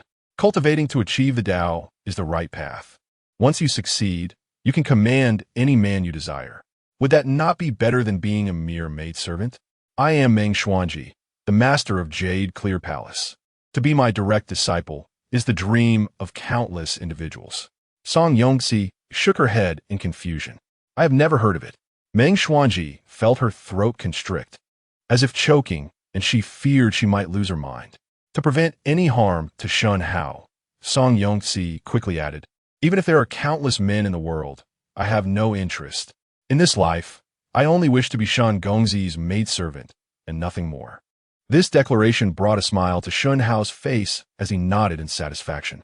Very well, very well. Ha ha ha. This only proves my charm is great." Meng Xuanji, in despair, closed her eyes, unwilling to witness Song Yongzi any longer. Shen Hao remarked, "Senior Meng, I must respectfully disagree. The purpose of a decayed tree is to be burned. Forcing it to be carved is akin to reversing the natural order." Meng Xuanji huffed, refusing to cast another glance at Shen Hao, wishing she could rid herself of him entirely. An exceptional water, spiritual root. An exceptional water, spiritual root.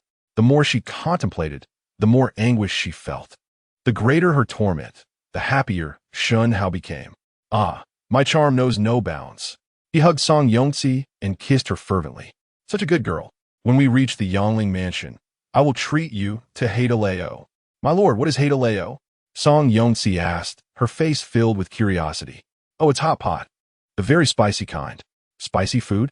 Isn't that poisonous?" Shen Hao was at a loss for how to explain. According to the memories of the physician Song Yoli, this world also had spicy foods, but perhaps due to the abundant elemental energy, the spicy plants here were all poisonous. No one had ever researched them for culinary use. "Rest assured, once it is prepared, you shall eat it," Shen Hao assured her. He then ceased paying attention to Meng Xuanji altogether. It mattered not if she were the master of Jade Clear Palace. Whether she belonged to the Upper Clear Palace or the Supreme Clear Palace was of no concern to him. Shen Hao had no intention of catering to her whims. What was more, he found it displeasing that she sought to instill in his maidservant notions of female empowerment. What did it mean for a man to possess as many as he desired? It was an affront to him, and he found it quite intolerable. Meng Xuanji had nothing that Shen Hao required. As for cultivation techniques, he could easily obtain them from powerful corpses. There was no need for him to ingratiate himself with Meng Xuanji. He had no desire to do so. I do not seek anything from you, so why should I pander to you? You are a master of the spirit elixir realm. What does that have to do with me? As for whether she had anything he needed, Shen Hao was truly unaware. He had never encountered such a matter.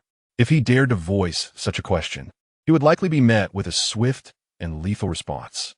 Perhaps it was Song Yongxi's heartfelt declaration or her choice to forsake the opportunity for cultivation for Shen Hao's sake that moved him deeply. Thus, he treated Song Yongxi with even greater kindness. Their affectionate exchanges were punctuated by Song Yongxi's cheerful laughter, revealing her genuine happiness. The sounds within the carriage grated harshly on Meng Xuanji's ears, becoming increasingly unbearable. Enough. This incessant sweetness is too much to bear. With a fierce glare at Shen Hao, Meng Xuanji's figure suddenly vanished from the carriage. Chapter 50. Arrival at Xiantian and gaining spiritual roots. Once Meng Xuanji's figure vanished, the atmosphere within the carriage transformed instantly, becoming remarkably relaxed. Even the white cat nestled in Ji Dong's arms let out a long sigh and stretched languidly. Moments ago, it had feigned death in the presence of Meng Xuanji, but now, with her absence, it seemed at ease. Song Yongxi gently caressed Shen Hao's cheek, her brow slightly furrowed with curiosity.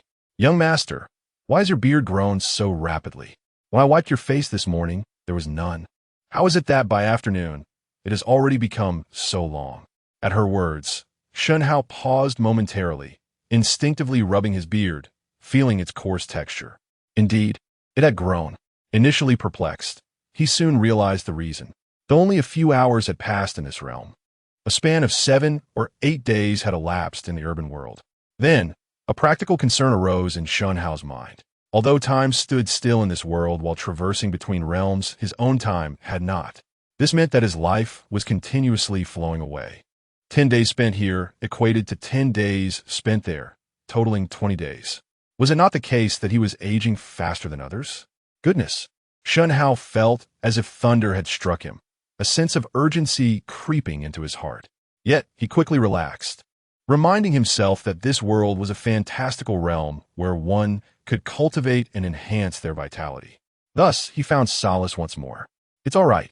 As long as I have the marvelous devouring space and dedicate myself to cultivation, there will be bread, there will be a house, and I will have my own time.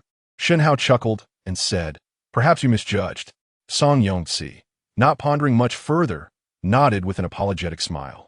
"It was my oversight, young master. I shall make sure to shave it for you at the first opportunity next time." After saying this, she comfortably nestled in Shen Hao's embrace. Shen Hao replied, "No need for that. I can handle it myself from now on." "That won't do. It's my duty as your maid. Besides, young master, you're unlike other men who prefer to grow beards. It is my responsibility to help you shave," she insisted. Shen Hao countered, "Really, there's no need. We can discuss it later." "Very well," she acquiesced. Having frequently traveled between the two worlds, Shen Hao thought it more practical to take care of such matters himself rather than rely on others. In the blink of an eye, 2 days passed, and Shen Hao and his companions finally arrived at Yangling Prefecture. During these 2 days, he had not encountered Meng Xuanji again, much to his relief. Lu Junsheng, the head of the Lu family escort agency, clasped his fists in gratitude towards Shen Hao. "Young Master Shen, I can never repay the debt of gratitude for saving my life. Should you require anything in the future, do not hesitate to send word. I will be at your service with utmost dedication." Shen Hao nodded, saying, "You are too kind, head Lu." As the escort agency had some matters to attend to, they parted ways, with Lu Junsheng promising to treat Shen Hao to drinks in the future. "Of course, that is no problem," Lu Junsheng replied with a smile, and soon. The members of the Lu family escort agency also expressed their thanks to Shen Hao with respectful gestures. The perilous journey they had undertaken had indeed been mitigated by Shen Hao's intervention, and additionally, he had bestowed upon them several war horses seized from the bandits. A considerable boon for them. After parting with Lu Junsheng, Shen Hao found an inn to stay the night. He could not help but notice that Yangling Prefecture was several times more prosperous than Yangwan Town. Turning to Ma Laolu beside him, he remarked, "It is getting late. You should also stay here tonight." Ma Laolu hastily waved his hands, protesting, "That won't do. This inn is too expensive. A simple room costs 3 taels of silver. I simply cannot afford it. With that money, I could buy some meat and a few feet of cloth to take home, making my wife and children happy." Shen Hao patted Ma Laolu's shoulder and reassured him, "Enough. Stay here tonight without worry. I shall cover your lodging." Ma Laolu quickly shook his head. "That is out of the question. This time, because of me, young Master Shun was put in danger. I am filled with guilt. Moreover, you even arranged for head Lu to give me a war horse. I can hardly face you now. Rest assured, I am a simple man. I have no such pretensions. Where I stay at night makes no difference. You are overthinking it. The bandits had nothing to do with you. They were not from the Jingxiusi," Shen Hao reassured him. "Please do not worry about me, young Master Shun. Oh, right, it is getting late. I must tend to the horses. With an extra horse, the feed will surely cost a bit more." Despite his words, Ma Laolu wore a broad smile as he spoke. Without waiting for Shen Hao's refusal, he waved goodbye and left. Beneath the setting sun, Ma Laolu skipped joyfully like a child, seemingly bounding toward a bright future, carefree and jubilant. Inspired by the atmosphere, Shen Hao smiled faintly, his spirits lifted considerably. Upon entering the inn, the innkeeper led Shen Hao to a top-tier guest room. With enough wealth at his disposal, he certainly would not deprive himself of comfort. By this time, evening was approaching. After dinner and a brief wash, Shen Hao embraced Song Yongxi and Jidonga, drifting off to sleep. With beauties in his arms, Shen Hao, however, felt no interest. His mind was eager to enter the space. A half-hour passed, and the weariness from the journey, coupled with the day's shocks, lulled Jidonga and Song Yongxi into a deep, even breath. Seizing the opportunity, Shen Hao stealthily slipped into the space. As he entered, a vast and chaotic expanse of white mist, interspersed with streaks of red light, surged toward him as if seeking an outlet, rushing eagerly into Shen Hao's body. This time, Shen Hao absorbed the energy at a pace several times slower than before. It took a full hour to conclude the process. Now, Shen Hao was drenched in sweat, his head throbbing painfully, and his body felt as if he had just emerged from sauna. It took several minutes to regain his composure. Yet, far from displaying any signs of distress, Shen Hao's face radiated joy. He discovered that the bandit leader was a centurion from the northern wilderness, the adopted son of the formidable Shinta Jiao. Shinta Lai, a centurion under Shinta Jiao, was a master of the 7th layer of Xiantian. His martial art style was robust and expansive, though lacking in finesse. On the battlefield, he was a veritable god of war. What surprised Shen Hao even more was that Shinta Lai possessed a spiritual root, a medium-grade fire root. It was this very quality that led Shinta Jiao to adopt him as a son, renaming him Shinta Lai in recognition of his fire affinity. It was clear that should Shinta Lai reach the pinnacle of Xiantian and acquire a fire attribute demon beast core, he would break through to the realm of true essence, thus earning Shinta Jiao's favor. The recent dispatch of Shinta Lai to Yangling Prefecture was intended as a stepping stone for his accomplishments. Yet fate led him to encounter Shen Hao, resulting in his demise. Shinta Lai had made his appearance in Lu County, annihilating the bandits near Heihu Gorge while masquerading as one of them. His ultimate goal was to eliminate Shen Hao's acquaintance when Renyi. This revelation deepened Shen Hao's understanding of this world. He learned that the Daong dynasty was merely an inconsequential realm, hardly qualifying as a novice village in the grand scheme of things. In contrast, the Tianwu dynasty encompassed 9 vast continents, each spanning millions of square kilometers, with the Daong dynasty not even considered part of it. The fertile and boundless land supported over 10 billion inhabitants, yet for some inexplicable reason, only the Tianwu dynasty possessed what was referred to as spiritual energy. It was hailed as a paradise for cultivation, while the Daong dynasty resembled a desolate wasteland for cultivation, with few choosing to linger here. unless one hailed from the royal family or a prominent clan with resources to support them. Those with any aptitude for cultivation would migrate to the Tianwu dynasty. Naturally, among the vast population of over 10 billion, those truly gifted in cultivation were a rarity, numbering only in the millions. However, Shen Hao's recollections were vague, as he had never ventured there himself. He only heard tales from his godfather. Due to the foolish Emperor Yang Wendi's dispatch of the Jingxiusis when Ren Yi to monitor the governor of Yangzhou, Li Chongyan, the latter received the news promptly. Li Chongyan, a direct descendant of the illustrious General Yang Wuxian, remained ever vigilant following the assassination of his uncle. When the foolish monarch dispatched the inspector Wenren to investigate him, how could he possibly endure such an affront? Even a corner dog will leap over a wall, and a frightened rabbit will bite. How much more so for a governor like Li Chongyan, who held dominion over military and political affairs in a province?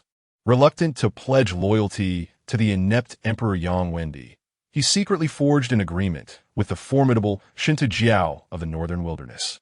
Should Shinta Jiao succeed in breaching Yangzhou, Li Chongyan would surrender without hesitation. However, their correspondence was compromised, prompting Li Chongyan to wish for Shinta Jiao to send someone to eliminate Wenren. Upon learning the full scope of events, Shen Hao could not help but lament. Wenren is indeed fortunate. I have shielded her from peril. With Shinta Lai's innate strength at the 7th level, the task of dispatching Wenren would have been trivial. After reflecting on these memories, Shen Hao contemplated the substantial benefits he had reaped. It was akin to defeating a minor boss and acquiring valuable loot. The immense true energy possessed by Shinta Lai was refined through the devouring space and returned to Shen Hao in a 5th portion. This mere 5th was sufficient to elevate Shen Hao to the 1st level of innate mastery. Moreover, Shen Hao's gains extended far beyond this. To his astonishment, the space had also absorbed Shinta Lai's moderate fire spirit root and graciously allocated a portion to him. Thus, Shen Hao now possessed a fire-type spirit root, albeit of the lowest grade. While ordinary, he was nonetheless elated. The absence of a spirit root was far more daunting than having a lesser one. If he could locate a few more adept practitioners of fire spirit roots to devour, might he not attain a superior quality fire spirit root? With this thought, Shen Hao beamed with delight. Just 2 days prior, he had been somewhat disheartened by Meng Xuanji's remark about his lack of a spirit root, struggling to eat or sleep. Yet, as if Providence had intervened, an opportunity had presented itself. This space was truly remarkable. Shen Hao couldn't help but give a thumbs up in admiration. Additionally, the area of the devouring space had doubled in size, which thrilled Shen Hao immensely. He longed to encounter more experts like Shinta Lai, ideally those who could provide further experience. Simultaneously, he discovered another function of the devouring space. It could absorb spirit roots. This was indeed extraordinary. It subtly indicated that the space likely belonged to a carnivorous category, as it had shown no interest in the precious herb Shen Hao had previously discarded within it, preferring only to consume meat. Of course, the rewards did not end there. Shen Hao had also acquired the cultivation technique of Shinta Lai. With this windfall, he felt as if he were soaring to new heights. Chapter 51. Does Mr. Shen still have ginseng? Certainly, the memories absorbed by Shen Hao are merely significant recollections, or rather, the deeply etched memories of the deceased. After all, human memory is finite. It is impossible to recall every detail with clarity. The most profound memory of Shen Lai is, without doubt, his martial arts techniques. Shen Lai practiced the innate fiery sun technique, a cultivation method well suited for those with a fire affinity capable of directly breaking into the spirit pill realm. This technique comprises 9 layers. The first 3 pertain to the innate realm, the next 3 to the true element realm, and the final 3 to the spirit pill realm. However, his godfather, Shen Jiao, only imparted the first 3 layers to him, neglecting the latter 6. When Shen Hao broke through to the innate stage, at the moment his internal energy transformed into true qi, it began to circulate according to the innate fiery sun technique. Yet, with Shen Lai's memories, Shen Hao is quite familiar with this method, making the breakthrough relatively straightforward. Nevertheless, Shen Hao has no intention of continuing his cultivation, In his view, devouring spatial energy is the optimal method for advancement. Rather than laboriously practicing, it is far more efficient to eliminate a few innate experts. In due time, you shall determine which technique is superior and adopt it accordingly. Moreover, Shen Hao also practiced a set of sword techniques, specifically the family martial art of his godfather. The Shen Hao sword technique, which consists of 9 forms characterized by their explosive power. This style is not suited for one-on-one duels. Rather, it excels in the chaos of battle between armies.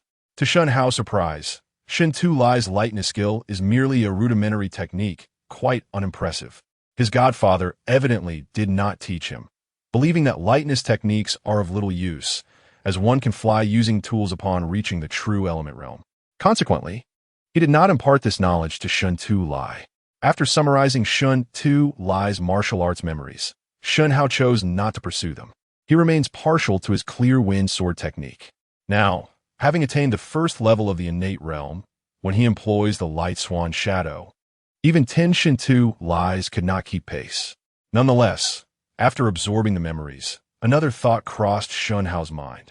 Since it was the governor of Yangzhou, Li Chongyan, who colluded with Shen Hao to ambush Wen Ren Yi, and now, due to his presence, Shen Hao has met his demise.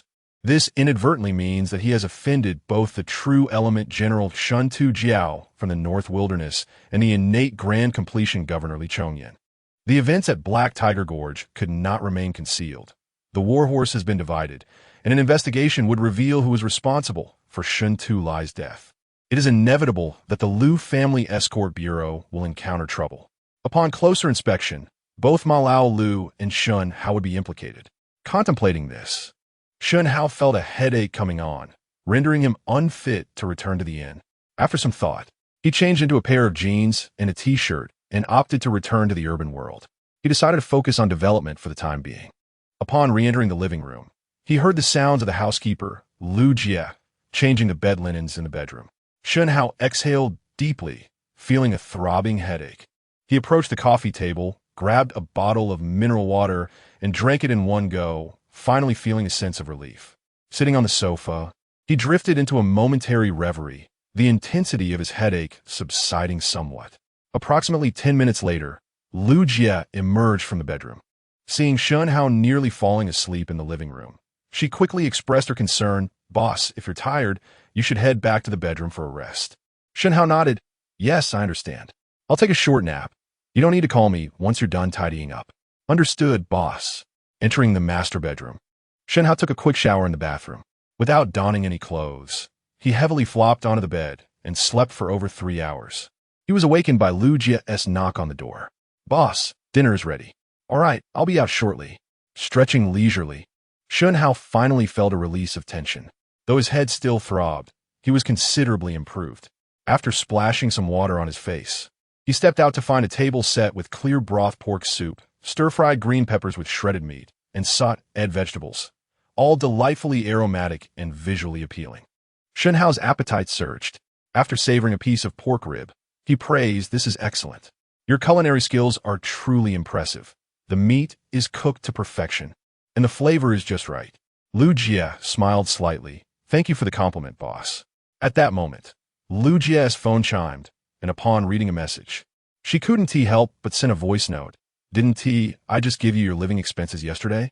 How could you run out of money again? Can't you be a little more frugal?" After speaking, she glanced at Shen Hao with a hint of embarrassment.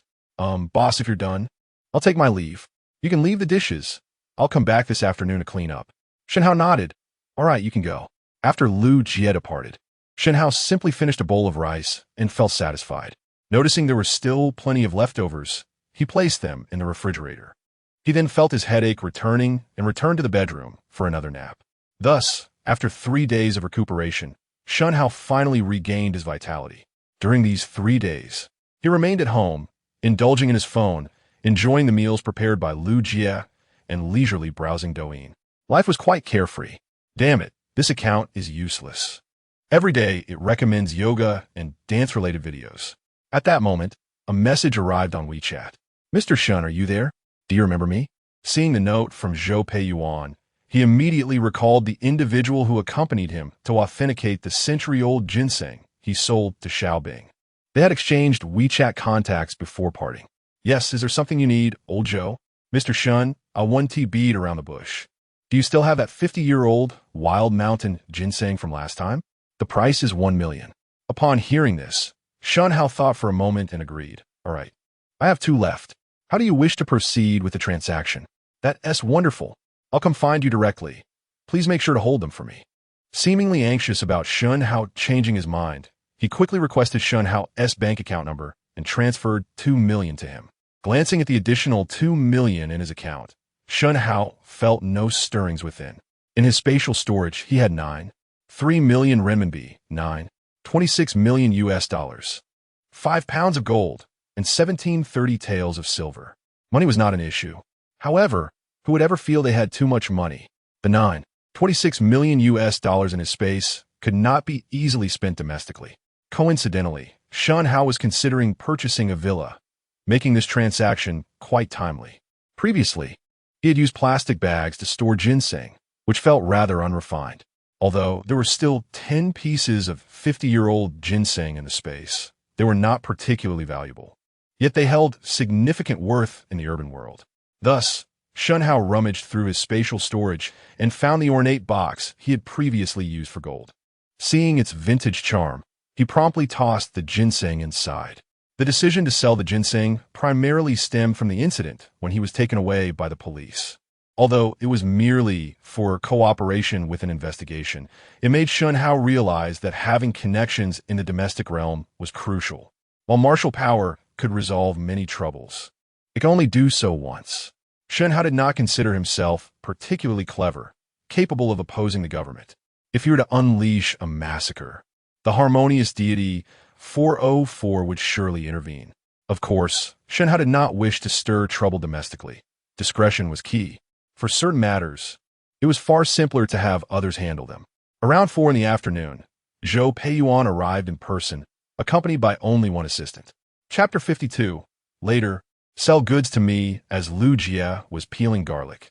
The sudden sound of the doorbell caught her attention. She hastily set down the garlic and rose to answer the door. Upon opening it, she was greeted by an elderly gentleman, around 60 years of age, accompanied by a handsome young man in his 20s, which took her by surprise. "What are you looking for?" she inquired. Zhou Peiyuan smiled and replied, "We are here to see Shen Hao. We had a prior arrangement." At that moment, Shen Hao's voice echoed from the bedroom, inviting them in.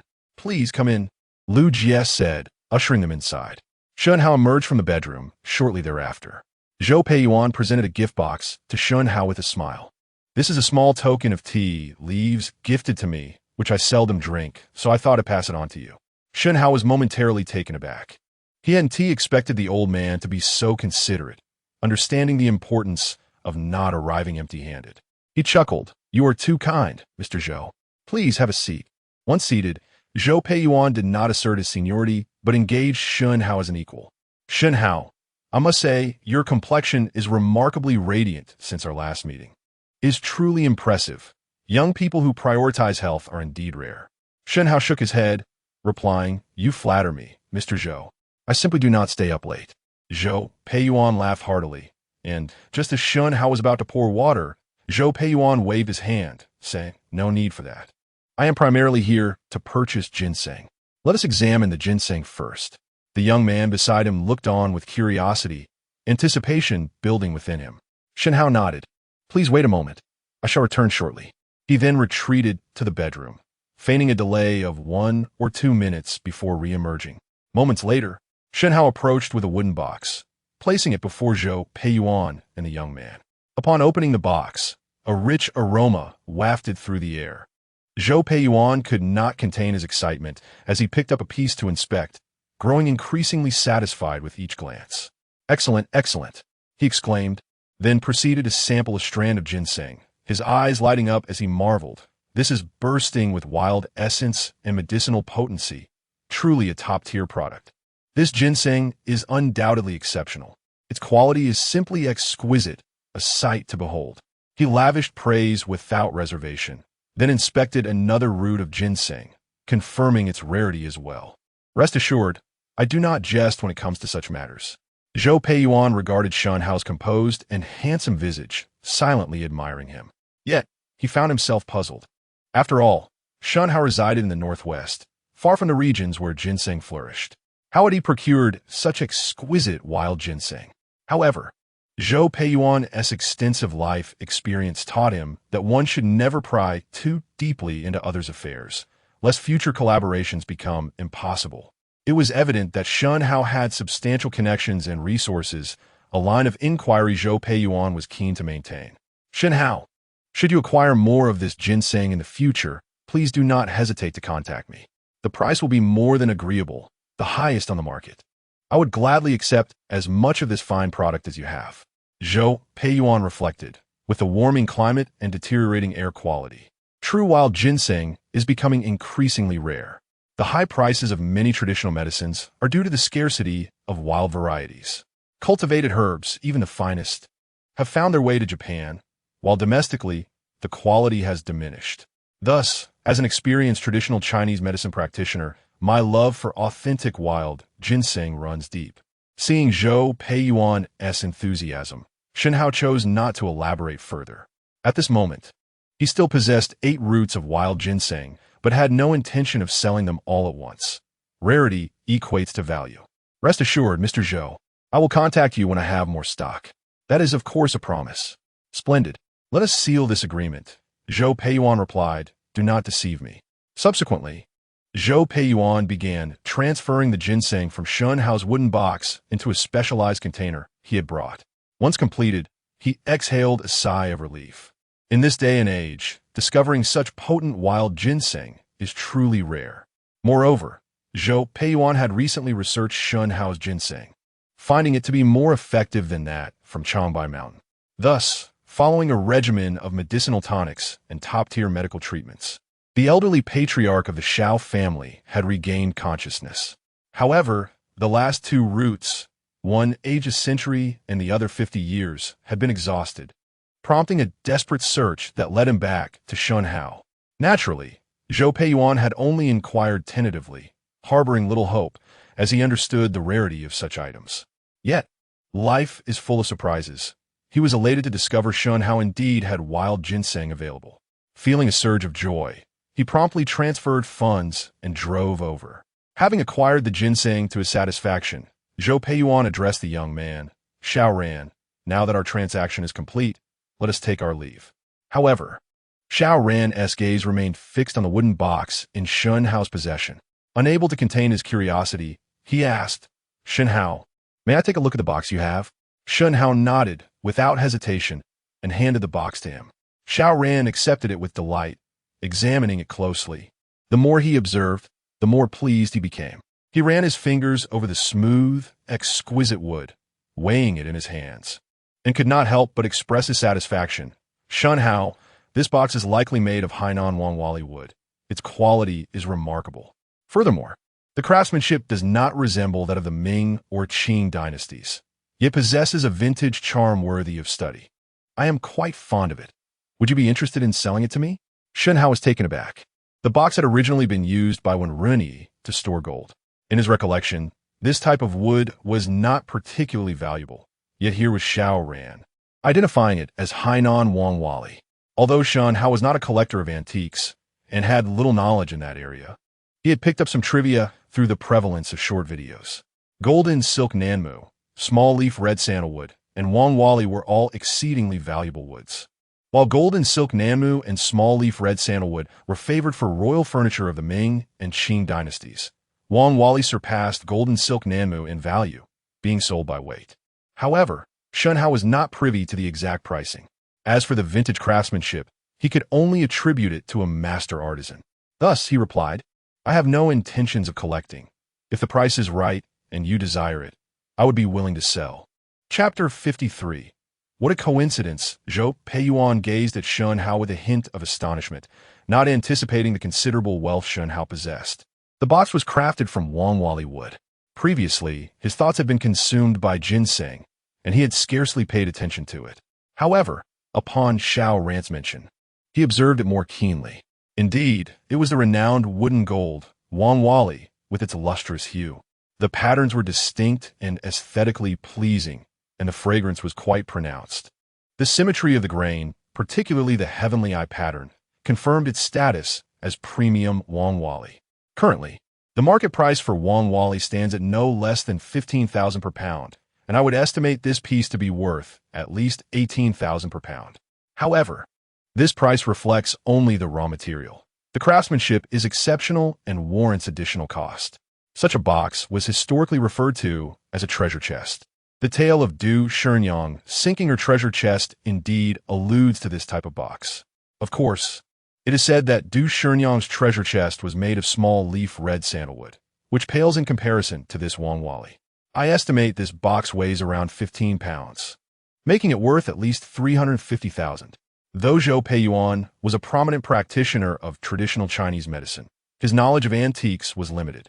Nonetheless, having encountered many exquisite items, he possessed a discerning eye.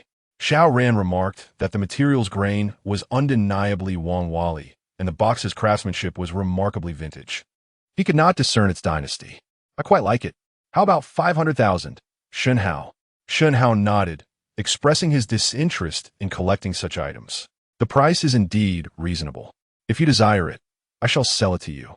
Shen Hao had another treasure chest, a gift from Lai Yuejing, which also contained gold. The only disappointment for Shen Hao was the lack of a captivating story behind this treasure chest. If it were truly the one Du Shenyang had cast into the river, its value would undoubtedly soar tenfold. However, upon reflection, he dismissed the notion, acknowledging the disparity between their worlds.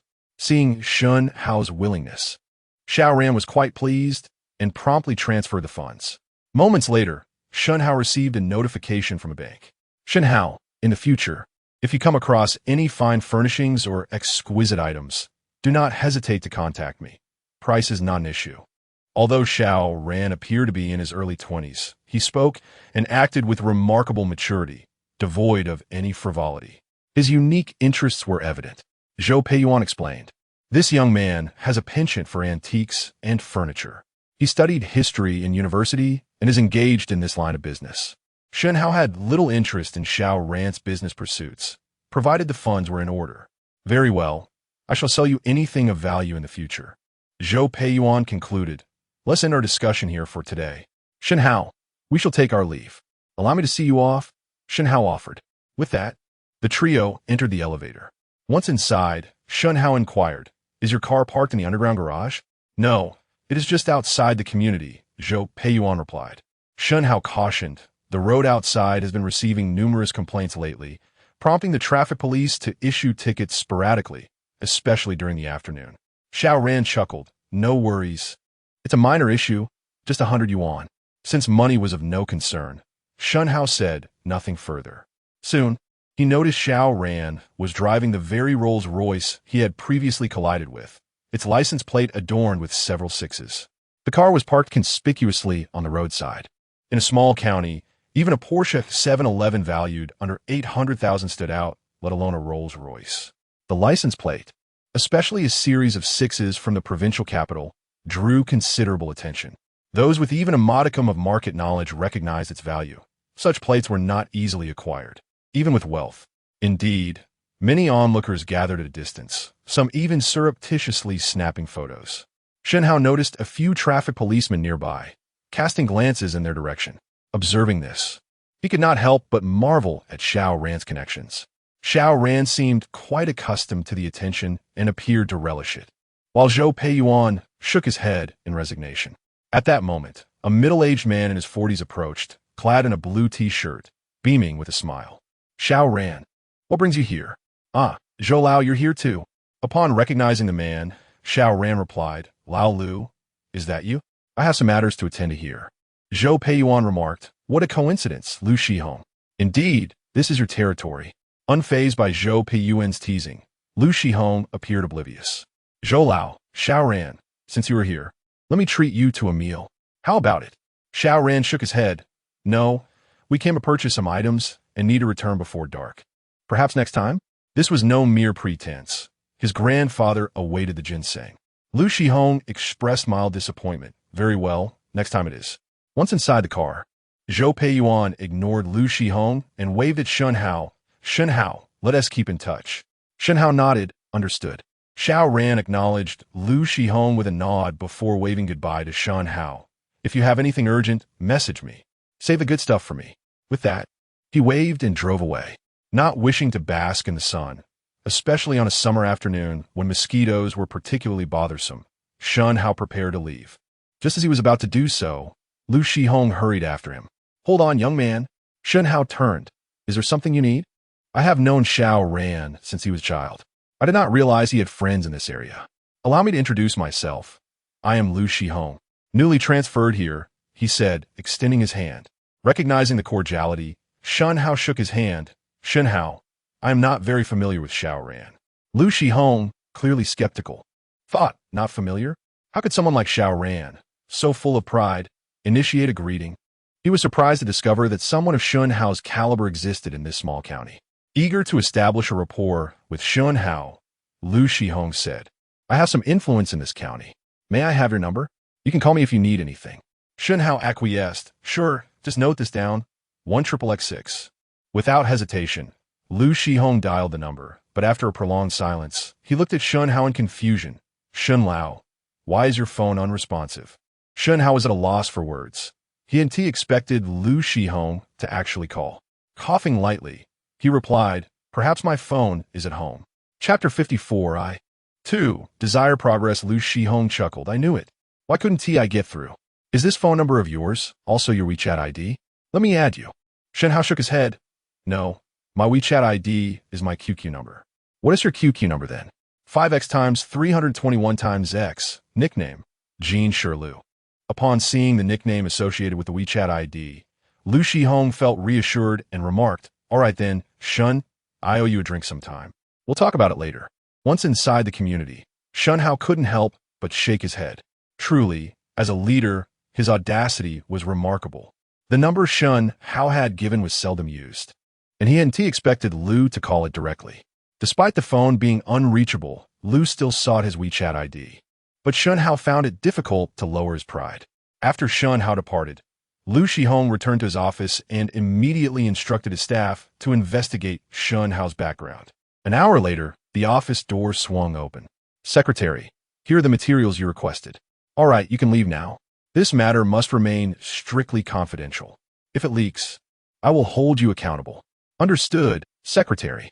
After opening the dossier and scrutinizing it, Lu Shihong discovered that Shen Hao was rather unremarkable, merely an ordinary individual. His resume was straightforward, lacking significant relatives, only a paternal uncle who had settled in another province. This year, Shen Hao unexpectedly ventured into the purchasing business in Hong Kong, seemingly having made a bit of fortune. He owned a property and a vehicle, with nothing else of note. Soon, Lu Shihong uncovered 2 transactions in Shen Hao's bank account, one for 10 million and another for 2 million, which had just been deposited today. Upon discovering that both sums originated from the Chang and Xiao group, he was taken aback. Could it be that Shen Hao was related to the Xiao family? Or perhaps a love child? Otherwise, why would such substantial amounts be transferred to him? How could Xiao Ran and Zhou Peiyuan be so closely connected to Shen Hao? It seemed implausible. Furthermore, Lu Shihong found no evidence of any business dealings on Shen Hao's part. Currently, news had surfaced that Xiao Jun, the eldest of the Xiao family, had stabilized his position as deputy governor. Lu Shihong desired to advance alongside him. 10 years ago, he had been the secretary to the former leader of the Xiao family, but their relationship had since cooled, and he wished to rekindle it. Unfortunately, opportunities had been scarce, particularly due to Shen Hao's connection with Xiao Ran, which stirred his ambitions. Upon returning to his room, Shen Hao found that Lu Jie had already prepared a meal and brewed some soup. She looked at him and asked, Boss, shall we eat now?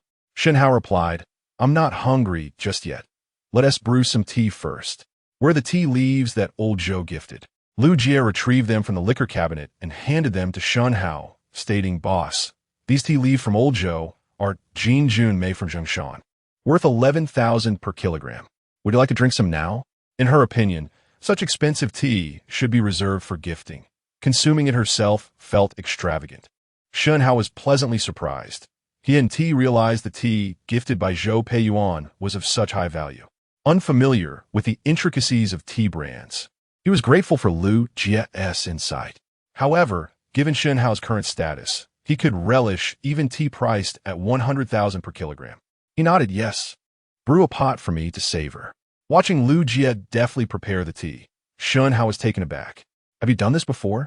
Lu Jie nodded yes. When I was younger, I worked in a tea house and brewed tea for guests. Hearing this, Shen Hao merely nodded and refrained from further inquiry. Soon, the tea was ready, exuding an aromatic fragrance far superior to that of tea priced at 100 per kilogram. Although the tea was delightful, Shen Hao lacked the expertise to appreciate its subtleties. He took a sip, finding it intensely flavorful, and remarked to Lu Jie, "I've benefited from your skills today. Your technique is impressive." Flattered by the compliment, Lu Jie felt a rush of happiness, yet she humbly replied, "Boss, you flatter me. It's the quality of the tea that makes the difference. All right, you should sit and enjoy a few cups as well. You've worked hard." "Thank you, boss." As Shen Hao observed Lu Jie savoring her tea in tranquility, he pondered whether he should consider increasing her salary. After all, her role as a caretaker didn't typically include brewing tea, and their original agreement had merely entailed preparing 2 meals and tidying up the rooms. Now, her services had expanded significantly. She was also washing clothes and performing various tasks, leaving Shen Hao feeling slightly embarrassed.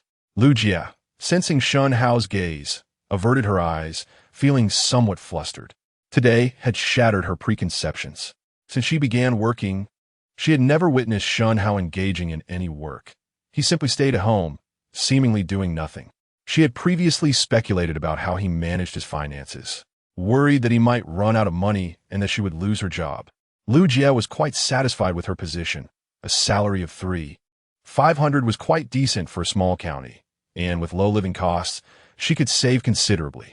Her duties were simple, preparing 2 meals and doing light cleaning, especially since a robotic vacuum took care of most of the cleaning. However, today had opened her eyes. The old man and the young one had spent 500,000 on a mere box, seemingly enamored with it. The mention of Wang Wali would meant little to her, yet she couldn't shake the feeling of Shen Hao's prowess. Money seemed to flow effortlessly to him. Moreover, during their conversation, they had touched upon ginseng that was worth 1 million. The more she thought about it, the more she regarded Shen Hao as remarkable. In a single day, he earned enough to sustain her for a lifetime. The sheer thought of earning such sums effortlessly at home was almost unimaginable for Lu Jie. After finishing dinner, Shen Hao requested Lu Jie to pack the leftover food, as discarding it would be wasteful. Once Lu Jie departed, Shen Hao relished a rare moment of solitude. He couldn't resist the urge to browse for villas. Previously, he had admired a mansion with a 30-meter swimming pool in Siam, which he truly liked. It wasn't practical to visit daily. A villa within the country would indeed provide comfort. Although this house had recently been renovated, it still felt rather cramped. After browsing for a while, Shen Hao enjoyed a chilled beer before sinking into a blissful sleep.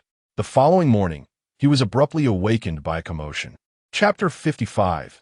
Do not startle the snake in the grass. Hello? Is this Mr. Shen? I am your personal financial manager, Lily. Your bank deposit has reached 3 million.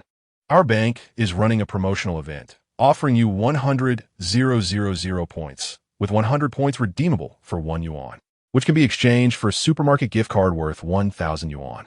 All you need to do is keep your 3 million deposited with us for 1 year. And during this period, we will additionally grant you 10,000 points each month. If convenient, please provide an address, and I will send you the card. Irritated, Shen Hao hung up the phone. Damn it, another telecom scam. After ending the call, he managed to sleep until around 9 o'clock. After freshening up and enjoying the breakfast prepared by Lu Jie, he felt sated and once again found himself in the mystical world SN. In this enchanted realm, it was still night. He lay between Jidongga and Songyongzi. Having slept soundly in the real world, Shen Hao felt invigorated. Meanwhile, the one-eyed white cat hiding under the bed curiously lifted its head, unable to resist peeking out. It was startled to find its gaze locked with Shen Hao's and quickly retreated under the bed. It was acutely aware of Shen Hao's discontent towards it and feared he might stew it for dinner. The tiger has fallen into the sun's light and is being bullied. When will I regain my former glory? Amir ene terelim brat. I used to swat you away with a single paw. How dare you flaunt your strength before me? Wait a moment, innate realm. I sensed something was amiss just now. Wasn't this brat in the postnatal third layer before? How did he leap to the innate first layer overnight? Did he secretly take some pills? Thinking this, she felt compelled to sneak a look to confirm whether she had misjudged. Yet, she feared Shen Hao would find an excuse to toss her out. In her current state, she was so weak that she couldn't even defeat a stray dog, spending most of her days in deep slumber to recover. Fine, let you be arrogant for a while longer. I shall overlook it. Her true form was that of a powerful white tiger, her claws razor-sharp. However, after a surprise, lightning tribulation, she was now as feeble as a meerkat and chose to masquerade as one.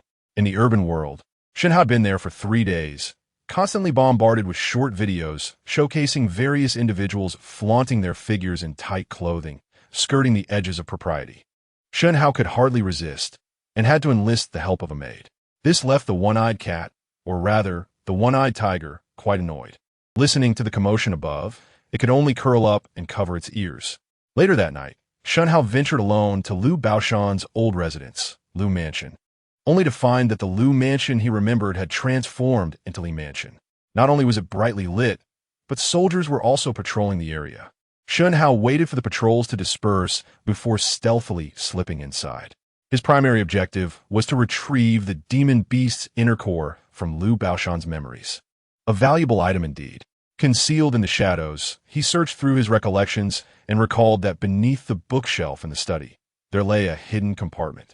Having charted his route, Shen Hao, utilizing his remarkable lightness skills, swiftly arrived at the study he remembered. However, he was met with a formidable guard. More than 20 soldiers patrolled the area, each with a fierce glint in their eyes. To his astonishment, he spotted 2 figures approaching through the light. Shen Hao was taken aback by the sheer number of guards. Suddenly, he unearthed a clue from Shen Lai's memories. This was the residence of the governor of Yangling Prefecture and a nephew of Governor Li Chongyan, Li Jikuan. According to Shen Lai's recollection, this individual was an innate third-layer expert, while his father, Li Chongsong, was an innate 7th layer. Damn it, this only complicates matters further. Just as Shen Hao contemplated his next move, he overheard a conversation from within. Tighten surveillance on everyone in the Liu family escort bureau. Leave no one unmonitored. Wait for the right moment.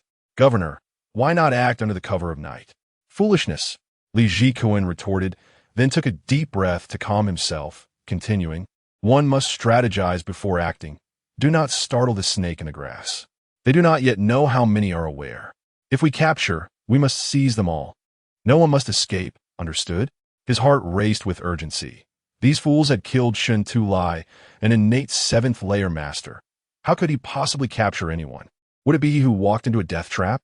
Li Jikuan even contemplated feigning ignorance of the situation, suggesting that anyone who wished to go could do so. You are wise, my lord.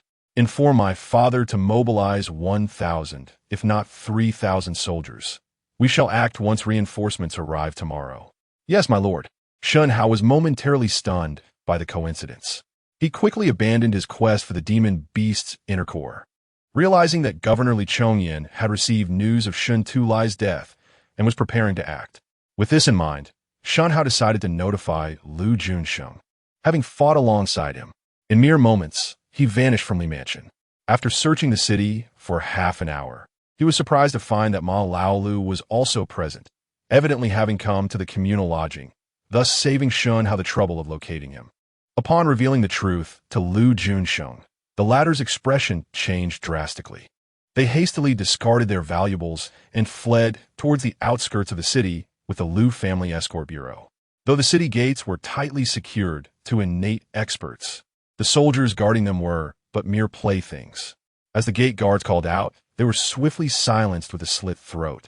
Once the gates were opened, Liu Junsheng looked at Shen Hao with deep gratitude, saying, "Young Master Shen, your kindness is beyond measure. Should you ever require my assistance, I shall repay you with utmost loyalty. Enough with the pleasantries. Where are you heading?" Shen Hao inquired. "We are fleeing to the capital. Since Li Chongyan has colluded with the North Wilderness and harbors treasonous intentions, we will find safety in the capital. Indeed, heading south to the capital is a wise plan. What about you, Brother Shen? When will you depart? Lu Junqing asked. Do not worry. I shall leave shortly. Time is of the essence. Farewell for now. We shall meet again in the capital. Until we meet again in the capital, Shen Hao replied with a fist salute. As he watched the Lu family escort bureau depart, he noticed that Ma Laolu had yet to leave. Why haven't you gone, Laolu? I must return to Yangguan town. My wife and child are still there, Ma Laolu responded. Do you not realize how dangerous it is to return now? You may not come back, Shen Hao cautioned. I must go back, even if it costs me my life. Young master, enough said. I must be on my way. Shen Hao nodded. When you return, just shout that Li Chongyan is plotting rebellion in the streets. Someone will surely seek you out. The Jingxiusi, who once inquired about my whereabouts, may find you. Perhaps you will have a chance at survival. Ma Laolu nodded gratefully and immediately knelt before Shen Hao, bowing his head.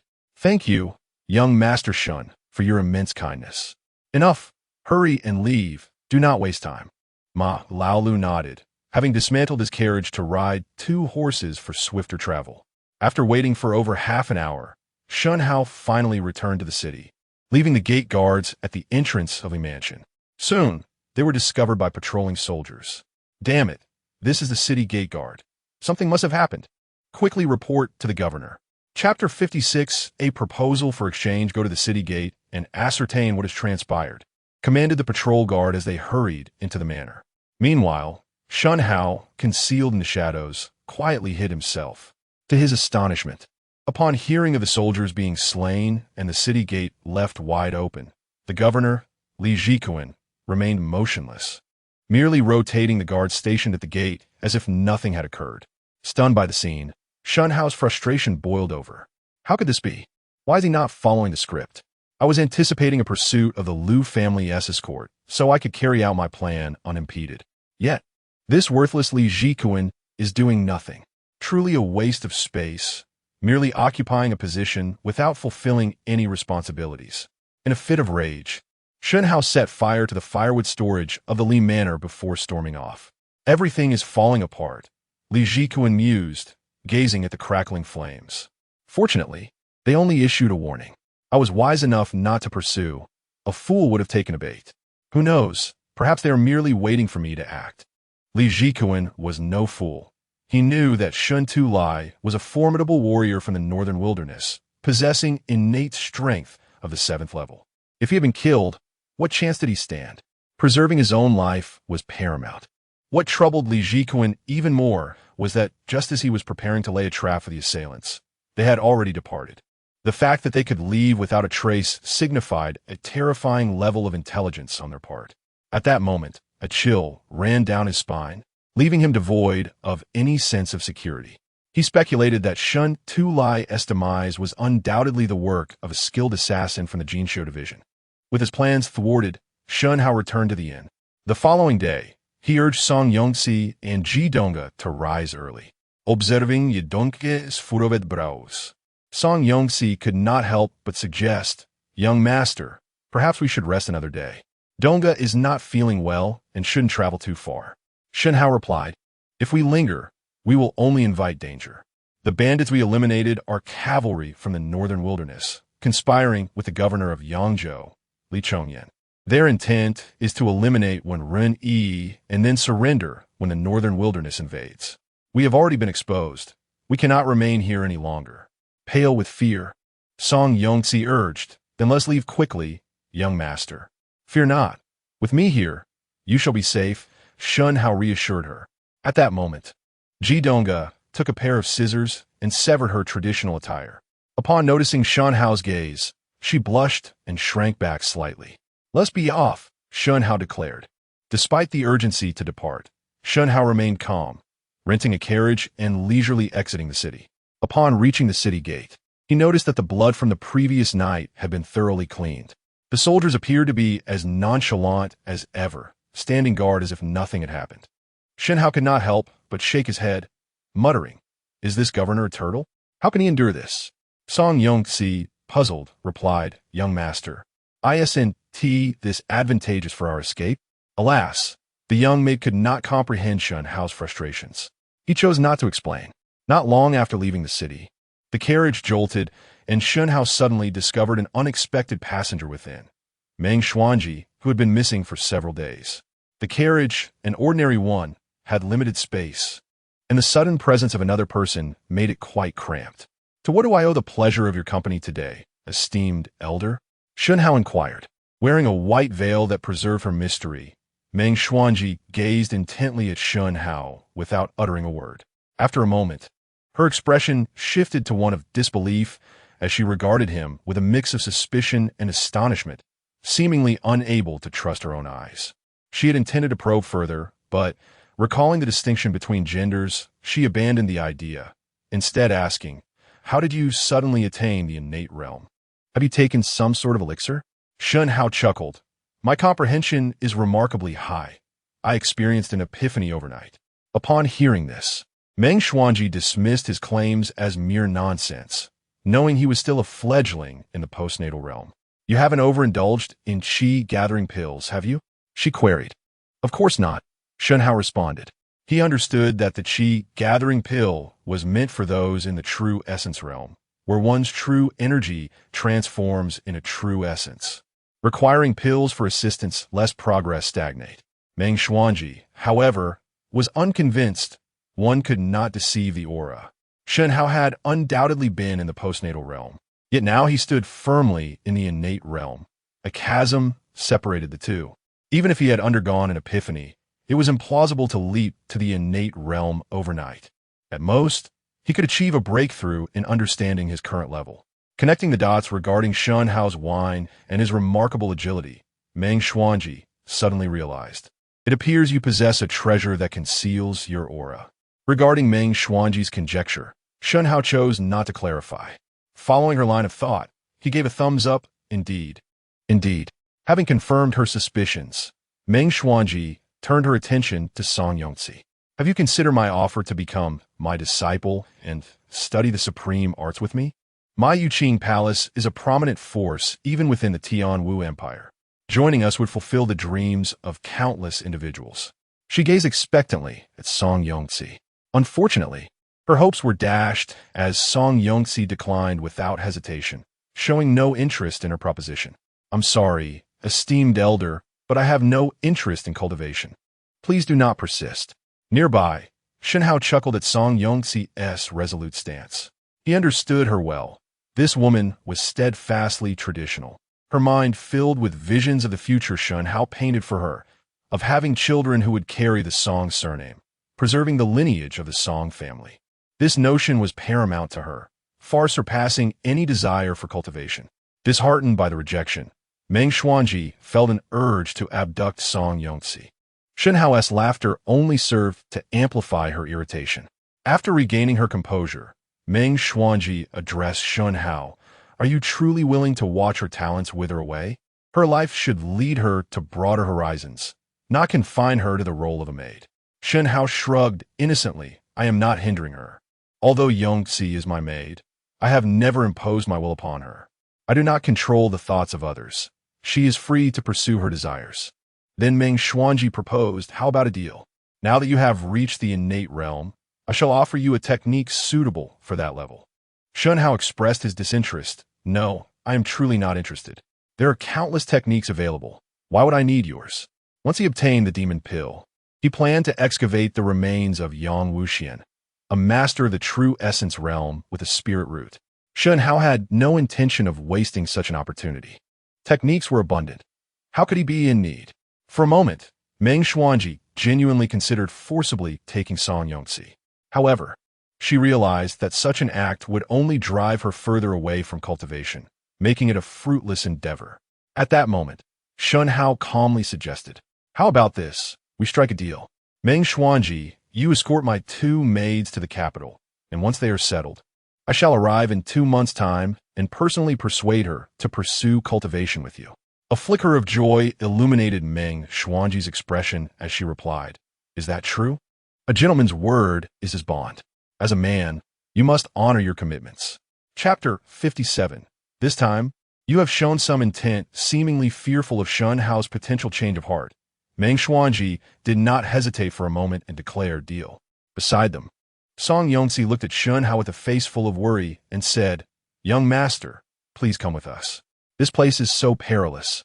I am quite concerned." Shen Hao appreciated the concern of the fair maiden. He gently caressed Song Yongxi's cheek and offered a reassuring glance, saying, "Rest assured, I have my plans. You and Ji Donga need only to obey. The ones who wish to harm me have yet to be born." Upon hearing this, both Meng Xuanji and the white cat in Ji Donga's arms exchanged glances with Shen Hao, their eyes crackling with electricity. This young man was somewhat arrogant. Since their master had spoken thus, Song Yongxi could only comply, nodding obediently and refraining from further comments. Surprisingly, Shen Hao found great pleasure in Song Yongxi's submissiveness. An obedient woman is a good woman. Seated nearby, Ji Donga hesitated, wanting to say something, but ultimately chose to softly express, "Young master, you must be exceedingly cautious. We will await you in the capital." After speaking, her cheeks bloomed like the red glow of dusk, particularly enchanting. Women are inherently emotional. Once their path is clear, their hearts follow suit, and the nurturing of feelings is a matter of course. One cannot help but think that Eileen Chong understood women well. "Do not worry. Even if the Daong dynasty falls, I shall remain unperturbed and unharmed. We believe in you, young master." Both Ji Donga and Song Yongxi responded in unison. Meanwhile, the white tiger nestled in Ji Donga's arms covered its ears, utterly helpless, while 1,000 frustrations surged within. With its lone eye casting a resentful glance at Shen Hao, it seethed with indignation.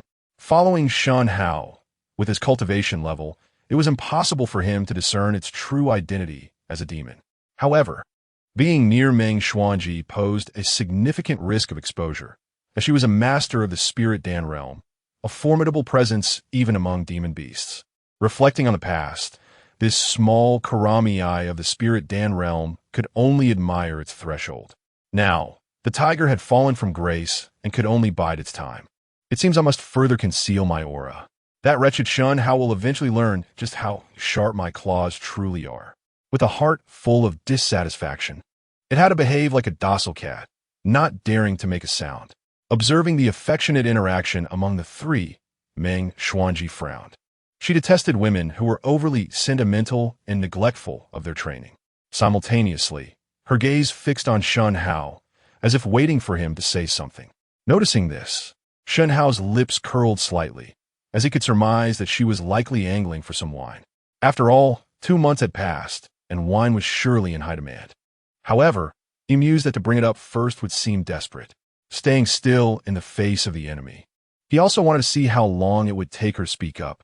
To his surprise, Meng Xuanji, who appeared aloof yet impatient, spoke up within mere minutes. "Shen Hao, I have safeguarded your women for 2 months. Shouldn't you say something?" Shen Hao chuckled inwardly, first feigning confusion, then pretending to have an epiphany. Meng Xuanji, staring at him with hopeful eyes, awaited his response. "Oh dear, how could I forget to express my gratitude? Thank you, Senior Meng." Meng Xuanji's anger flared. "I was referring to wine, and you think a mere thank you suffices? I'm not asking for much, just 8 bottles. As compensation for protecting your women for 2 months. Feigning realization, Shen Hao replied, "Is that so? Senior Meng, you should have mentioned it earlier. There was no need for all this circling around. If you had said so, I would have given them to you right away. It's just a few bottles of wine. No problem at all. I will procure them for you once we reach the next town." "Very well, it's settled then." Afterward, Meng Xuanji tightly shut her eyes, not wanting to look at Shen Hao for fear of losing control over herself. Naturally, Shen Hao only dared to jest lightly. Should he truly provoke her, he might find himself in dire straits. After all, he was still a virgin. Shen Hao's primary goal was to successfully acquire that demon beast's inner Dan. Now that he had revealed his identity, Song Yongxi and Ji Donga had become burdens, hindering his actions. Fortunately, Meng Xuanji had a need for him, allowing him to safely escort the 2 maidens to the capital. With Meng Xuanji's protection, Shen Hao felt entirely at ease. His ultimate aim was to establish himself within the Tianwu dynasty, not linger in the impoverished Daong dynasty. That place was abundant in resources, far from war, teeming with countless talents and riches. The Daong dynasty was but a dilapidated shell, hardly worth his remembrance. Now that Song Yongxi and Ji Donggo were headed to the capital, Shen Hao felt unencumbered. With Meng Xuanji by his side, he did not believe anyone could harm the two maidens. Thus far, he had only heard of one true Origin Realm practitioner in the Daong dynasty, who had already perished. Even if there were others, they would be easily extinguished before Meng Xuanji. Moreover, since Meng Xuanji had taken a liking to Song Yongxi and wished to take her as a disciple, she would undoubtedly take good care of her. These two reasons gave Shen Hao great peace of mind. As the carriage rolled onward, they reached a nearby town by evening. After settling into an inn, Shen Hao took advantage of the momentary distraction to return to the modern world. Initially, he had intended to purchase an expensive bottle of white wine at 40 yuan, but then reconsidered. Wouldn't that make it seem as though the wine came too easily to Meng Xuanji? He decided to acquire a less refined option, allowing her to make a comparison. The more he thought about it, the more he felt it was the right choice. Women appreciated such tactics. True sincerity has never been able to hold anyone's heart. Only strategies can win their affections. He approached a shop selling loose wine and inquired, "How much for this loose wine?" 10 yuan per jean. What is the alcohol content? 30 to 40, 40 to 60 available. Make it cheaper. Yours is probably just food-grade alcohol diluted, right? The shopkeeper replied somewhat awkwardly, "This is all pure grain alcohol. 3 jean of grain yields 1 jean of wine." Shen Hao countered, "If you keep this up, I will leave. Can you offer a discount?" Seeing Shen Hao's interest, the shopkeeper proposed, "If you truly wish to buy, how about this? 10 yuan per jean. Buy 5 jean, and I will throw in an extra jean." "All right, I will take the 60-degree variety. I'll take 10 jean and ask for a 10 jean jar as well." "Sure thing, no problem." Watching the busy shopkeeper, Shen Hao took his time, sitting on a stool while scrolling through Douyin, enjoying the urban lifestyle. 10 yuan per jean was quite reasonable, enough to satisfy Meng Xuanji. A few minutes later, the shopkeeper handed the prepared wine to Shen Hao. "Here you go. That will be 100 yuan. The large jar holds 10 jean, and the smaller one holds 2 jean, totaling 12 jean. Please check." "All good," Shen Hao confirmed. 100 yuan was significantly more economical compared to the 40 yuan per jean bottled wine. The price was inconsequential. It was essential for Meng Xuanji to realize that the previous wine was not so plentiful, not just something she could have at will. Of course, Shen Hao was also eager to see Meng Xuanji's reaction. If she accepted it, that would be splendid. If not, he would simply switch it out. Women should not be spoiled. After settling the payment, Shen Hao returned to his apartment on the 19th floor, then re-entered the alternate world. Although he had never witnessed Meng Xuanji drinking, her words carried a faint scent of alcohol, revealing her to be quite the connoisseur. Since she was a wine enthusiast, the quality mattered little. It was all a matter of technology at play. As for renowned brands like Wulianya or Luzhou Laojiao, Shen Hao had no intention of purchasing anything so extravagant for her. Loose wine would suffice.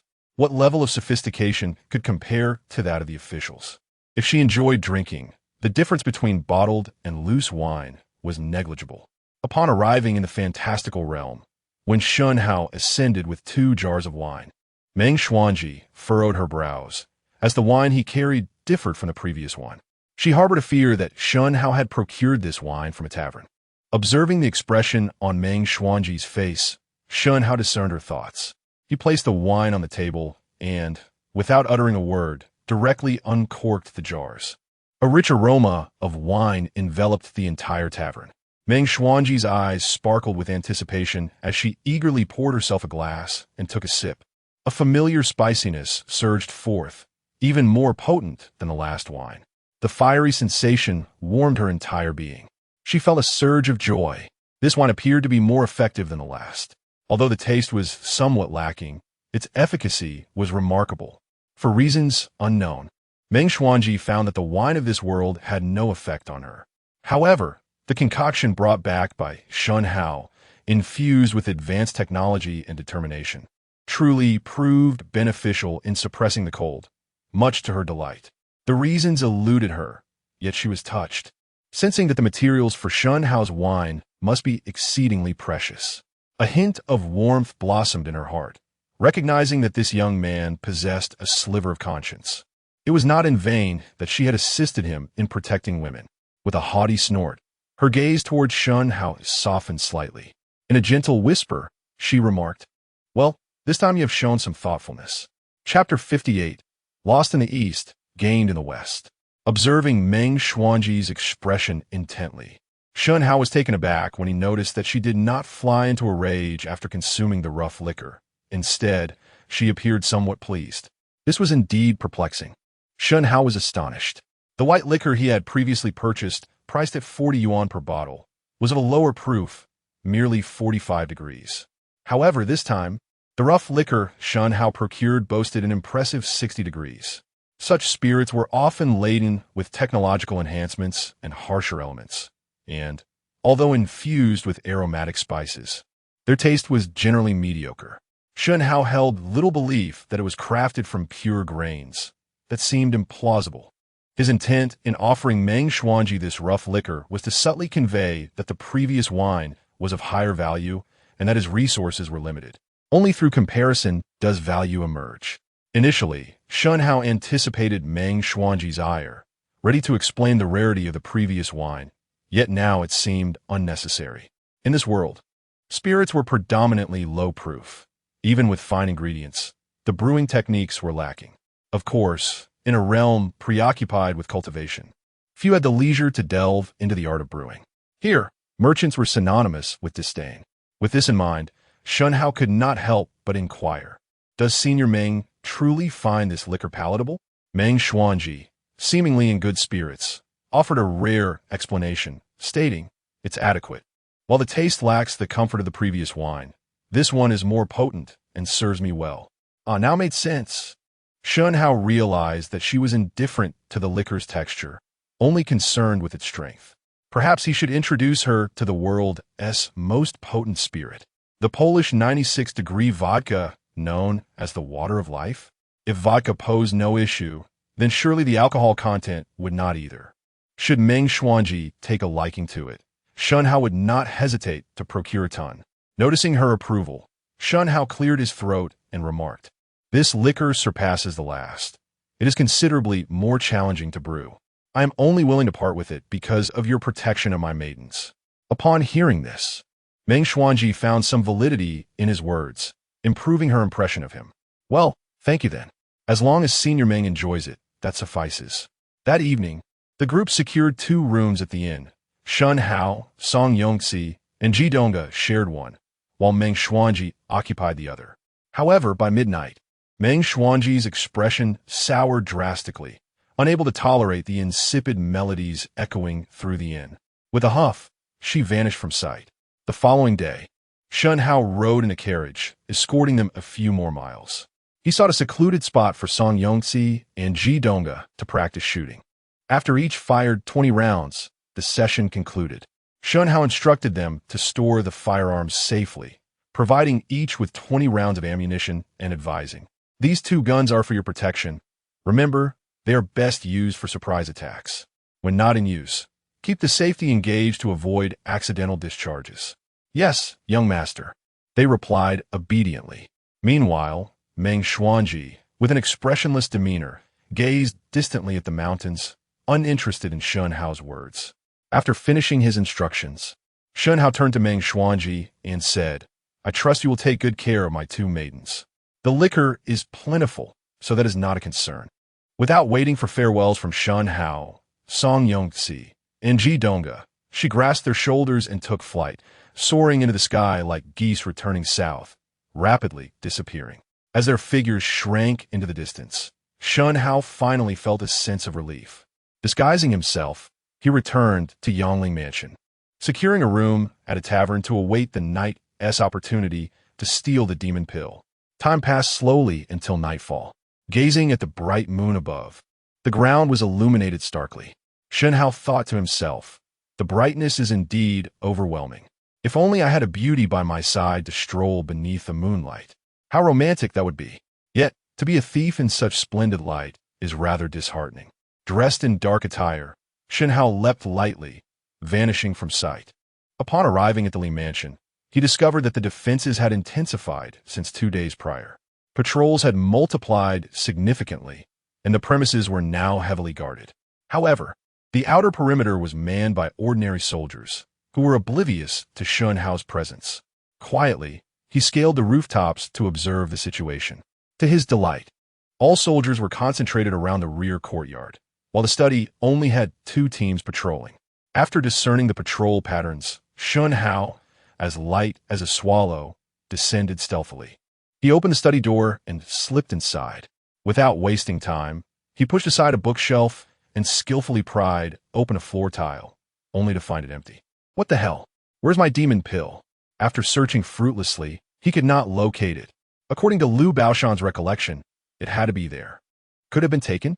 This thought gnawed at him, leading him to suspect the prefect, Li Jikuan.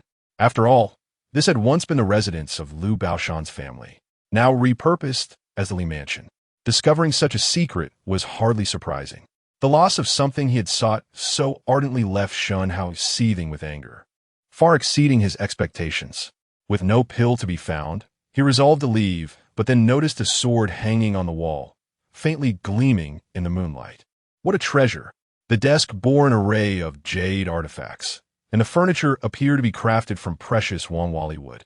Determined not to leave empty-handed, Shen Hao collected everything into his spatial pocket, including inkstones and brushes.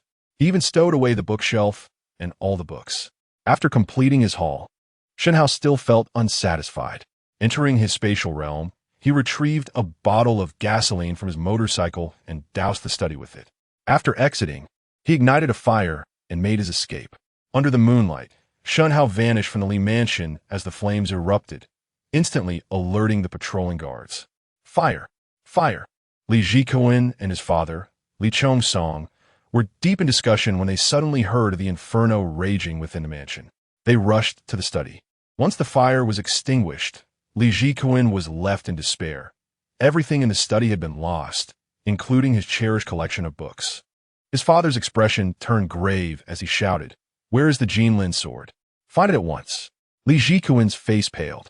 The Jinlin sword had cost them a staggering 100,000 gold from the Tianwu dynasty, forged from Xianjin and featuring a claw from the legendary 5-realm demon Qilin. It had taken 3 years to find the finest blacksmith for its creation. Now it was all gone. This sword, capable of slicing through iron like mud, was a significant enhancement to true qi. After searching fruitlessly, they discovered that the study appeared entirely devoid of anything, with no signs of burning on the desk or shelves. How could such substantial items simply vanish? Li Chongsong was furious, nearly succumbing to apoplexy. Gritting his teeth, he commanded, "Investigate thoroughly." "Yes, General." After his successful heist, Shen Hao returned to the inn, momentarily stunned. Why does this feeling of thievery feel so exhilarating? He soon returned to the urban world, determined to procure a sniper rifle and sometime explosives. He was resolute in eliminating Li Jikuan. Otherwise, where would he find the demon pill? Back in the living room, Shen Hao retrieved the gleaming sword he had pilfered from the study. Unsheathing it, a chill swept over him, a piercing cold wind that made him shudder. The mere act of drawing the blade sent a shiver down his spine. What the hell? The moment he opened it, the frigid air nearly caused him to drop the sword. Shen Hao's eyes sparkled with admiration as he exclaimed, "What a remarkable treasure!" After a brief contemplation, he retrieved the Longquan sword he had previously purchased from his spatial inventory. With the Longquan sword in his left hand and the menacingly gleaming sword in his right, he lightly tapped them together. Clang! The Longquan sword shattered upon impact, falling into 2 pieces on the tiled floor. This left Shen Hao utterly astonished. The Longquan sword had broken, yet this new sword remained completely unscathed. What was even more astonishing was that Shen Hao had exerted no significant force. It was merely a gentle touch. The sensation was akin to slicing through tofu with a knife, effortlessly cleaving through iron as if it were mere clay. The unparalleled sharpness of this sword filled Shen Hao with exhilaration. Having acquired the memories of Shinta Lai, Shen Hao realized that the Longquan sword was merely an ordinary weapon. While its quality was commendable and well-suited for practitioners of the acquired realm, it fell short for innate warriors, failing to amplify their true energy and yielding mediocre results. Clearly, this new sword was extraordinary. With this thought, Shen Hao felt a surge of delight. He was not empty-handed after all. He had indeed gained something valuable. The ancient adage rings true: lost in the East, found in the mulberry grove. As he gazed at the sword in his hand, its sharpness captivating, he noticed the two characters inscribed upon it: Jinlin. Unbeknownst to him, a novel surfaced in his mind. The phrase Jinlin is no mere creature of the pond. Immediately, he recalled the 3 safes he had pilfered from the kingdom of Siam, having previously deemed them a nuisance. He now found that this Jinlin sword was perfectly suited to unlock them. Chapter 59. Chow, wait for me. Soon after, Shen Hao entered the space. The dimensions of the space had now expanded to 4 meters in height, width, and length, ample enough to accommodate a compact off-road vehicle, and providing sufficient room for Shen Hao to maneuver. Lifting a 100-kilogram safe was effortless for him. After placing 3 safes together, Shen Hao wielded the Jinlin sword and, with a gentle sweep, cut through the high-strength steel of the safe as easily as slicing through tofu, decapitating it. The contents cascaded out. The first safe contained $1 million, 30 million Thai baht, 13 100-gram gold bars, and a Desert Eagle. The second safe held on top a 1-kilogram packet of white powder, $500,000, 20 million Thai baht, a fist-sized golden Buddha, a handgun, and 2 documents. One, a heavy piece of yellow cowhide parchment adorned with the mysterious emblem of the golden-winged dapeng bird, which Shen Hao recognized as a land deed for permanent ownership. There was also a household registration book and a real estate transaction contract. The last safe contained only a USB drive. Damn it, street rat, you are the poorest, Shen Hao mused, knowing that the USB drive likely held some crucial evidence. Though it was of no significance to him, he briefly assessed his haul from the 3 safes: $1,500,000, 50 million Thai baht, 1,300 grams of gold, a gold Buddha, 1 kilogram of white powder, property documents, and 2 handguns. It was not an insignificant sum, yet not overly abundant either. Currently, Shen Hao had over 3 million in his bank account, which included the remaining fund from previous dealings, along with the money from selling ginseng to Zhou Peiyuan and the Wang Wali treasure box to Xiaoran.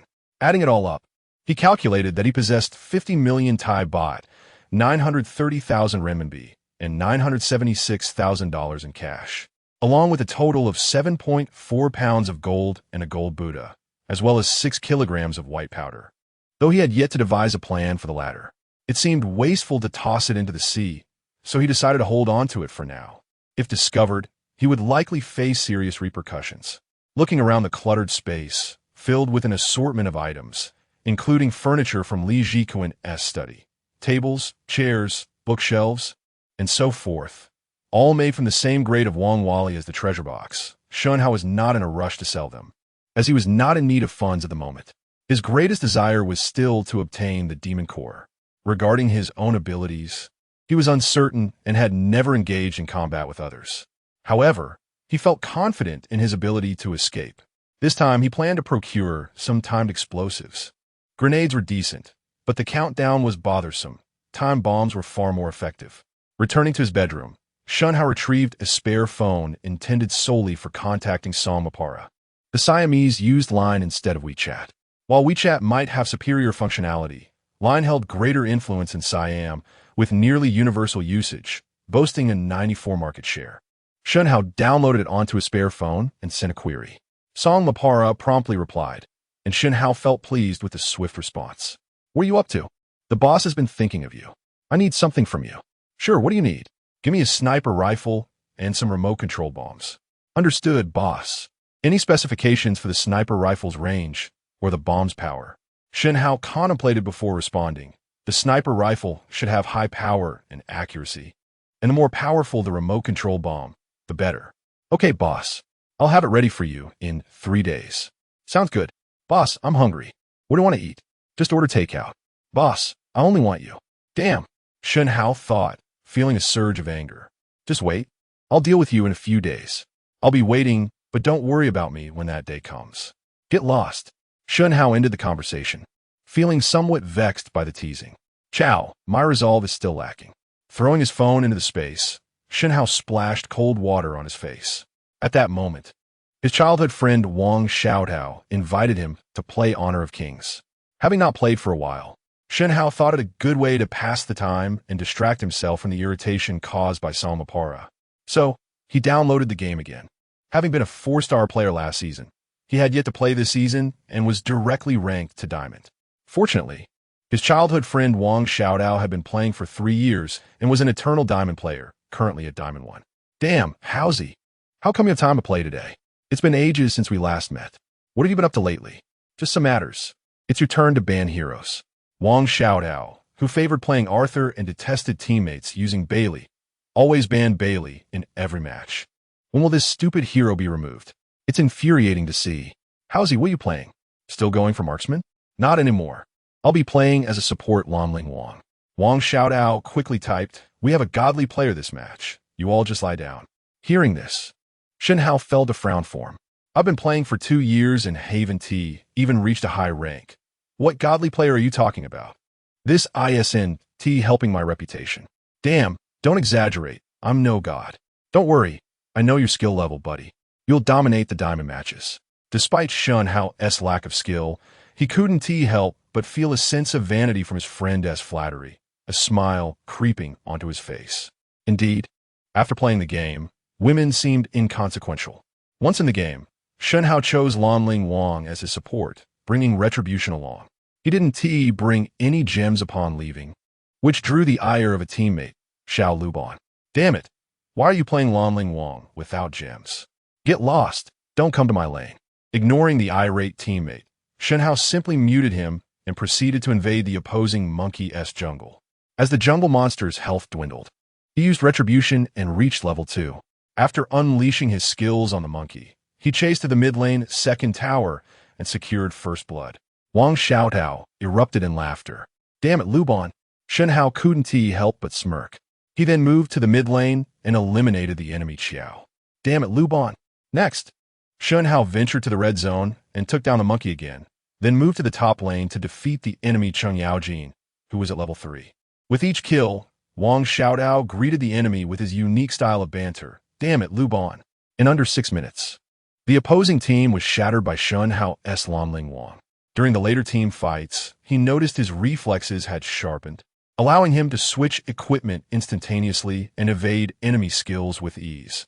The match concluded with Shen Hao claiming 30 kills and only 1 death, causing Xiao Qiao to disconnect from the game. Meanwhile, the marksman Xiao Luban was berated by Wang Xiaotao to the point of being unable to care for himself. They played 4 consecutive matches, with Shen Hao achieving MVP in each, relishing the victories. Winning wasn't merely about the victory itself. It was the exhilarating feeling of personal triumph that was truly satisfying. After the gaming session, his caretaker, Lu Jia, called, "Boss, dinner is ready." "All right, I'm coming." Time flew, and 3 days had passed. Shen Hao boarded a plane once more, arriving in Bangkok, planning to stay for a month. API call failed with status code 429. Error. Code 429. Message. Resource has been exhausted, e.g. check quota. Status. Resource exhausted, Chapter 60. The premier sniper rifle in the vehicle. After relaxing, even with Song Mapara seated beside him, Shen Hao's heart remained as tranquil as a still lake, his eyes calm and devoid of any tumult. He appeared akin to a sage, embodying a realm of utmost elevation. Viewing beauty as mere bones and wealth as dust, Song Mapara gently entwined her arm with Shen Hao's. Resting her head upon his shoulder, and with a playful smile, she remarked, "Boss." With that, her fair and radiant cheek gleamed with a joyful smile. Her beautiful eyes filled with the image of Shen Hao, her spirits soaring. "Is there a chance to stay a few more days?" "That depends on your performance." "Oomph. What do you mean? Annoying?" Shen Hao teased. "Of course it's annoying, but the worse the boss is, the more I like him," Song Mapara said earnestly, her gaze unwavering, leaving Shen Hao somewhat at a loss for words. Clearing his throat, he turned his gaze toward the window. Damn it, how can I feel this way? He pondered, and with that thought, Shen Hao's inner peace was restored. A seasoned driver, steady and composed. Noticing Shen Hao's silence, Song Mapara anxiously inquired, "Boss, are you angry?" "No, boss. Your silence frightens me to death. Why don't you look at me if you're not angry?" Discussing emotions is exhausting. Boss, I'm all ears for you. With your handsome demeanor, who wouldn't he fall for you? Hearing such flattery, Shen Hao couldn't he help but smile slightly, observing the subtle change in Shen Hao's expression. Song Mapara chuckled, her mood brightening. She wanted to do something, but Shen Hao gently thwarted her advances. Though he felt somewhat tempted, the setting was inappropriate. I've just disembarked from the plane. I need to nap for a bit. Let us discuss everything back at the villa. Understood, boss. I'm all yours. With that, Song Mapara found a comfortable position, leaning against Shen Hao. She turned to the driver in the front seat and instructed, Crow, drive slowly and steadily. Let the boss sleep a little longer. There's no rush. Got it, Chairman. Upon hearing this, Shen Hao cast a curious glance at the driver, only to discover that she was not a local from Siam, but rather a tall and robust black woman, her hair styled in thick dreadlocks, her skin glistening, and her teeth strikingly white. Standing at nearly 1.7 meters, she exuded an air of formidable strength. Why is she called Crow? Shen Hao couldn't help but glance at Song Mapara, remarking on her knack for naming. Why not call her Hen? Sensing Shen Hao's curiosity, Song Mapara quickly explained. Her name is Crow. I rescued her while in Myanmar. Since then, she has been fiercely loyal to me, responsible for my safety and driving. Shen Hao held little interest in Crow and simply nodded, choosing not to comment further. After all, the choice of driver was a personal matter for Song Mapara. Though the journey was supposed to take 2 hours, in the interest of caution, it extended to 3 before they finally arrived in the eastern district of Pattaya, Siam. Here lay the exquisite, standalone villa with a grand pool that Shen Hao had purchased for 800,000, spanning 2 rai, approximately 4.8 acres, 200 square meters. It boasted 7 bedrooms and 8 bathrooms, offering ample space and exquisite decor. Upon entering the estate, the first sight that greeted them was the expansive pool. The azure water, crystal clear, stretched across a 30-meter lake view pool, instantly uplifting Shen Hao's spirits. With a love for water, Shen Hao shed his shirt and leaped into the pool, swimming with an ease he had never known before. Previously, he could only manage a rudimentary dog paddle, exhausting himself in the process. Now his swimming style was diverse, as he had learned from a guide in Siam who was quite skilled. Seeing Shen Hao revel in the water brought joy to Song Mapara, who decided to have the driver step away, leaving just the 2 of them at the villa. Without hesitation, she jumped into the pool herself. It must be said, her swimming skills were exceptional. Like a mermaid, she glided effortlessly through the water, reaching Shen Hao in mere moments. Why aren't you in a swimsuit? Isn't it uncomfortable in regular clothes? Shen Hao teased. Song Mapara swept her wet hair back and winked at him, her eyes filled with mischief. Boss, don't you want to help me out? As the afternoon sun cast a golden hue upon the pool, illuminating Shen Hao's face, he turned to glance at Song Mapara. In that moment, she appeared radiant, her cheeks flushed like the evening glow brought by a summer breeze, utterly captivating. While sipping coconut juice, Shen Hao lounged on a beach chair, playing with his phone. Song Mapara sat to his left, gently massaging his shoulders while recounting her recent thoughts and happenings within her gang. Shen Hao, more of a listener, offered no opinions, simply absorbing her words. Like a chatterbox, Song Mapara spoke animatedly for nearly half an hour, showing no signs of fatigue. Although Shen Hao found it somewhat dull, he still responded intermittently. As a true sage, he possessed little interest in women. Despite Song Mapara's stunning beauty, she appeared as nothing more than bones in his eyes, devoid of allure. As evening fell, Song Mapara prepared an array of dishes: Thai curry crab, green papaya salad, mango sticky rice, and pad thai. To be frank, Shen Hao was unaccustomed to the flavors of Siamese cuisine and had little appetite. He merely nibbled a few bites to appease her. That night, Song Mapara chose to stay, keeping Shen Hao company. The following day, they finally broached the subject of business. Song Mapara led Shen Hao to the basement, where 2 large suitcases lay. Opening one, she revealed a collection of parts. With practiced efficiency, she assembled them, and within minutes, a brand new sniper rifle appeared in Shen Hao's hands. This is the M200 sniper rifle, crafted in the United States and currently ranked first in the world of sniper rifles. It boasts the greatest long-range shooting capability globally, primarily designed for intercepting targets at extreme distances. The original magazine holds 7 rounds. The M200 can achieve terrifying accuracy at distances of up to 2,000 meters, with a precision finer than a dime. Additionally, this rifle is equipped with a handheld computer that monitors environmental factors such as wind, temperature, humidity, and atmosphere pressure in real time, ensuring the elimination of any adverse conditions, achieving the true essence of every shot hits its mark. As Shen Hao gazed at the M200, his admiration grew. What a magnificent piece! Truly thoughtful of you. It must not come cheap. Song Mapara, with a bright smile, shook her head. It's just a trinket. Hearing this, Shen Hao playfully brushed his finger against her delicate nose. You can't fool me. Before coming here, I checked online. This M200 retails for around 400,000 in the States. Once it's in your hands, it must be worth double. I'll give you 1 million shortly. Don't refuse. Such a smuggled M200 costs at least 600,000 to 800,000, not including the timing bombs. Chapter 61. With a boss, nothing is a problem. Upon hearing this, Song Mapara resolutely shook her head and said, Boss, I do not wish to take your money. Currently, I am the sole heir of my family, and all our assets belong to me. My wealth is, in essence, your wealth, meant for your enjoyment. If you refuse it, I will be disheartened. If you offer me money, then what is the purpose of my efforts? After listening to her, Shen Hao felt an undeniable joy. Standing at 168 centimeters, Song Mapara possessed the exquisite features characteristic of mixed heritage, her porcelain-like beauty indeed striking, coupled with her devilish figure and long, fair legs. Her mellifluous voice and financial prowess made her a true gem among the affluent. The prospect of indulging in the comforts she could provide was undeniably enticing. Unbidden, Shen Hao recalled his past experience with an affluent woman who had once supported him. At the age of around 24, he had little to boast of other than his looks. After work, he would spend hours gaming in internet cafes, his job stability lacking and financial gains minimal.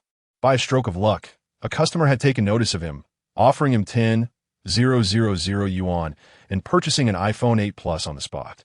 Motivated by the allure of money, he decided to explore the realm of being supported, especially since the wealthy woman appeared to be well-maintained. However, Shen Hao had overestimated his ability to adapt to such a lifestyle.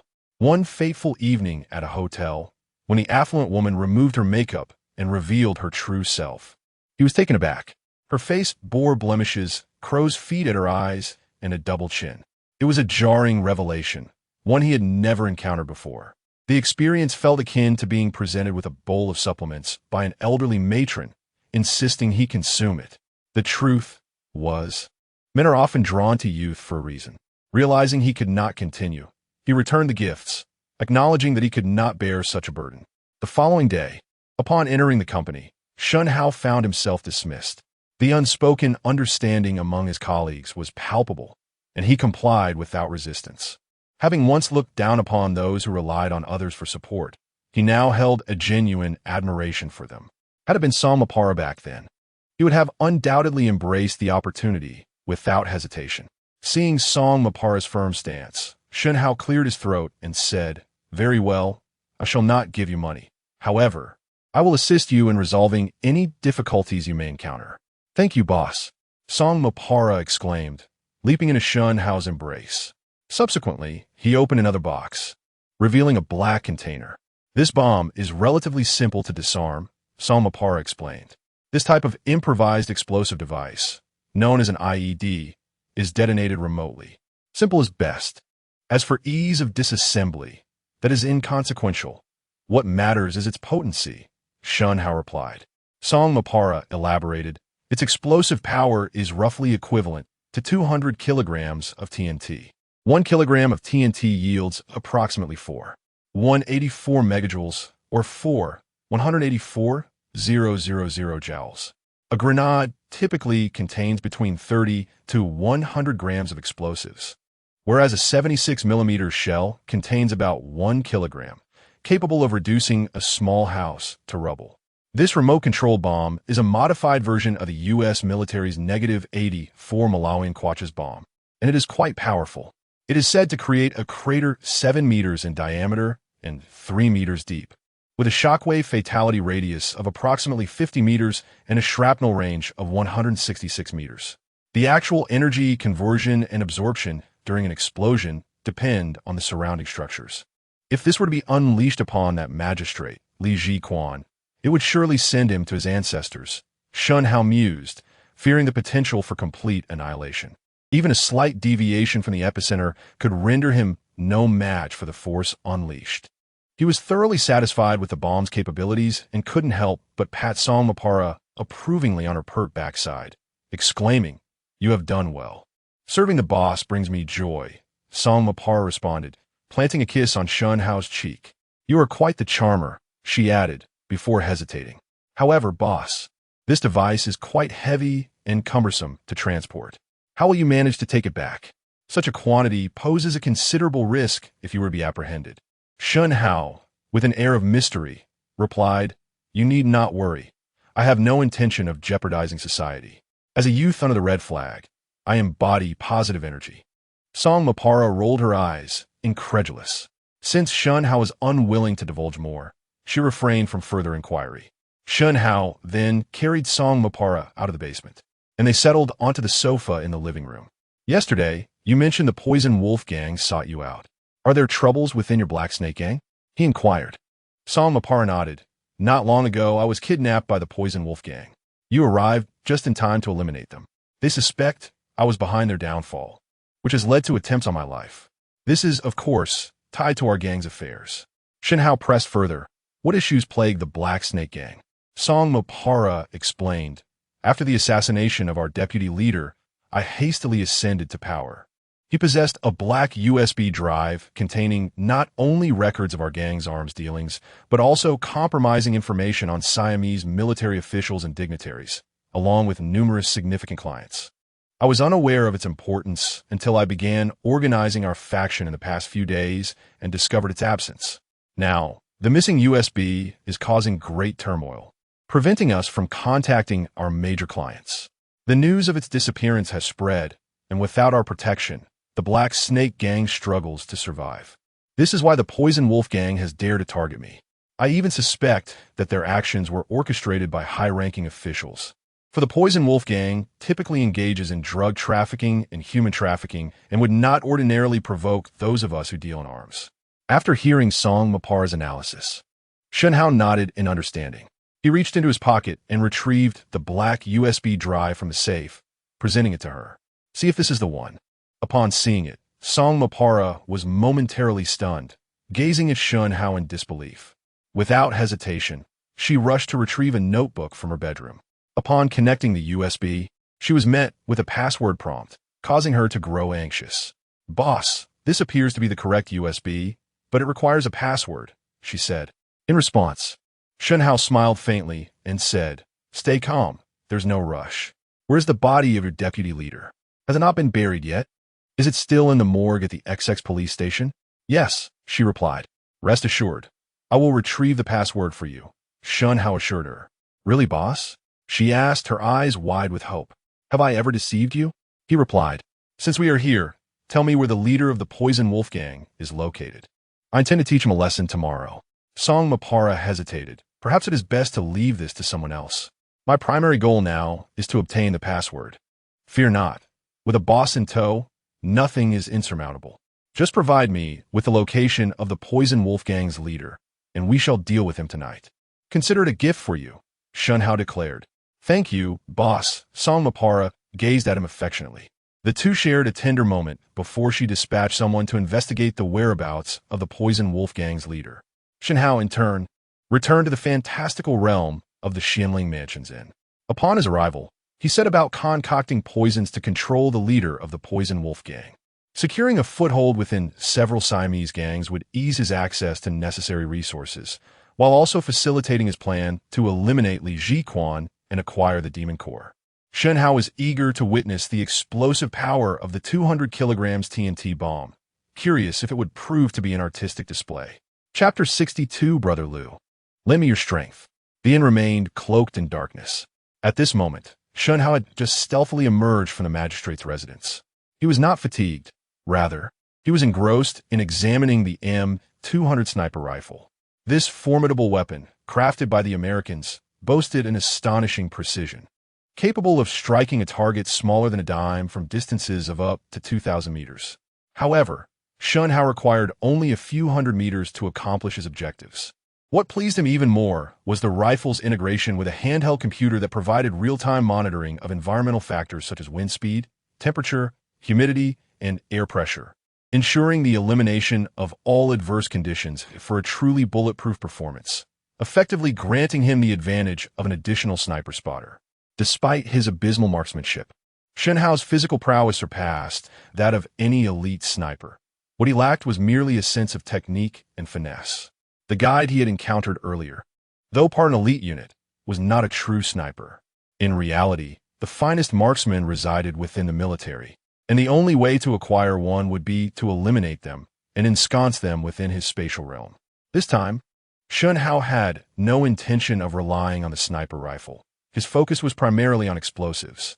A 200-kilogram device was far beyond what Li Jikuan, even at the peak of his innate abilities, could handle. Meanwhile, chaos reigned within the Li residence as everyone searched fervently for the Jinlin sword. Li Jikuan suspected that someone from within his own household was behind the incident. After all, the study had been burned. Yet the tables and chairs bore no signs of damage. It was evident that someone from his ranks had absconded with it. The logic behind it was baffling. Who would steal mundane furniture? That would be tantamount to courting disaster. Throughout the night, the entire estate was turned upside down. Yet no trace of the sword was found. The bizarre turn of events left everyone in the Li household feeling uneasy, with many speculating that the vengeful spirit of the Liu family had returned. This residence had originally belonged to the Liu clan, seized by the Li family. In the absence of any leads, Li Jikuan became increasingly agitated. Crafted from a fortune of 100,000 taels of gold, it was impossible not to feel enraged. Seal the city and conduct a thorough investigation of anyone attempting to leave. Starting tomorrow, search every household, even if we have to ransack them. We must recover the Jinlin sword. Anyone caught trying to leave the city will face severe consequences. Meanwhile, Shen Hao spent the night toying with the M200 until he finally succumbed to slumber. At dawn the following day, he noticed an exponential increase in the number of soldiers on the streets. Even the inn where he was staying was subjected to a search, and he was questioned while out for breakfast. However, Shen Hao remained calm and collected, leisurely enjoying his meal. He then made his way to the apothecary to procure some medicines. Upon returning to the inn, he concocted a toxin known as sanyang powder, along with an antidote, spending 500 taels in the process. The affliction it caused rendered a person utterly drained of strength, incapacitated, and unable to control their bodily functions. Without the antidote, one would suffer this fate daily, and after a week without treatment, organ failure would ensue. Simultaneously, Shen Hao acquired some medicinal liquids necessary for body refinement, intended for Song Mapara, as he planned to have her practice the 12 forms of body refinement. In the urban realm, Shen Hao discovered that he could not cultivate true energy, nor could he restore it. In fact, it would continually deplete. This meant he could not remain in the real world for extended periods, lest his energy dissipate entirely. However, this depletion occurred gradually, not instantaneously. Even if he experienced significant loss, returning to the fantastical realm and meditating for a night would restore his energy without any adverse effects, since one of the two worlds would always remain static. It must be said, this spatial realm was truly extraordinary, transcending the boundaries of time and space. While ordinary individuals in the urban world could not cultivate true energy, they could enhance their vitality. Allowing Song Mapara to practice would undoubtedly give her an overwhelming advantage against common folk. However, in Yangling Prefecture, the price of medicinal herbs had skyrocketed. Previously, in Yangwan Town, a single vial of liquid cost merely 10 taels of silver, but here it was 20. 10 vials totaled 200 taels, and even a ginseng of 50 years was priced at 2 taels. The costs had doubled. Shen Hao soon realized the truth in the apothecary's words from Yangwan Town. Medicinal herbs were far cheaper in smaller locales. He spent 700 taels without a second thought, though he was taken aback by the exorbitant price of the sanyang powder. Upon returning home, he vowed to extort the leader of the poison wolf gang, for he had never spent so lavishly on anyone else. After completing his tasks, the afternoon had arrived, and the city-wide search intensified. Just as Shen Hao finished his meal, he overheard the bustling discussions in the streets. Have you heard? The entire Liu family's escort agency has been slaughtered. Even their chief, the innate master Liu Junsheng, was hung on the city wall, his body battered and bloodied, barely clinging to life. Why did this happen? I have no idea, but it must be due to offending the Li family. Given the citywide manhunt, one can speculate. Shen Hao paused, stunned. Didn't Liu Junsheng head south toward the capital? How could he have been captured? With this thought, he joined the crowd of onlookers, quietly making his way to the base of the city wall. There, at a height of 5 meters, he beheld a man bound and bloodied, his suffering evident. The shoulder bone had been pierced through, leaving him suspended in agony. Despite his condition, it was clear that Liu Junsheng was still alive, though his life force was waning. Upon closer inspection, despite the gruesome wounds, it was indeed Liu Junsheng, the chief of the Liu escort agency. Realizing the urgency of the situation, Shen Hao surveyed the area for any formidable opponents but found none.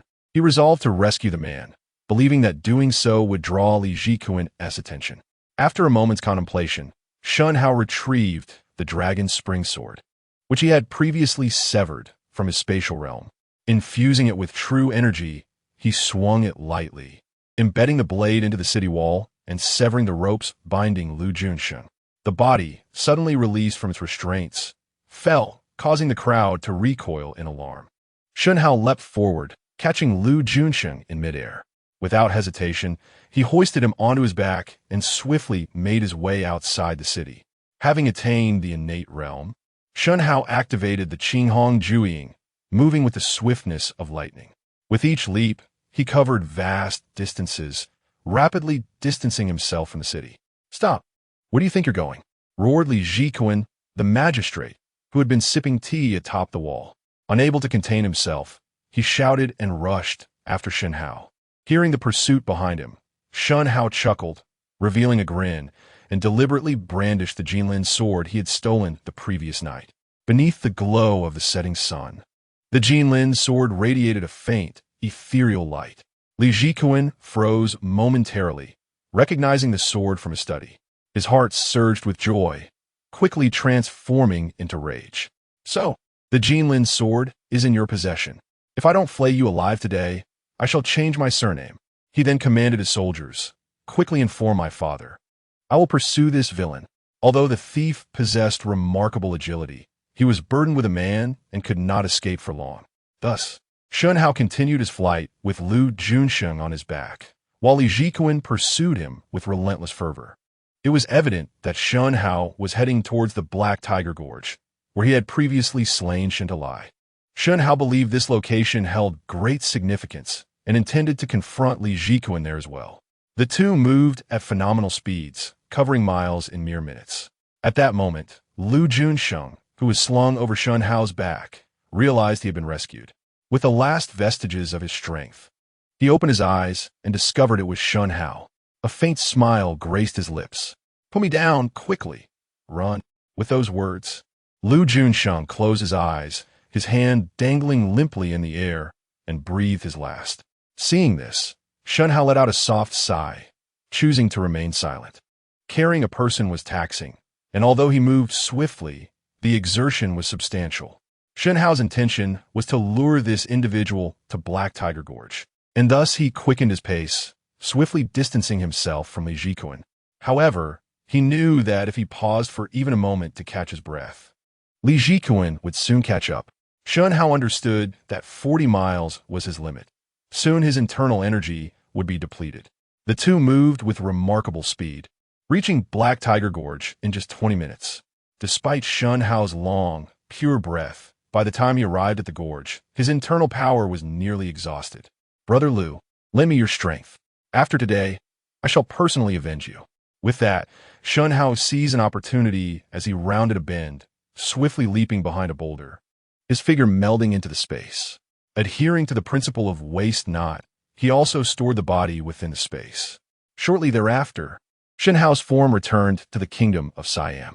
In the manner, he changed his attire and took a bath before finally sitting on a stool, panting heavily. Goodness, I'm utterly exhausted. Running several dozen miles while carrying someone was indeed no small feat. Shen Hao sat cross-legged for a moment, shaking his head. It seemed the real world did not permit the operation of his martial arts, and he could not recover even slightly. However, he was not overly concerned, for the body of Lu Junsheng remained in the space. Once Lu Junsheng was consumed by the space, the returned internal energy would be sufficient for Shen Hao's recovery. At that time, he could lay in wait and take revenge on Li Jikuan for Lu Junsheng. P.S. The urban world certainly experiences a depletion of internal energy. Though it would not vanish in a day or two, it would continue to diminish. It is akin to the notion that while one may choose to lie idle instead of working, expenses for smoking, drinking, eating, and utilities are inevitable. Survival necessitates expenditure. Chapter 63. Slaying the innate third-level prefect. After finishing his lunch, Shen Hao took a brief nap to restore his energy before entering the space. At that moment, the body of Lu Junsheng had already vanished. The space was enveloped in a thick mist of white vapor. In an instant, the mist seemed to find its destination, eagerly swirling into Shen Hao's body. Wrapped in the ethereal fog, Shen Hao absorbed a substantial amount of memories and true energy, much to his delight. Without experiencing any headache this time, clearly, he had not exceeded his limits. Having absorbed Lu Junsheng's general memories, Shen Hao finally comprehended the reason behind Lu Junsheng's capture. It turned out that upon learning of the demise of Shun Tu Lai, the governor of Yangzhou, Li Chongyan, personally intervened, accompanied by 3 experts at the innate 6th level, lying in ambush along the route to the capital. Evidently, Li Chongyan had anticipated the escape to the capital and had set up his trap long beforehand. After the annihilation of Shun Tu Lai, Li Chongyan assumed that the opposing side possessed experts above the innate 8th level. Thus he followed along himself. But the Lu family escort bureau was clearly not among them. Lu Junsheng and his companions had unwittingly walked into Li Chongyan's snare. What moved Shen Hao was that, in his relentless pursuit of the assailants who killed Shun Tu Lai, even amid the torment he inflicted upon Lu Junsheng, the latter never divulged a single word regarding Shen Hao's whereabouts. What a true man! His phalanges were pierced by sharp instruments, yet he remained silent. His fingernails were systematically torn away, and still he did not utter a sound. His teeth were shattered and shoved into his stomach, but he remained resolute. As these memories flooded Shen Hao's mind, his eyes grew misty with emotion. He believed that had he been subjected to such tortures, he would have likely confessed long ago. With a deep sigh, Shen Hao's gaze turned resolute as he vowed, "Rest assured, Brother Lu, your assistance shall not be in vain. I will avenge your suffering."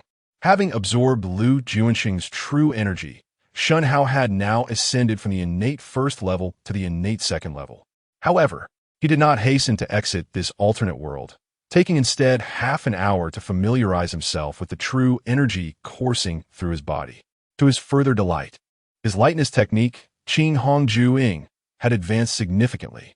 Initially, it was merely a rudimentary skill, but now it had reached a level of mastery. This technique was inherently designed for escape, and as Shen Hao had frantically fled while carrying Lu Junsheng's body, he had inadvertently honed its application.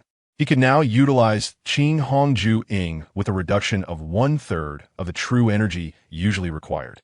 Once he felt sufficiently adept, Shen Hao grasped the Jinlin sword, a glint of determination in his eyes.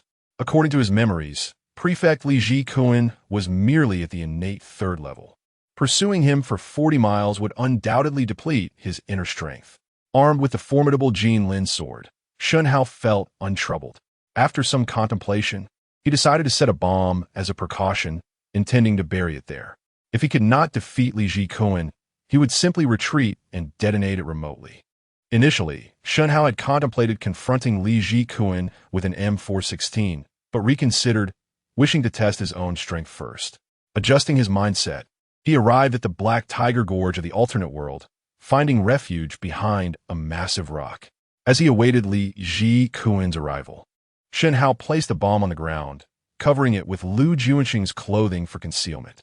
Once prepared, he leapt lightly onto the rock, wrapping the broken dragon spring sword's hilt in cloth and tucking it into the sheath of the Jinlin sword.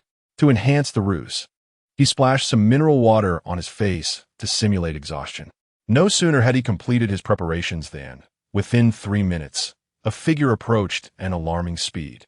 The newcomer was a man in his 30s, gaunt-faced with a mustache, his gaze cold and piercing.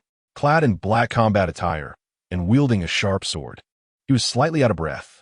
Upon seeing Shen Hao seated atop the stone, his expression darkened further. "You wretched creature, you've made me exert such effort. Today, I shall grind your bones to ashes to quell my rage." Shen Hao hastily waved his hand, feigning weakness. "I beg you, esteemed prefect, spare my life. I will return the Jinlin sword to you. I truly lack the strength to run."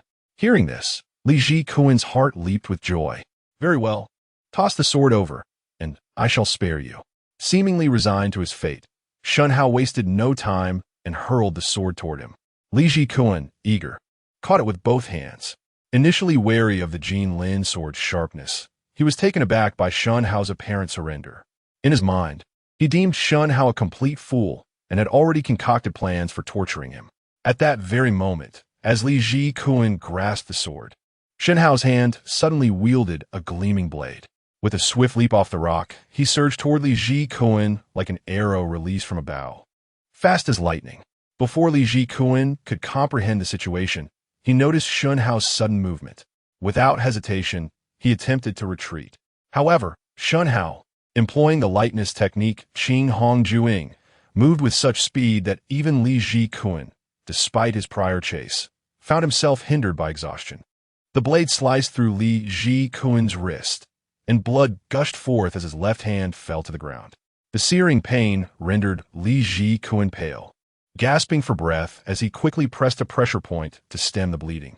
With fury in his eyes, he glared at Shen Hao. "You little beast, I will ensure your demise." Despite the loss of his left hand, Li Jikuan chose not to flee. Firstly, his speed could not match Shen Hao's, making escape futile. Secondly, he believed Shen Hao had exhausted his last reserves of true energy with that attack, and staying to fight offered him a glimmer of hope. With wary eyes fixed on Shen Hao, particularly on the Jinlin sword, he declared, "How fortuitous! I too wish to send you to join my friends in the afterlife." With that, Shen Hao advanced once more, wielding his sword with lethal precision, each strike seamless and impenetrable. Li Jikuan dodged desperately, unwilling to confront the Jinlin sword directly. Within him swirled immense regret. He had never anticipated that Shen Hao was merely feigning weakness. It appeared as though Shen Hao possessed an inexhaustible supply of true energy. As they clashed, retreating simultaneously, Li Jikuan's anxiety mounted. If this continued, he would surely perish. "Cease this at once," he implored. Yet Shen Hao paid him no heed. "My father is Li Chongsong, the general of Yongling Prefecture at the innate 7th level. My uncle is Li Chongyin, the governor of Yangzhou at the peak of innate mastery. Are you certain you wish to cross us?" Shen Hao's expression remained impassive. "Fear not. I will ensure you and your father are reunited in the depths of the earth." With that, he refused to grant Li Jikuan any chance of escape, unleashing his most adept technique, Qing Feng sword technique, in pursuit. Li Jikuan's heart raced. "Qing Feng sword technique. You are the Lu family." Shen Hao's eyes glinted with determination as he acknowledged, "Indeed, I am Lu Baoshan, the one who fled from the Lu family. Your clan annihilated my family, stole our treasures, and claimed our demon pill. You deserve nothing less than death." Li Jikuan, despite being at the innate 3rd level, found himself no match for Shen Hao, who was now emboldened by the unexpected turn of events. The head of the Lu family, at merely the innate 5th level, could not possibly safeguard the demon pill. Even if I were absent, others would seize it. Moreover, that demon pill was taken by my uncle to present to the general of Beiwang, the formidable expert Shen Tu Jiao. His adopted son, Shen Tu Lai, was perfectly suited for the fire attribute, and that demon pill was intended for him. Upon hearing this revelation, Shen Hao was taken aback, realizing the gravity of the situation. As he watched Li Jikuan desperately flee, Shen Hao once again pursued him. Although Li Jikuan's swordsmanship was exquisite, he dared not confront Shen Hao's techniques head-on. Realizing escape was futile, he was forced to parry a blow. The golden scale sword sliced through steel as if it were mere clay, and in an instant, Li Jikuan's sword was shattered upon contact. Deprived of his weapon, Li Jikuan, now armed only with his bare hands, stood no chance against Shen Hao. He longed to escape, yet found no avenue of retreat. Shen Hao's lightness skill, light swan shadow, surpassed his swordplay, gentle breeze sword technique by several magnitudes, making him an unparalleled pursuer. Without a sword, Li Jikuan was akin to a lamb awaiting slaughter. Just as his vital energy waned and his speed diminished, Shen Hao's foot struck the ground. A flash of cold light glimmered. The golden scale sword pierced through Li Jikuan's back and into his heart, delivering a chilling blow. With his eyes wide open in disbelief, Li Jikuan collapsed to the ground, unable to close his eyes in death. The once cautious man had never imagined that in his pursuit of falconry, he would himself become prey to an eagle. He could not fathom how Shen Hao, a mere novice of the first innate level, possessed such an inexhaustible reservoir of vital energy. Alas, he had crossed paths with the sixth brother. After slaying Li Jikuan, Shen Hao discarded his lifeless body into the void. He sought to ascertain the current reality. Who possessed the coveted demon core now? Chapter 64. Innate second-level perfection upon entering the space, within mere minutes. The body of Li Jikuan had completely transformed in a mist. When Shen Hao appeared, the white fog, as if recognizing a long-lost kin, swiftly enveloped him and slowly dissipated into his being. Moments later, Shen Hao absorbed Li Jikuan's memories, only to discover that Li Jikuan had indeed spoken the truth. The demon core was indeed intended as a gift for Shen Hao. The initial extermination of the Liu family was also driven by the desire to acquire the demon core. However, Liu Baoshan, who had been away, remained unaware of these intricacies. This demon core, possessing fire attributes, was to be presented to General Shen Jiao of Beiwang, thereby solidifying Li Chongyan's position. The reason behind such generosity was that within the Li family, none possessed spiritual roots. Retaining the demon core would only prove to be a hot potato, attracting trouble without utility. Better to part with it. As an innate third-level perfection practitioner, Li Jikuan had a considerable amount of true qi, which allowed Shen Hao to ascend from the initial stage of innate second level to its perfected state. Regrettably, he did not break through to the innate third level. Yet this was understandable given that the demand for true qi doubles with each level. Nevertheless, the purity of Shen Hao's true qi was remarkable, enabling him to confront Li Jikuan directly without issue. Moreover, Li Jikuan employed the family's ancestral swordsmanship. The Li clan sword classic, which surpassed Liu Baoshan's gentle breeze sword technique by several magnitudes. If Liu Baoshan's technique could be deemed second-rate, then the Li clan sword classic undoubtedly belonged to the pinnacle of first-rate swordsmanship. The technique was intricate and versatile. After over 30 years of study, Li Jikuan had mastered it to a minor degree of accomplishment. According to Li Jikuan's memories, his father, Li Chongsong, was stationed just outside the city and had been notified of his arrival. Realizing this, Shen Hao picked up Li Jikuan's clothing. His father, Li Chongsong, was a formidable innate 7th-level master, and Shen Hao had no intention of engaging him directly. This was a moment when explosives would surely come in handy. Calculating the time, he estimated that it would only be a few more minutes before Li Chongsong arrived. Shen Hao licked his lips. An innate 7th-level master was essentially a treasure trove of experience. Without hesitation, Shen Hao vanished from his location and reappeared at the site where he had discarded the corpses of the Beiwang cavalry. With a mighty leap, he swiftly reached the bottom of the gorge. In just a few days, the corpses had begun to decompose, some already unrecognizable and ravaged by insects. Among the hundreds of bodies, Shen Hao finally found one that resembled Li Jikuan's stature. He dressed the corpse in Li Jikuan's garments, then transported it to Black Tiger Gorge. Without a moment's thought, he placed Li Jikuan's body onto the explosives, setting his sword beside it. Then, he concealed himself at a distance, awaiting Li Chongsong's arrival. It was only natural for a father to rush to inspect his son's body upon seeing it. The explosive power of 200 kilograms of TNT was immense. According to Song Mapala's explanation, such an explosive could create a crater 7 meters in diameter and 3 meters deep, with a shockwave lethal within a 50-meter radius and shrapnel causing harm up to 166 meters. To ensure his own safety, Shen Hao deemed it wise to keep his distance. Should Li Chongsong survive the blast, he would not want to find himself obliterated. However, he could not stray too far, lest the remote signal become insufficient.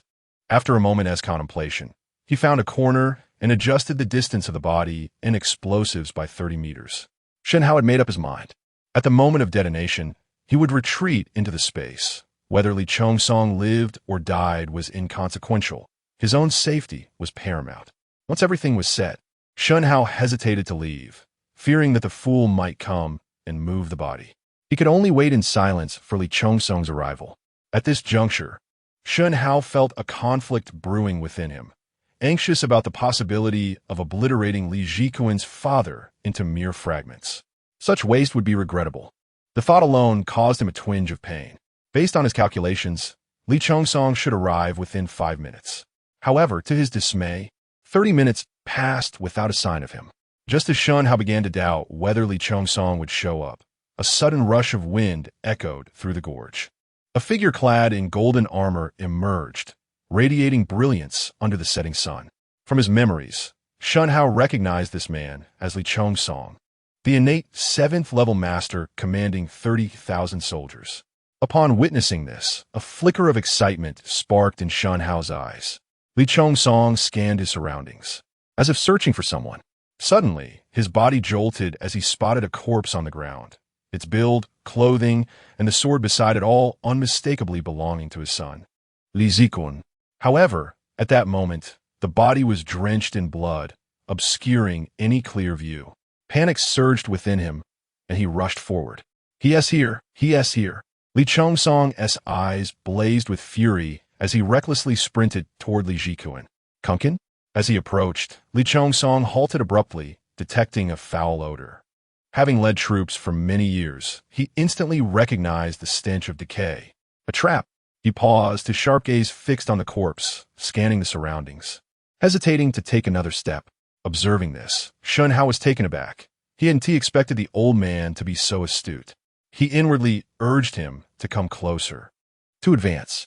To Shen Hao's disappointment, not only did Li Chongsong refrain from moving forward, but he also began to step back. In that moment, Shen Hao could no longer hold back. He pressed the remote control. An earth-shattering explosion echoed through the heavens. Flames erupted skyward, and the entire Black Tiger Gorge trembled. Numerous rocks tumbled down. Although Shen Hao had retreated into the space, the blast had no effect on him, yet the deafening roar left his ears ringing, enveloping him in a buzzing sound that persisted for some time. After about a minute, the noise subsided, and Shen Hao emerged from the space to assess the situation. He found that the body had been reduced to mere fragments. Miraculously, Li Chongsong, clad in his armor, had survived, aside from the breastplate, which remained intact. The rest of his armor lay in tatters. He was bloodied but still alive, writhing on the ground. To be cautious, Shen Hao refrained from approaching and instead retrieved his M200 sniper rifle. At less than 100 meters, he felt confident. Aiming at Li Chongsong's head, he squeezed the trigger. Bang! The shot rang out, and Li Chongsong's body trembled before falling still. Seeing this, Shen Hao breathed a sigh of relief, stowing away his sniper rifle and cautiously advancing. Upon discovering a bloodied hole in Li Chongsong's forehead, he finally felt at ease. Innate masters were formidable due to their abundance of true qi, but they were not invulnerable. Shen Hao also felt a sense of gratitude. The M200 was not a Barrett, whose power was significantly greater. The M200, renowned yet costly, was known for its precision but lacked the destructive capability to match its price. In military terms, the M200 occupied a rather awkward position. The M200 utilized 408 solid projectiles, offering superior accuracy compared to many 12.7mm anti-material sniper rifles, yet its lethality was a notable drawback. The solid copper-nickel alloy projectile was far less devastating than the 12.7mm armor-piercing rounds. It was ill-suited for anti-material engagements. Had he used a barret, Shen Hao imagined that Li Chongsong's head would have exploded like a watermelon. Some jested about the M200's dismal sales, claiming that the number of people who purchased this firearm was equal to those struck by lightning. However, a diligent investigation revealed that in the United States, fewer individuals had bought this rifle than those who had perished in lightning strikes, leading Shai Tactical Company to quip, "That stings, my friend." Upon observing that aside from the heart-protecting mirror, all of Li Chongsong's armor lay shattered, while the mirror remained intact, Shen Hao felt a sense of astonishment regarding the material's resilience. After a moment of contemplation, he came to understand. This realm is one of fantasy, where certain materials possess remarkable durability. Without further ado, he disposed of Li Chongsong's lifeless body, retrieving the heart-protecting mirror into his spatial domain, for it was indeed a prized possession. Subsequently, he also collected the two swords belonging to Li Jikuan and Li Chongsong, recognizing their value. Once these tasks were accomplished, Shen Hao let out a sigh of relief. After a careful disguise, he returned once more to the Yongling mansion. With the governor Li Jikuan and his father Li Chongsong now gone, Shen Hao felt no trepidation. Chapter 65. The Surge of Power as Night Gradually Descended. Shen Hao remained in his own chamber. Although the seasonings in this world were scarce, the simplicity of the fare was still tolerable. When the stillness of the night enveloped him, Shen Hao entered the space. A dense white mist engulfed the entire area, with the amount of vital energy far exceeding that of Li Jikuan. Upon entering, all the mist surged wildly into Shen Hao's body, under the vast cloak of white vapor. Shen Hao's form slowly floated in midair. This was his first experience of absorbing such a tremendous volume of vital energy. The sheer magnitude of it propelled Shen Hao's cultivation to rapid heights, from the initial stage of the innate third layer to its mid and then to its perfected state. He then ascended to the innate fourth layer, progressing through its early and mid stages until reaching completion. He paused just shy of breaking into the innate fifth layer. Nonetheless, Shen Hao was immensely satisfied. In merely one day, he had advanced from the initial stage of the innate realm to the perfected state of the innate fourth layer, and the purity of the vital energy was astonishing. To speak of such an accomplishment would be utterly shocking. Moreover, Li Chongsong's comprehension of the Li clan sword classic surpassed that of Li Jikuan, with their mutual understanding reinforcing one another. Shen Hao's mastery of the Li clan sword classic reached its zenith. The delay in this achievement was largely due to the golden scale sword in Shen Hao's possession, which necessitated the wearing of armor. Additionally, Li Jikuan had not marked their path, making their search sluggish. According to Li Chongsong's recollections, the ruined Demon Dan was indeed in the hands of the governor of Yangzhou, Li Chongyan, who was related to him as a cousin. Based on their discussions, it was agreed that once the northern wildernesses Shintajiao invaded Yangzhou, Li Chongyan would willingly present the Demon Dan, solely to secure his position. Ever since the ascendance of the foolish monarch Yang Wanzan, Li Chongyan had felt uneasy, fearing for his life. However, he was no fool. One must look after oneself in this world. With the death of the true origin realm master Yang Wuxian, Li Chongyan realized he could not contend with the northern wilderness and that his downfall was inevitable. The notion of, if you show me no kindness, do not blame me for my loyalty resonated deeply with Shen Hao. With the Demon Dan in the hands of the Yangzhou governor, Shen Hao saw a path forward. Wen Rini, the inspector of the Jingxiusi, sought evidence of Li Chongyan's collusion with the northern wilderness. While others may lack such information, Li Chongsong, as a trusted aide, possessed it. It seemed prudent to seek out Wen Rini the following day, although he wondered if she was still alive. Faced with a perfected innate master, Shen Hao felt little confidence. After absorbing the memories, his strength surged, and his sense of self-importance swelled. However, the overwhelming influx of energy made his head throb slightly. He then transitioned directly to the estate in the kingdom of Siam, where he found the surroundings deserted. After taking a refreshing bath, he leaped into the swimming pool, reveling in the water. Later in the evening, after dining, Song Mapala approached him with a gentle smile, saying, "Boss, I've brought you the information you requested." Shen Hao accepted the documents, glanced through them, and playfully pinched Song Mapala's cheek, saying, "Good, understood." The information was straightforward. One document detailed the location of the deputy leader's body in the morgue, while another contained information on the leader of the Poison Wolf gang. The gang's leader, Mario, was involved in not only the sex trade, but also drug dealing. That evening, Mario was hosting a grand banquet at his villa, with the intention of campaigning for a seat in the Bangkok parliament. His success was all but assured. After reviewing the materials, Shen Hao memorized the addresses. That night, he disembarked from his vehicle 2 kilometers away from the Poison Wolf gang leader's location. With a nimble leap, he ascended to the rooftops and, donning a mask and hat, moved stealthily from roof to roof, evading all surveillance. He effortlessly infiltrated the estate, observing the lively scene in the villa's hall, where glasses clinked and laughter echoed. He saw Mario standing on stage, joyfully raising a toast. Today is a day worth celebrating, for the Kingdom of Siam has officially legalized cannabis. Let's raise a glass. Cheers erupted from the crowd, which was predominantly clad in suits, alongside individuals in police and military uniforms. Shen Hao marveled at the fact that Southeast Asia had indeed become a haven for crime. Once a pioneer in anti-drug efforts, the Kingdom of Siam had enacted daring reforms at the end of 2022, legalizing vice and drug-related activities, regulating them, and imposing taxes. More nations were following suit in the legalization of gambling and vice. The Kingdom of Siam stood out in the region for its sex industry, while also being a hub for human trafficking and organ trade. Myanmar's exports included stones and white powder, along with political turmoil and warlords. Cambodia had gone so far as to legalize online gambling, only to halt it under pressure from neighboring countries. After leaving Cambodia, many online scam companies transitioned to the Philippines, which has now become a stronghold for online gambling.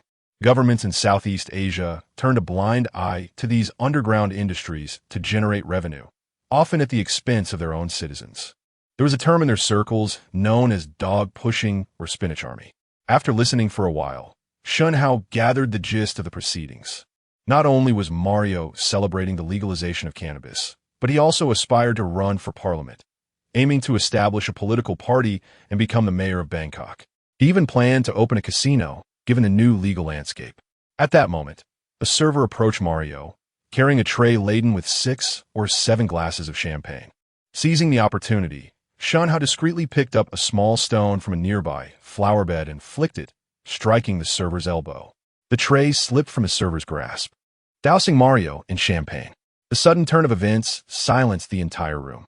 The server, terrified and on the verge of tears, stammered apologies. "I'm sorry. I'm so sorry." Seeing the crowd's gaze upon him, Mario smiled faintly and gently patted the server's shoulder, saying, "It's all right. It's all right. Just be more careful next time." Thankfully, it was me. If it had splashed on one of my guests, I wouldn't have let you off so easily. The server, relieved, nodded gratefully. Mario clapped his hands and, addressing the crowd, remarked, "A minor mishap.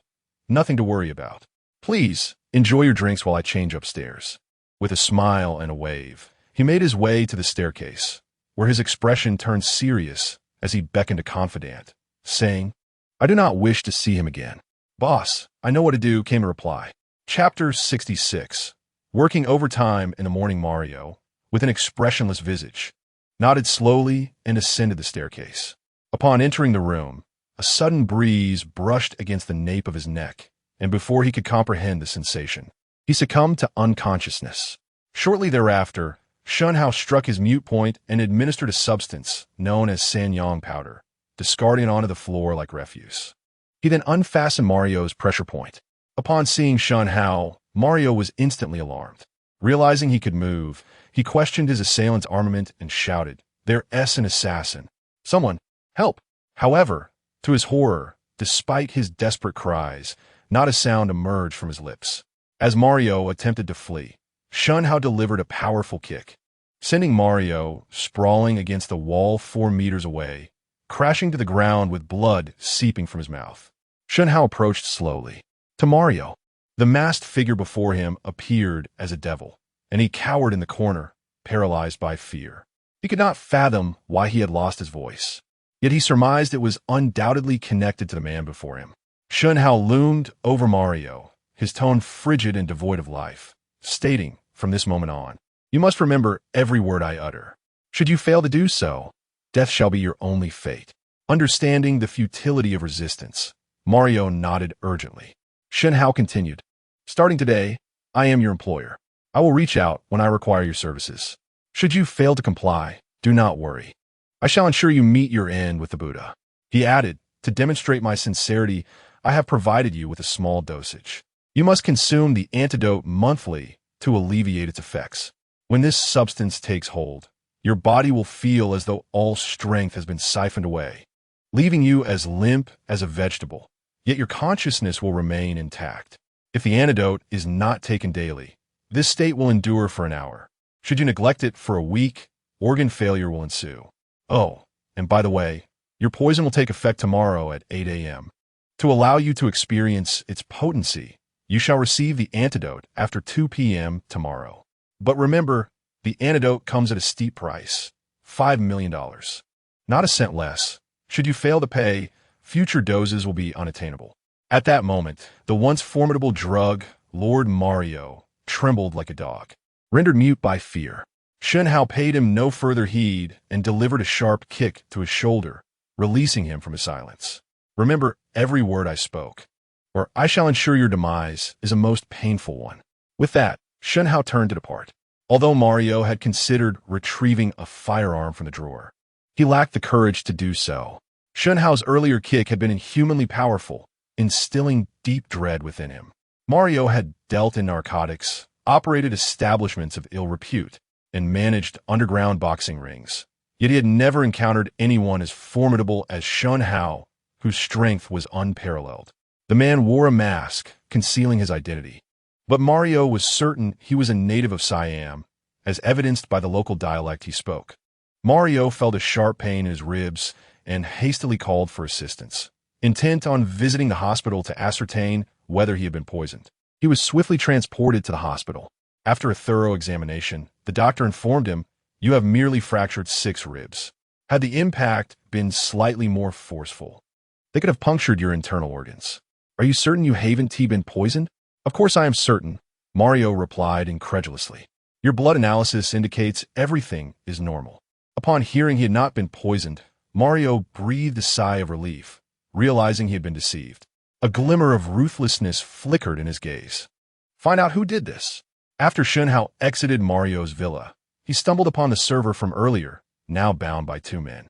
Realizing his previous actions had led to this predicament, he felt a pang of guilt. The server, gagged with a towel, pleaded for mercy. The 2 men in black paid him no heed. One of them delivered a kick, sending the server crashing to the ground, while drawing a silenced pistol from his coat. Without hesitation, Shen Hao incapacitated both assailants and rescued the server. Once the server was freed, he fell to his knees, begging for his life. "Please, spare me. I promise I will never do it again." Silence. "First, assess your surroundings," Shen Hao commanded. The server, peering through the dim light, saw the 2 men in black lying unconscious beside a silenced pistol and was instantly gripped by fear, his legs trembling and his face pale. Shen Hao declared, "Had I not intervened, you would likely be dead now." The server, overwhelmed by terror, wept, fearing that even though he had been saved today, he might still be killed tomorrow. Shen Hao replied coolly, "There is but one way for you to survive." Desperate, the server knelt before Shen Hao, bowing his head in supplication. "Please, sir, save me.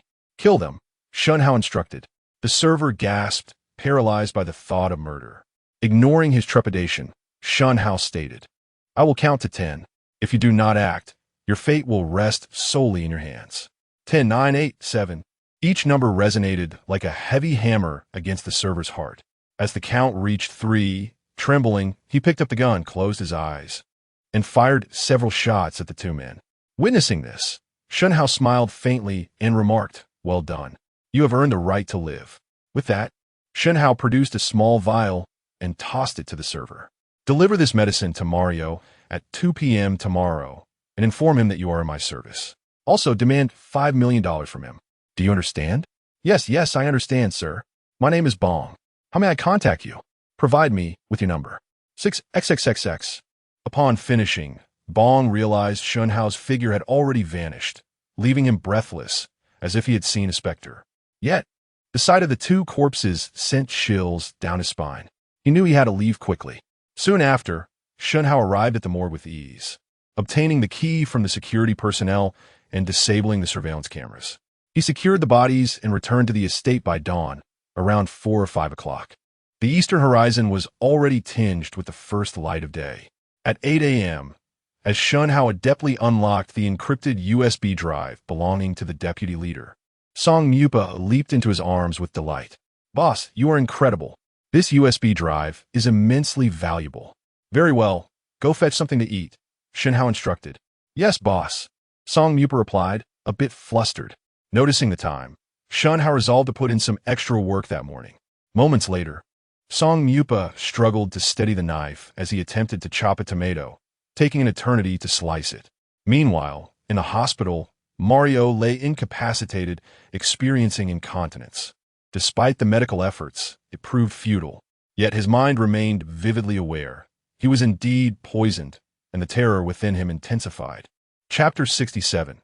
The boss spends freely upon waking early in the morning. Bong began inquiring at various hospitals in Bangkok, ultimately discovering which one Mario was admitted to. However, upon checking the time, he sighed in relief, realizing it was only 9 o'clock.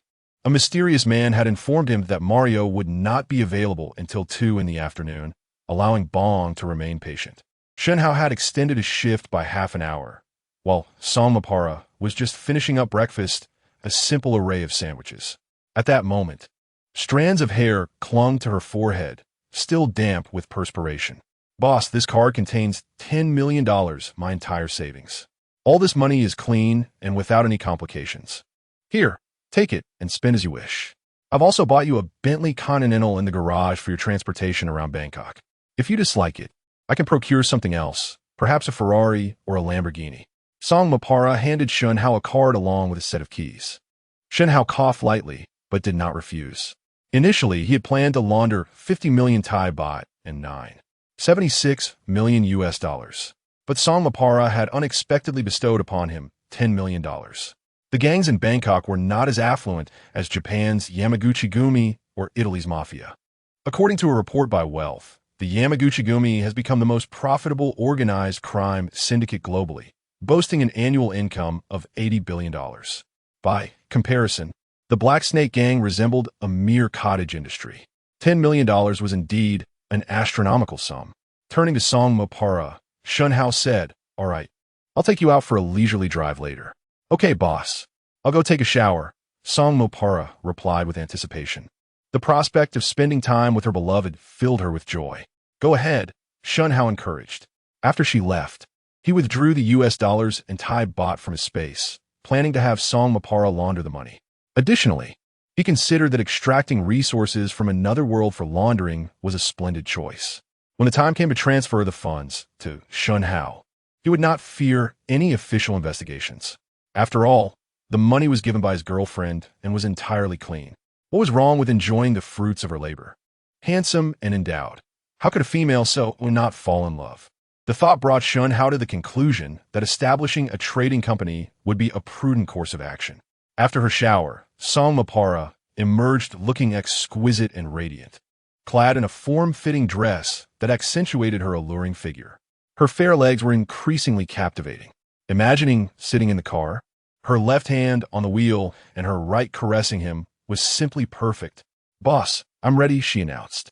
Upon seeing the pile of cash on the table, she paused, momentarily startled by the sheer amount. But Shen Hao remained silent, and she did not inquire further. "All right, today we shall take a drive," Shen Hao declared. In the fantastical realm, he had fought valiantly, and the bloodshed was intense.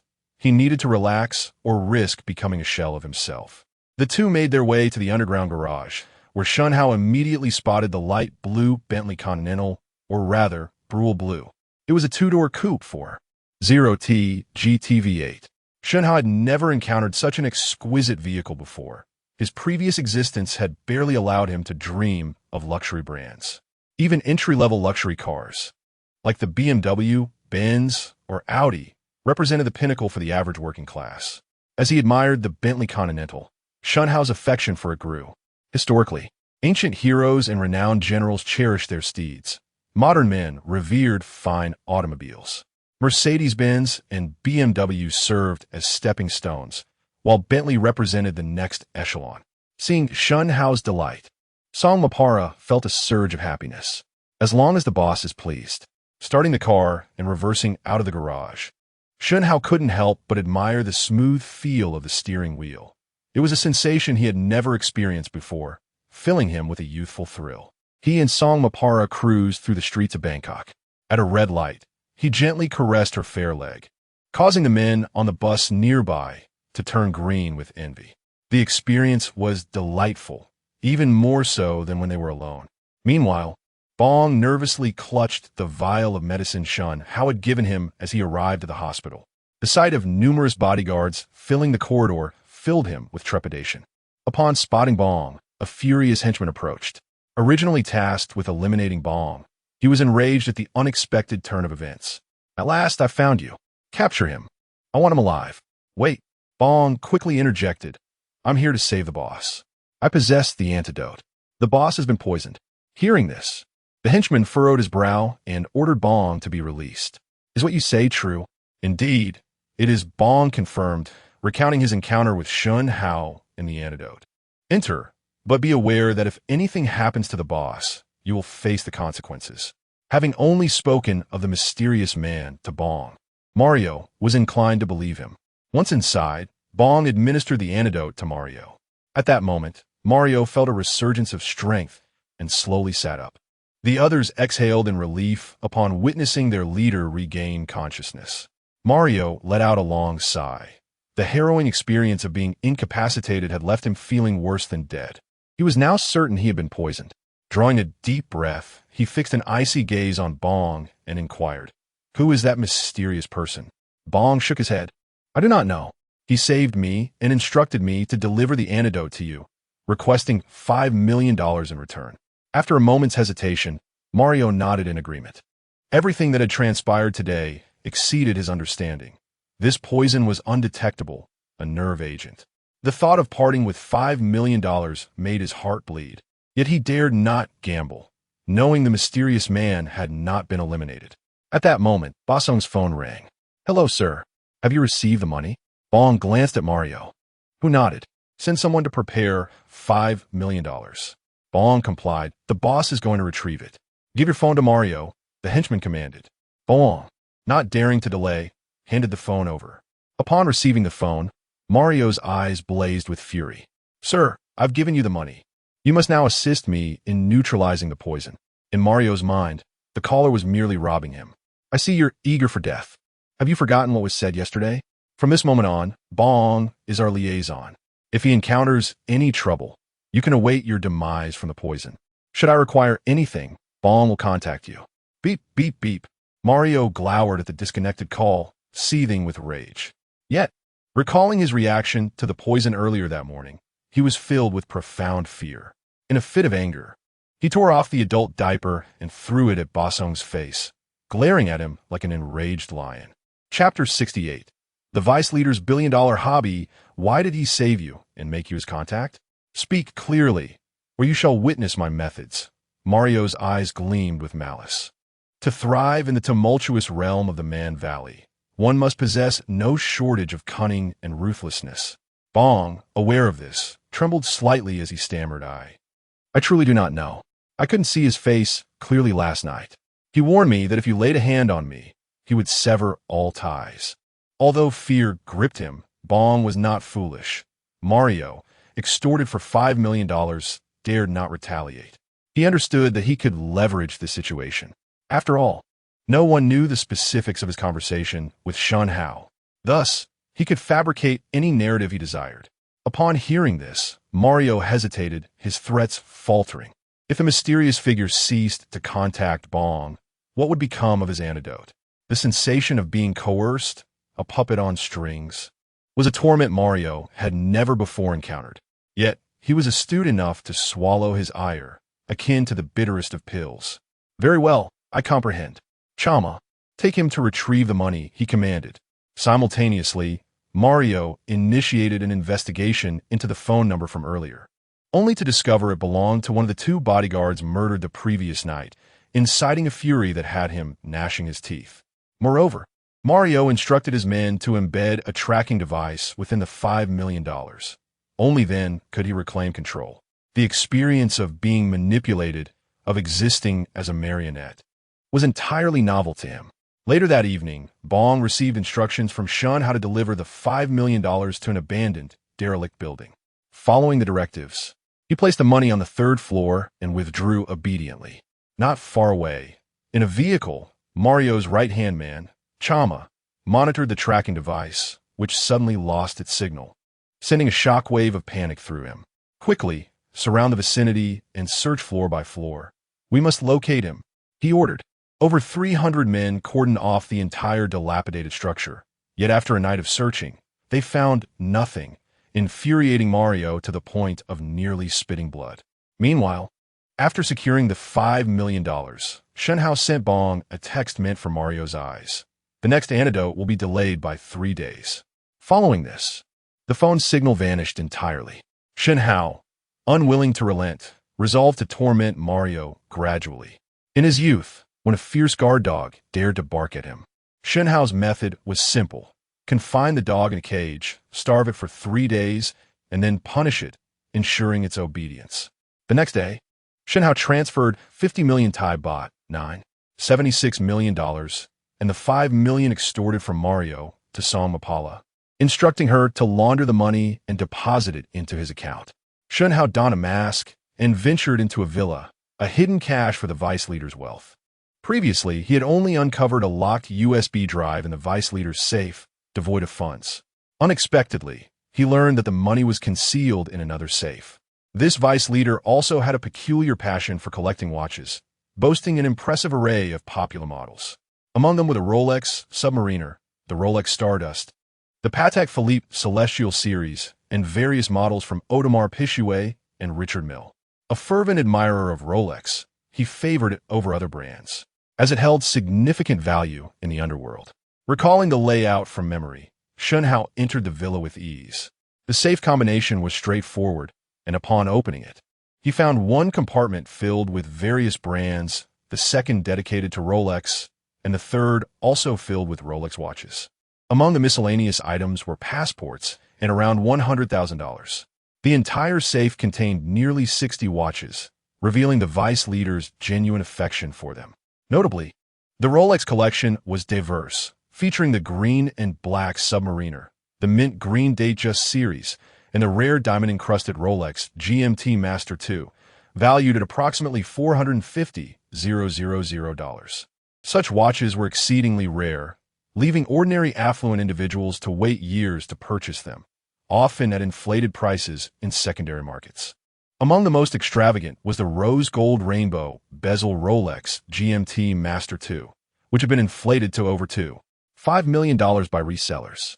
It was evident that this individual was truly enamored with Rolex watches, having spent all his illicit gains on them, acquiring only new pieces, some even gifted. What baffled Shen Hao was that this man purchased watches yet never wore them, merely admiring them.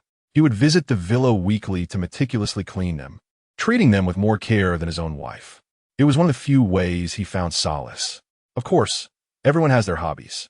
Shen Hao recalled a notorious figure in the black market who had auctioned off just 3 watches for over $100 million. Upon counting, he found 56 watches, their total value exceeding $1 billion. The watch Shen had bought in Chang'an paled in comparison to these treasures.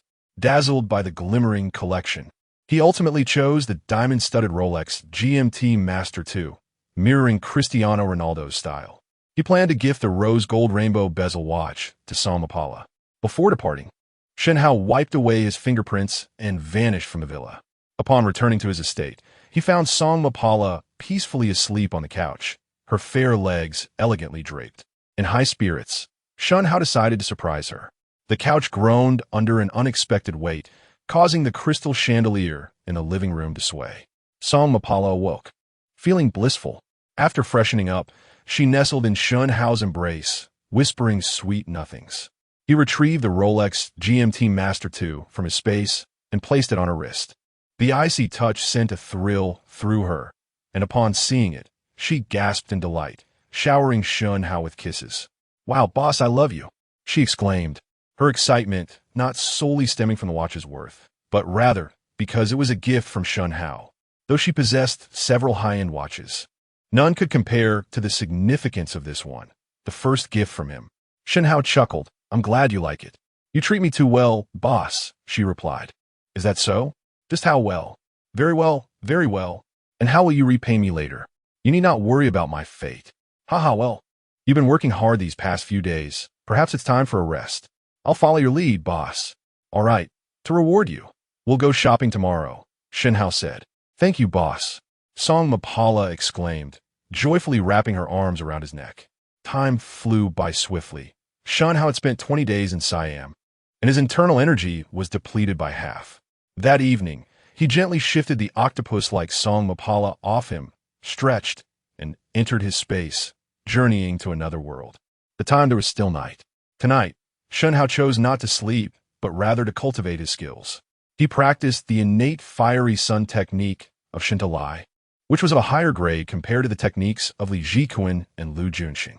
Thus, he progressed swiftly in his training, with his fire affinity, albeit low grade. Cultivating the innate fiery sun technique proved to be remarkably efficient, and his internal energy regained its fervent heat. Unbeknownst to him, Shen Hao's internal energy was steadily replenishing. Not only that, at dawn, a trace of joy appeared on Shen Hao's face. He had made a breakthrough. He ascended to the 5th level of the innate realm. Chapter 69. The granary of Senior Meng is depleted regarding this recent breakthrough. Shen Hao felt no surprise whatsoever. Previously, after absorbing the immense true energy of the innate 7th level master Li Chongsong, Shen Hao had already attained the pinnacle of innate 4th level. He was always on the verge of a breakthrough. It was merely that he had not actively pursued his cultivation. This time, with such significant consumption of true energy, coupled with his practice of the innate fiery sun technique from Shintalai, the conditions were ripe for advancement. Additionally, Shintalai, despite being defeated by Meng Xuanji in a single blow, represented the zenith of ordinary people's capabilities.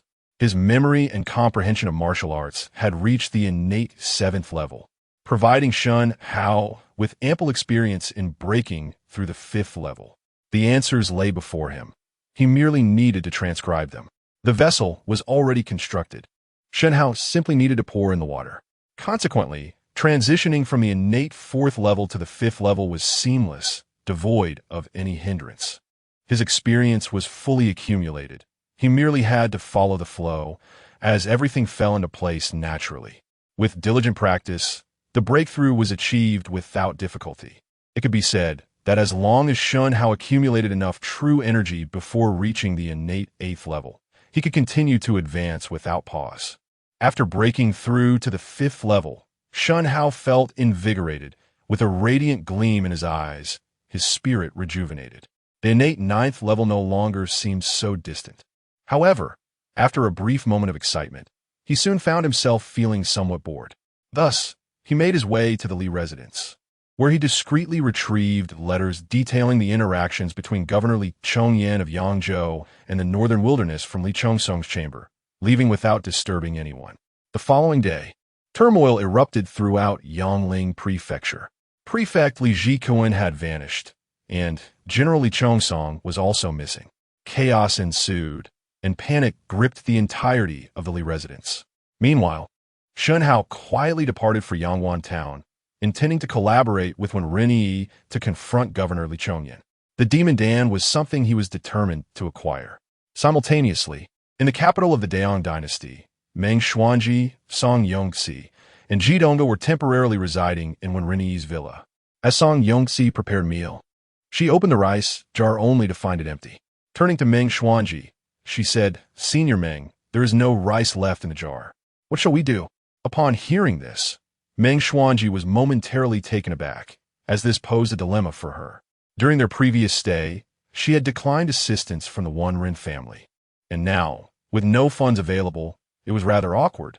Furthermore, her spatial ring contained no grains, only items for cultivation, at her level. She had long been able to abstain from food. However, both Song Yongxi and Jidonga were ordinary people who could not go without sustenance. Suddenly, Meng Xuanji had an idea. She instructed Song Yongxi, Please summon Wen Ren Su. Understood, Senior Meng. Wen Ren Su, the elder brother of Wen Ren Yi and the legitimate heir of the Wen Ren family, hurried over within half an hour. The honor of having his sister become a disciple of the master of Yuqing Palace was of great significance to the Wen Ren family, which made them take Meng Xuanji's request with utmost seriousness. Before long, Wen Ren Su, adorned in flowing white robes and exuding a scholarly grace, arrived promptly. With a respectful demeanor, he inquired, "Master Meng, what are your commands?" Meng Xuanji gently waved her hand, and a red wine gourd appeared on the table. A glass bottle containing white liquor that Shen Hao had gifted her. "Sell this and procure some silver for us." Upon hearing this, Wen Ren Su quickly replied, "My apologies. Senior Meng, it is our oversight. How could we allow you to sell such a precious item for a pittance? I have 1,000 taels of silver notes for you to use. I will return immediately to have the family prepare more silver notes to send to you." Meng Xuanji replied nonchalantly, "No need for that. Just sell this and send me the money later. As for the selling price, you can decide." This Wen Ren Su hesitated to respond. "Do not hesitate. Simply do as I instruct," Meng Xuanji asserted. "Yes, Master Meng, I shall proceed at once." Cautiously, Song Yongzi handed the gourd to Wen Ren Su. Upon receiving the red wine gourd, which felt cool and smooth to the touch, Wen Ren Su was taken aback by its exquisite quality. The gourd appeared flawless, its vibrant hue glimmering with an almost ethereal quality, a true masterpiece. Even someone as accustomed to rare treasures as Wen Ren Su found it hard to part with this exceptional item. Although he desired it greatly, he was unsure of its value. If he offered too little, it could anger Master Meng, making it difficult to explain. He wasted no time gathering the other young masters from prominent families. When they beheld the translucent red wine gourd, their eyes widened in astonishment. "What a treasure! Is this made of glass? It seems too delicate for that. The color is so vivid. Truly a unique piece. I have never seen anything like it. Indeed, it is stunning, unlike any other natural gemstones, and it even carries a hint of wine fragrance. Perfectly crafted, crystalline clear, with engravings on the surface. This is remarkable. Yes, I can smell it too. Wen Ren, did you summon us merely to admire your acquisition? It is indeed a top-tier treasure." In the corner, Lai Yuejing's eyes watered at the sight of the gourd. This once belonged to him, but he was a modest, standing, and could not penetrate the circle of these elite young masters. Seeing everyone's admiration, Wen Ren Su stated, "I have gathered you all to offer this treasure for sale. The highest bidder will win." "Is that truly the case?" "Absolutely," Wen Ren Su affirmed without hesitation. "Very well. I bid 4,000 taels of gold. 5,000 taels of gold. Esteemed guests, I am quite fond of this. I offer 10,000 taels of gold. This precious item is also coveted by me. You all know the Emperor has been suspicious of my family recently. Acquiring this treasure is crucial for us to navigate this crisis. Therefore, I humbly ask you to yield to me." The speaker was Wan Qinshan, the legitimate son of the Minister of Revenue. His words resonated with the others, who felt compelled to relent. Despite their desire for the red gourd, they recognized its value. "Let us defer to Wan Xiong," they agreed. "Thank you all for your kindness. I owe you all a favor," Wan Qinshan expressed, bowing gratefully to each of them. He understood that if the bidding continued, the price would escalate significantly. Subsequently, Wan Qinshan addressed Wen Ren Su, "I will not make it difficult for you. How about 20,000 taels of gold?" Upon hearing this, Wen Ren Su felt reluctant. Even he wished to keep that sum, but having made the offer, it was inappropriate to retract it now. He nodded, "Very well, it is settled." In the corner, Lai Yuejing felt his heart bleed, yet he dared not voice his discontent. Instead, he resolved to seek Shen Hao's favor in the future. With the gourd secured, Wan Qinshan felt immense joy and hurried back to fetch the money. By the time he returned with the gold notes, the crowd had dispersed. "Wen Ren, here is the payment. 20,000 taels in gold notes," Wan Qinshan said cheerfully. Wen Ren Su did not count the notes. It would appear impolite to do so in front of everyone. "Thank you. However, do be cautious. The Emperor may not appreciate such a treasure." Wan Qinshan chuckled wryly, shaking his head. "It is all due to my sister's reputation." Wen Ren se remarqued, "Indeed. It is widely known that the current Emperor Yangwendi is quite debauched, and your sister is hailed as the most beautiful woman in the capital. It certainly burdens her with undue attention. Wan Qinshan optimistically suggested, perhaps, when Run, you could consider marrying my sister. API call failed with status code 429. Error, code 429, message, resource has been exhausted, e.g. check quota. Status, resource exhausted, chapter 70. Have you broken through to the innate realm? Shen Hao. Alas. Wanquan Mountain sighed inwardly. The eldest son of the Wenren family, Wenren Su, is proficient in all arts: music, chess, calligraphy, and painting. He is also a master at the 7th level of the innate realm, possessing a middle-tier spiritual root. Originally, the Wenren family of the Daong dynasty was a branch of the direct lineage of the Wenren family from the Tianwu dynasty. Their relationship with the main family was akin to that of a servant to a master, devoid of any status. They had never received any support or assistance from the direct Wenren family and had quietly developed on their own. Moreover, even though the direct lineage neglected them, these branches were required to pay tribute every year. As long as the direct Wenren family stood strong, these branches could remain stable. However, should the direct lineage fall, they too would inevitably perish. This invisible protection had always existed, akin to a lion leader on the prairie, who does not hunt yet enjoys the spoils first, as it is responsible for safeguarding the pride. Once Wenren Su's spiritual root talent was revealed, he immediately attracted the attention of the direct Wenren family from the Tianwu dynasty, becoming a focus for nurturing future generations. They provided him with martial arts techniques, elixirs, and even arranged for a direct female descendant to marry him. Should Wenren Su break through to the true essence realm, his branch would be fully assimilated into the direct lineage and included in the family genealogy, thereby enjoying all the resources allocated to the Wenren family branches. Wenren Su's only flaw was his fear of his wife. However, it was understandable, as his wife, Wenren Ying, was the direct family's legitimate daughter. Despite her lack of a spiritual root, she was a consummate master at the innate full circle and excelled in whip techniques. Her character was straightforward. She despised evil and would strike with her whip at the slightest disagreement, making her a nightmare for all the young masters in the capital. With such a background, who would dare provoke her? In Wanquan Mountain's heart, as long as his sister were wed to Wenren Su, even Emperor Yangwan would have to relent.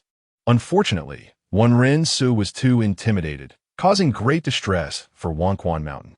If only Emperor Yangwan were more reasonable, sending his sister into the palace would be a commendable choice. However, Emperor Yangwan was the most foolish of rulers, and who would dare send their sister into such a perilous situation? Presently, the Daong dynasty, under Emperor Yangwan's chaotic governance, faced both internal and external troubles, teetering on the brink of collapse. Sending his sister in would not only jeopardize her, but also implicate the entire Wanquan family. They would gain no fortune, only misfortune to follow.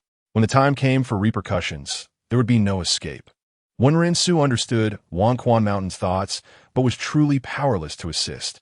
Although his wife was tempestuous, Wenren Su had an undeniable fondness for her. Even if he did not love her, he would not dare take a concubine. If the direct Wenren family were to find out, they would surely flay him alive. At that moment, Wenren Su was not inclined to engage in lengthy conversations with Wanquan Mountain. He was anxious to deliver the gold tickets, as it was a matter of utmost urgency.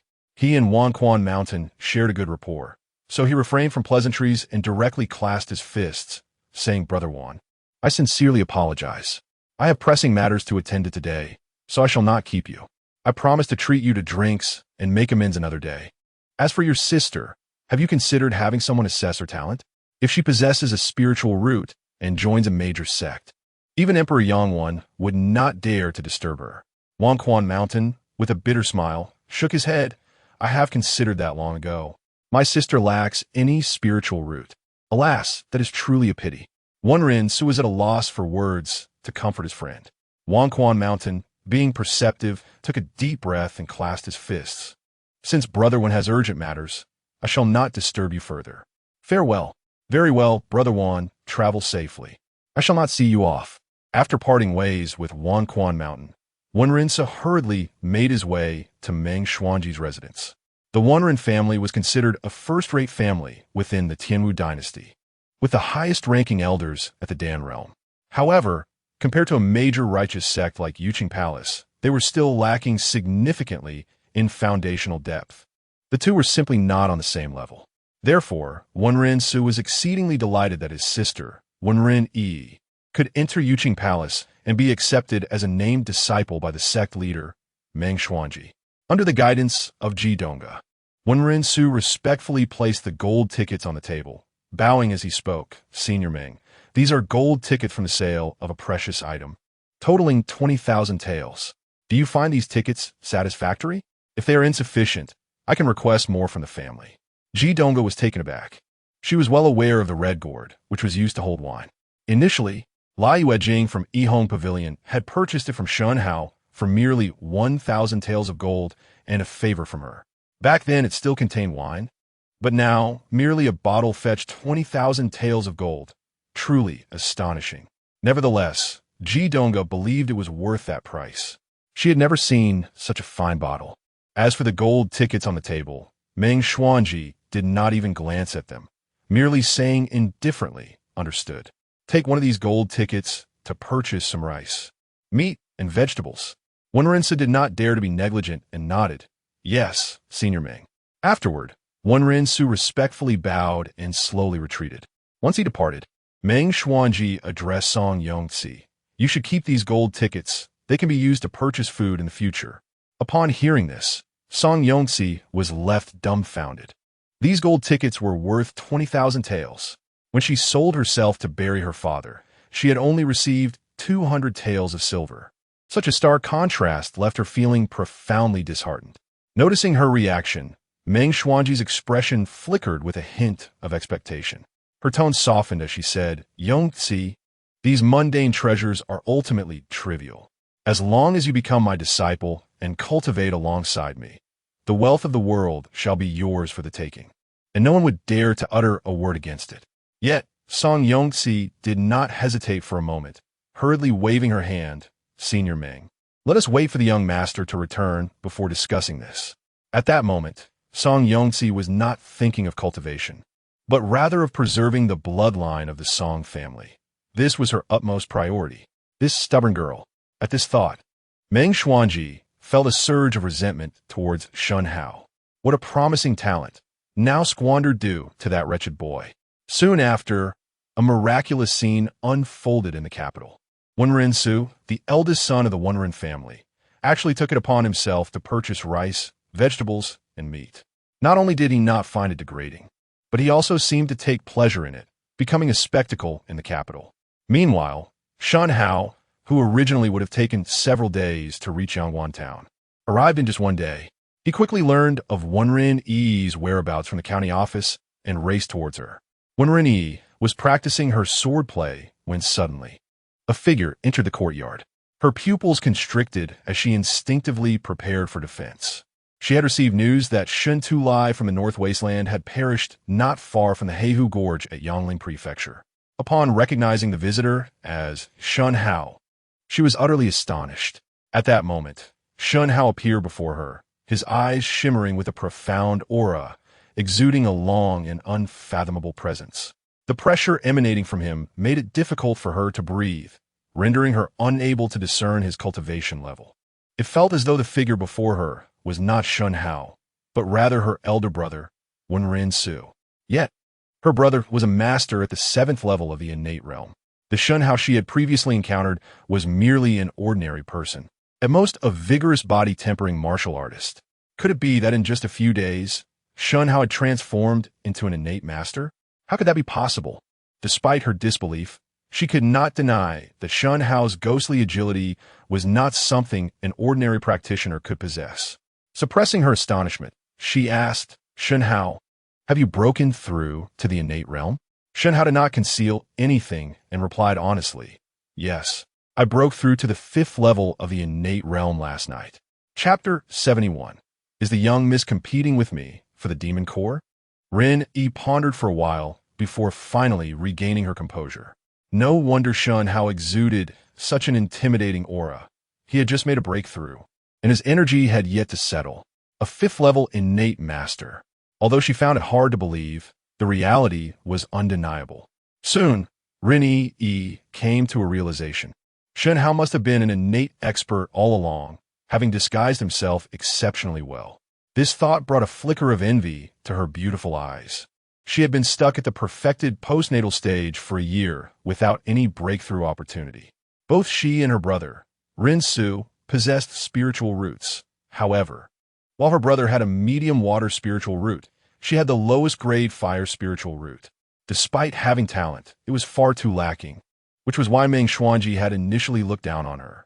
They were born of the same parents, yet their talents differed immensely. Her brother loved studying and found cultivation effortless. In contrast, Ren Yi preferred wielding blades and firearms, which only led to her deteriorating skills, making her increasingly anxious about her inability to advance to the innate stage. Thinking about this made Ren Yi's heart feel as sour as if she had bitten into a lemon. She could endure it, but what she hadn't anticipated was that Shen Hao, once a mere rookie, had transformed into a formidable figure. This made her feel even more miserable. After a long pause, she remarked, You concealed yourself well." Shen Hao smiled slightly. "The more sour your heart, the sweeter mine becomes." He added, "I achieved this breakthrough with minimal effort." Upon hearing this, Ren Yi turned her head away, too proud to respond to Shen Hao. "What do you want from me? Didn't you go to Yangling Mansion?" Shen Hao replied, "I received a letter, a correspondence between Governor Li Chongyan and General Shinta Jiao Beiwan." Ren Yi's eyes flickered with surprise, but her expression soon turned neutral. "It's no longer needed. The Jinxiu Bureau currently lacks any capable experts. Even if we find evidence, no one can contend with Li Chongyan. If you had come a day later, I would have returned to the capital." Shen Hao was taken aback. "So you mean I've been working in vain?" A hint of pride flashed in Ren Yi's beautiful eyes as she smiled. "Not entirely. There is still some value in it. Although the Jinxiu Bureau lacks experts to deal with Governor Li Chongyan, my sister-in-law, Rening, is more than capable. Moreover, she has already arrived in Yangzhou City, ready to take action at any moment." Shen Hao inquired, puzzled. "Are you sure it's your sister-in-law Rening and not your elder sister Rening?" Ren Yi clarified, "My sister-in-law Rening is the legitimate daughter of the direct Ren family, married to my brother Ren Su." "What? Does your Ren family not allow intermarriage? The men don't marry outside, and the women don't marry outside? Isn't that absurd?" Shen Hao expressed his astonishment. "What nonsense! The direct Ren family and our branch have been separated for centuries, and the bloodline connection is exceedingly faint. Besides, who told you that men don't marry outside and women don't marry outside? Many noble families have intermarried with the Ren family. My brother Ren Su possesses exceptional talent, so the direct line sought to ally with him by marrying off my sister-in-law." Rennie replied, "Oh, I see." After hearing the explanation, Shen Hao finally understood. He then asked, "Li Chongyan is an innate perfected master. Can your sister-in-law, Rening, truly contend with him?" Ren Yi retorted, "Of course. My sister-in-law is also an innate perfected master, and her family's secret techniques are far superior to Li Chongyan's. But there is one thing I don't understand," Shen Hao said. Ren Yi haughtily huffed. "Then speak up. This young lady will enlighten you." Shen Hao continued, "Since Yang Wenzan is an incompetent ruler and your Ren family is so powerful, why do you serve the incompetent ruler so loyally, intent on eliminating Li Chongyan? This is not in your best interest. Do you not have anything better to do?" Ren Yi did not conceal her thoughts. "I heard that Li Chongyan possesses a fire attribute demon core that is highly suitable for me. Therefore, as the incompetent ruler seeks to eliminate him, our Ren family will take advantage of the situation." Of course, there was another secret that Ren Yi did not disclose. Li Chongyan also had a water attribute demon beast core, which was crucial as it belonged to a second realm, true essence realm, demon beast. It was superior to a first realm demon beast core. Li Chongyan and General Yang Wuxian had obtained it together in the Chongyang Mountains. It was said that two second realm demon beasts fought to the death over a maturing spiritual fruit, resulting in a situation where both were at odds, ultimately benefiting Yang Wuxian and Li Chongyan, who each acquired a demon beast core. The only unfortunate aspect was that Li Chongyan lacked a spiritual root and could not break through, whereas Yang Wuxian, with the second realm demon core, swiftly advanced to the true essence realm. The poorer one's spiritual root talent.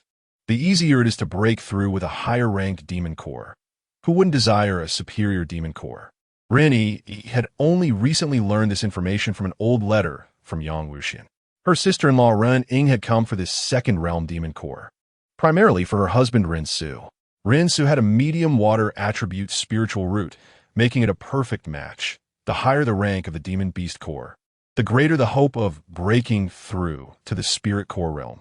Attaining this water attribute demon core would facilitate a smooth advancement to the true essence realm.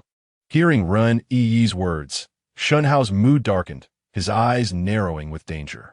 The more he observed Ren Yi, the more displeased he became. This little vixen actually intended to compete with him for the demon core and had even sought assistance. How infuriating. Frustrated, he contemplated ambushing them, waiting for them to capture Li Chongyan and then using a sniper rifle to eliminate him. Yet, he shook his head. According to Ren Yi, this Ren Ying was a direct member of the Ren family, and offending such a powerful family over a mere demon core seemed unwise. It was just a fire attribute core. There would be plenty of opportunities in the future. Merely a demon core, nothing of significance. The more he tried to reassure himself, the more discontent brewed within him. The prey he had been watching for so long was now being contested by Ren Yi. His luck was truly abysmal. Thus, Shen Hao remarked, Li Chongyan has several 6th-level innate masters by his side. Can your sister-in-law handle them alone? Ren Yi protagonist. Hemepe, you underestimate. My sister-in-law is the direct daughter of the current clan leader of the Run family. Do you think she lacked confidence? You will see when my sister-in-law makes her move. Capturing a mere Li Chongyan will be effortless. Since you are a 5th-level innate master, why not assist us? You will surely reap rewards. After pondering, Shen Hao realized that it was indeed a feasible proposition. Since he could not obtain the demon beast core, allowing the space to absorb a few corpses was also a viable plan. According to Li Chongyan's memories, he had 5 or 6 innate masters by his side, rich fodder, or rather, beloved companions. Setting a small goal, he decided to strive for a breakthrough to innate perfection first. All right, no problem. Ridding the world of evil is a noble duty. Who would have thought? Shen Hao, aside from your pursuits with women, you possess a strong sense of justice. Ren Yi remarqued with satisfaction. Chapter 72. Are there true Essence Realm guards? Shen Hao paid no heed to when Ren Yi but promptly inquired, is that Ma Lao Lu all right? One Ren Yi nodded, stating his fortune has favored him. He returned to Yangguan town without incident. However, the members of the Lu Family Escort Bureau, in their cleverness, have inadvertently walked themselves to the guillotine. From Lu Juanxing's memories, Shen Hao was well aware of the details.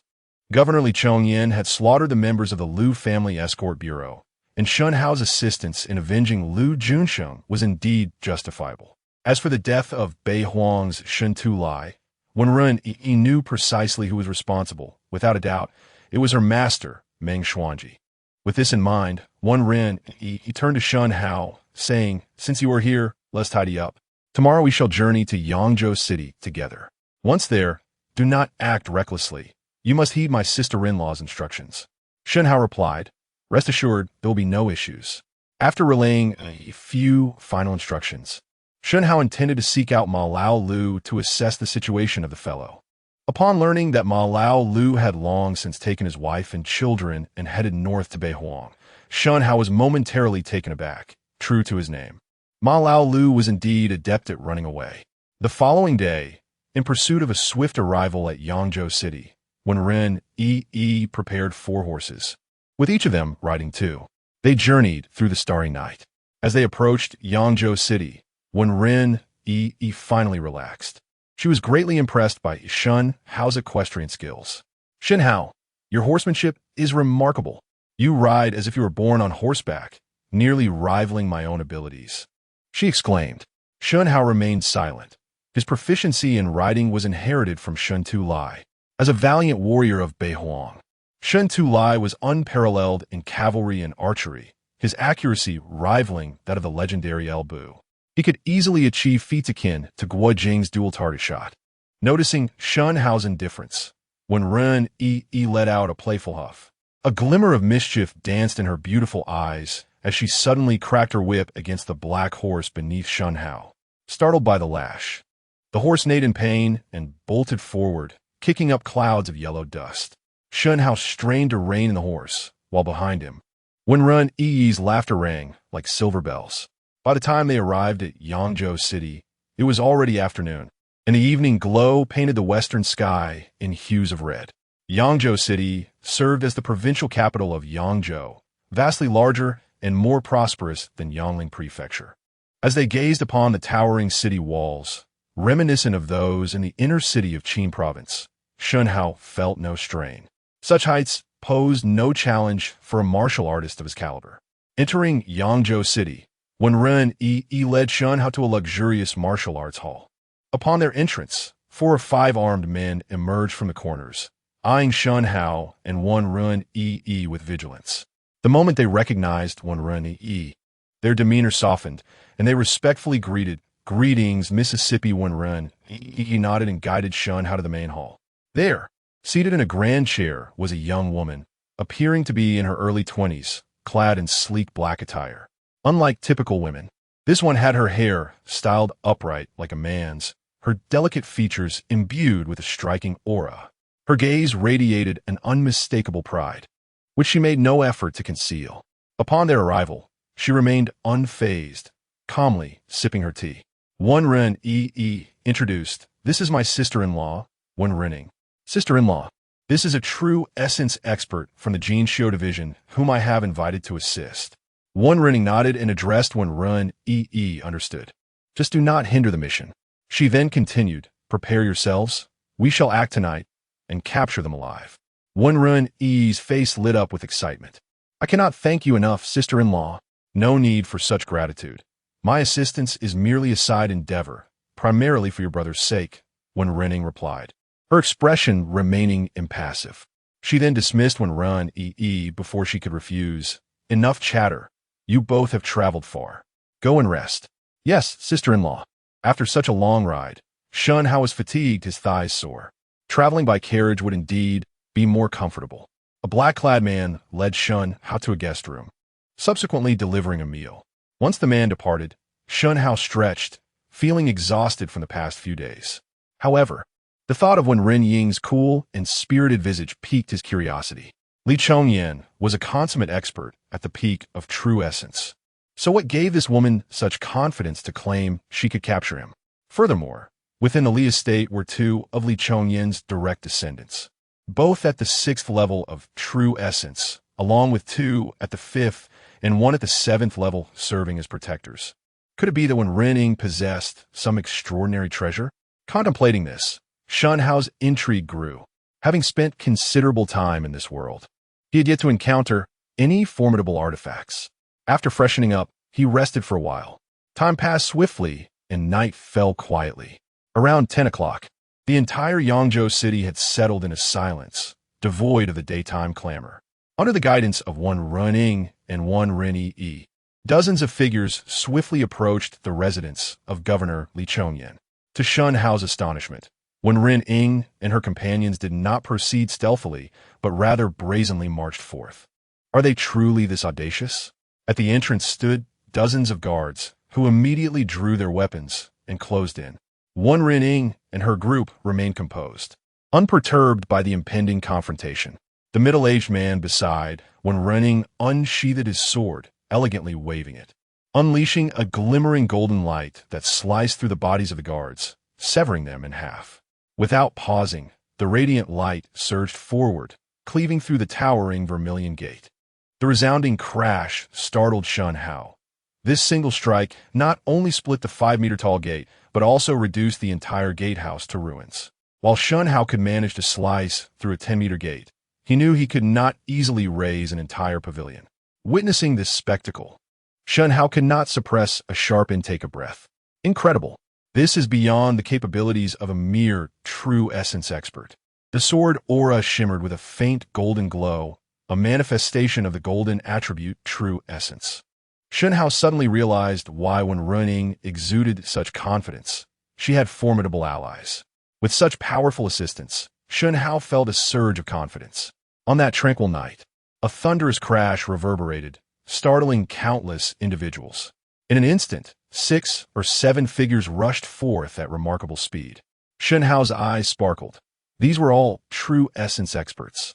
Leading them was none other than the formidable governor Li Chongyan, flanked by his direct descendants, each at the 6th level of true essence.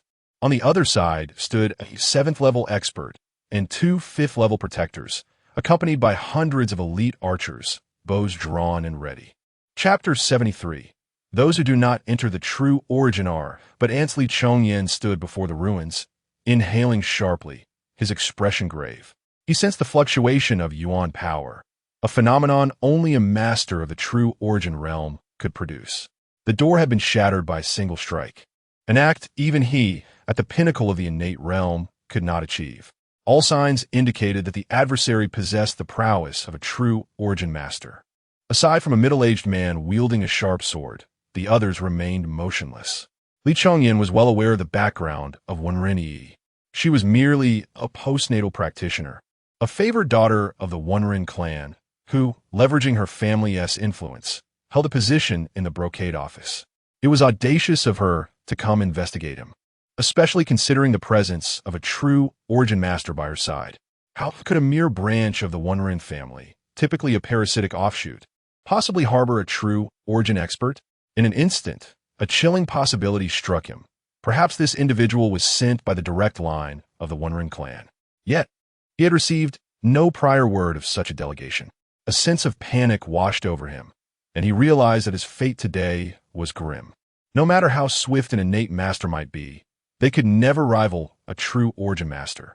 The disparity between the two realms was as vast as the heavens and the earth, an insurmountable chasm not to be bridged by mere postnatal or innate prowess. There is a saying, those who do not enter the true origin are but ants. Li Chongyan had experienced the might of true origin firsthand. Once filled with confidence, he now felt utterly lost, contemplating escape, yet unable to envision a way out of this predicament. Not only was Li Chongyan in disarray, his accompanying guest elders and 2 direct descendants were equally flustered. They had come to the Li estate to enjoy its fortunes, not to sacrifice their lives. Among them, a master of the 7th level of the innate realm had prepared to retreat. He might have had the courage to confront an opponent of the innate realm, but against a true origin master, he lacked even the bravery to engage. Wenren spoke coolly, "Will you surrender willingly, or shall we force your hand?" Li Chongyan took a deep breath, bracing himself for the worst. He understood that the individuals before him were undoubtedly from the direct line of the Wenren family. Such elaborate efforts could not solely be for the purpose of aiding Wenren Yi in eliminating him. Their true objective was undoubtedly the 2nd-grade demon core he possessed. With the Wenren family intent on acquiring it, there was no chance they would allow him to live. The moment he uttered the word demon core would mark the moment of his demise. If he chose to remain silent in a desperate bid for survival, the consequences would be dire. He would suffer a myriad of tortures, a fate worse than death. At this juncture, a glint of ruthlessness flickered in Li Chongyan's eyes. Just days prior, he had received news of his cousin Li Chongsong's disappearance, along with that of his cousin's son, his nephew, Li Jikuan. Now, with the Wenren family making grandiose moves, it was evident that both were beyond salvation. If Li Chongsong were lost, that would be one thing. But the death of Li Jikuan struck a profound blow to Li Chongyan, for he was his own flesh and blood. This matter remained a secret known only to him and Li Chongsong's wife, with Li Jikuan himself kept in the dark. Furthermore, Li Chongyan had invested significant effort in nurturing Li Jikuan, as he had no sons of his own and, due to injuries, was unable to father children. Li Jikuan was, in essence, his Achilles heel. As a governor, he possessed the necessary ruthlessness and decisiveness. After steadying his breath and calming his mind, Li Chongyan clasped his hands in salute, declaring, "I am willing to surrender. However, I implore you to spare my brothers here. This matter has nothing to do with them. Allow them to leave unharmed, and I shall cooperate unconditionally." Upon hearing this, those around him looked at Li Chongyan with admiration. Even Shen Hao regarded him with newfound respect. Facing imminent death, he still cared for his brothers, truly a hero. "Governor, if you must die, let's die together," one of the direct descendants declared resolutely. "Indeed, Governor, we would gladly brave the flames for you, never to live in cowardice," echoed another, their eyes filled with unwavering loyalty. Li Chongyan responded, "There is no need for such sentiments. Before a true origin master, all is futile." The middle-aged man's ears perked up at this declaration, and he smirked. "At least you know your place." Wan Renning fixed his gaze on Li Chongyan, stating, "We can spare them, but you must cooperate without question." Li Chongyan bowed respectfully. "Of course, I will comply." As he retrieved a red pill from his pocket, the expression of the elder beside him shifted dramatically, ready to flee at any moment. Seizing the opportunity while others were distracted, Li Chongyan consumed the crimson pill. Moments later, he thrust his two trusted aides towards the true origin master. In an instant, Li Chongyan's aura surged, radiating a tremendous power. His figure shot forth like a meteor towards Wan Renning. This sudden turn of events stunned everyone present. The true origin master roared in fury, "You seek death. That is the blood goo pill of the demon sect." Without hesitation, he summoned his Yuan power, positioning himself protectively in front of Wan Renning. "Damn it, this is reckless," Shen Hao exclaimed, startled, hastily retreating to avoid being caught in the chaos. Li Chongyan's speed was akin to lightning. With a resounding impact, the true origin master, cloaked in a faint golden light, was sent flying several meters away, while Wan Renning was also propelled back, coughing up blood. Though not gravely injured, he was left in a rather disheveled state. The clash unleashed a tremendous shockwave, akin to an explosive force, sending even Shen Hao, who had distanced himself, flying backward. The weakest among them, Wan Renning, was knocked unconscious. As for Li Chongyan, he now appeared on the brink of death, his hair and brows turned stark white, his visage withered, and his form shriveled like that of an ancient elder. After standing for just a few seconds, he collapsed to the ground. This scene left Shen Hao utterly dumbfounded. What the hell just happened? He took a pill and vanished like that? Was it all for a fleeting moment of brilliance? Evidently, the adversary's intent was to eliminate Wan Renning in his final moments. Yet, faced with a true origin master, he found himself powerless. Turning to the innate guest elders, Li Chongyan's two direct descendants, both at the 6th level of the innate realm, were swiftly dispatched by the true origin master's sword. The remaining two, at the 5th level and one at the 7th level, scattered in different directions the moment Li Chongyan consumed the pill. The true origin master, witnessing Wan Renning unharmed, circled his sword around him before leaping onto his flying sword, pursuing Li Chongyan's fleeing figure like a shooting star, vanishing in the blink of an eye. Flying on a sword is indeed impressive, Shen Hao mused, filled with anticipation. At that moment, Wan Renning regained consciousness, gazing at the now white-haired Li Chongyan. She could not help but exclaim, "Sister-in-law, what in the world just happened?" Wan Renning explained, "That was a secret technique of the demon sect, the blood goo pill. It is entirely crimson and, when consumed, can amplify one's strength exponentially for a fleeting moment. However, its effect lasts less than an instant. Within the blood goo pill resides a blood-sucking goo worm that drains the entire essence of one's blood. Although it enhances power, consuming it guarantees death, unless one is truly desperate." Shen Hao comprehended the gravity of the situation. Li Chongyan had been cornered into a fatal choice. In that moment, the sound of something slicing through the air approached. The true origin master of the Wan Renning family appeared, gripping 3 lifeless bodies, those of Li Chongyan's 3 guest elders, 1 at the 7th level of the innate realm and 2 at the 5th level. Witnessing this, Shen Hao lowered his gaze, adopting a docile demeanor, retreating silently into the shadows. Chapter 74. The cunning thief's son. The ordinary soldiers were utterly shocked by the deaths of several innate masters. The prominent figures, who usually soared high above the rest, were now felled as easily as chickens or dogs. It became evident that there existed individuals far more formidable than these esteemed offerings. Their humility deepened as the entire world was turned upside down. Subsequently, Wen Renning turned her gaze towards the other soldiers at Li Chongyan's residence and calmly inquired, "Are you aware of the location of Li Chongyan's treasury?" The leading guard promptly responded with utmost respect, "I know. The treasury lies beneath the artificial hill in the back garden, concealed behind a bronze door. The key is with Li Chongyan." Wen Renning replied, "Excellent. Now take the key and lead me to the treasury.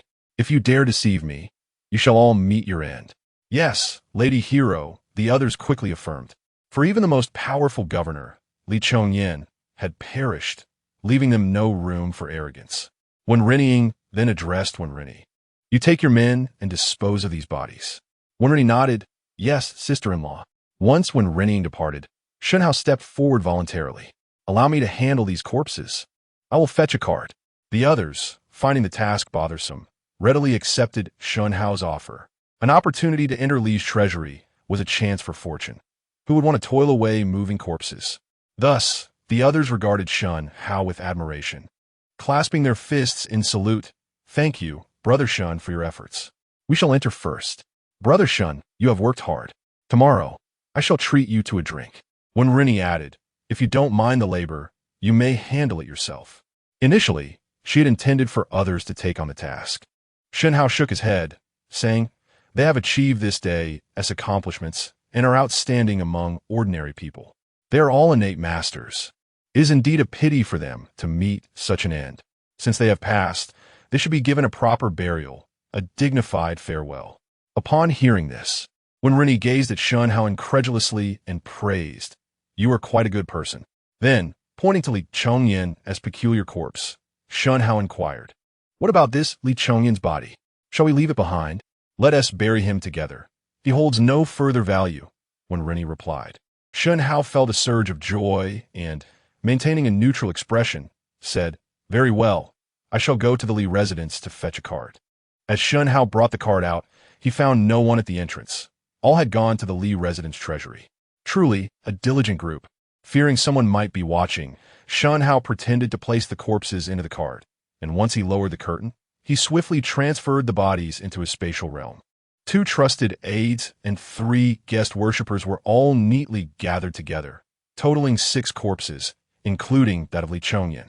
Shen Hao then drove the cart to the outskirts. However, he did not rush into the spatial realm, instead lingering for an hour, preparing to return to the Li residence. The reason was that entering the spatial realm now would certainly result in a breakthrough. An hour's absence and such rapid advancement, something was amiss. It would be wiser to return to the Li residence and wait until they were apart before proceeding.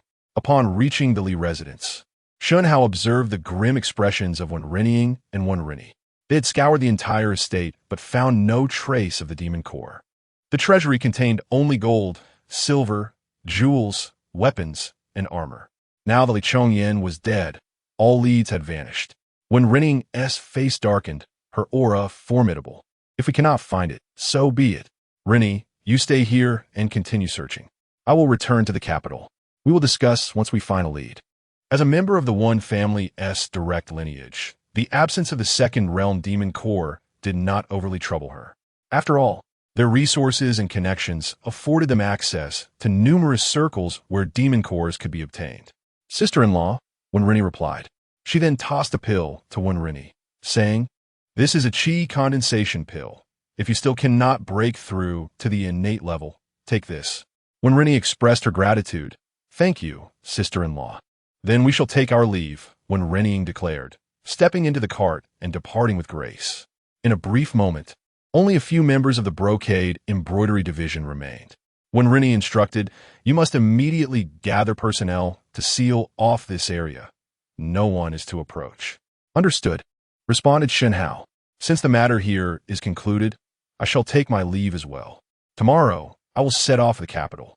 Wen Rennie acknowledged, "Very well. Thank you for your hard work earlier." Shen Hao replied, "It was nothing. Farewell." With that, he mounted his horse and rode away. As Wen Rennie watched Shen Hao's retreating figure, a sense of melancholy washed over her. Shaking her head, she entered the Li residence, determined to uncover the demon core. Departing the vicinity of the Li residence, Shen Hao chose not to exit the city, but rather sought out an inn. As expected of Yangzhou's capital, It was nearing midnight, yet still welcoming guests. Once inside the inn, Shen Hao took a deep breath and hastily shut the door. In an instant, Shen Hao's figure flickered, and he arrived in his spatial realm. At that moment, the entire space was shrouded in white mist. The moment he entered, the mist surged toward him as if seeking refuge, enveloping him completely. The immense true energy elevated him into the air. This time, there were 6 corpses, 2 innate 6th-level masters from Li Chongyan's direct line, 3 guest worshippers, 2 at innate 5th level and 1 at innate 7th level, and Li Chongyan himself. Shen Hao remained suspended for a full hour, during which the vast total of true energy led him to another breakthrough. He advanced from the early stages of innate 5th level to the mid, then to the late stages, from early innate 6th level to mid, then to late, and finally, he paused at the early stage of innate 7th level. The only disappointment for Shen Hao was that Li Chongyan, having consumed the blood goo pill from the demonic sect, provided him no true energy whatsoever. Fortunately, the innate 7th level guest worshipper had concealed his strength and was, in fact, an early innate 8th level master. He had just broken through last month, but upon encountering the true Yuan realm, he found himself unable to proceed. At this moment, Shen Hao realized that the true energy from these corpses would be divided into 3 portions, of which he would only receive 1/3. The remaining true energy would be absorbed by the spatial realm. The 2 direct disciples practiced the Leaf family sword classic taught by Li Chongyan, lacking any novelty. Their skill level paled in comparison to the innate fiery sun technique of Shun Tuli. The techniques of the 3 guest worshippers were also quite ordinary, failing to capture Shen Hao's interest. However, the innate 8th level guest worshipper was intriguing. While lacking other skills, he was a disciple of the demonic sect's outer circle. Moreover, the blood goo pill consumed by Yangzhou's governor, Li Chongyan, had been provided by him. 3 more pills lay hidden in the beams of his chamber. No wonder Li Chongyan had just ingested the blood goo pill from the demonic sect when this fellow slipped away. Yet this individual belonged to the outermost fringe of the demonic sect, possessing no intelligence whatsoever. He only knew that the sect was called the Nine Nether Sect, with the singular aim of overthrowing the Tianwu dynasty. Such grand ambitions matched the aura of a true villain, based on Shen Hao's years of reading novels. All great antagonists possessed lofty ideals and aspirations, coupled with extraordinary talents and self-discipline, devoid of any vices. However, upon reflection, Shen Hao could not shake the feeling that he resembled a villain himself, consuming corpses to gain their memories. Shaking his head, Shen Hao dismissed the wretched thought. Although Li Chongyan had provided no true energy, he had revealed the locations of 2 demon cores. To Shen Hao's surprise, both cores were hidden within the grave of the governor, Li Jiquan's mother. What shocked Shen Hao further was the revelation that Governor Li Jiquan was, in fact, the biological son of Li Chongyan. Good heavens, this cousin, Li Chongyan, remains blissfully unaware of the treachery looming over him. Son, you truly possess a remarkable talent for playfulness. Chapter 75. Teaching Song Mapara. Shen Hao truly did not anticipate that the governor of Yangzhou, Li Chongyan, had been intimate with his cousin Li Chongsong's wife. Quite shocking indeed. Additionally, Li Jiquan's mother had passed away 2 years prior. Li Chongyan placed 2 demon cores in her grave, a detail that, if concealed, would remain unnoticed, even by one Rini, who could scour the entirety of Yangzhou without success. After absorbing the memories of 6 individuals, Shen Hao's head began to throb, his physical constitution struggling to keep pace. Initially, he was apprehensive that such an influx of memories would result in mental chaos. However, it turned out that he had overestimated the situation. Their memories were consumed by the void, and Shen Hao merely absorbed them as if watching a film, with each individual serving as the protagonist. He inherited their abilities and key memories, yet the mental toll was immense, causing his head to feel as if it might explode. The pain prompted Shen Hao to decide to retreat temporarily to the urban realm to recuperate. As for the demon cores, he resolved to address them once he had regained his strength. Upon his return, Song Mapara was still sound asleep. However, Shen Hao, suffering from a splitting headache, lacked the enthusiasm to engage. After washing up, he returned to slumber. The following afternoon, when Song Mapara returned, she was startled to find that Shen Hao had not consumed the breakfast and was still deeply asleep. She hurried into the bedroom to check on him. Feeling his forehead revealed no fever, and a thermometer confirmed everything was normal. His breathing was steady. He appeared simply to be in a deep slumber. Nevertheless, Song Mapara grew increasingly concerned as he remained unresponsive for so long. Just as she was about to call for an ambulance, Shen Hao awoke. Seeing this, Song Mapara was overwhelmed with joy, exclaiming, "Boss, you are awake." Shen Hao rubbed his aching head and nodded. "Yes, I'm fine. Rest assured. Please bring me a glass of water." "Of course, boss." A moment later, Song Mapara rushed in with a water cup. Shen Hao drank it down in one go. "Boss, I'll get you another." Following that, he downed 3 glasses of water before finally feeling some relief. Song Mapara patted her chest, saying, "Boss, you scare me with such a long sleep." Shen Hao reassured her, "Do not worry, I practice Taoist Qigong, so sleep is also a form of cultivation. Please do not make a fuss in the future." "Yes, boss, I understand," she replied obediently. "Oh, boss, you must be hungry. I'll prepare something for you." For lunch, I bought bluefin tuna, including its flesh, eyeballs, and belly meat, various parts. "Which type would you like to eat?" "Huh." This caught Shen Hao off guard. He had no knowledge of such distinctions. A fish can be divided into so many parts. Shen Hao replied, "I'm quite hungry. Just make all of them." "Got it, boss." Once Song Mapara left, Shen Hao got dressed and entered the kitchen. Seeing him, Song Mapara, who was cutting meat, smiled and said, "Boss, you're here?" Shen Hao nodded, surprised at the size of a bluefin tuna eyeball, which was larger than his palm. "Can this be eaten?" Song Mapara laughed, "Of course. It tastes fantastic, and the eyeball is quite delicious.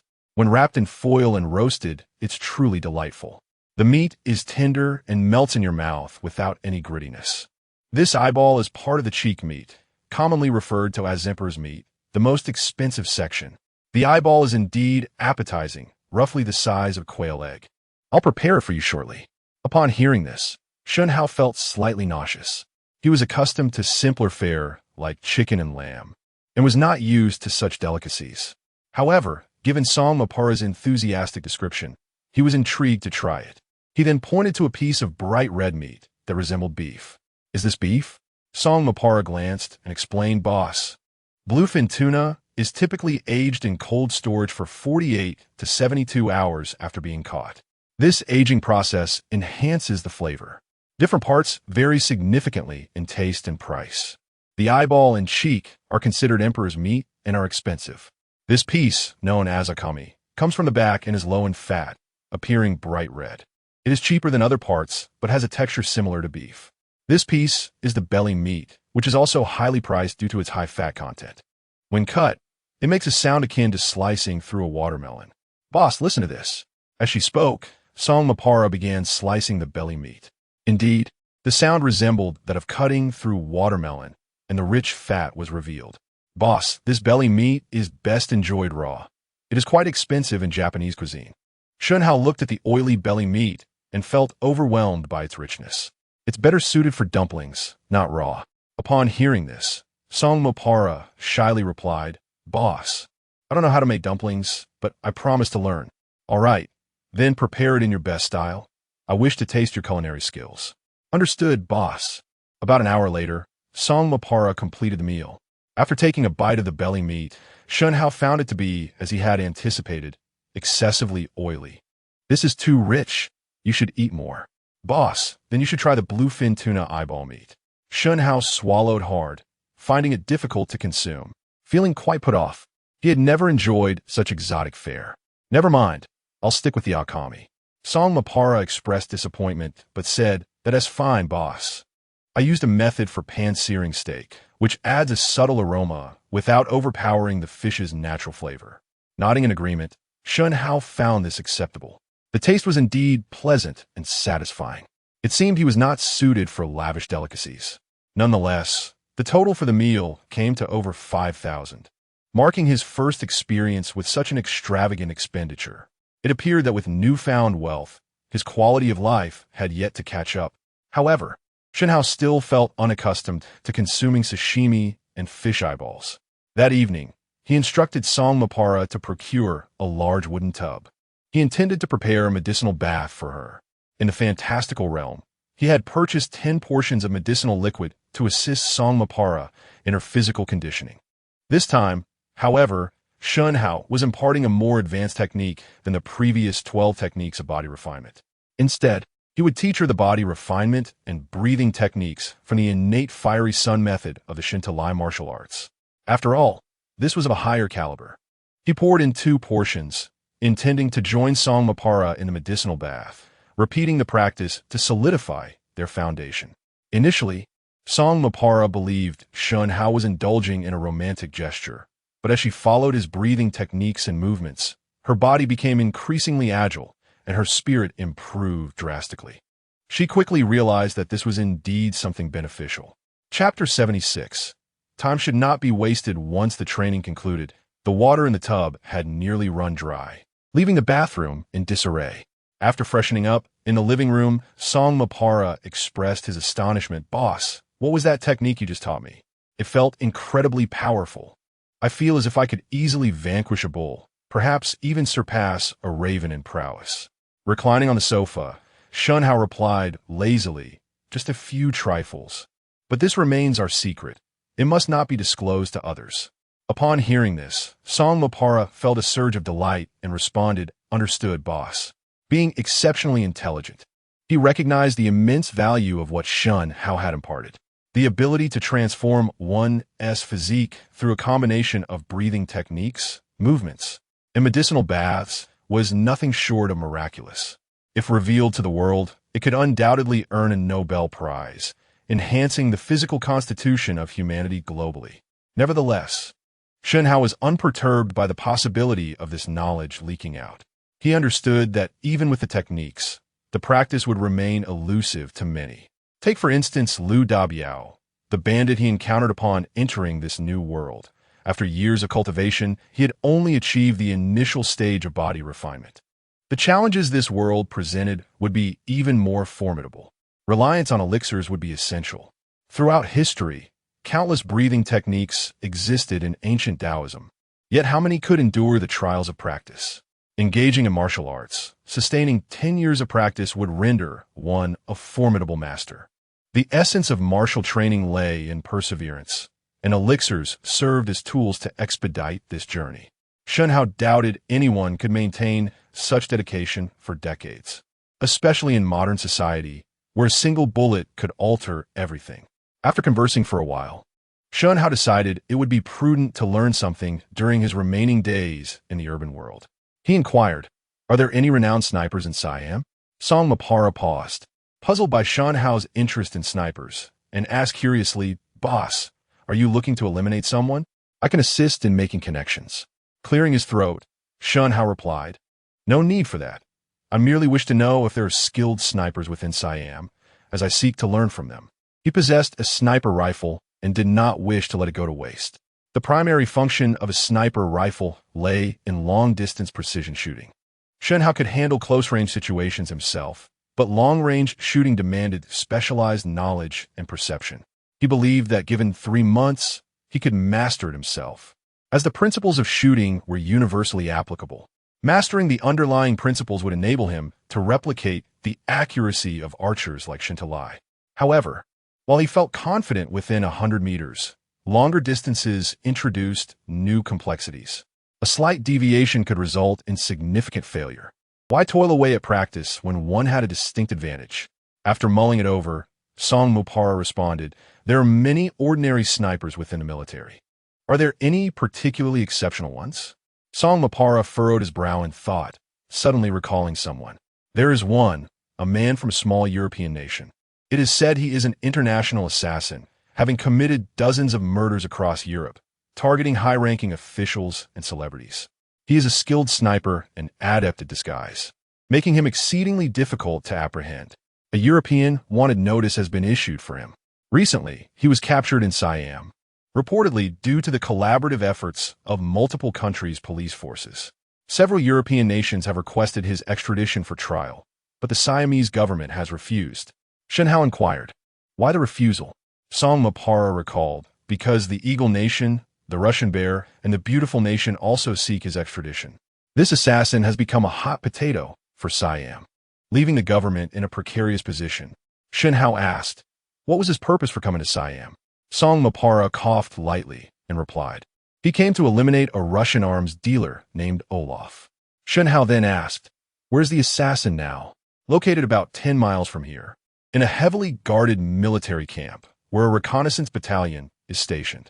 That arms dealer has had previous dealings with us, so we're familiar with the situation, Song Mapara explained.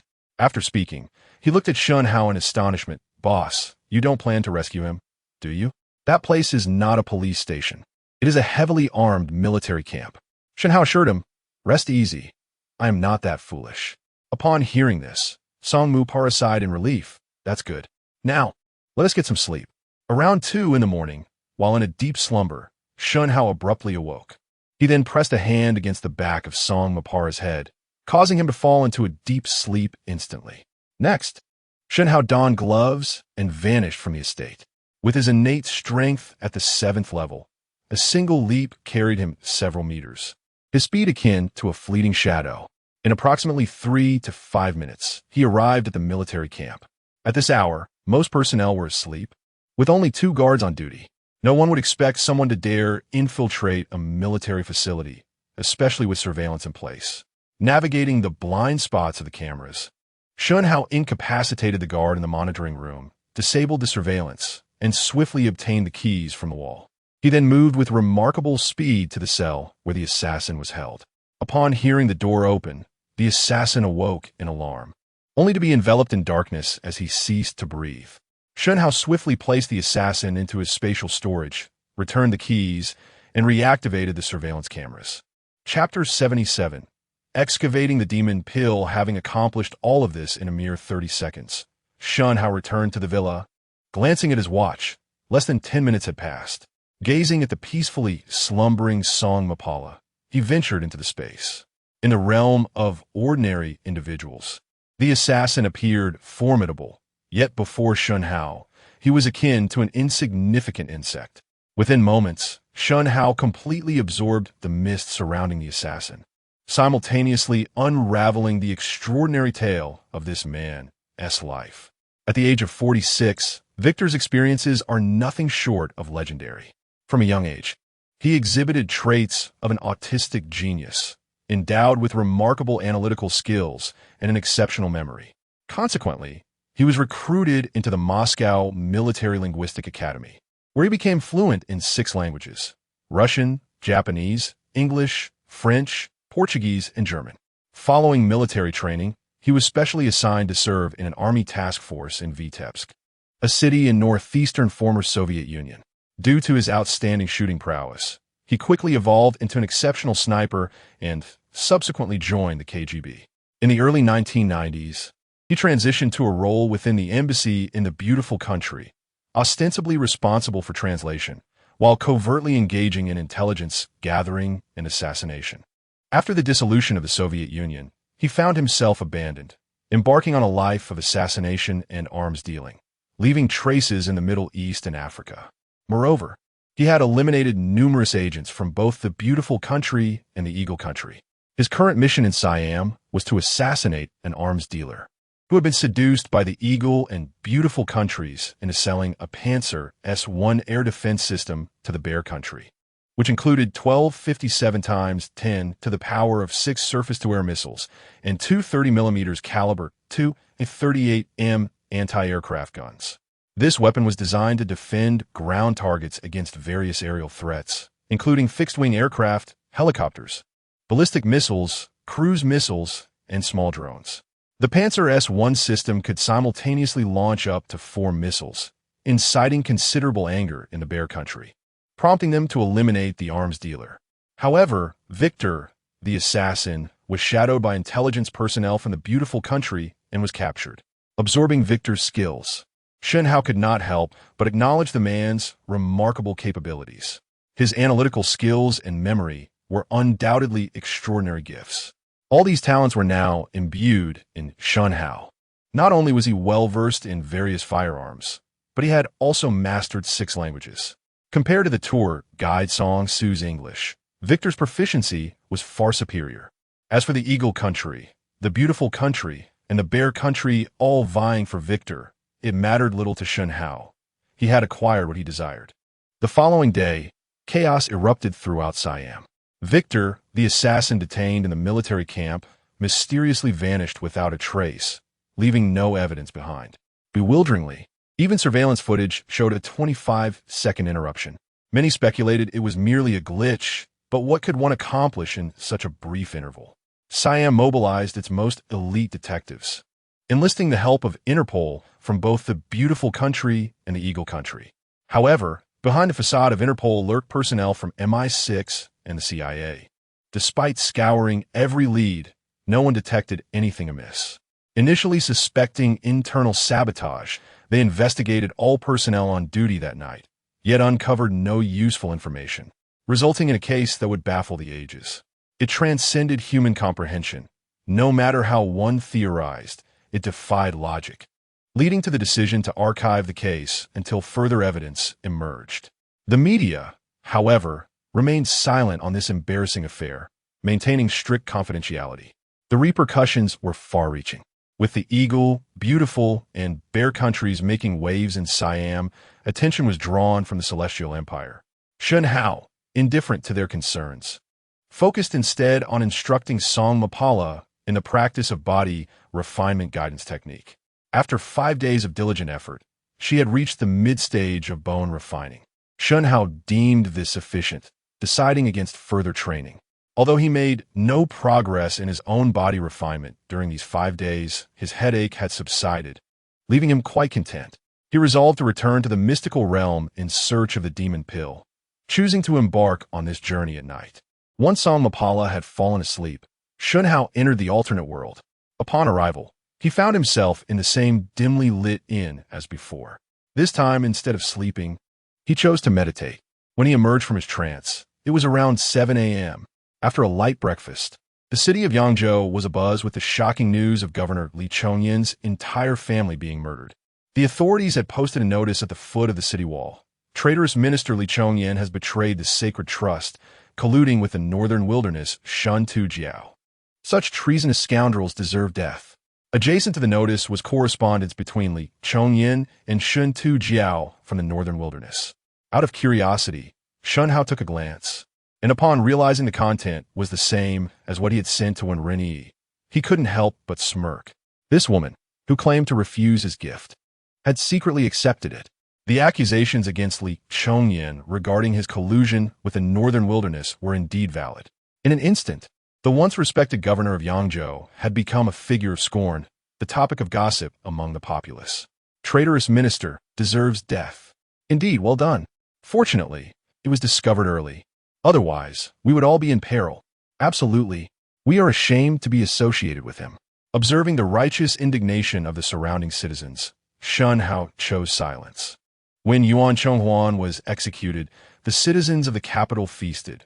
When he was vindicated, they mourned. The common folk cared little whether the victims were loyal or treacherous. As long as one held a high office, they would cheer. In the early years of the Republic, the same applied to revolutionaries who were slain. Most people remained illiterate, oblivious to the complexities of the situation. Their concerns were not about justice or heroism, but rather their own interests and the spectacle. Thus, the direction of court propaganda was crucial. In broad daylight, Shen Hao did not rush to excavate the grave, but instead planned to do so at night. However, he decided to take a leisurely stroll in the meantime. Armed with the memories of Li Jikuan, he swiftly arrived at the grave of Li Jikuan's mother. Surrounded by the ancestral tombs of the Li family, the graves were quite lavish. Noticing the absence of others, Shen Hao contemplated, then placed 3 cigarettes before the grave. Having never undertaken grave excavation before, he felt a twinge of unease. Chapter 78. The Elevation of Spiritual Roots and Realms Returning to Yangzhou City. All the garrison troops had been completely replaced. The once mighty Li family had been utterly vanquished. The governor, Li Chongyin, had been assassinated, and the repercussions of this event continued to spread. Friends and relatives associated with the Li family faced dire consequences. enduring not only the oppression from the authorities, but also from rival factions. Some, unfortunately, found themselves imprisoned, having gained no fortune but only suffering. One Ren Yi dispatched troops to scour every location in search of the demon core, yet to no avail, leaving him in a state of exasperation. Meanwhile, Shen Hao observed with amusement. There was no way he would relinquish the demon core once it was in his possession. Despite the obliteration of the Li family causing some disturbance, the lives of the common folk continued as usual, merely providing them with more material for conversation. Upon returning to the inn, Shen Hao re-entered the urban world. The following day, he drove alone to a location selling miniature excavators. He discovered that these machines were more expensive in Siam than at home. After much negotiation, he purchased one for 120,000 Thai baht, approximately 30,000 RMB, and learned the basics of operation. Back at the estate, seizing a moment of discretion, he swiftly concealed the excavator within his spatial realm. Waiting until the early hours at the inn, he then proceeded to the Li family burial grounds. The night was serene, illuminated by a particularly bright moon. Apart from the chirping of insects, silence enveloped the surroundings. Using a flashlight, he located the grave of Li Jikuan's mother and began operating the excavator to dig. The sounds of the engine and the earth being displaced echoed through the night. Thankfully, there was no one around to be alarmed. With the assistance of the excavator, Shen Hao quickly unearthed the grave. When he discovered a stone coffin, he did not rush. Instead, he donned a gas mask and cautiously pushed aside the coffin lid. A beam from his flashlight revealed 2 jade boxes beside the corpse. According to Li Chongyan's memories, these were the boxes that contained the demon cores, which he promptly stored in his spatial realm. The only other item was a jade hairpin, a token from Li Chongyan during an affair. Shen Hao chose not to take it, leaving it as a memento for the two should they reunite in the afterlife. As he replaced the coffin lid, a foul odor assailed him as he removed the gas mask. Without hesitation, he leaped away, then reconsidered and operated the excavator once more to cover the exposed coffin, preventing a desecration of the remains. After completing his task, dawn began to break. Returning to the inn, Shen Hao washed and bathed before entering his spatial realm. Upon seeing the 2 fist-sized jade boxes, he felt a surge of excitement. Carefully, he opened the first box, and a wave of warmth enveloped him as he beheld a demon core the size of a longan, emanating a faint red glow and warmth. Suddenly, the demon core leaped into the air and vanished, startling Shen Hao. Subsequently, tendrils of red mist filled the space, entering his nostrils. Moments later, he was elated to discover that the demon core could indeed be absorbed. His low-level fire spiritual root had been upgraded to a medium-grade heterogeneous fire spiritual root. The effect of a first-tier demon core on spiritual roots was not particularly significant. Shen Tu Lai had initially possessed a medium-grade fire spiritual root, but after absorption, it had only enhanced to a low-level fire spiritual root. This first-tier demon core had marginally improved Shen Hao's root quality, possibly due to an intermediary fee charged by the space. He would need another first-tier fire demon core to elevate it to a pure medium-grade fire spiritual root.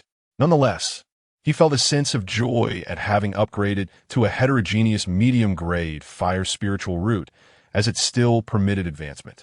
His strength had risen to the pinnacle of the innate 7th level, poised for a breakthrough to the 8th level at any moment. Shen Hao then turned his attention to the other jade box.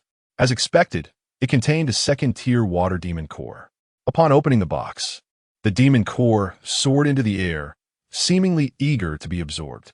Moments later, a light blue mist enveloped him, and after 10 minutes, he opened his eyes, finding his low-level water spiritual root had transformed, elevating him to the pinnacle of the innate 8th level. He felt a soothing warmth within, leaving him quite satisfied.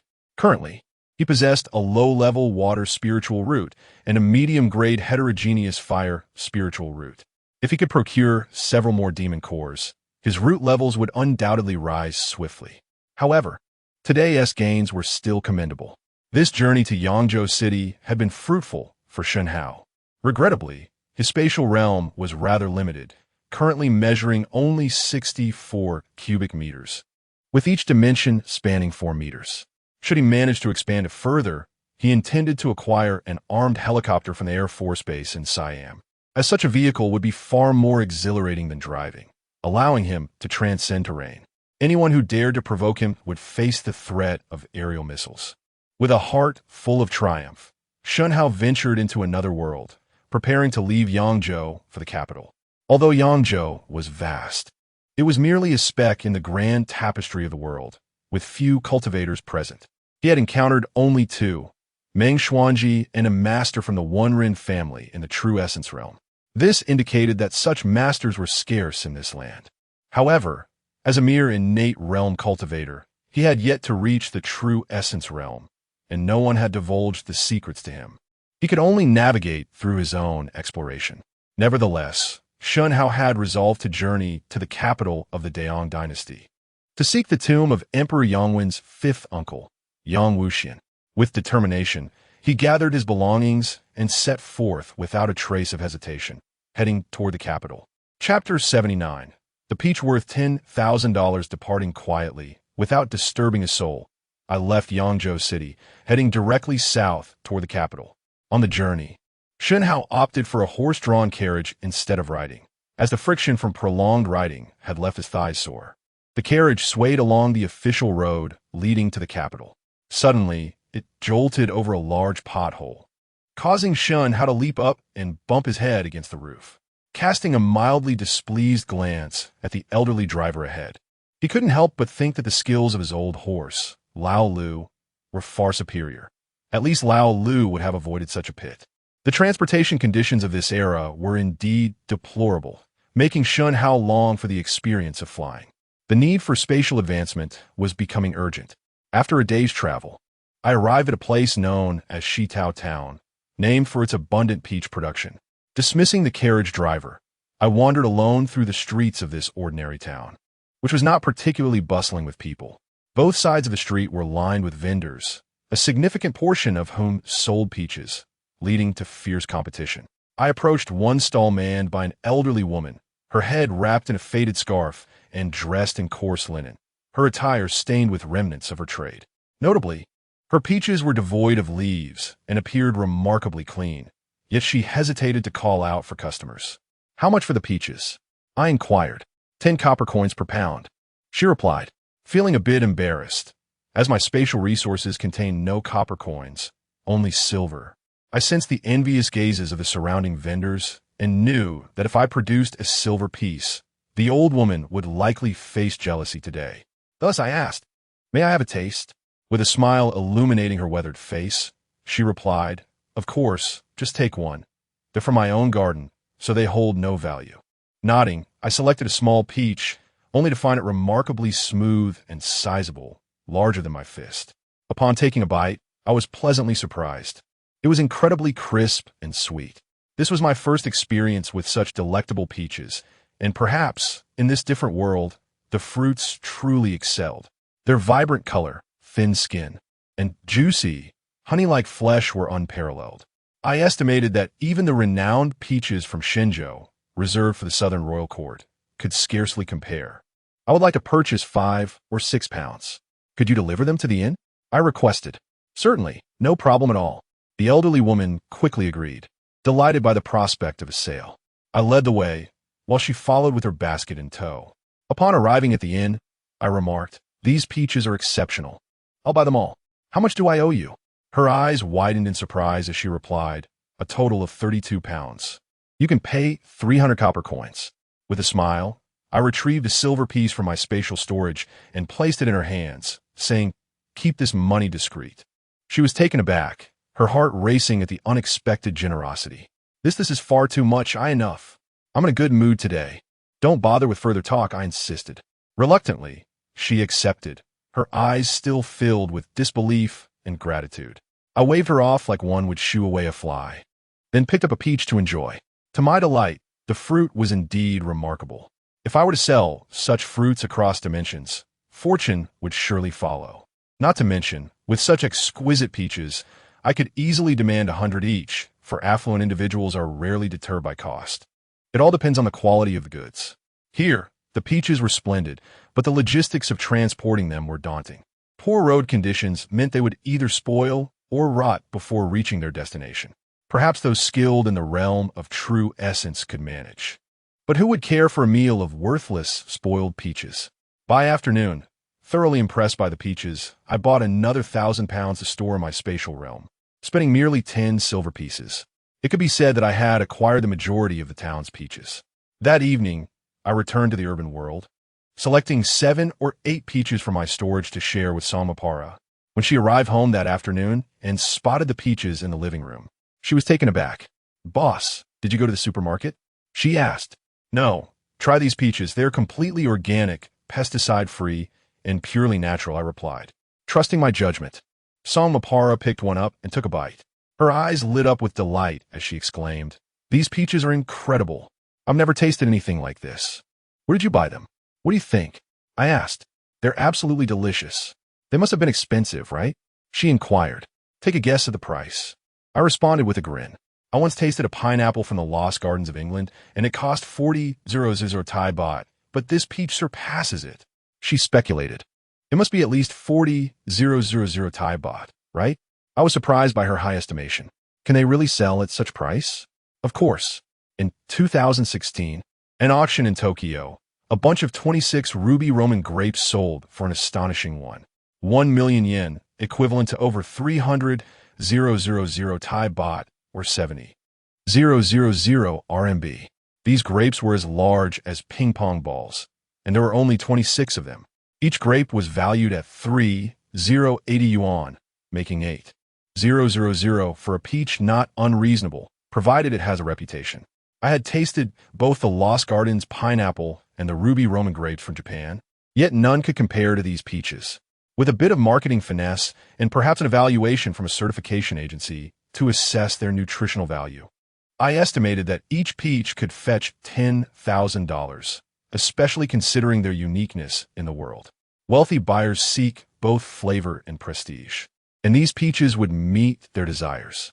For the affluent, money is merely a number unless it can elevate their social standing. Of course, one must be adept in marketing. Without effective promotion, even the finest products struggle to command a fair price, I noted. Upon hearing this, Shen Hao paused, realizing the truth in her words. He recalled a news story from 2002 where a single green mother tree lychee fetched 550,000 yuan, illustrating the principle of rarity driving value.